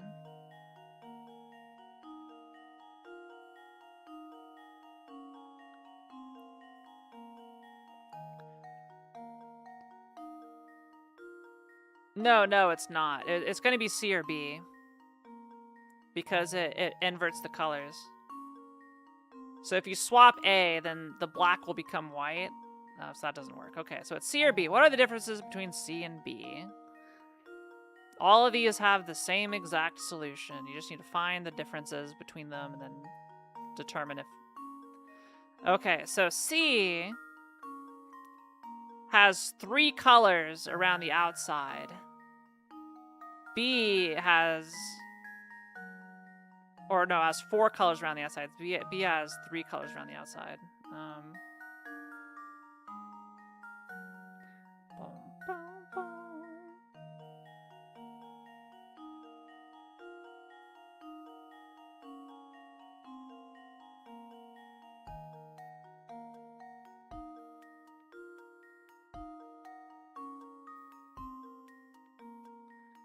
So I think it's C.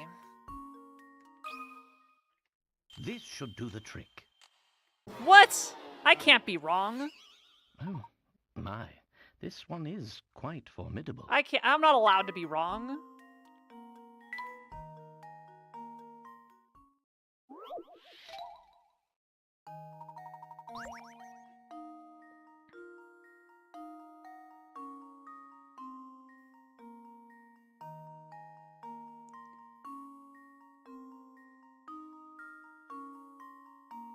Yeah, I see 4 different colors. Oh no, it's 3 different colors. I'm dumb. Okay, it is being. Rip. Consider this puzzle solved. Rip me. I missed. And there we have it. I couldn't tell the 4 different colors. Yep.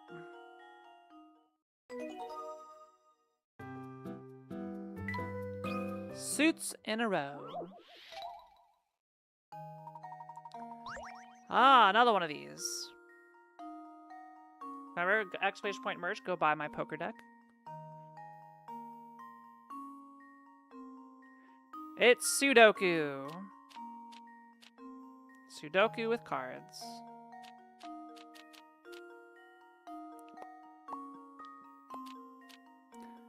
Bum, bum, bum, bum, bum. Bum, bum, bum, bum, bum.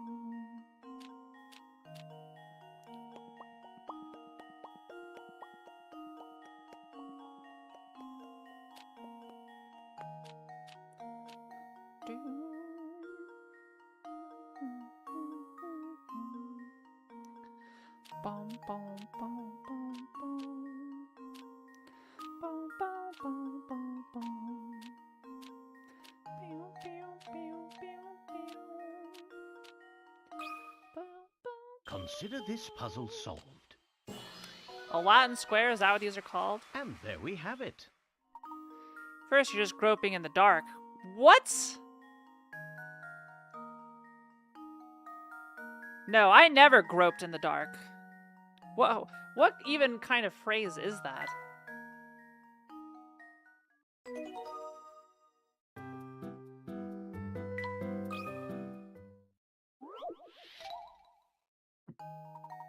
No, it's rows, columns, and diagonals. Scientists in the research lab have built a robot to clean the halls. Because the robot isn't quite complete yet, all the turns it makes can either be all left or all right. The corners where it turns can be programmed. The scientists want to give the robot a route, so it cleans all the halls without crossing a section twice. Circle the point where the robot should start this route. Alright.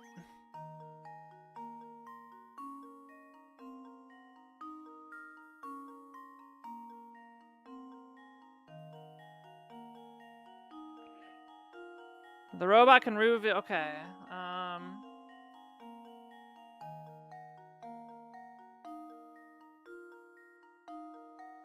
It can't be E. Can't be D.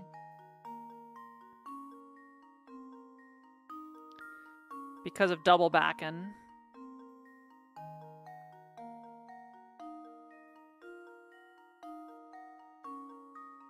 Oh no. What do you mean? Oh no. What is happening? Hello? You're on or you rated your stream? You're ready for maths? Okay. Charlie, I got this one figured out, I think.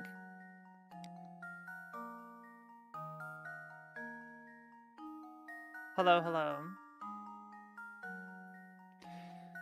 Were you doing some, what were you up to? Were you doing like, I don't know, like Phoenix Ride or something? Some sort of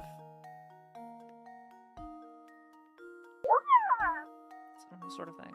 Ah! Ah! Guilty?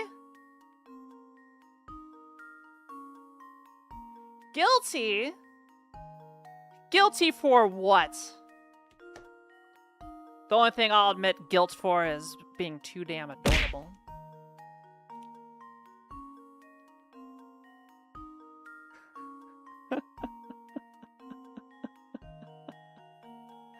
Hey everybody, we're playing Professor Layton. We're doing the weekly puzzles of Professor Layton in the Diabolical Box. Can we get a shout out for Proton John? Thank you. Thank you. Claire, I hope your stream was good. Claire, I'll be seeing you in a week and a half. Yeah. Do y'all know about Power Up Coliseum? Has Claire talked to you at all about Power Up Coliseum? I'm gonna be there. I'm gonna be there. Yes. Tonight. Okay, good. Play the trailer tonight? Yes. Yes. Might have heard of it. Never heard of it.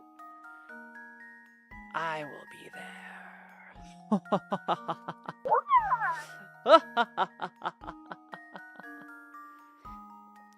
How be the beautiful queen tonight? I'm doing good. I'm doing really good. We love Coliseum in this house. Yes. I'll probably be restreaming it on my channel as well. I hope, usually. I'm wondering if you're bringing a monitor specifically to troll us and show up as a VTuber only, kind of like that GDQ picture you took. I saw that picture. Yeah, I took that picture because I needed to send it to Iron Mouse to make sure she was happy with how we look. Speaking of, I'm not a big tittied girl. Like, my boobs are very normal size. I'm not frickin' Claire. I'm downright tiny compared to her.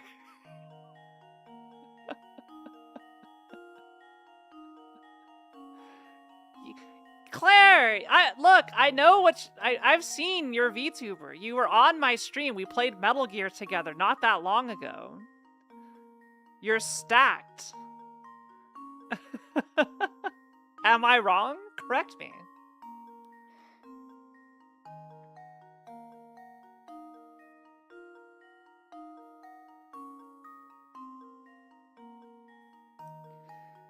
Claire and Kiara both big and pretty? Okay. Alright, if that made you laugh, consider following the stream. There's the segue to self-plug. Hi, my name's Kiara. I'm a retro streamer, as well as a modern game streamer, as well as a mahjong streamer. If you want to see me do tile crimes, I can do tile crimes for you.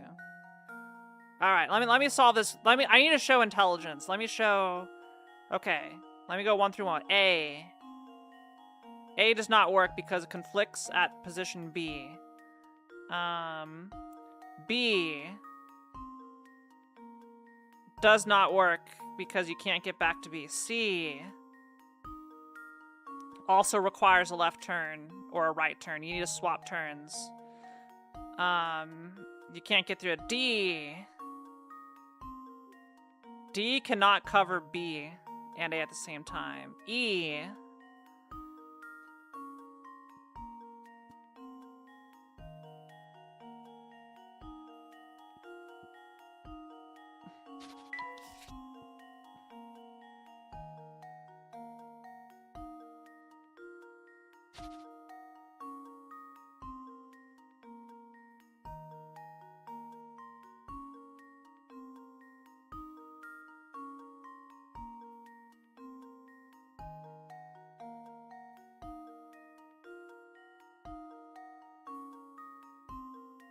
Oh, nope, E works.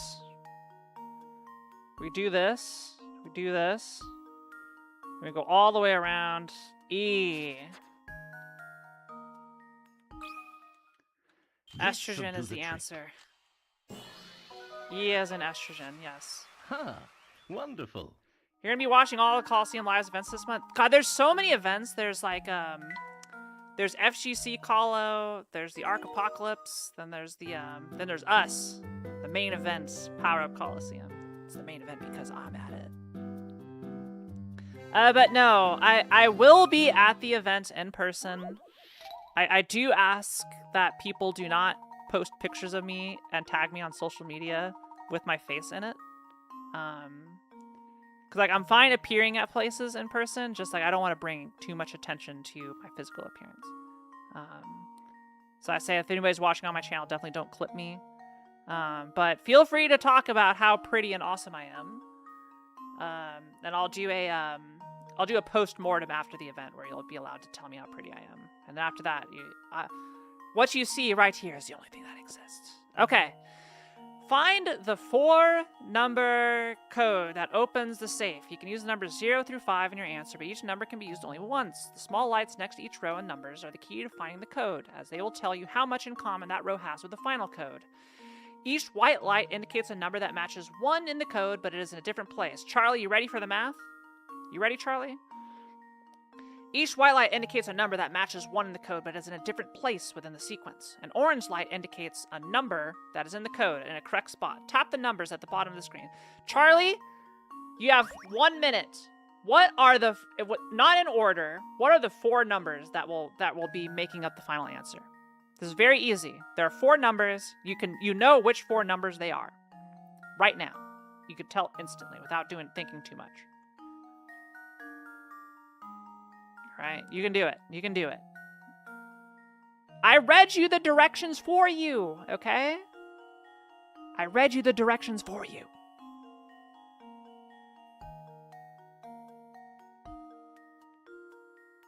Don't make me read them again.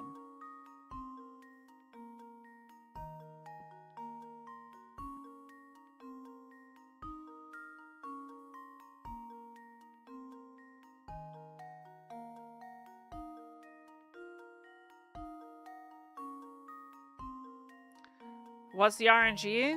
There's no RNG. It's all logic. It's 3102 because this indicates that the 4 numbers here are correct. So 3102 are your numbers. All right, there you go. Now you got to figure out if you're doing North Korea percents or PRKD or KPDR, reverse boss order, you know, whatever. Okay. So 3102. One of them is correct. Right? So you know that's not right. That's not right. That's not right. That's not right. That's not right. That's not right. There we go. This will help you out.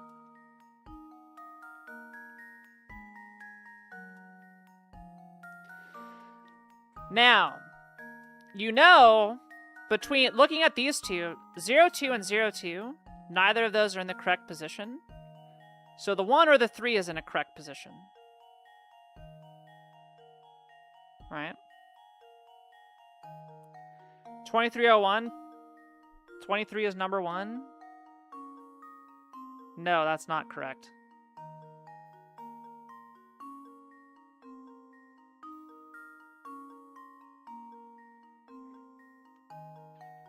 You have to consider the position. Yeah.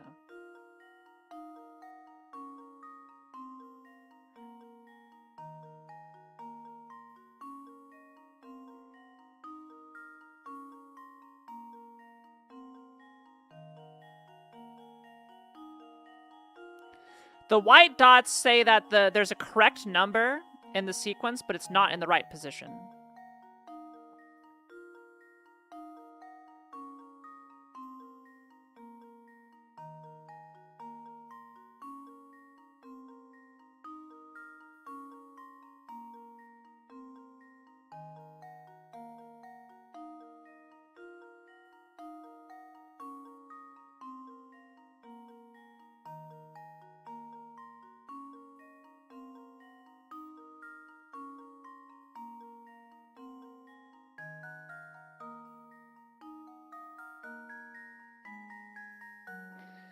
Why does the third row have no X's? Because the 3 because it's indicating 4 separate numbers. That 1 is in the correct spot and 3 are the correct number in the but the digit's wrong. So that means you know all 4 numbers are correct. So I crossed out the numbers that are irrelevant to help you out. So you know, like on the top one, you have a 2 and a 3. One of those is in the correct position. Second one, you have a 3 and a 0. One of those is in the correct position. The third one, you have a 3102. One of those is in the correct position. And the fourth one, 02. One of those is in the correct position.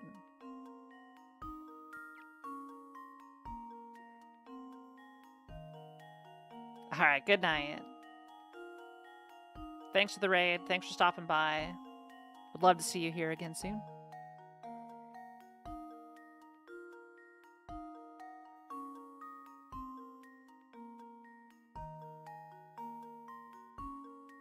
Come on. Why do you think 2031, Charlie? Why do you think 2031?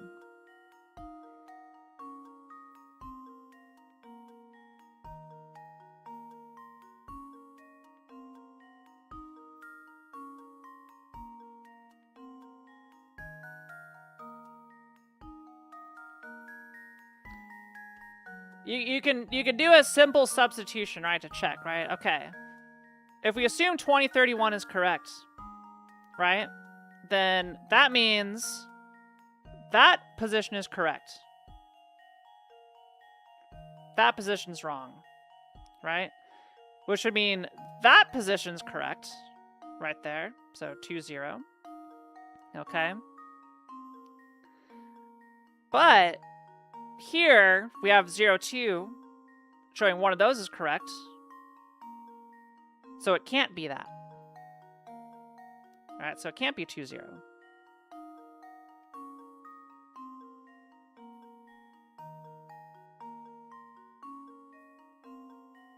So what you know is 3 is in a correct spot. Then the 0's here. And then you know the 2 is here. And the 1 goes here.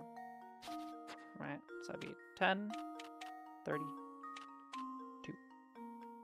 Simple as that, Charlie. This should Better do luck the next trick. time. All right. Charlie, you got the next one. You got the next one, okay? You can do And it. You there can we big have brain it. You can big brain it. I believe in you.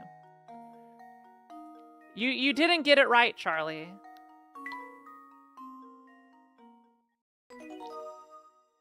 You didn't get it right. I'm sorry. All right, crazy dice. Oh, you love dice. I know you love dice. Charlie, listen. Listen. Or I'm gonna get really mad at you. There are 2 dice, A and B. The pictures show each die from 2 different angles. Maybe the dice maker was up to no good, but the dots on each face are all completely random.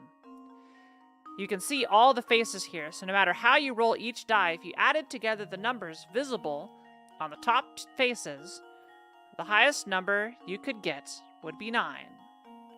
Knowing this, what is the lowest number you could get if you rolled the dice and added up the numbers visible on the 2 top faces?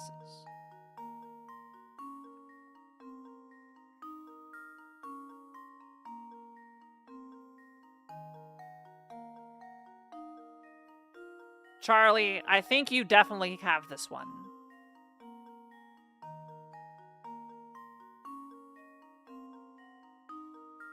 This one is nice and easy.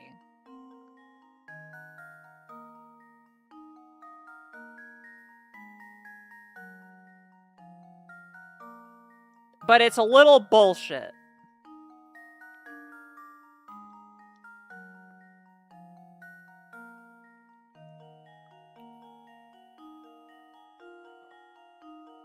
What sides are the top 2 faces?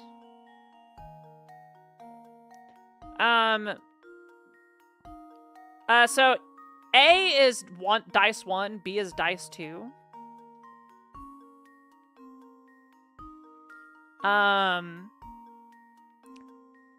So you're seeing all 6 sides of each dice.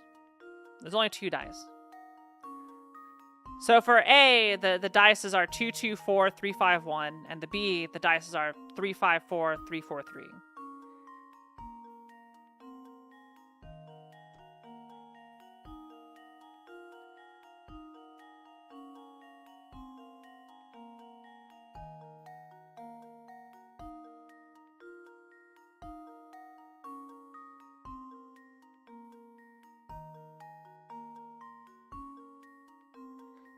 So, what do you think it would be? You see all the information right here.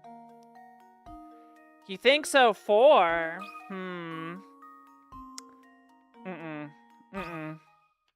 Consider this puzzle solved. It's not 4. It's lower. Well, I suppose you can't win them all. Okay, so Charlie, what you need to know about Layton is these games are bullshit.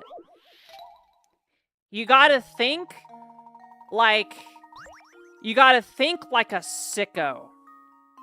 You gotta think like a sicko because half the time it's like you gotta assume some weird shit to get the right answer. In this case, the answer's 1. I'm pretty sure.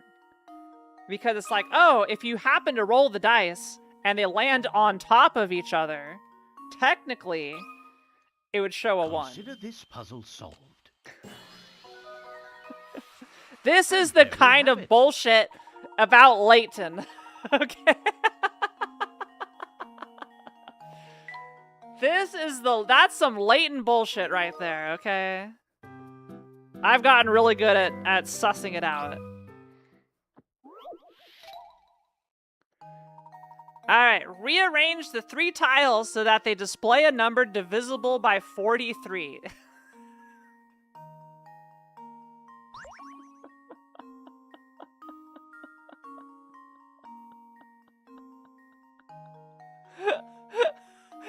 This isn't even a puzzle. This is just math. I'd feel scammed on this.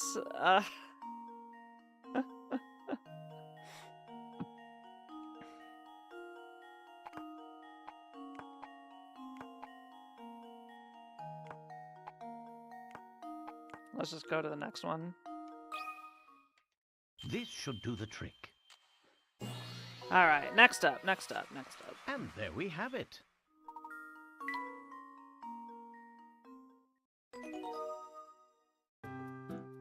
This is your punishment for... Okay, this one will be easy. This one's nice and easy. The bus's route. A very large bus approaches a town. Since the streets of this town are so narrow, the bus can only turn at corners where there are no buildings. And then only in the direction the corner allows. The bus drives from the south. So can you find the shortest route for the bus if it wants to exit to the east? Trace a line from the starting point to the goal.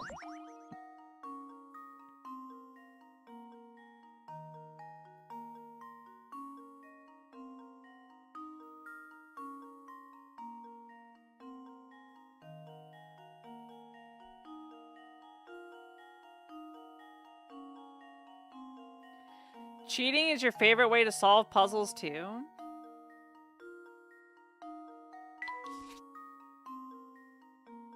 Alright, see you later, K16. Until next time.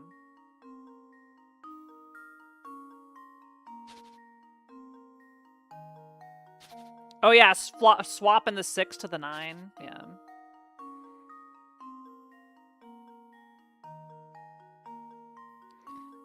Alright.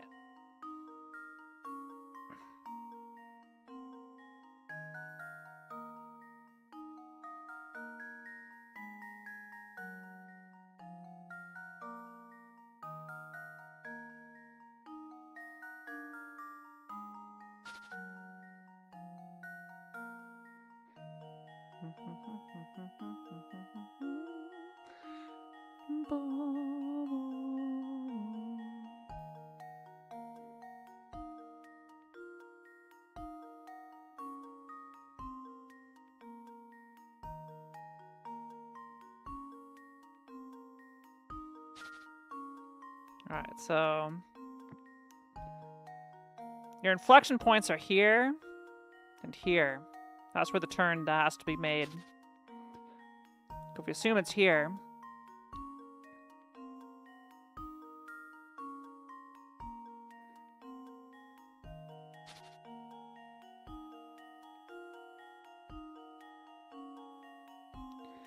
the only up there would be turn here and here, which can't be done. So if it's here,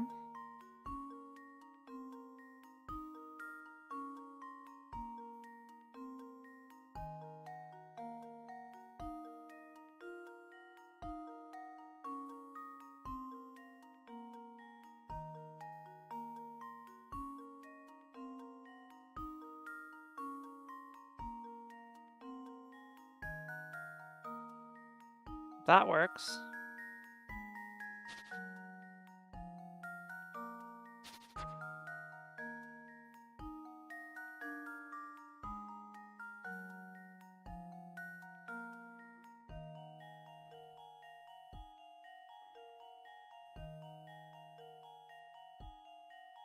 Oh wait, hang on. What did I do?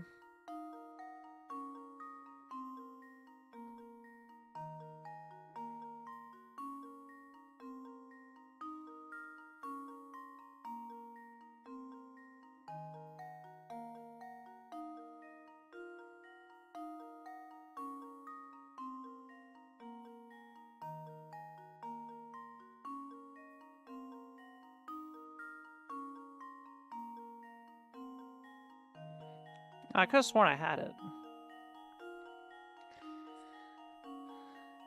You feel like this type of something that is kid me was better at puzzles than current me? I mean, Layton's all about think outside the box and like question your assumptions.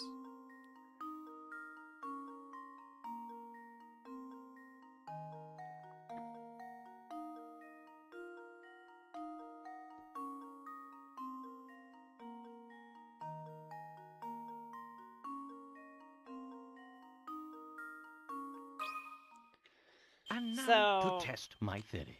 I feel, in general, as people get older, gentleman they kind of get leaves set no in their puzzle ways. unsolved. Like, things have to go a certain way. On regular circumstances, the road in map A is the quickest route. However, the bus can also go in reverse, so if it drove forward, as in map B, backed up around the corner, and then exited, that would actually be the quickest. Did you think of that? Nope. No, I didn't think about that. I'm glad that both were an answer. Okay, we finished all the weekly puzzles.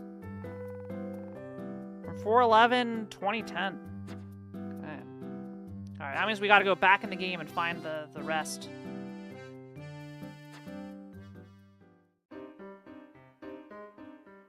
Continue. To Kiala. We have 17 puzzles to go find. Chat, anyone want to help me locate some missing puzzles here?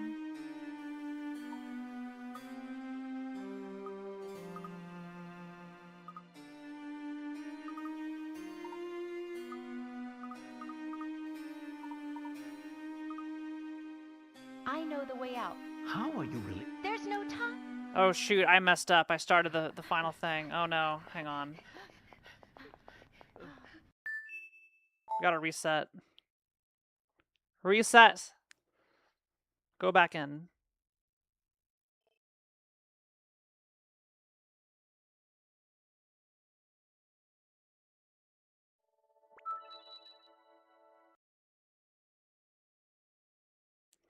It's so crazy. Yeah, we already rolled credits. We're now finding all the different puzzles that we missed.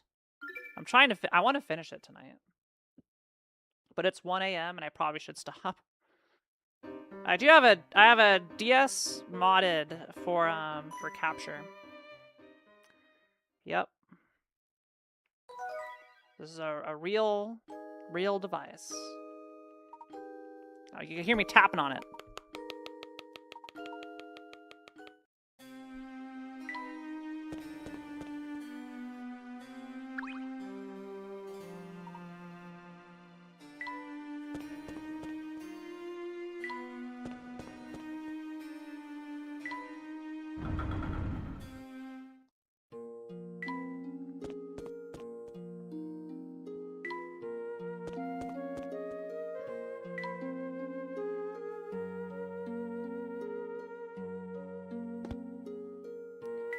I've never used a hint coin.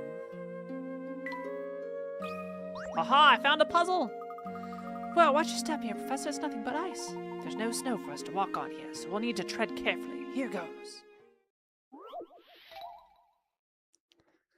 Slippery crossings, too. Alright, we just gotta slide Layton.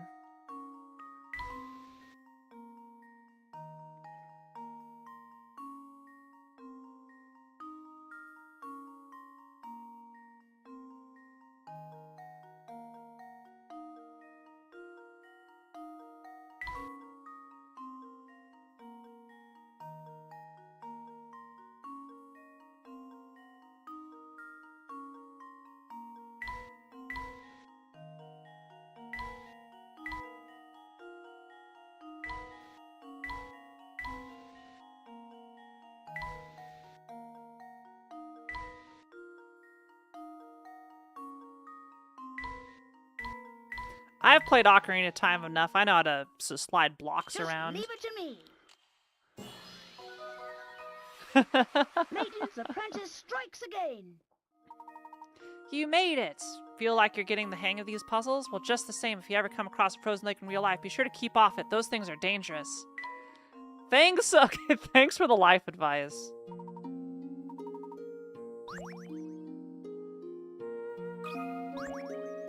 Do I got another one? puzzle number 128, Slippery Crossings 3. Okay. Alright, they're like, heck you, Kiara. We're gonna do more.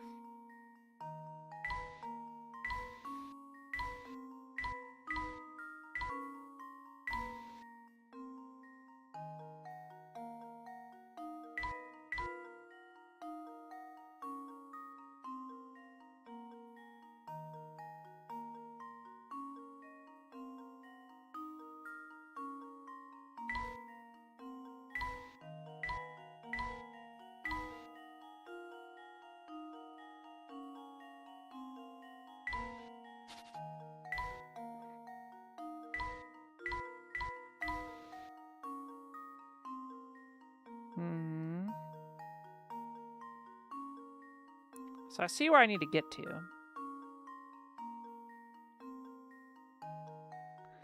I need to bonk here. So I need to bonk here, which means I need to get there.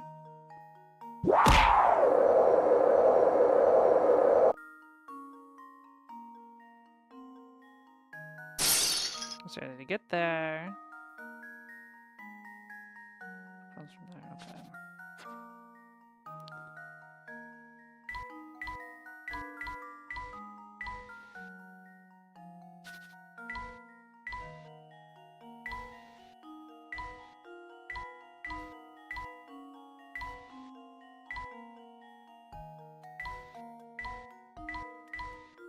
Yay! This should do the trick. Another puzzle solved. Ha! Wonderful. Wonderful. Alright, got any more ice for me? Okay, we're clear.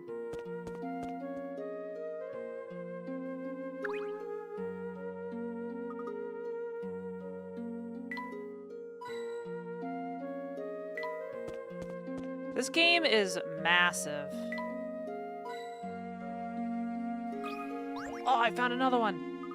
This forest just goes on and on. It's darker than ever here. Yes, but fortunately somebody left behind a second lantern. Let's see where we are. Light the forest too. Alright.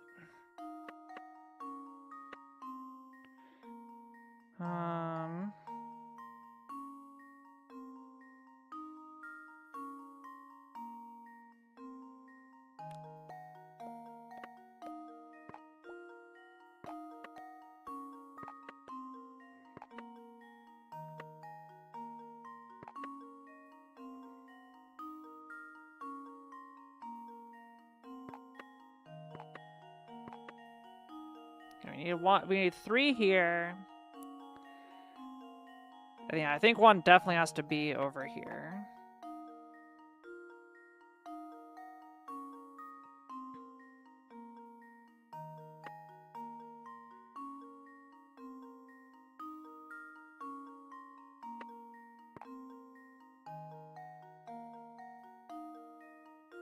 Does this cover everything?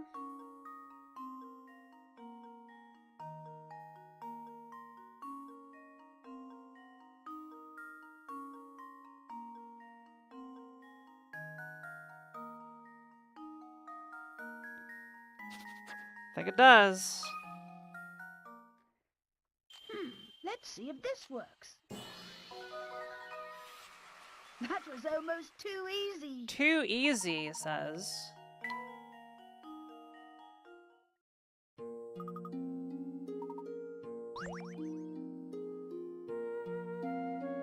Oh, over here. God, this weird hamster. Weird ass hamster. Alright, there's 14 more puzzles out there. I don't know where they could all be. Okay, you got one. Hey, this fork in the road is my turf. What's the big idea? Well, since you came all the way here, why not try your hand at this puzzle I've got? Uh-oh, it's the ultimate.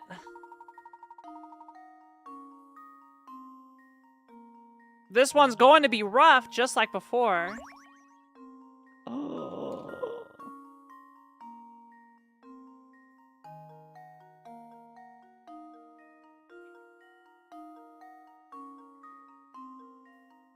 Oh no. We could be here all freaking night.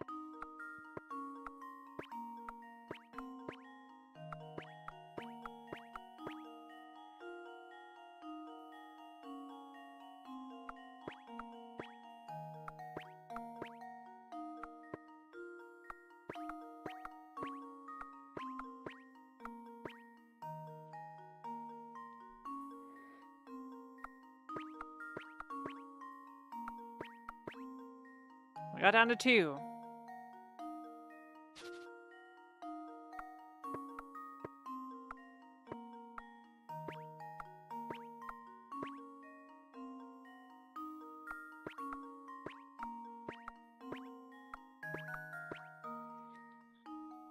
I'll make this symmetrical.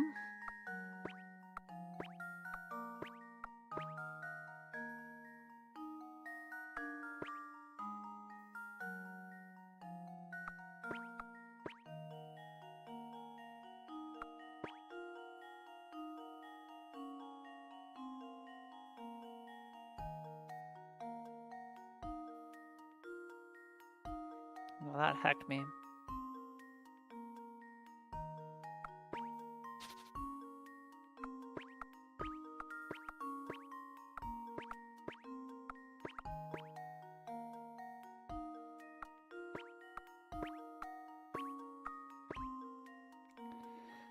Alright, so this is probably solvable from here. We just, like, reduce the scope.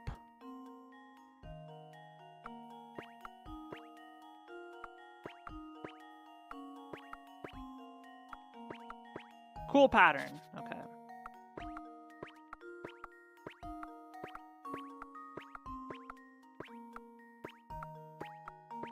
I do feel this is promising.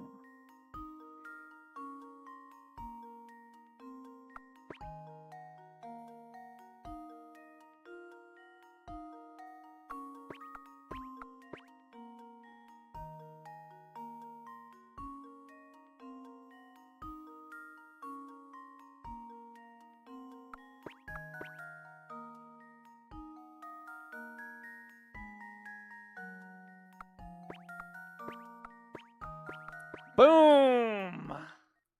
Consider this puzzle solved. A true gentleman leaves no puzzle unsolved. You're seeing Puzzle Master Kiara at work.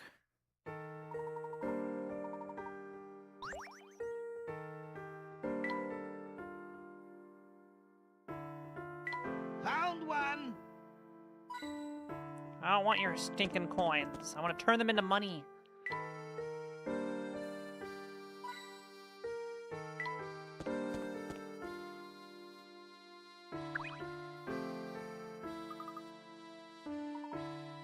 What do you want? You want tea? Clover and some kind of leaf and ofui. There's one more.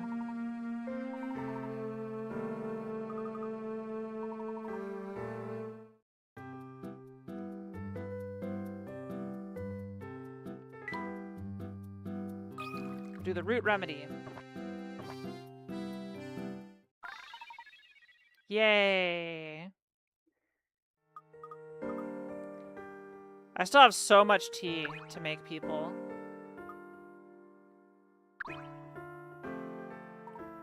I'm just talking to NPCs.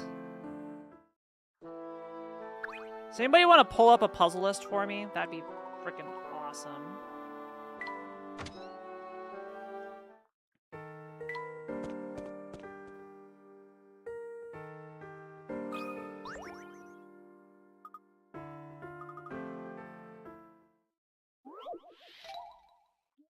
Walking the dog. A girl takes her dog out. At first, she carries her dog for 10 seconds, but then her dad steps out. At this point, the girl sets her dog down and keeps walking. The dog immediately runs over to the dad, and upon reaching him, he turns around and runs back to the girl. The dog keeps going, doing this until the dad catches up with the girl. The dog runs at 5 feet per second, the dad walks at 2 feet per second, and the girl walks at 1 foot per second. How far does the dog run by the time the dad catches up to his daughter?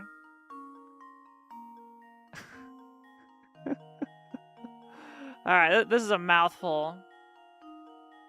This is a real mouthful.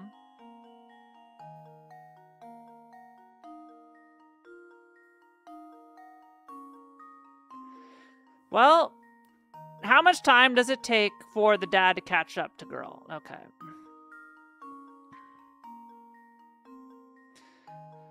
So the girl is 10 seconds ahead of dad.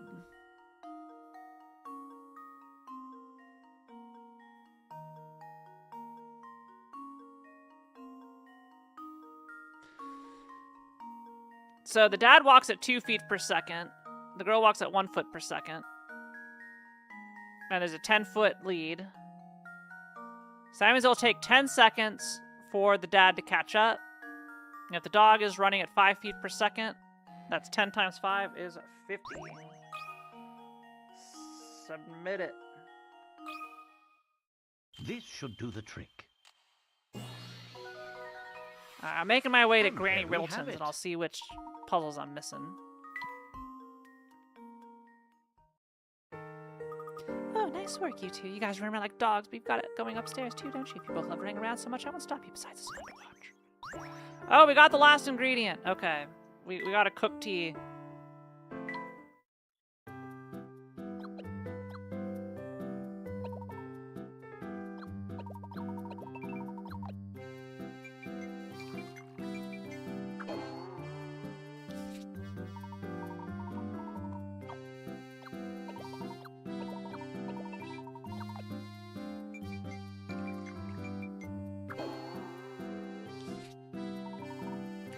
Oh yeah, let me get the tea list. This is one thing that's just trial and error that I don't really care about.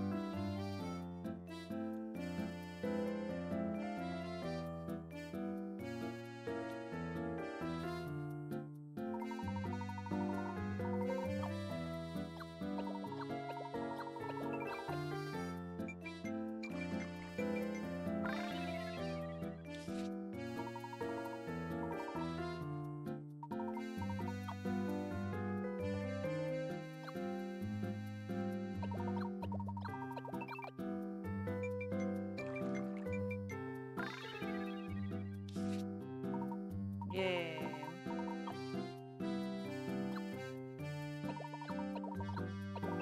I know nothing about tea. Puzzle sevens go without sleep for weeks? Yeah, that's me. I got nothing to do tomorrow. I want to clear the game.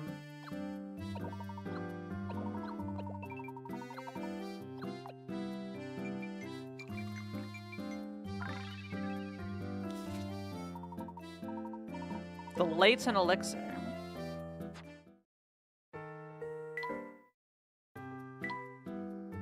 All right, we got them all.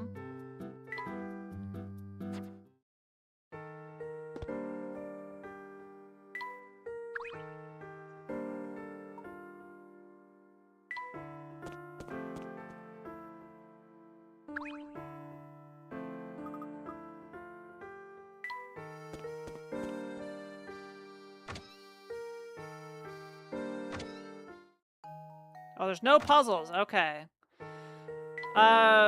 What we need to find. Oh, we gotta give you tea.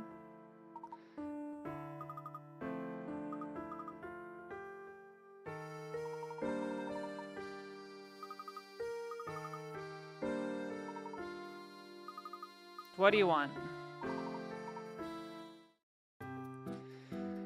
Make sure it's refreshing and sweet.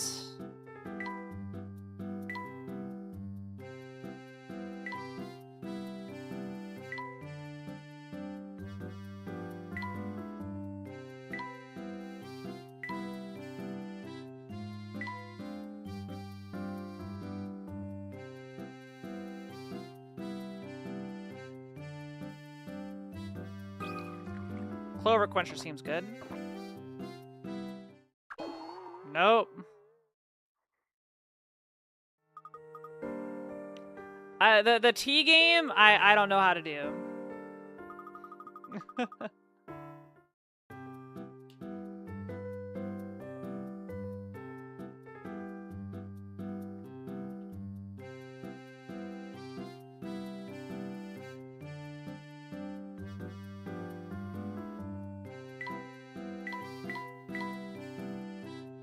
Okay, just play this.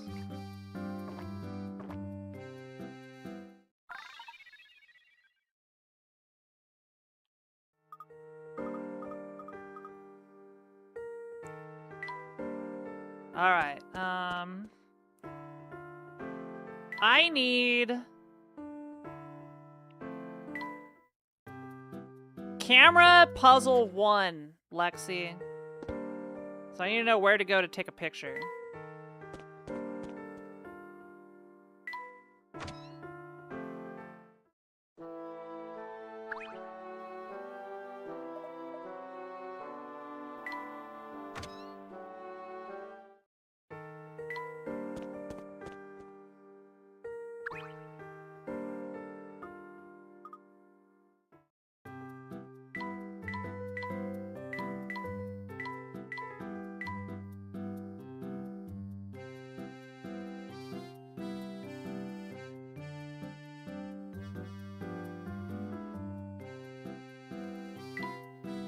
What is the bell tart sleeve?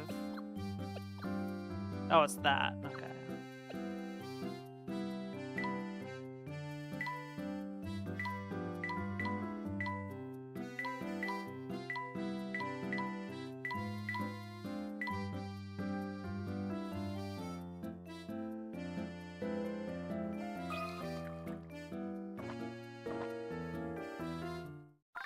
Yay! Heck you, Niles. Hi, Shiki.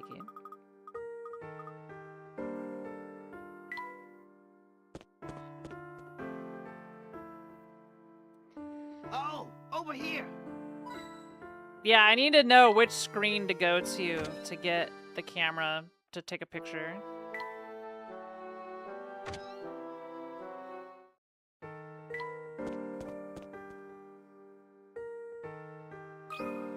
Yo, I found a puzzle. Hey there, guys. Getting close to finding what you're out looking for? Things are coming along nicely. Thank you for asking. Oh, but Sammy, as the conductor, if it's at all right for you to be away from the train like this? Man, forget the train. If I care today, it's to be my idea. But here I am. First, I get the... Okay, yeah. We're done with the story. So let's say today is my day off. If yesterday wasn't also a day off, then I'm off again tomorrow. If, on the other hand, I was off yesterday, then tomorrow I'll have to work. Say I work today. Bummer. If I didn't work 2 days before today, I'll have to head to work tomorrow. But if I did work 2 days ago, I'm off tomorrow. Yow. Assuming a 365-day year and ignoring weekends and holidays, use what Sammy said to figure out how many days he works in a year. Shiki. Photo number 1. It's my scarf, Charlie. I don't think you've seen my scarf outfit. You only seen this outfit. Shiki. I can't work with you here. Mommy's at work. So, if you work out every other day, then you work out 4 times a week. Okay.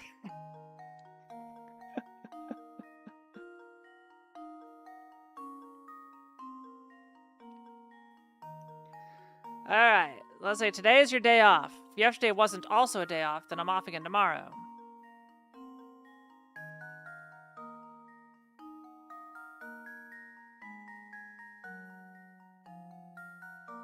So I think you're just on for 3 days, off for 2 days.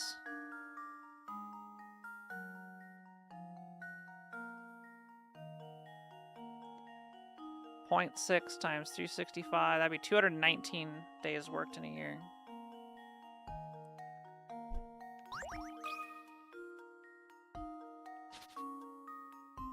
Did I say 219? What was on my calculator? Yeah, 219.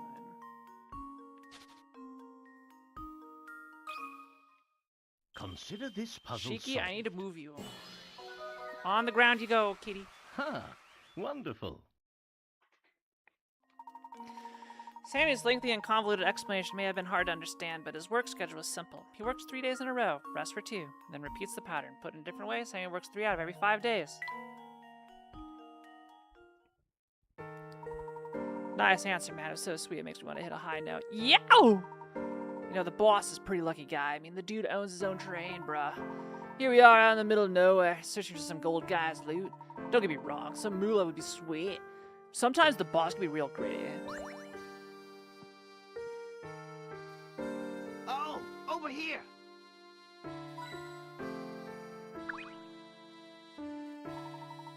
Hotel room? I could have sworn I've done the hotel room. Let's go.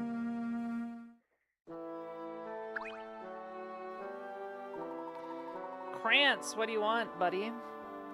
Know how to put on a smile for customers. Do you really think a cup of tea will turn to my normal cheery self? I do hope so. Help me chase away these blues.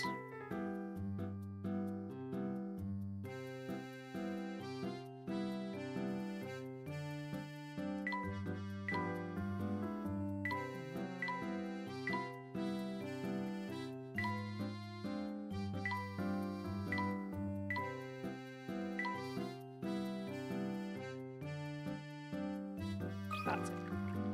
Cherry boost. Oh, Shiki's just rolling around on the floor right now. She's happy. She and Ponko are kissing. Each sip reveals more flavors, just like the tea I drank as a child. Back then, Duke Hazen would visit our hotel often, and no one spread ridiculous rumors about vampires. Yes, they were simpler times, but when you look at what gold did to the people here...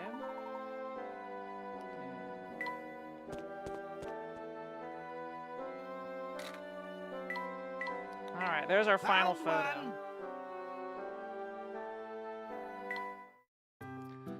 Charlie, even you can do this one. It's spot the difference. I'll race you. Alright, can you spot the differences before I do? I believe in you. You can do it. Do you see that one already? Here goes. Charlie definitely got to that one first. That was almost too easy. Alright, there's two more differences. Can you spot them? Do you know where they are? Because there's one of them. Just leave it to me. You can do it, Charlie. There's one more. You can still get. You can still find it. Strikes again.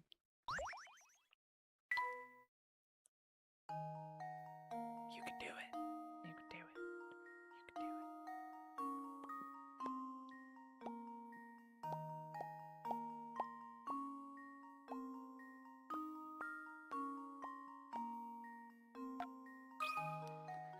All right. And Now to we get a test puzzle. my theory. We've solved all And the there we have photos.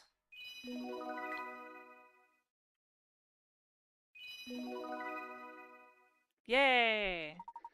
Lane's challenge is the musician's house has been added to your map. Okay.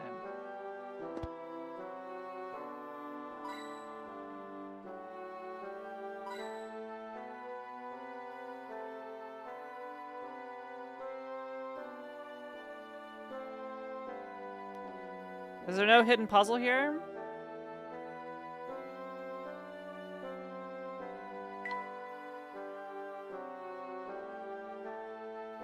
Or did I already do it?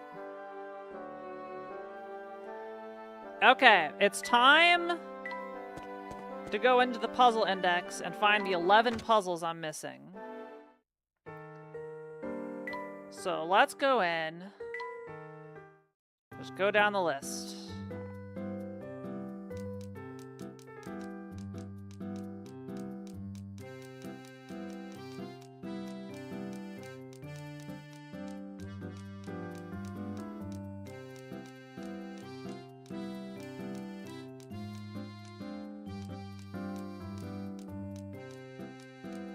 We're missing puzzle 65, 73, 84,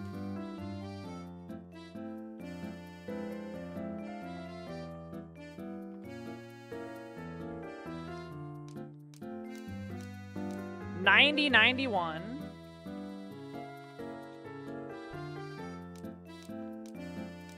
94,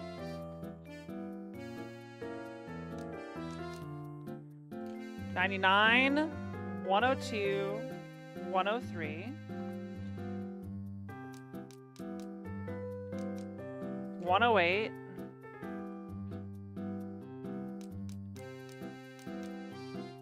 114,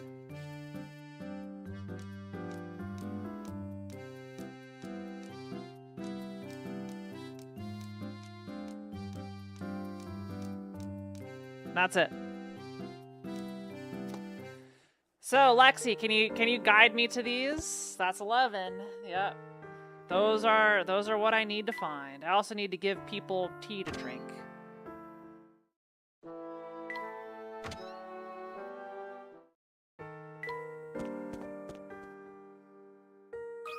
Okay, we found one.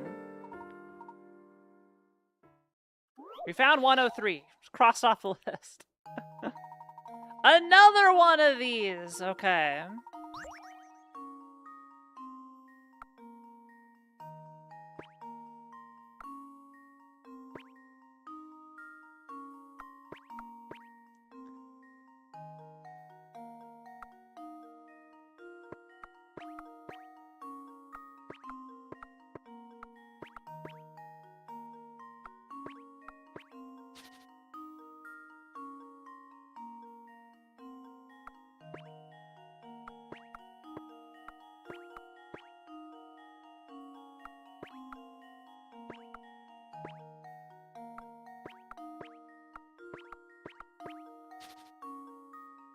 This is probably gonna be harder than the other one I did.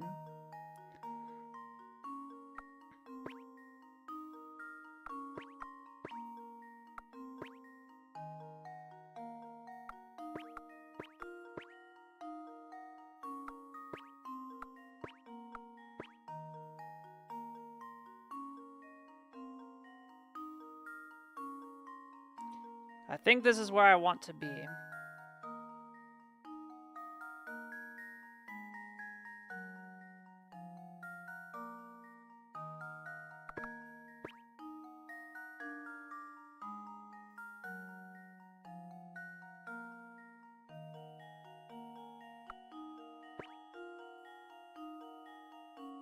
No, it's not. First one's in the antique shop? Okay. We'll solve 103 really quick. I say really quick. We'll see how it goes.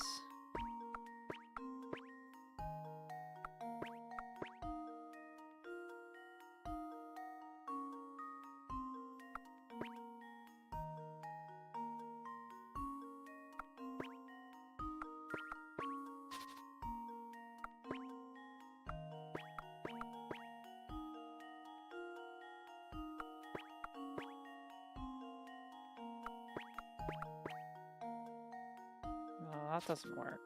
Because you need to build towards the middle.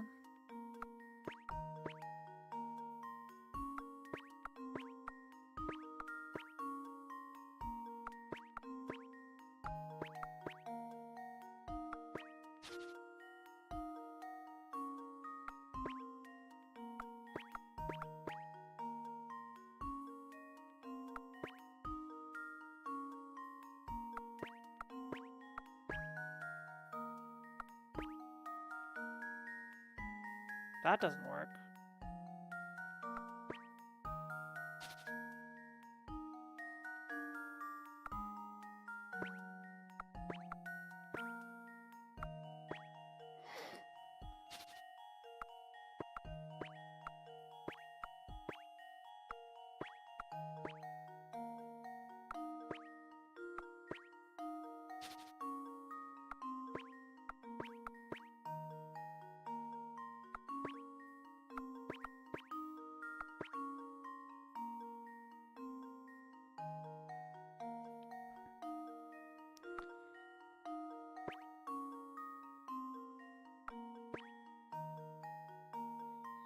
That pattern also doesn't work.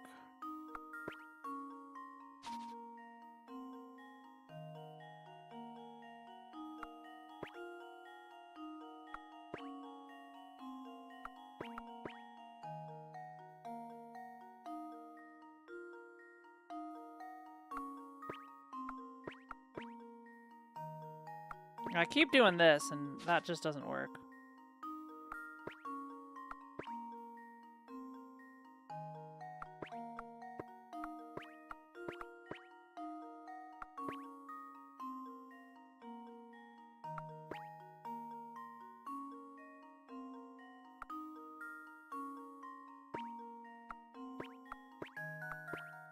Cool pattern. Usually these always end up with the last ball being in the middle.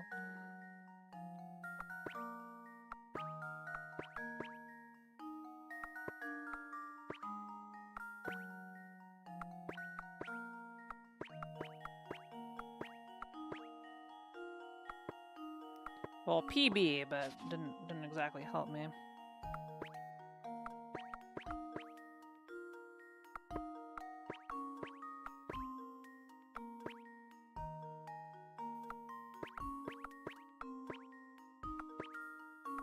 Damn. Oh, I really want to finish this game tonight.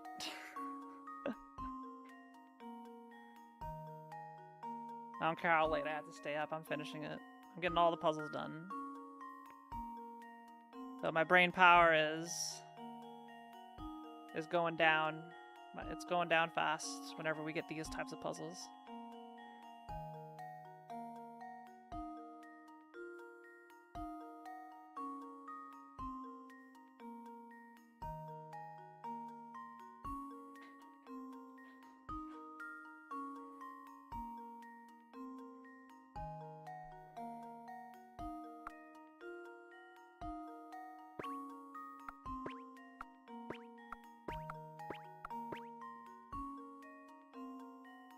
This is a nice compact shape.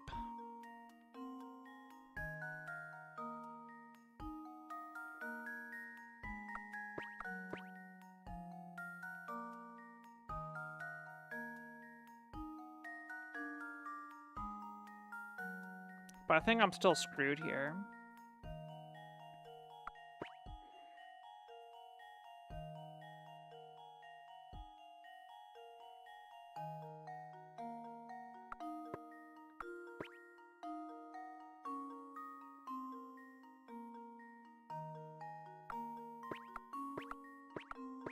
Nope, we're good.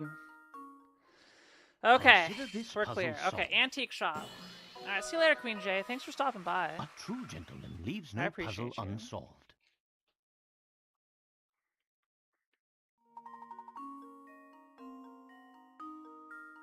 That's the English style board, okay. I was thinking you'd need at least a few more tries to beat me, but I guess you showed me.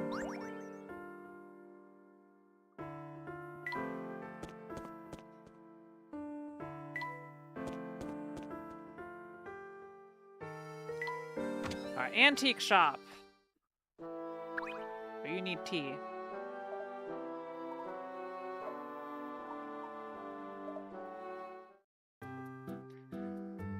Gentle scent and a spicy taste is what you want.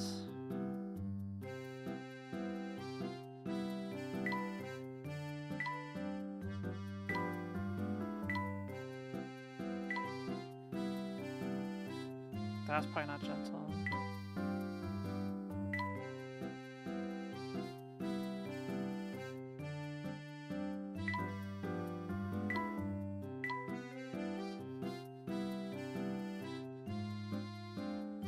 That's probably what you want. Oi, oi, oi, oi, oi, oi. Yay. Thank you, Dawson. We're making you happy. Oh, that gave us a puzzle. Okay, so we had to tee him. An ancient map depicts the possible spots of a vast fortune, as well as directions. Inscribe the numbers 1 through 6 in the map's blank spaces so that each set of numbers is in a straight line has the same sum. Use each number only once, and the sum must be the largest one possible. Then go to the spot marked 1, for that is where you find your treasure. The number 4 has been filled in for you. Circle the area where the treasure is hidden.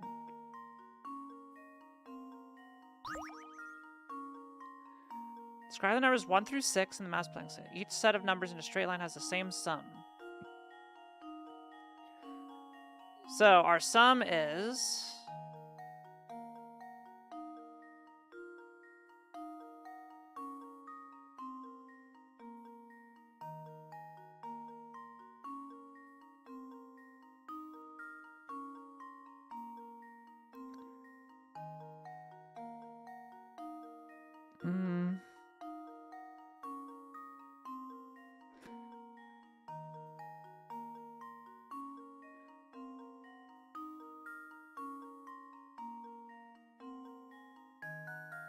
Is it 9?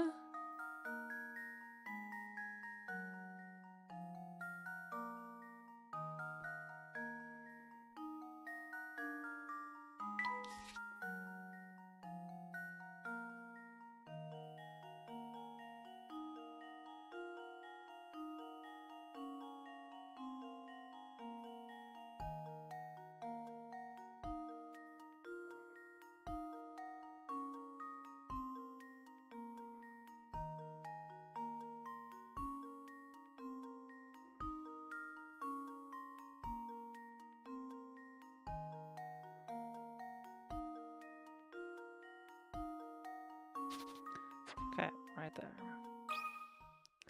This should do the trick. What? Hold on. Well, I suppose that's one possibility eliminated. Wait. No. My streak. I was so confident.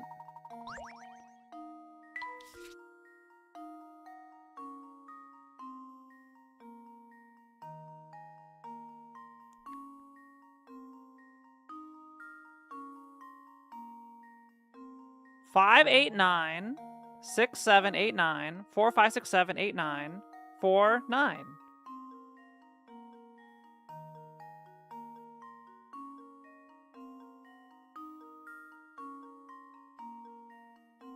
Does that mean we can get 10? Oh. I did not look at the largest one possible.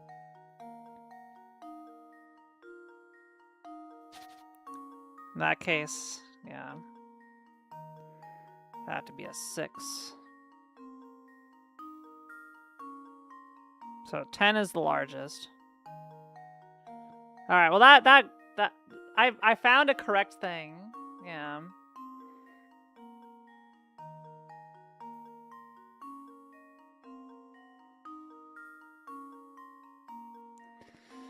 All right. So 1 should be in the middle. X marks the spot, baby. 10, 10, 5, 8, 10. I misread. Oh gosh. Consider this puzzle solved. I misread. I did not see the largest And possible. there we have it. Oh, that hurts. That hurts. Okay. Next up, we got another puzzle to go find, Lexi. Fong, how are you doing today? Found one.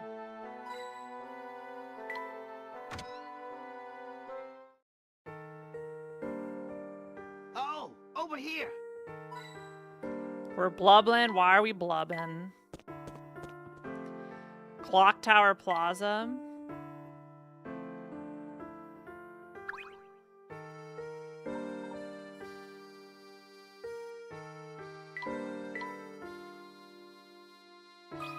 Aha! The kid has one. What you got, Niles? Can conundrum. A number of identical cans are hanging from a tree. While all the cans here may look empty, one is actually filled with water. See if you can find it. When deducing your answer, ignore the weight of each string and stick.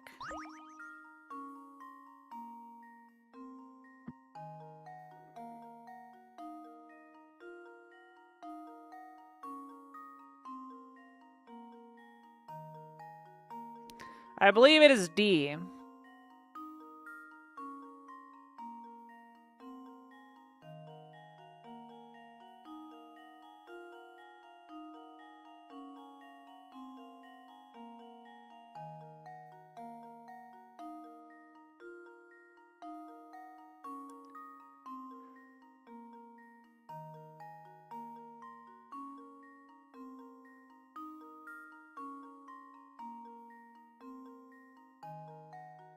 Shouldn't that say 3 now? Wait, are numbers not incrementing?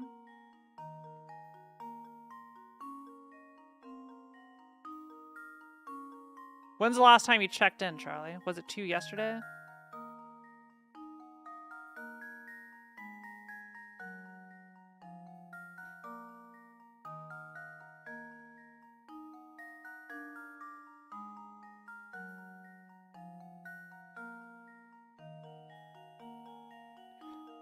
Uh-oh.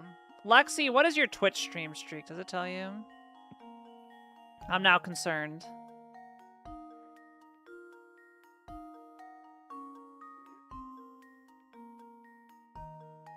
Oh no, it's A.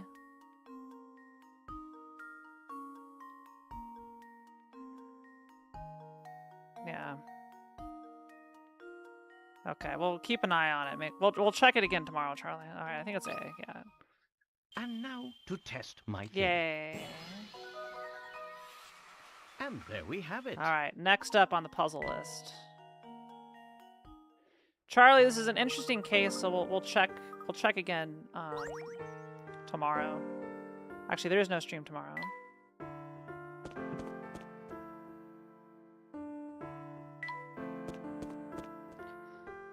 We'll check again on Wednesday, my next stream.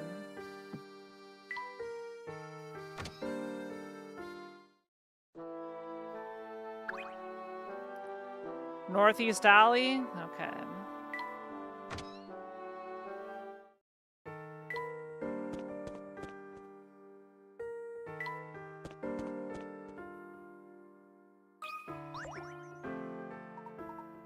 I know what it refers to. Pancake Stacks 3. Okay. We got... Oh, now I'm hungry.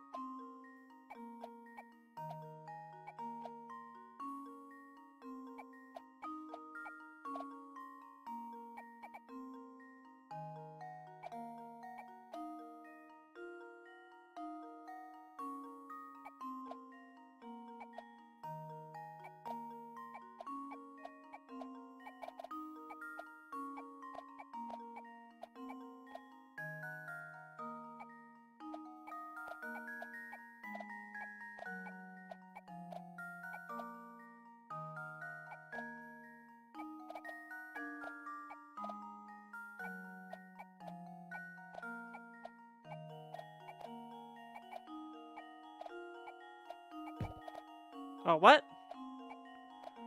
I bonked.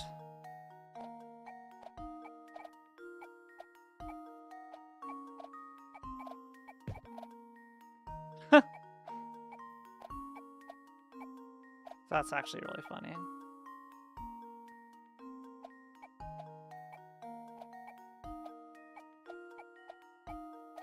I know the iteration. I'm not sure if there's a faster way to do it.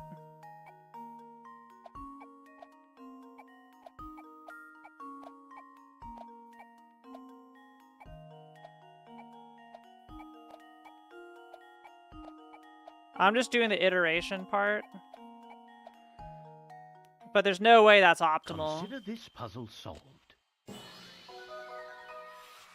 A true gentleman leaves no puzzle unsolved. 31 moves? Okay, maybe I can be convinced to do it. It's too late for me to do minimum moves. Look at these numbers. What numbers? The pick rot numbers?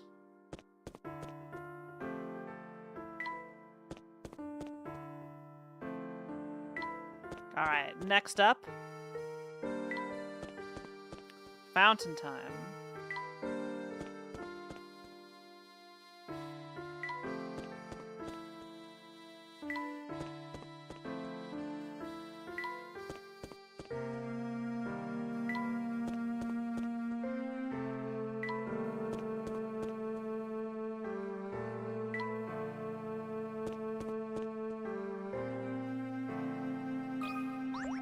Okay. Reminds me of a puzzle, Professor. The fountain shown below has the unusual ability to indicate the age of those who draw near it. For example, if a 5-year-old child were to approach the fountain, it would fire off water from spouts A, B, C, D, and E.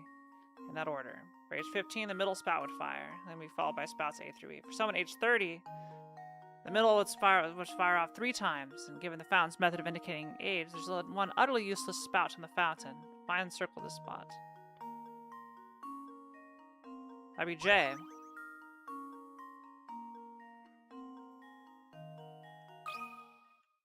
And now to test my theory. So there's no 10, yeah. And there we have it.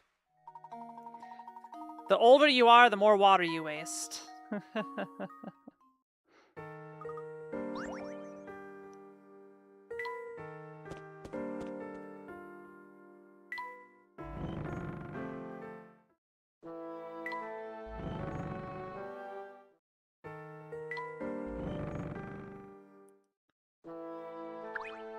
I hate how they're not always thirsty.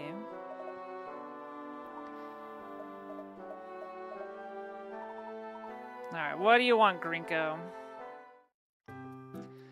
This tea, you need something that symbolizes the fire and an ingredient that brings happiness.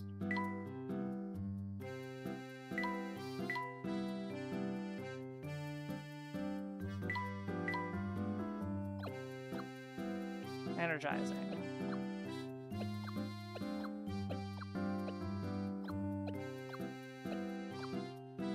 So maybe spicy.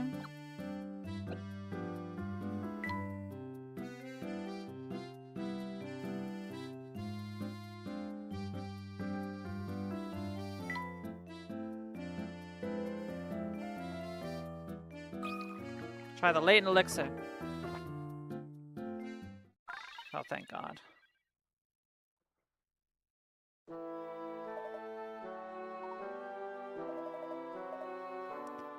Luckily, I don't enjoy tea. Okay, this is one. Puzzle 94, the mystery cube. The diagram this little guy is thinking about has been folded into 8 tiny cubes, which in turn have been combined to build a larger cube. One of the 8 small cubes has had the letter on each side of his face as erased. The big cube is constructed in such a way that each small cube's face that isn't visible is pressed against the face of another cube containing the same letter. Knowing this, can you figure out what letter belongs on the face the arrow is pointing to? Your answer will be one letter, A through F.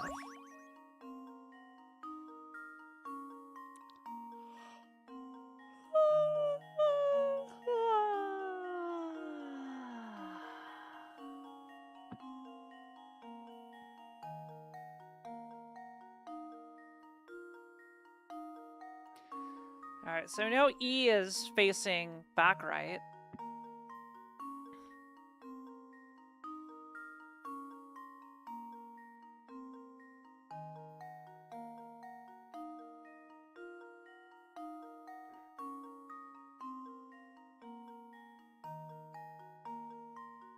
So I think it's B.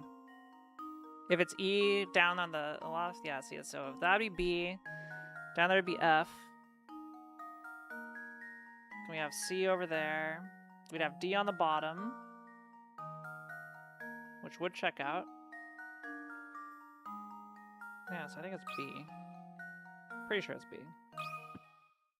This should do the trick. All right, let's go, Layton. A true gentleman leaves no puzzle unsolved. All right, we've done it.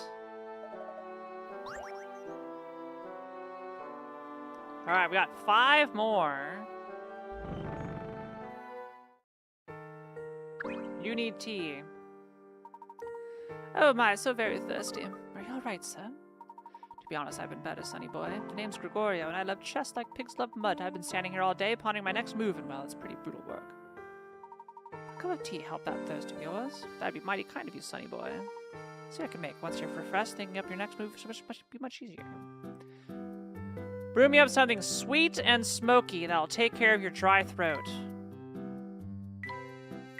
Sugar smoke.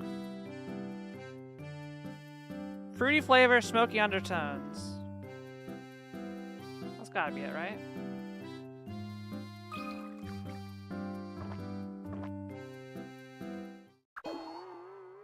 Damn it. Outside of the hotel? Okay. Let me figure this guy's tea.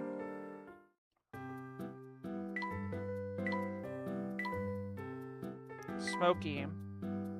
Smoky.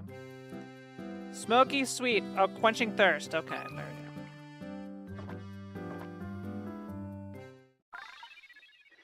That explains why I didn't get them.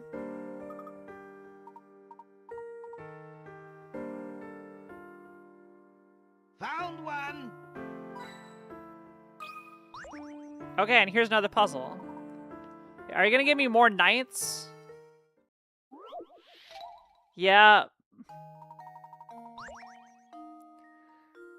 We're back to this bullshit. Okay.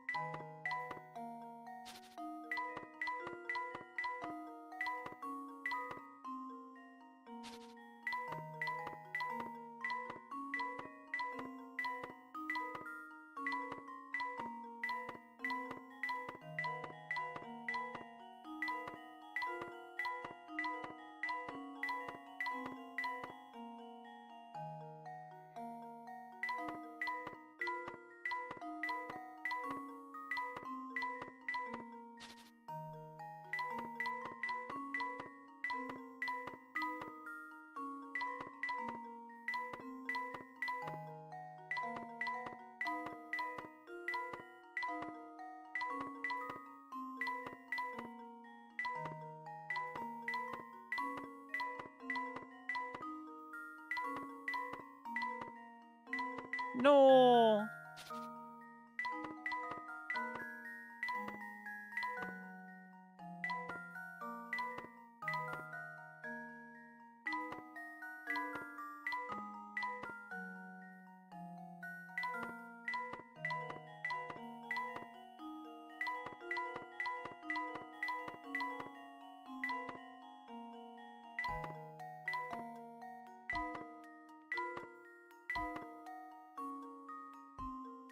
No. Alright, hopefully this is the last one of these.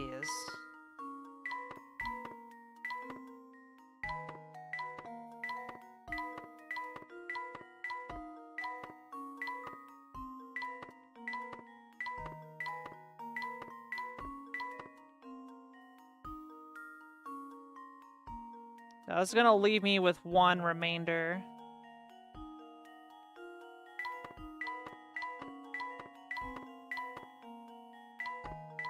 Two remainders, yeah. Again, starting out and then go in, I think is overall good.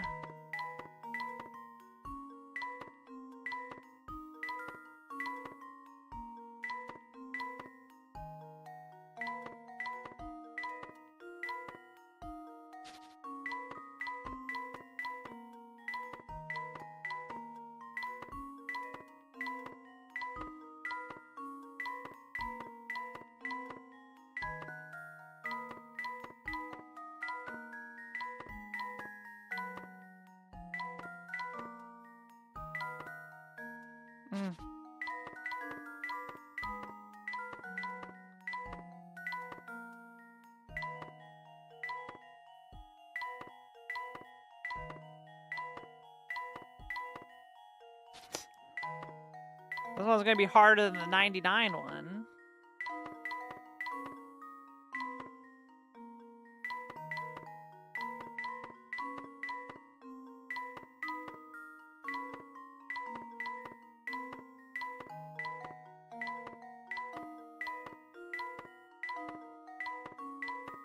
Okay, we got it.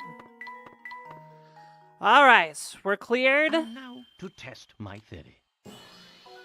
We got my points. And there we have it. We served tea. And now we gotta go outside the hotel. And probably serve more tea. I love tea. I don't like tea. Never been one for tea. Oh, you need tea. We may just run into these as people need tea.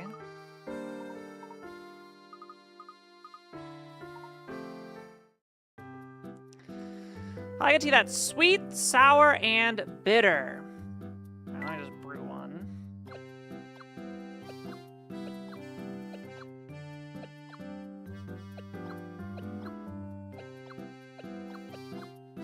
Bitter, sour, sweet.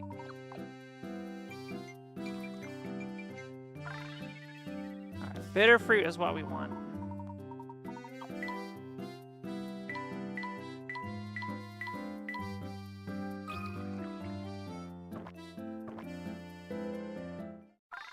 Yay.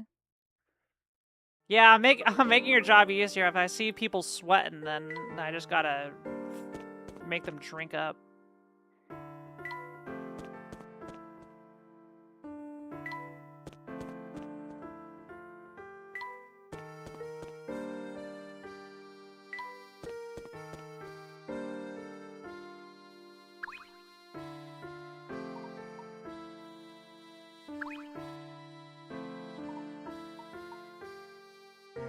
Alright, we're outside the hotel.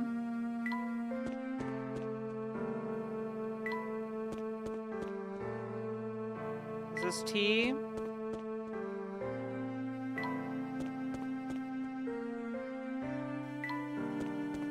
I gotta spawn it.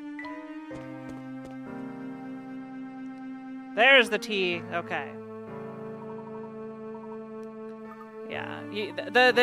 This is a baffling design choice. Like you need to reload until they need tea.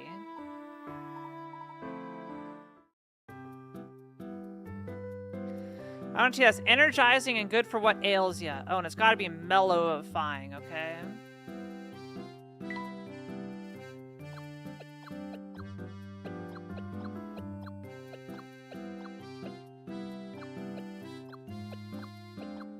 Energizing.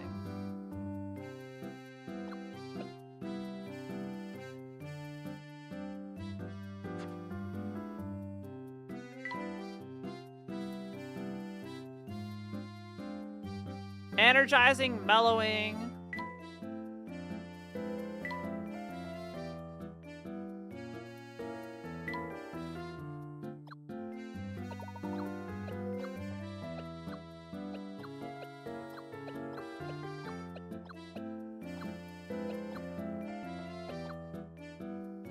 Dream fluff. So what uses these two?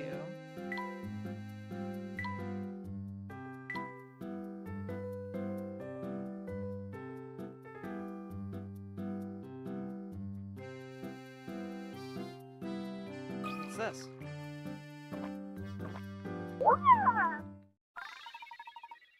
Yow! Sammy's back and ready to rock! Yeah, that tea is so good at me at a high note, man. Talk about original flavor. Top it off my shoulders, feel loose and ready to tackle whatever guitar solos come my way. Oh, Harutomo-san! Konnichiwa. Genki?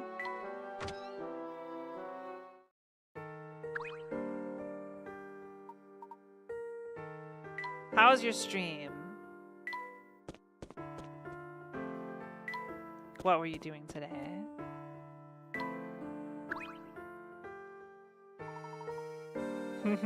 Nemui? Wakarimashita.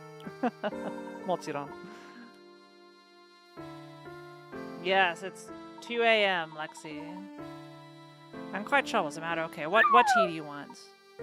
Lexi, thanks for getting a sub to Haru. Haru-chan. If the tea isn't strong enough, I'll be sending it back and be sure it has some dream fluff in it.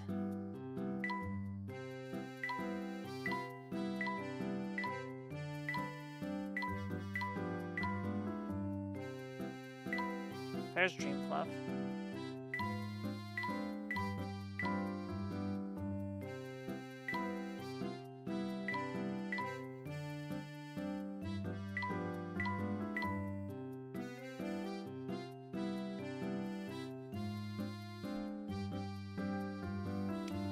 I'll give you this.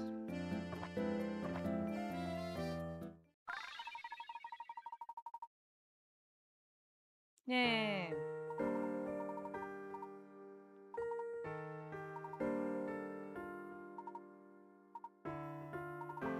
But I hope your stream is going great, Audio. Okay, puzzle. Sharing the wealth. A wealthy land baron passed away, leaving his land to be divided among his sons. A section of his will is written below. I want my 4 boys to each receive a parcel of property containing an orchard, a house, a pond, and an open field. Everyone should receive the same amount of land. Okay.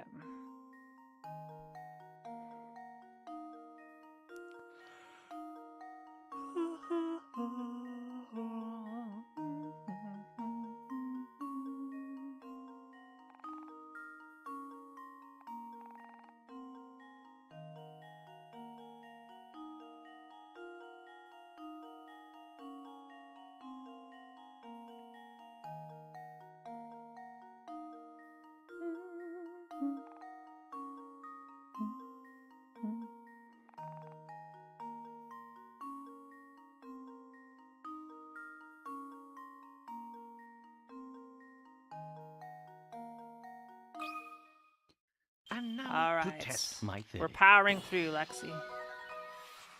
And there we have it.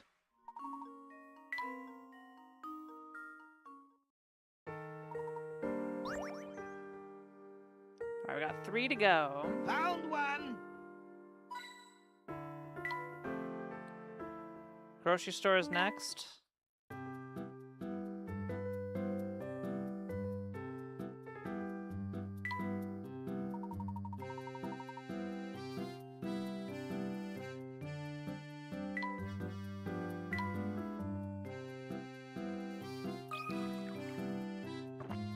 We've also almost done serving tea.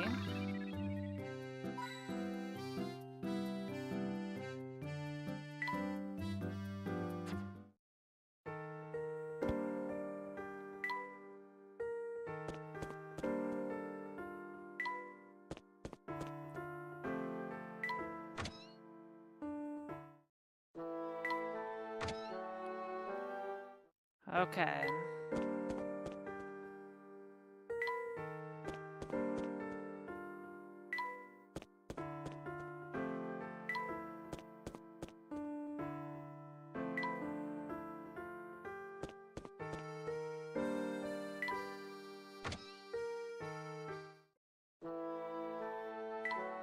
Do you need tea, old man? Yes, you do. It really is all tea, Lexi. The worst minigame. Make me tea that's fruity and smoky. To get the flavor I'm after, it needs something burned.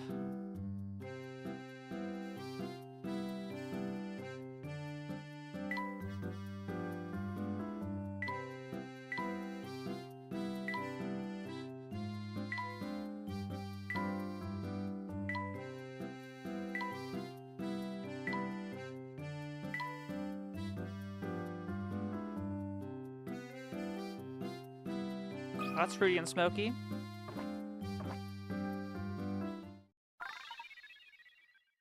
And I'm gonna have to do all the tea to get the final minigames, probably.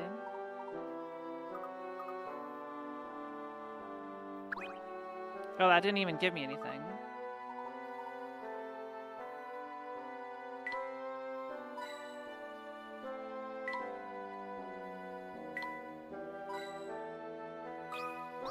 There it is.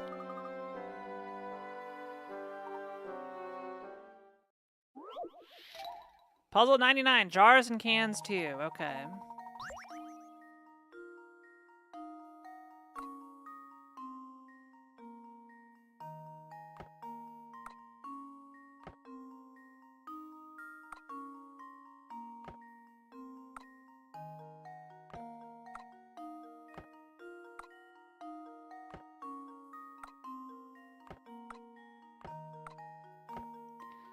Eight moves. Was that minimum? Did I Let's first see if try the this minimum?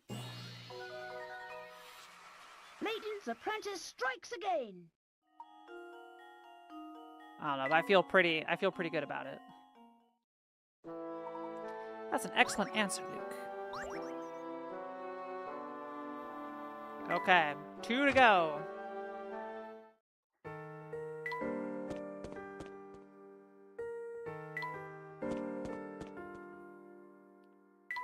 Northeast Pass, though, that's all the way over here. Wait, hold on. I don't think I've served tea to the guy, the creepy guy in the tower yet.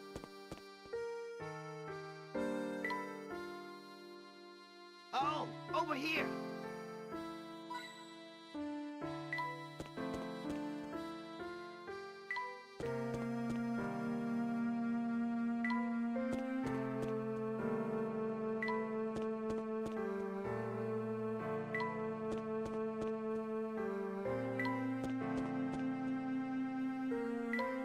Okay, I don't think you need tea.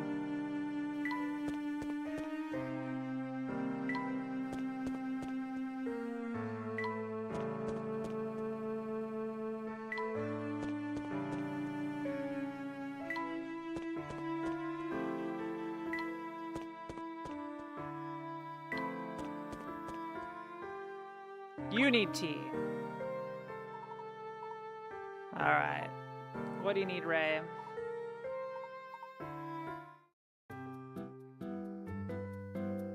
Spicy and earthy that will help you relax.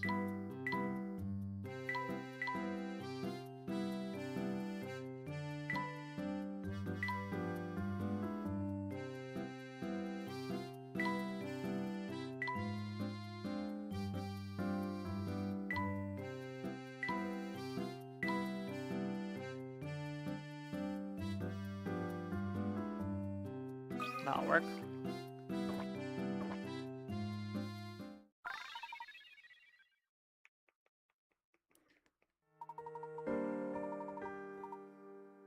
Remember, none of these people are real, right? They're all fake.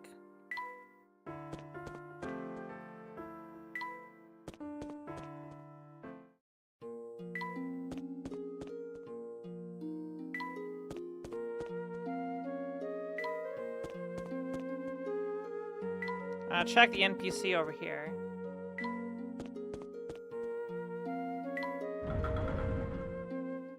See if he's thirsty.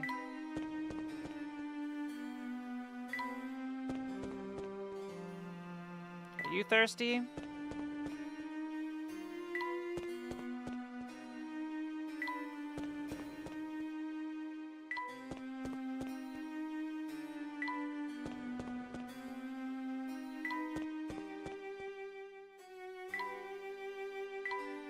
I don't think you're thirsty. It's not Thirsty Thursday for you yet.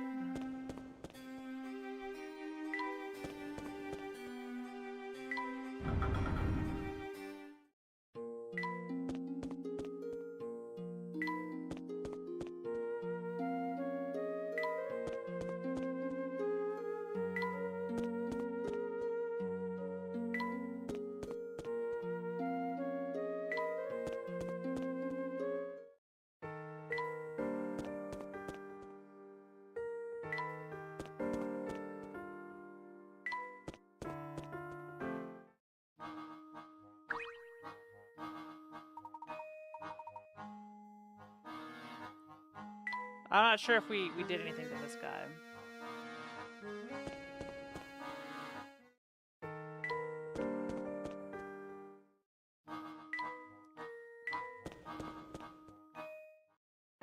But there's only a couple more people who need tea.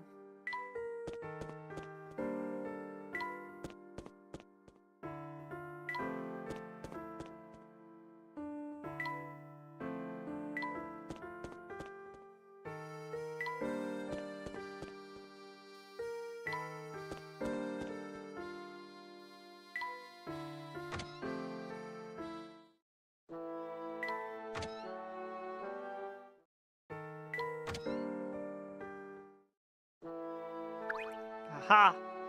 Got the proc. What do you want, Joseph? Sweet and bitter.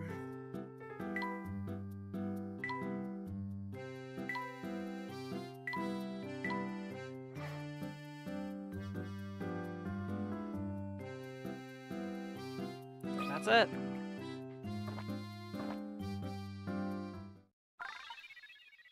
You got a puzzle for me?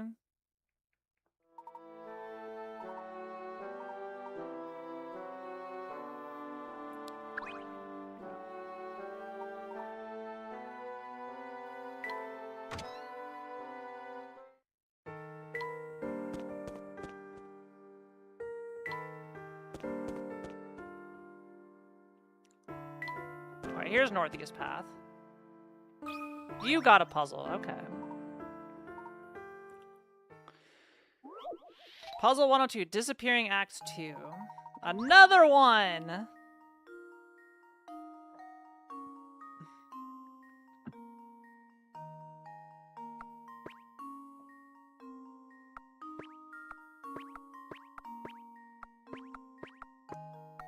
Okay, that one first try. And now to test my theory. Now that was True gentleman relatively leaves easy. No puzzle unsolved.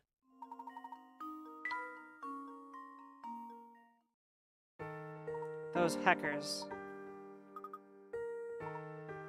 I think I've done 5 of them.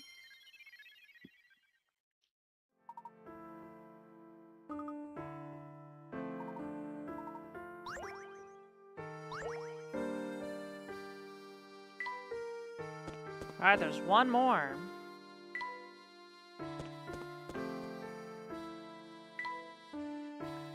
Back at the hotel room.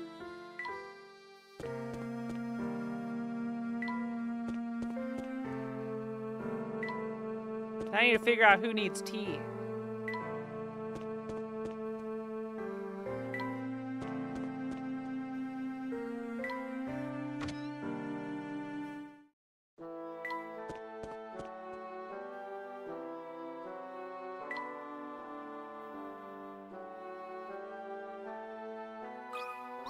Ah.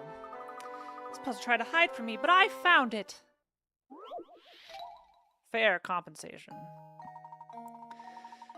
3 houses face a single common field. The heads of these 3 houses, A, B, and C, decide to work together to seed the field. Unfortunately, C injures himself right before work starts, so A and B do all the work together. To seed the entire field, A works 5 days and B works 4. Feeling guilty, C decides to pay A and B for doing his part of the job. To thank them, C pays them a total of 9 coins, divided up according to how much they work. Can you figure out how many coins A and B received?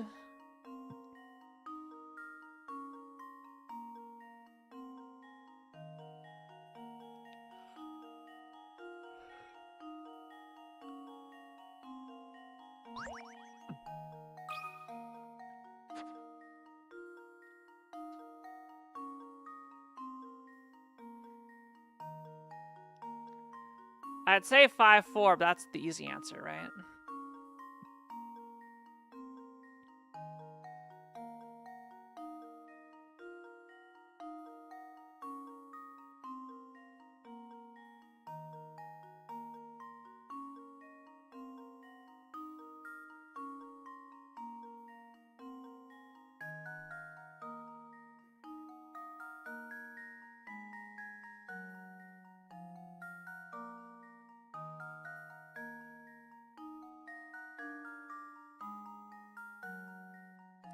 Oh, for C for doing his part of the job.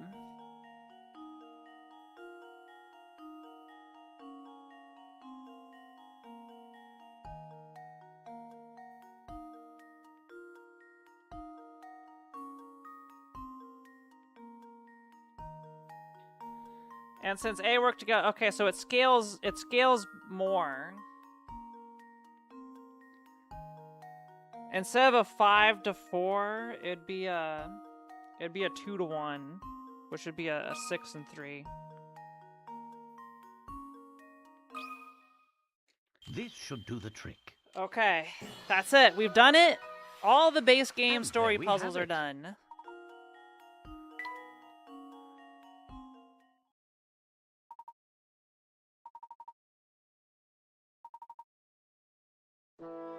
We got a congratulations.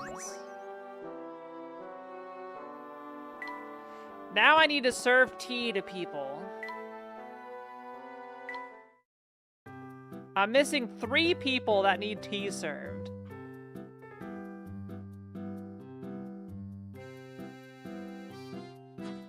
Yeah, I don't know. I've done this guy.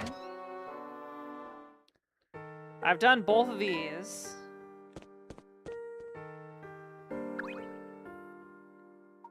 Does Rory need it?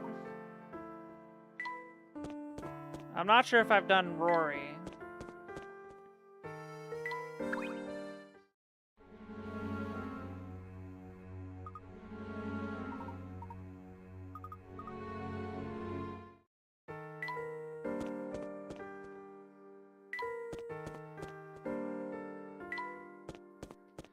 Yeah, the fact that you have to spawn it is the worst part of the tea minigame. There's nothing good about the tea.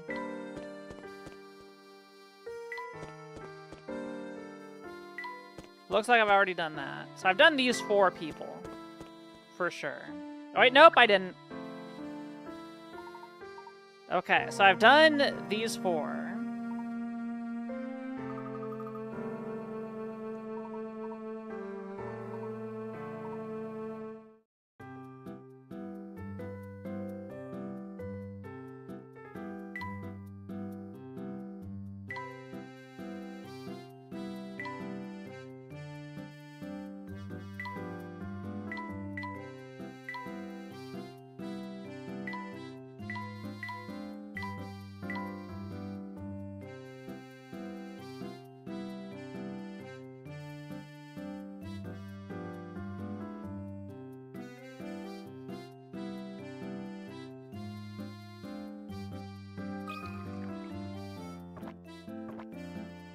It is. It really is.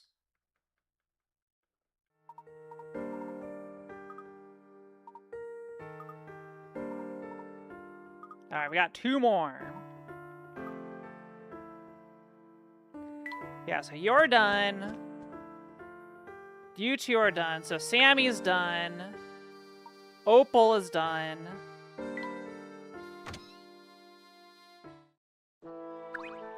And Krantz is done.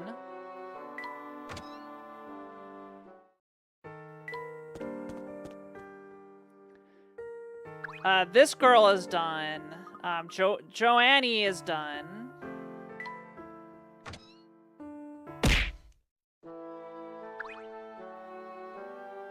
I believe Dawson is done.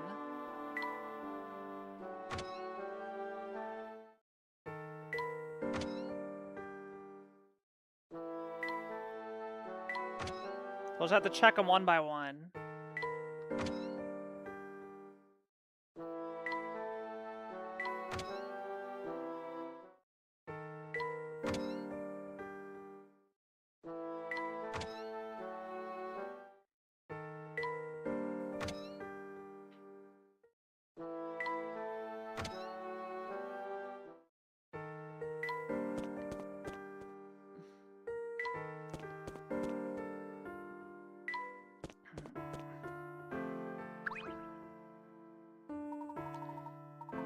I'm not sure if Derby is done.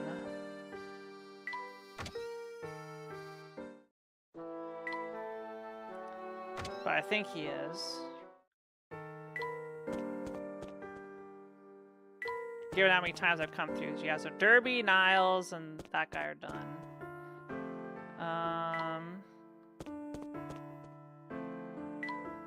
I have done Iana. Iana's done.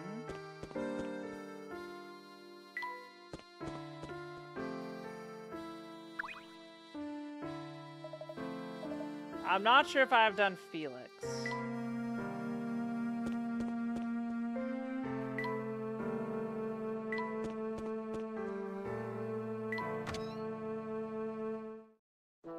I've done you.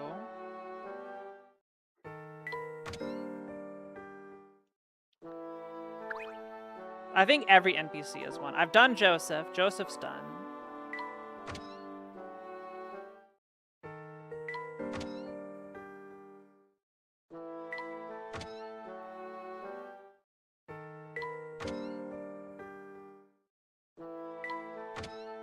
I know we did both of the museum guys.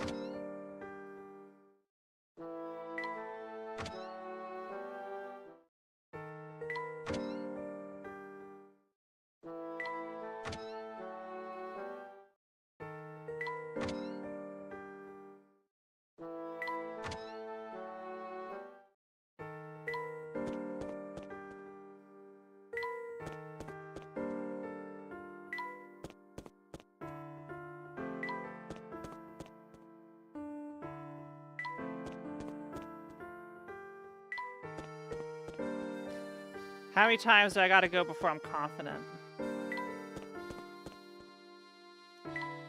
Okay, I'll say Felix is done. Nope, this guy wasn't. Okay, we found one. Hopper. Hopper, what tea do you need?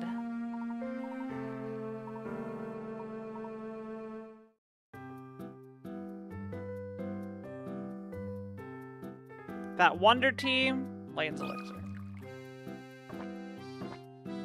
Alright. I had to reload the screen like 8 times to get it. Alright. I think there is one person left.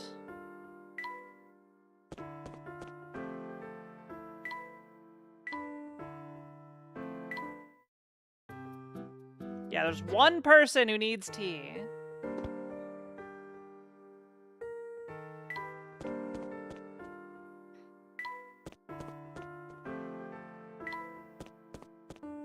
I certainly hope it's not Felix.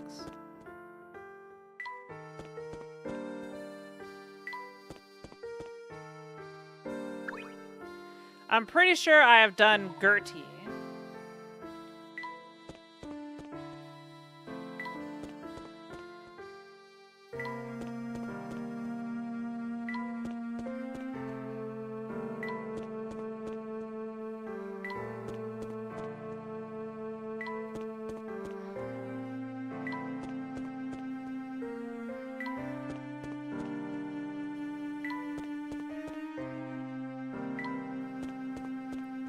So Gertie, Hopper, and Felix are done.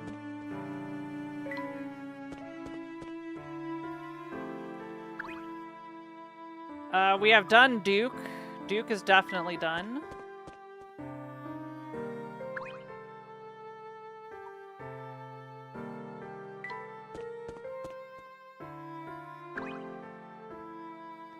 Gregorio is definitely done.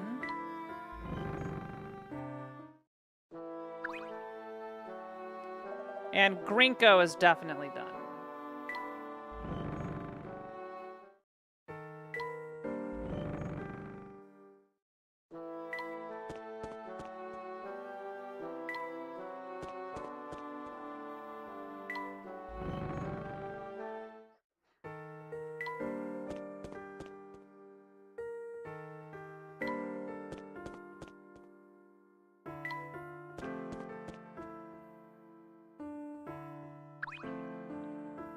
We have done Leela.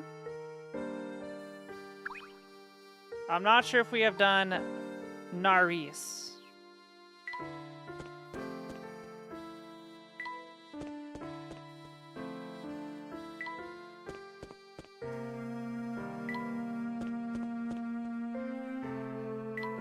We'll check these 4 NPCs off.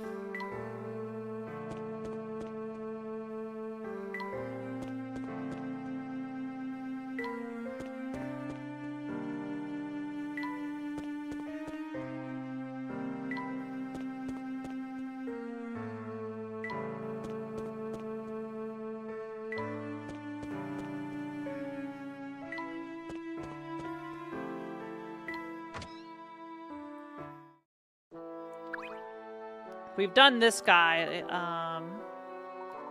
Garland we have done. I know that for sure.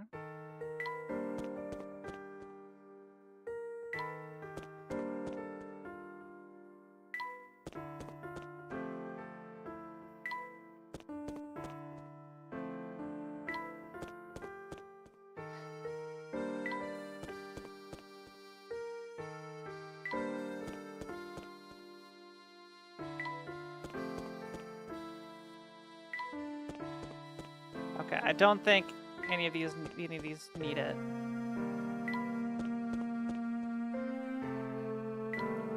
So we could check off Naris, Marina, and Olsen. Oh, over here.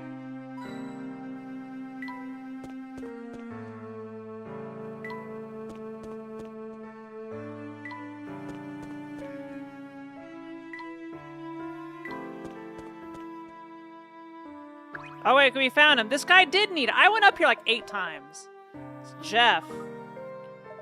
Heckin' Jeff with a GE, even spelled incorrectly. What do you want, buddy? Smoky tea with clover and something sweet.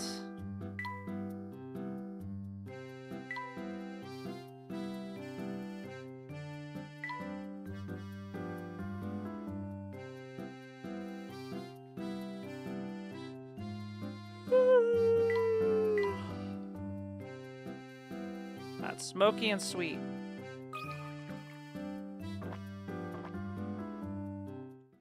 And clover. Alright. Worst minigame is done.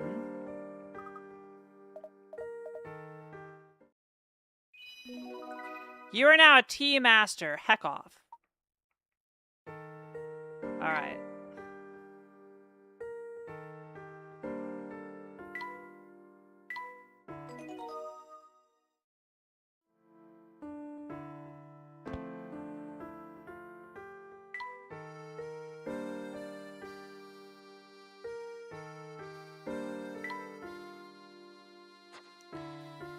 How do I exit the game? Do I gotta force close it?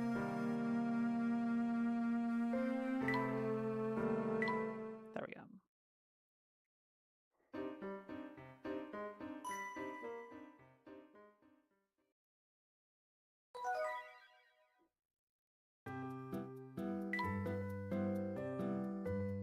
All right, we got 15 or 9 more puzzles to go, chat, and then we're done. Give this one a try. Coast to coast. Hey, it's America. A woman boards a non-stop flight leaving Los Angeles at noon and arrives at New York City at 8 p.m. the next day. The next day, the same woman leaves New York at noon and flies back to Los Angeles. The flight is unaffected by jet streams and takes the same amount of time to reach its destination as it did the previous day. The time difference means it's always 3 hours earlier in New York than in Los Angeles. No, that's not how time zones work. That's not how time zones work. It's 3 hours later in New York. Is this just translated from a Japanese puzzle? No, but all of Japan's on one time zone. Maybe they just didn't know.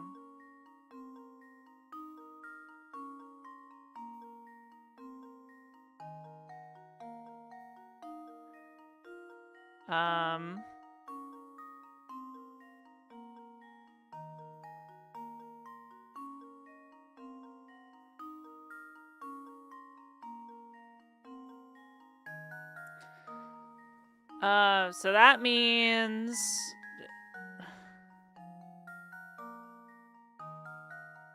I think this statement's incorrect, because if you leave LA at noon and you arrive at New York City at 8, which is 3 hours earlier than LA,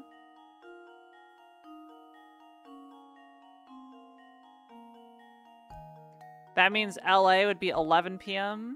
and that'd be like an 11-hour flight. No, that's not how long it works.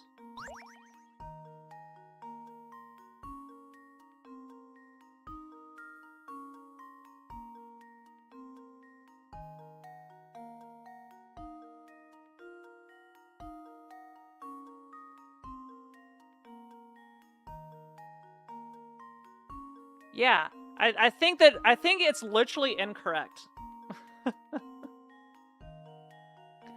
So,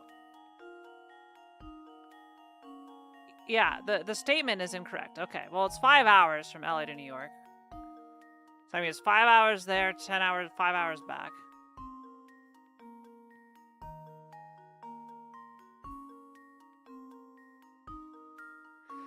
So if it's noon New York time, we leave at 9 a.m. So that means it'd be 14 o'clock local.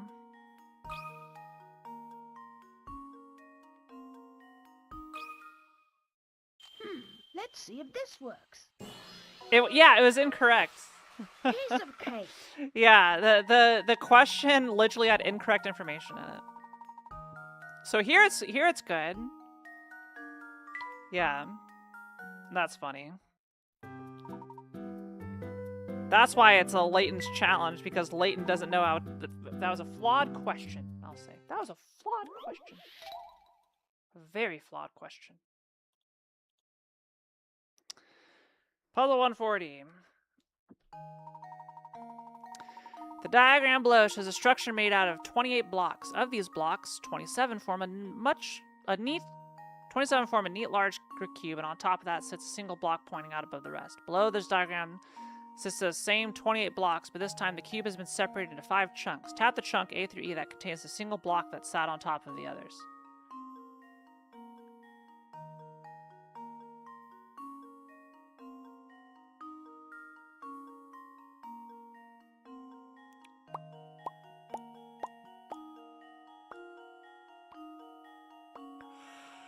Well, it can't be D. D is impossible.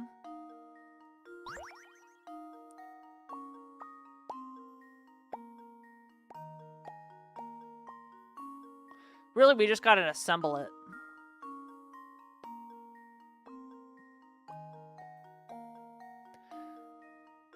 So if D and E go together...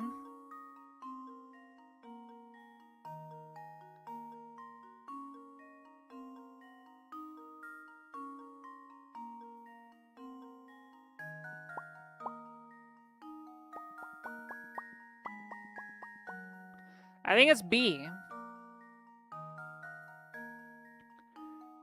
Yeah, it's B. It's B, chat. It's B. Consider this puzzle solved. Oh my gosh. We're at And there we have final it. stretch, chat. 4898 Pickerats. We're so close. I'm tired. I'm so tired. Disappearing Act 6.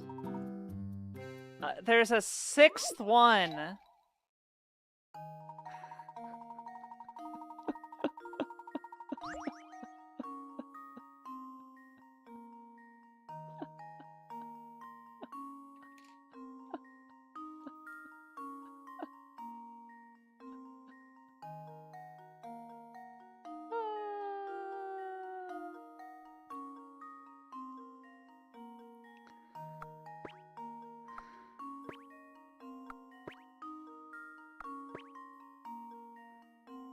Oh, jeez.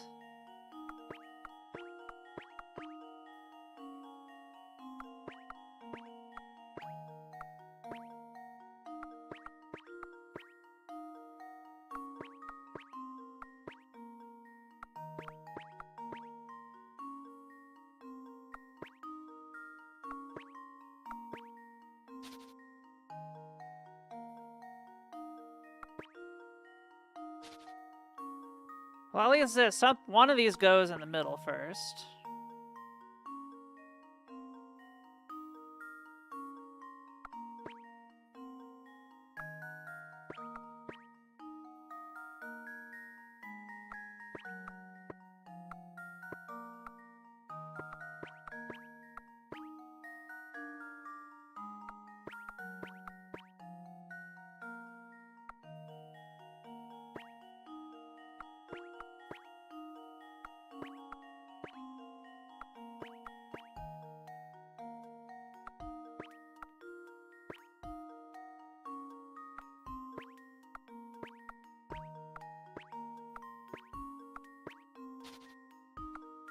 This is gonna be a while.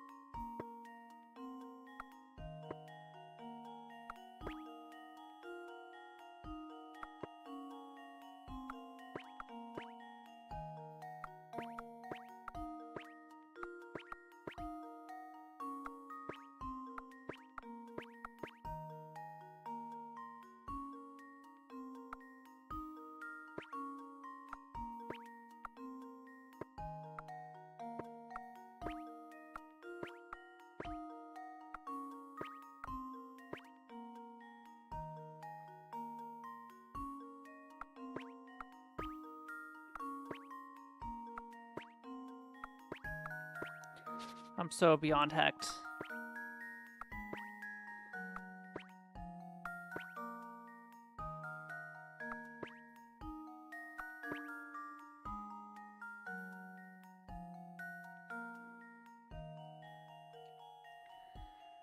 You're bad at these puzzles fresh? What do you mean? What do you mean by fresh?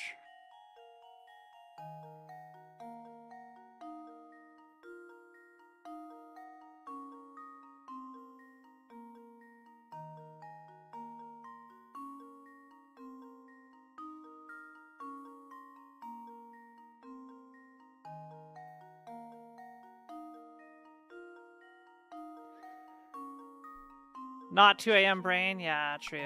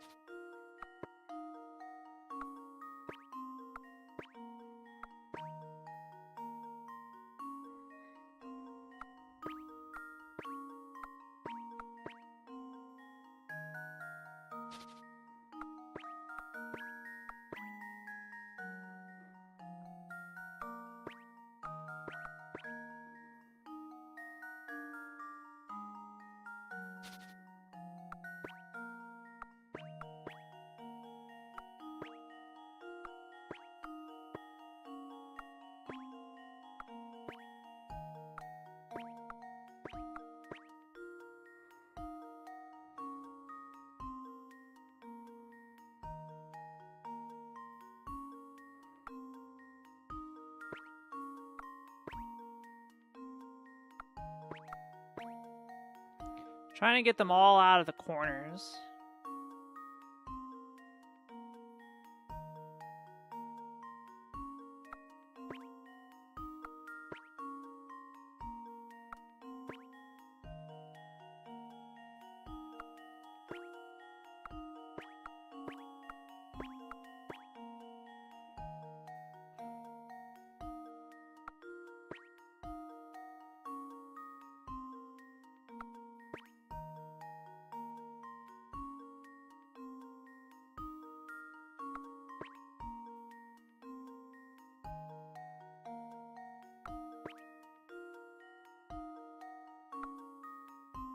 No. Shit.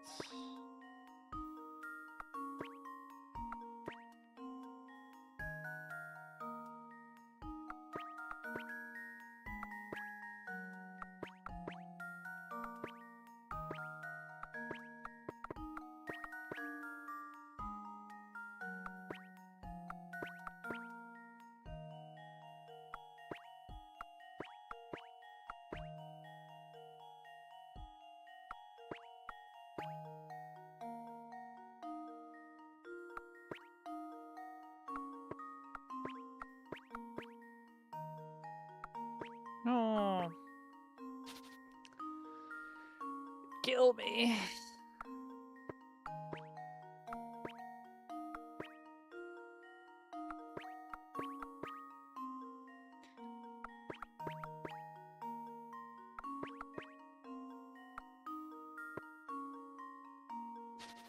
Yeah, the trick is getting all the ones out of the corners. If I can do that successfully, then my success chance goes way up.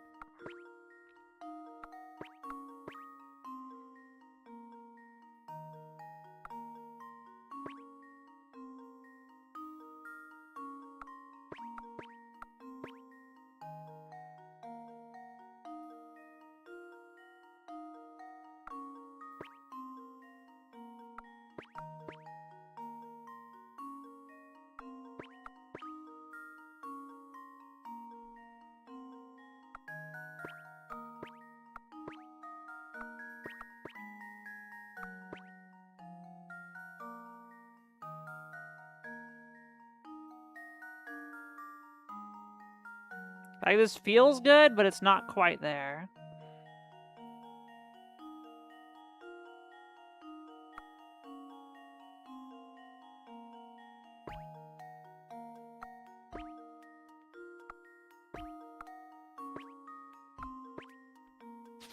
We get 3.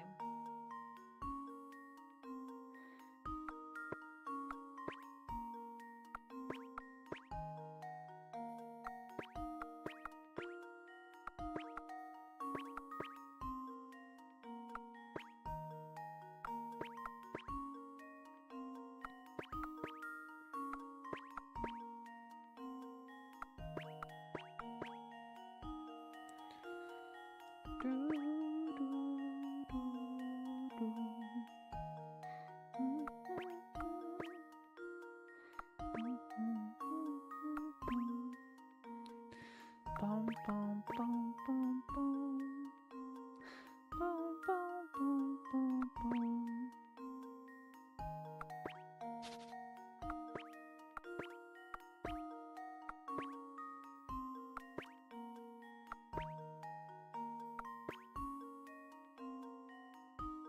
I'm on 2 a.m. brain.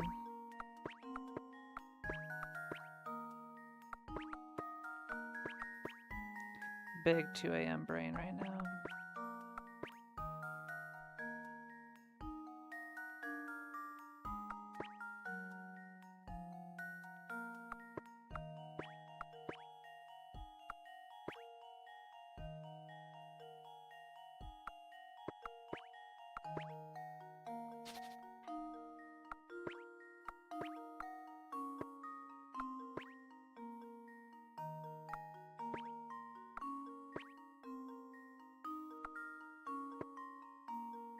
Like, how do I get all the shit out of the bottom efficiently?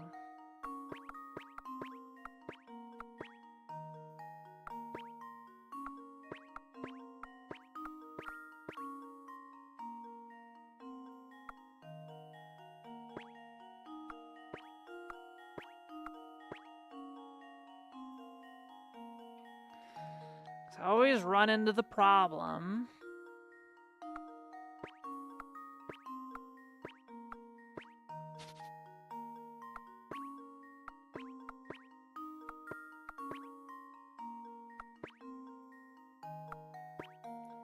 I may just have to cut though, because like...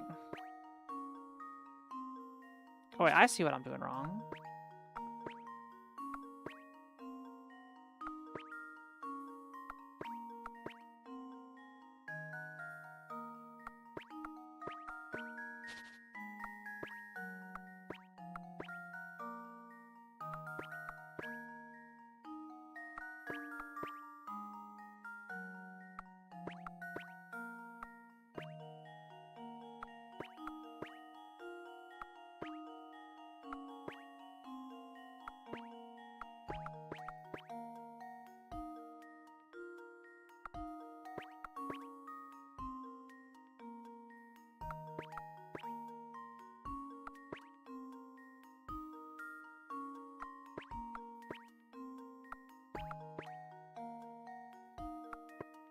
Damn.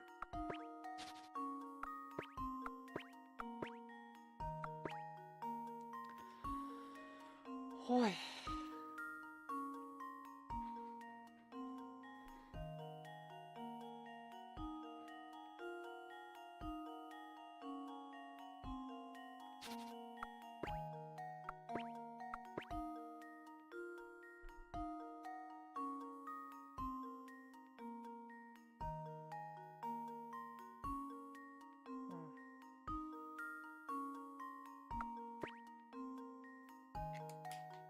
Oh, almost dropped my stylus.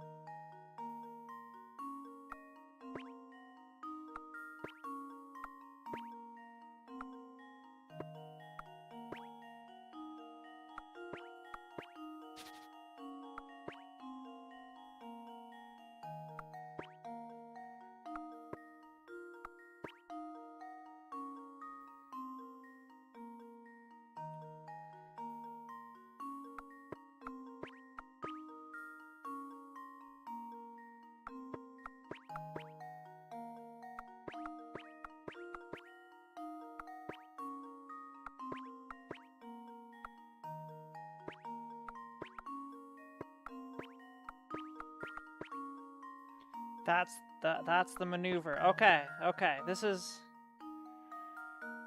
promising.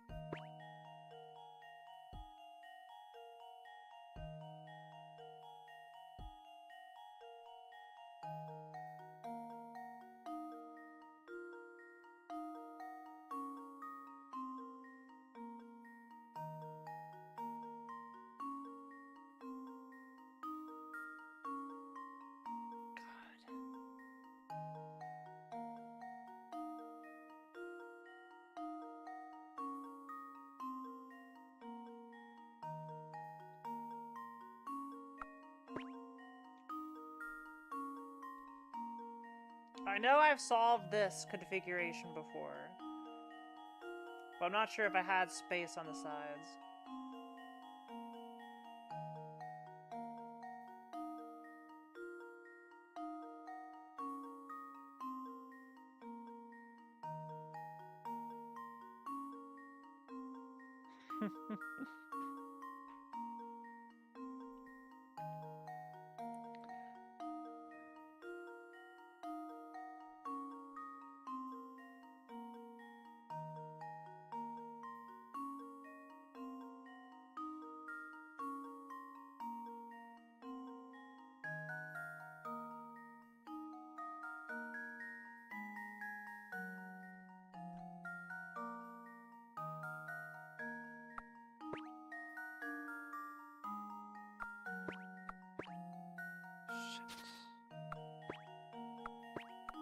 Sorry, I'm looking down, so it looks like I'm sleeping.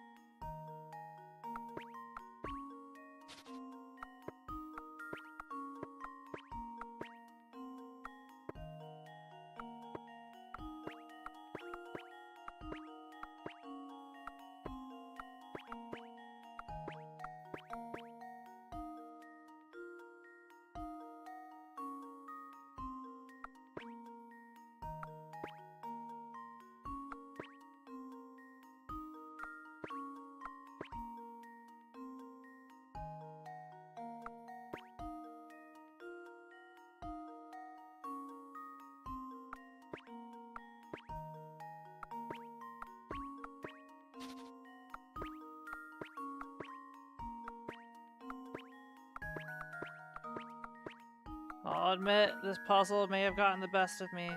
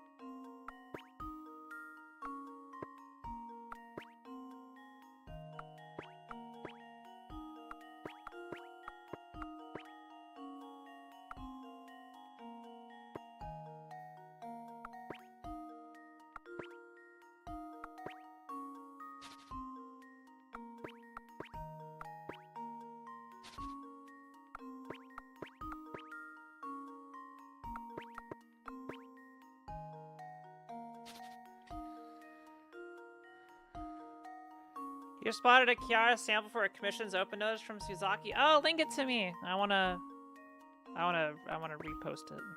I love Suzaki. Their art's so good.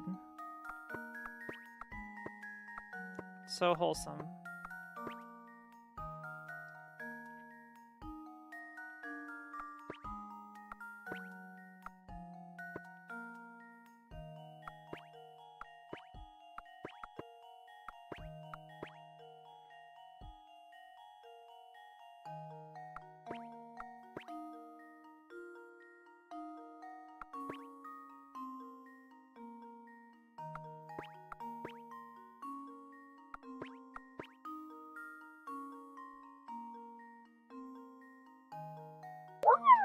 Yeah, feel free to just drop it in chat.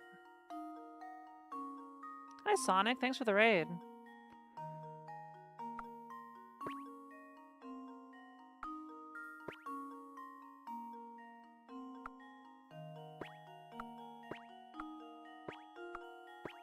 Shit!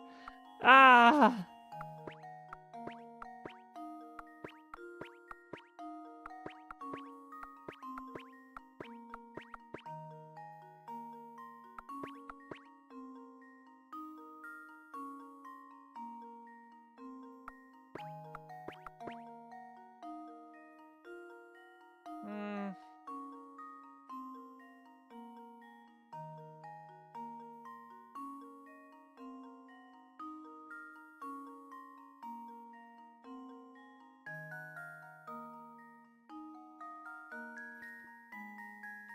Alright, Lexi, let's take a look. That's a me! I'll repost. I'm in there. Yo, I see Kyo's as well. I think. It looks like Kyo's.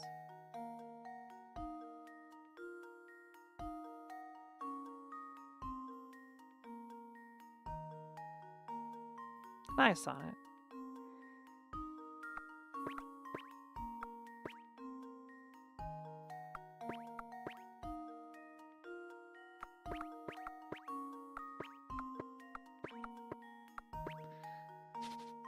I am getting bodied by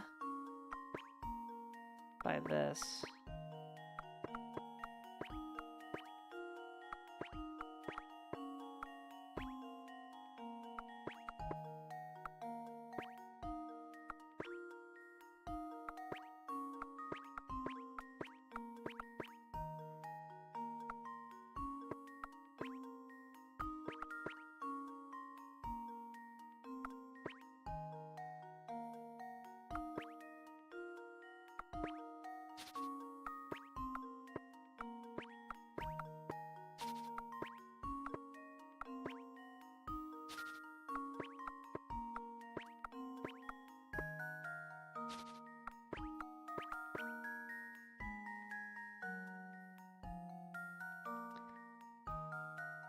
Yeah.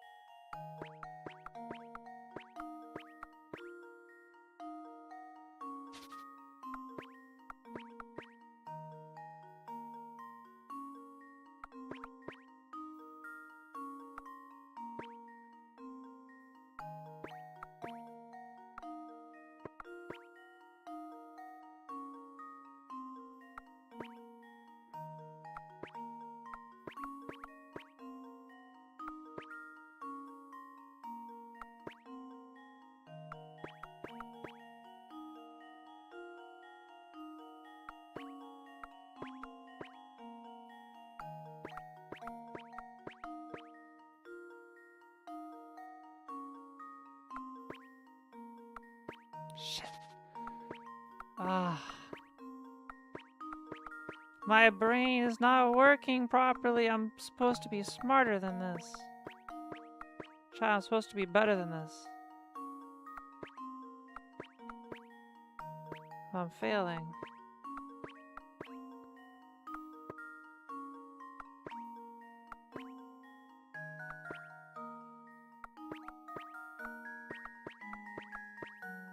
The best we've gotten down to is 2. Gotten down to 2 several times.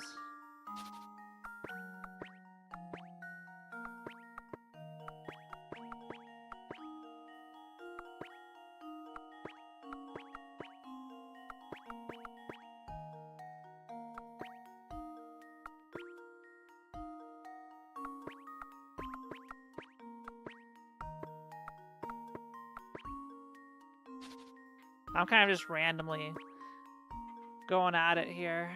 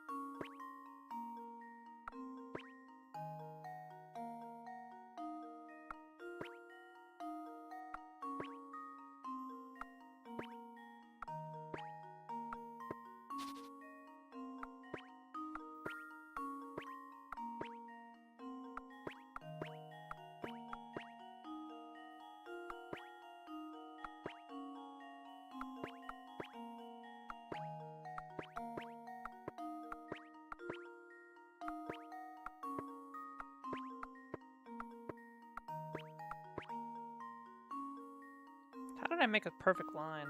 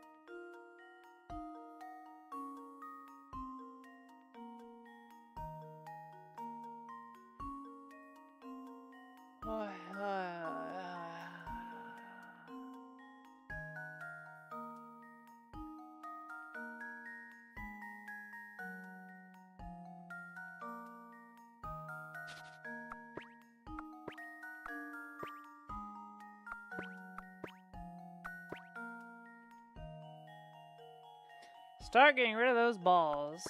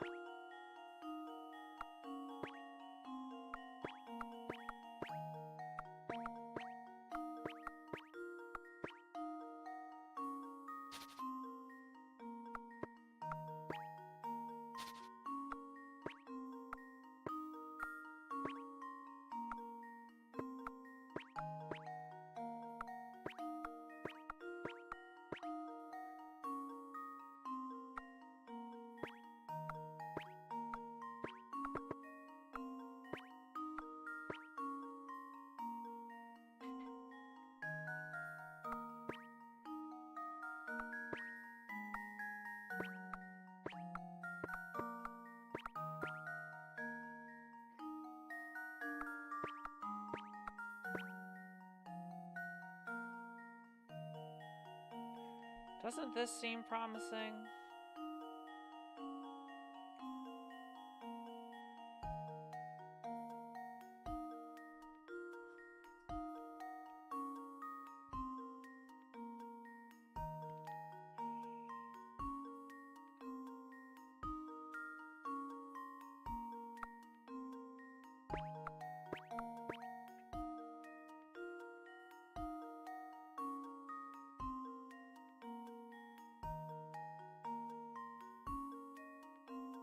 No, this won't work.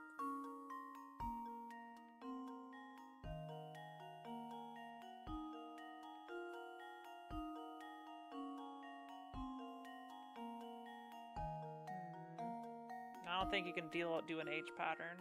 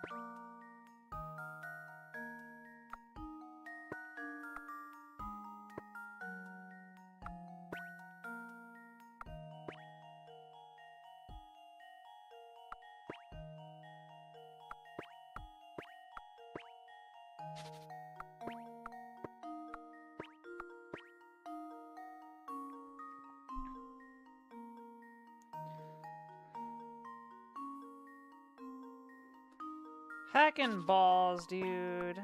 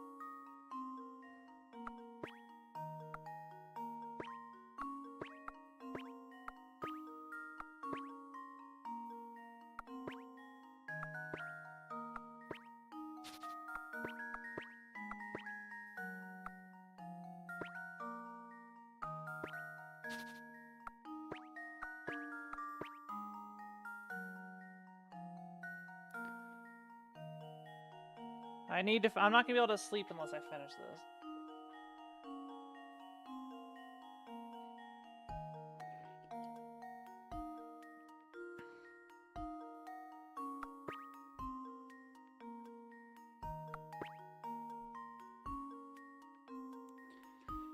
I'm just not gonna be able to.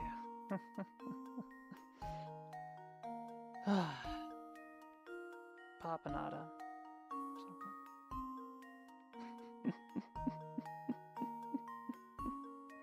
Hmm.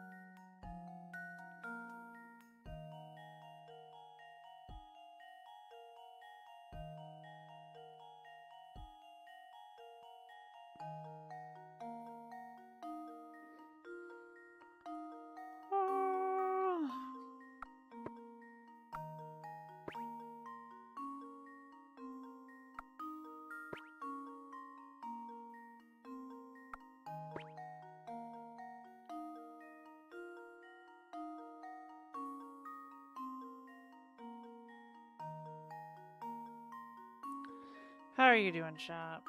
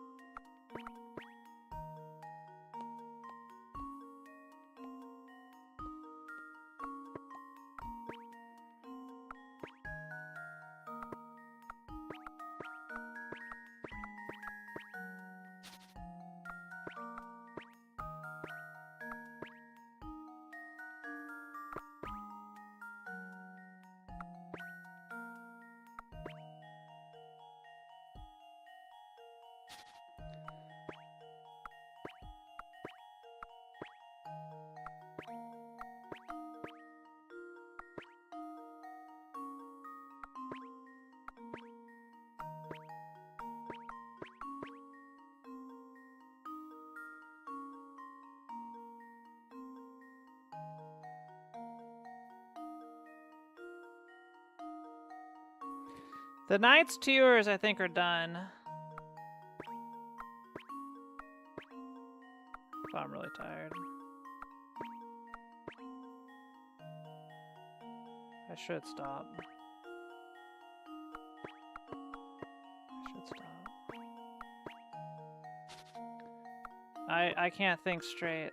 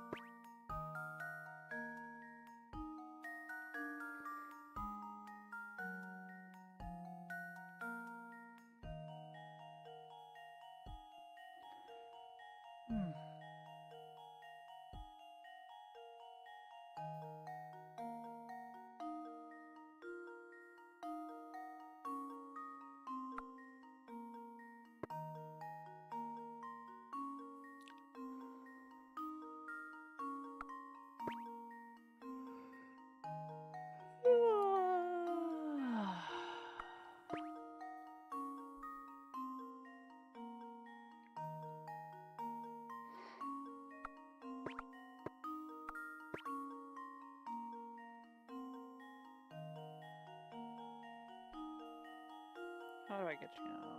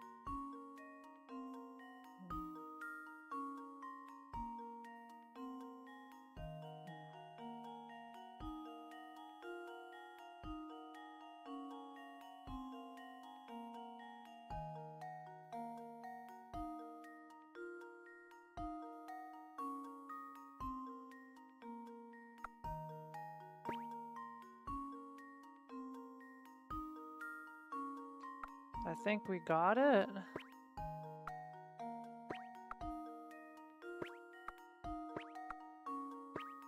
Thank frickin' God. This should do the trick. Alright. Ha! Wonderful. I'll do a pickup later. Ugh.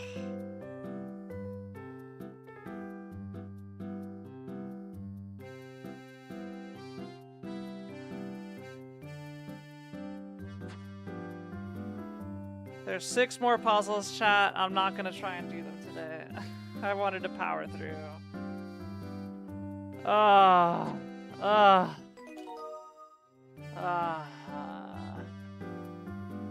Thanks for watching. See you guys.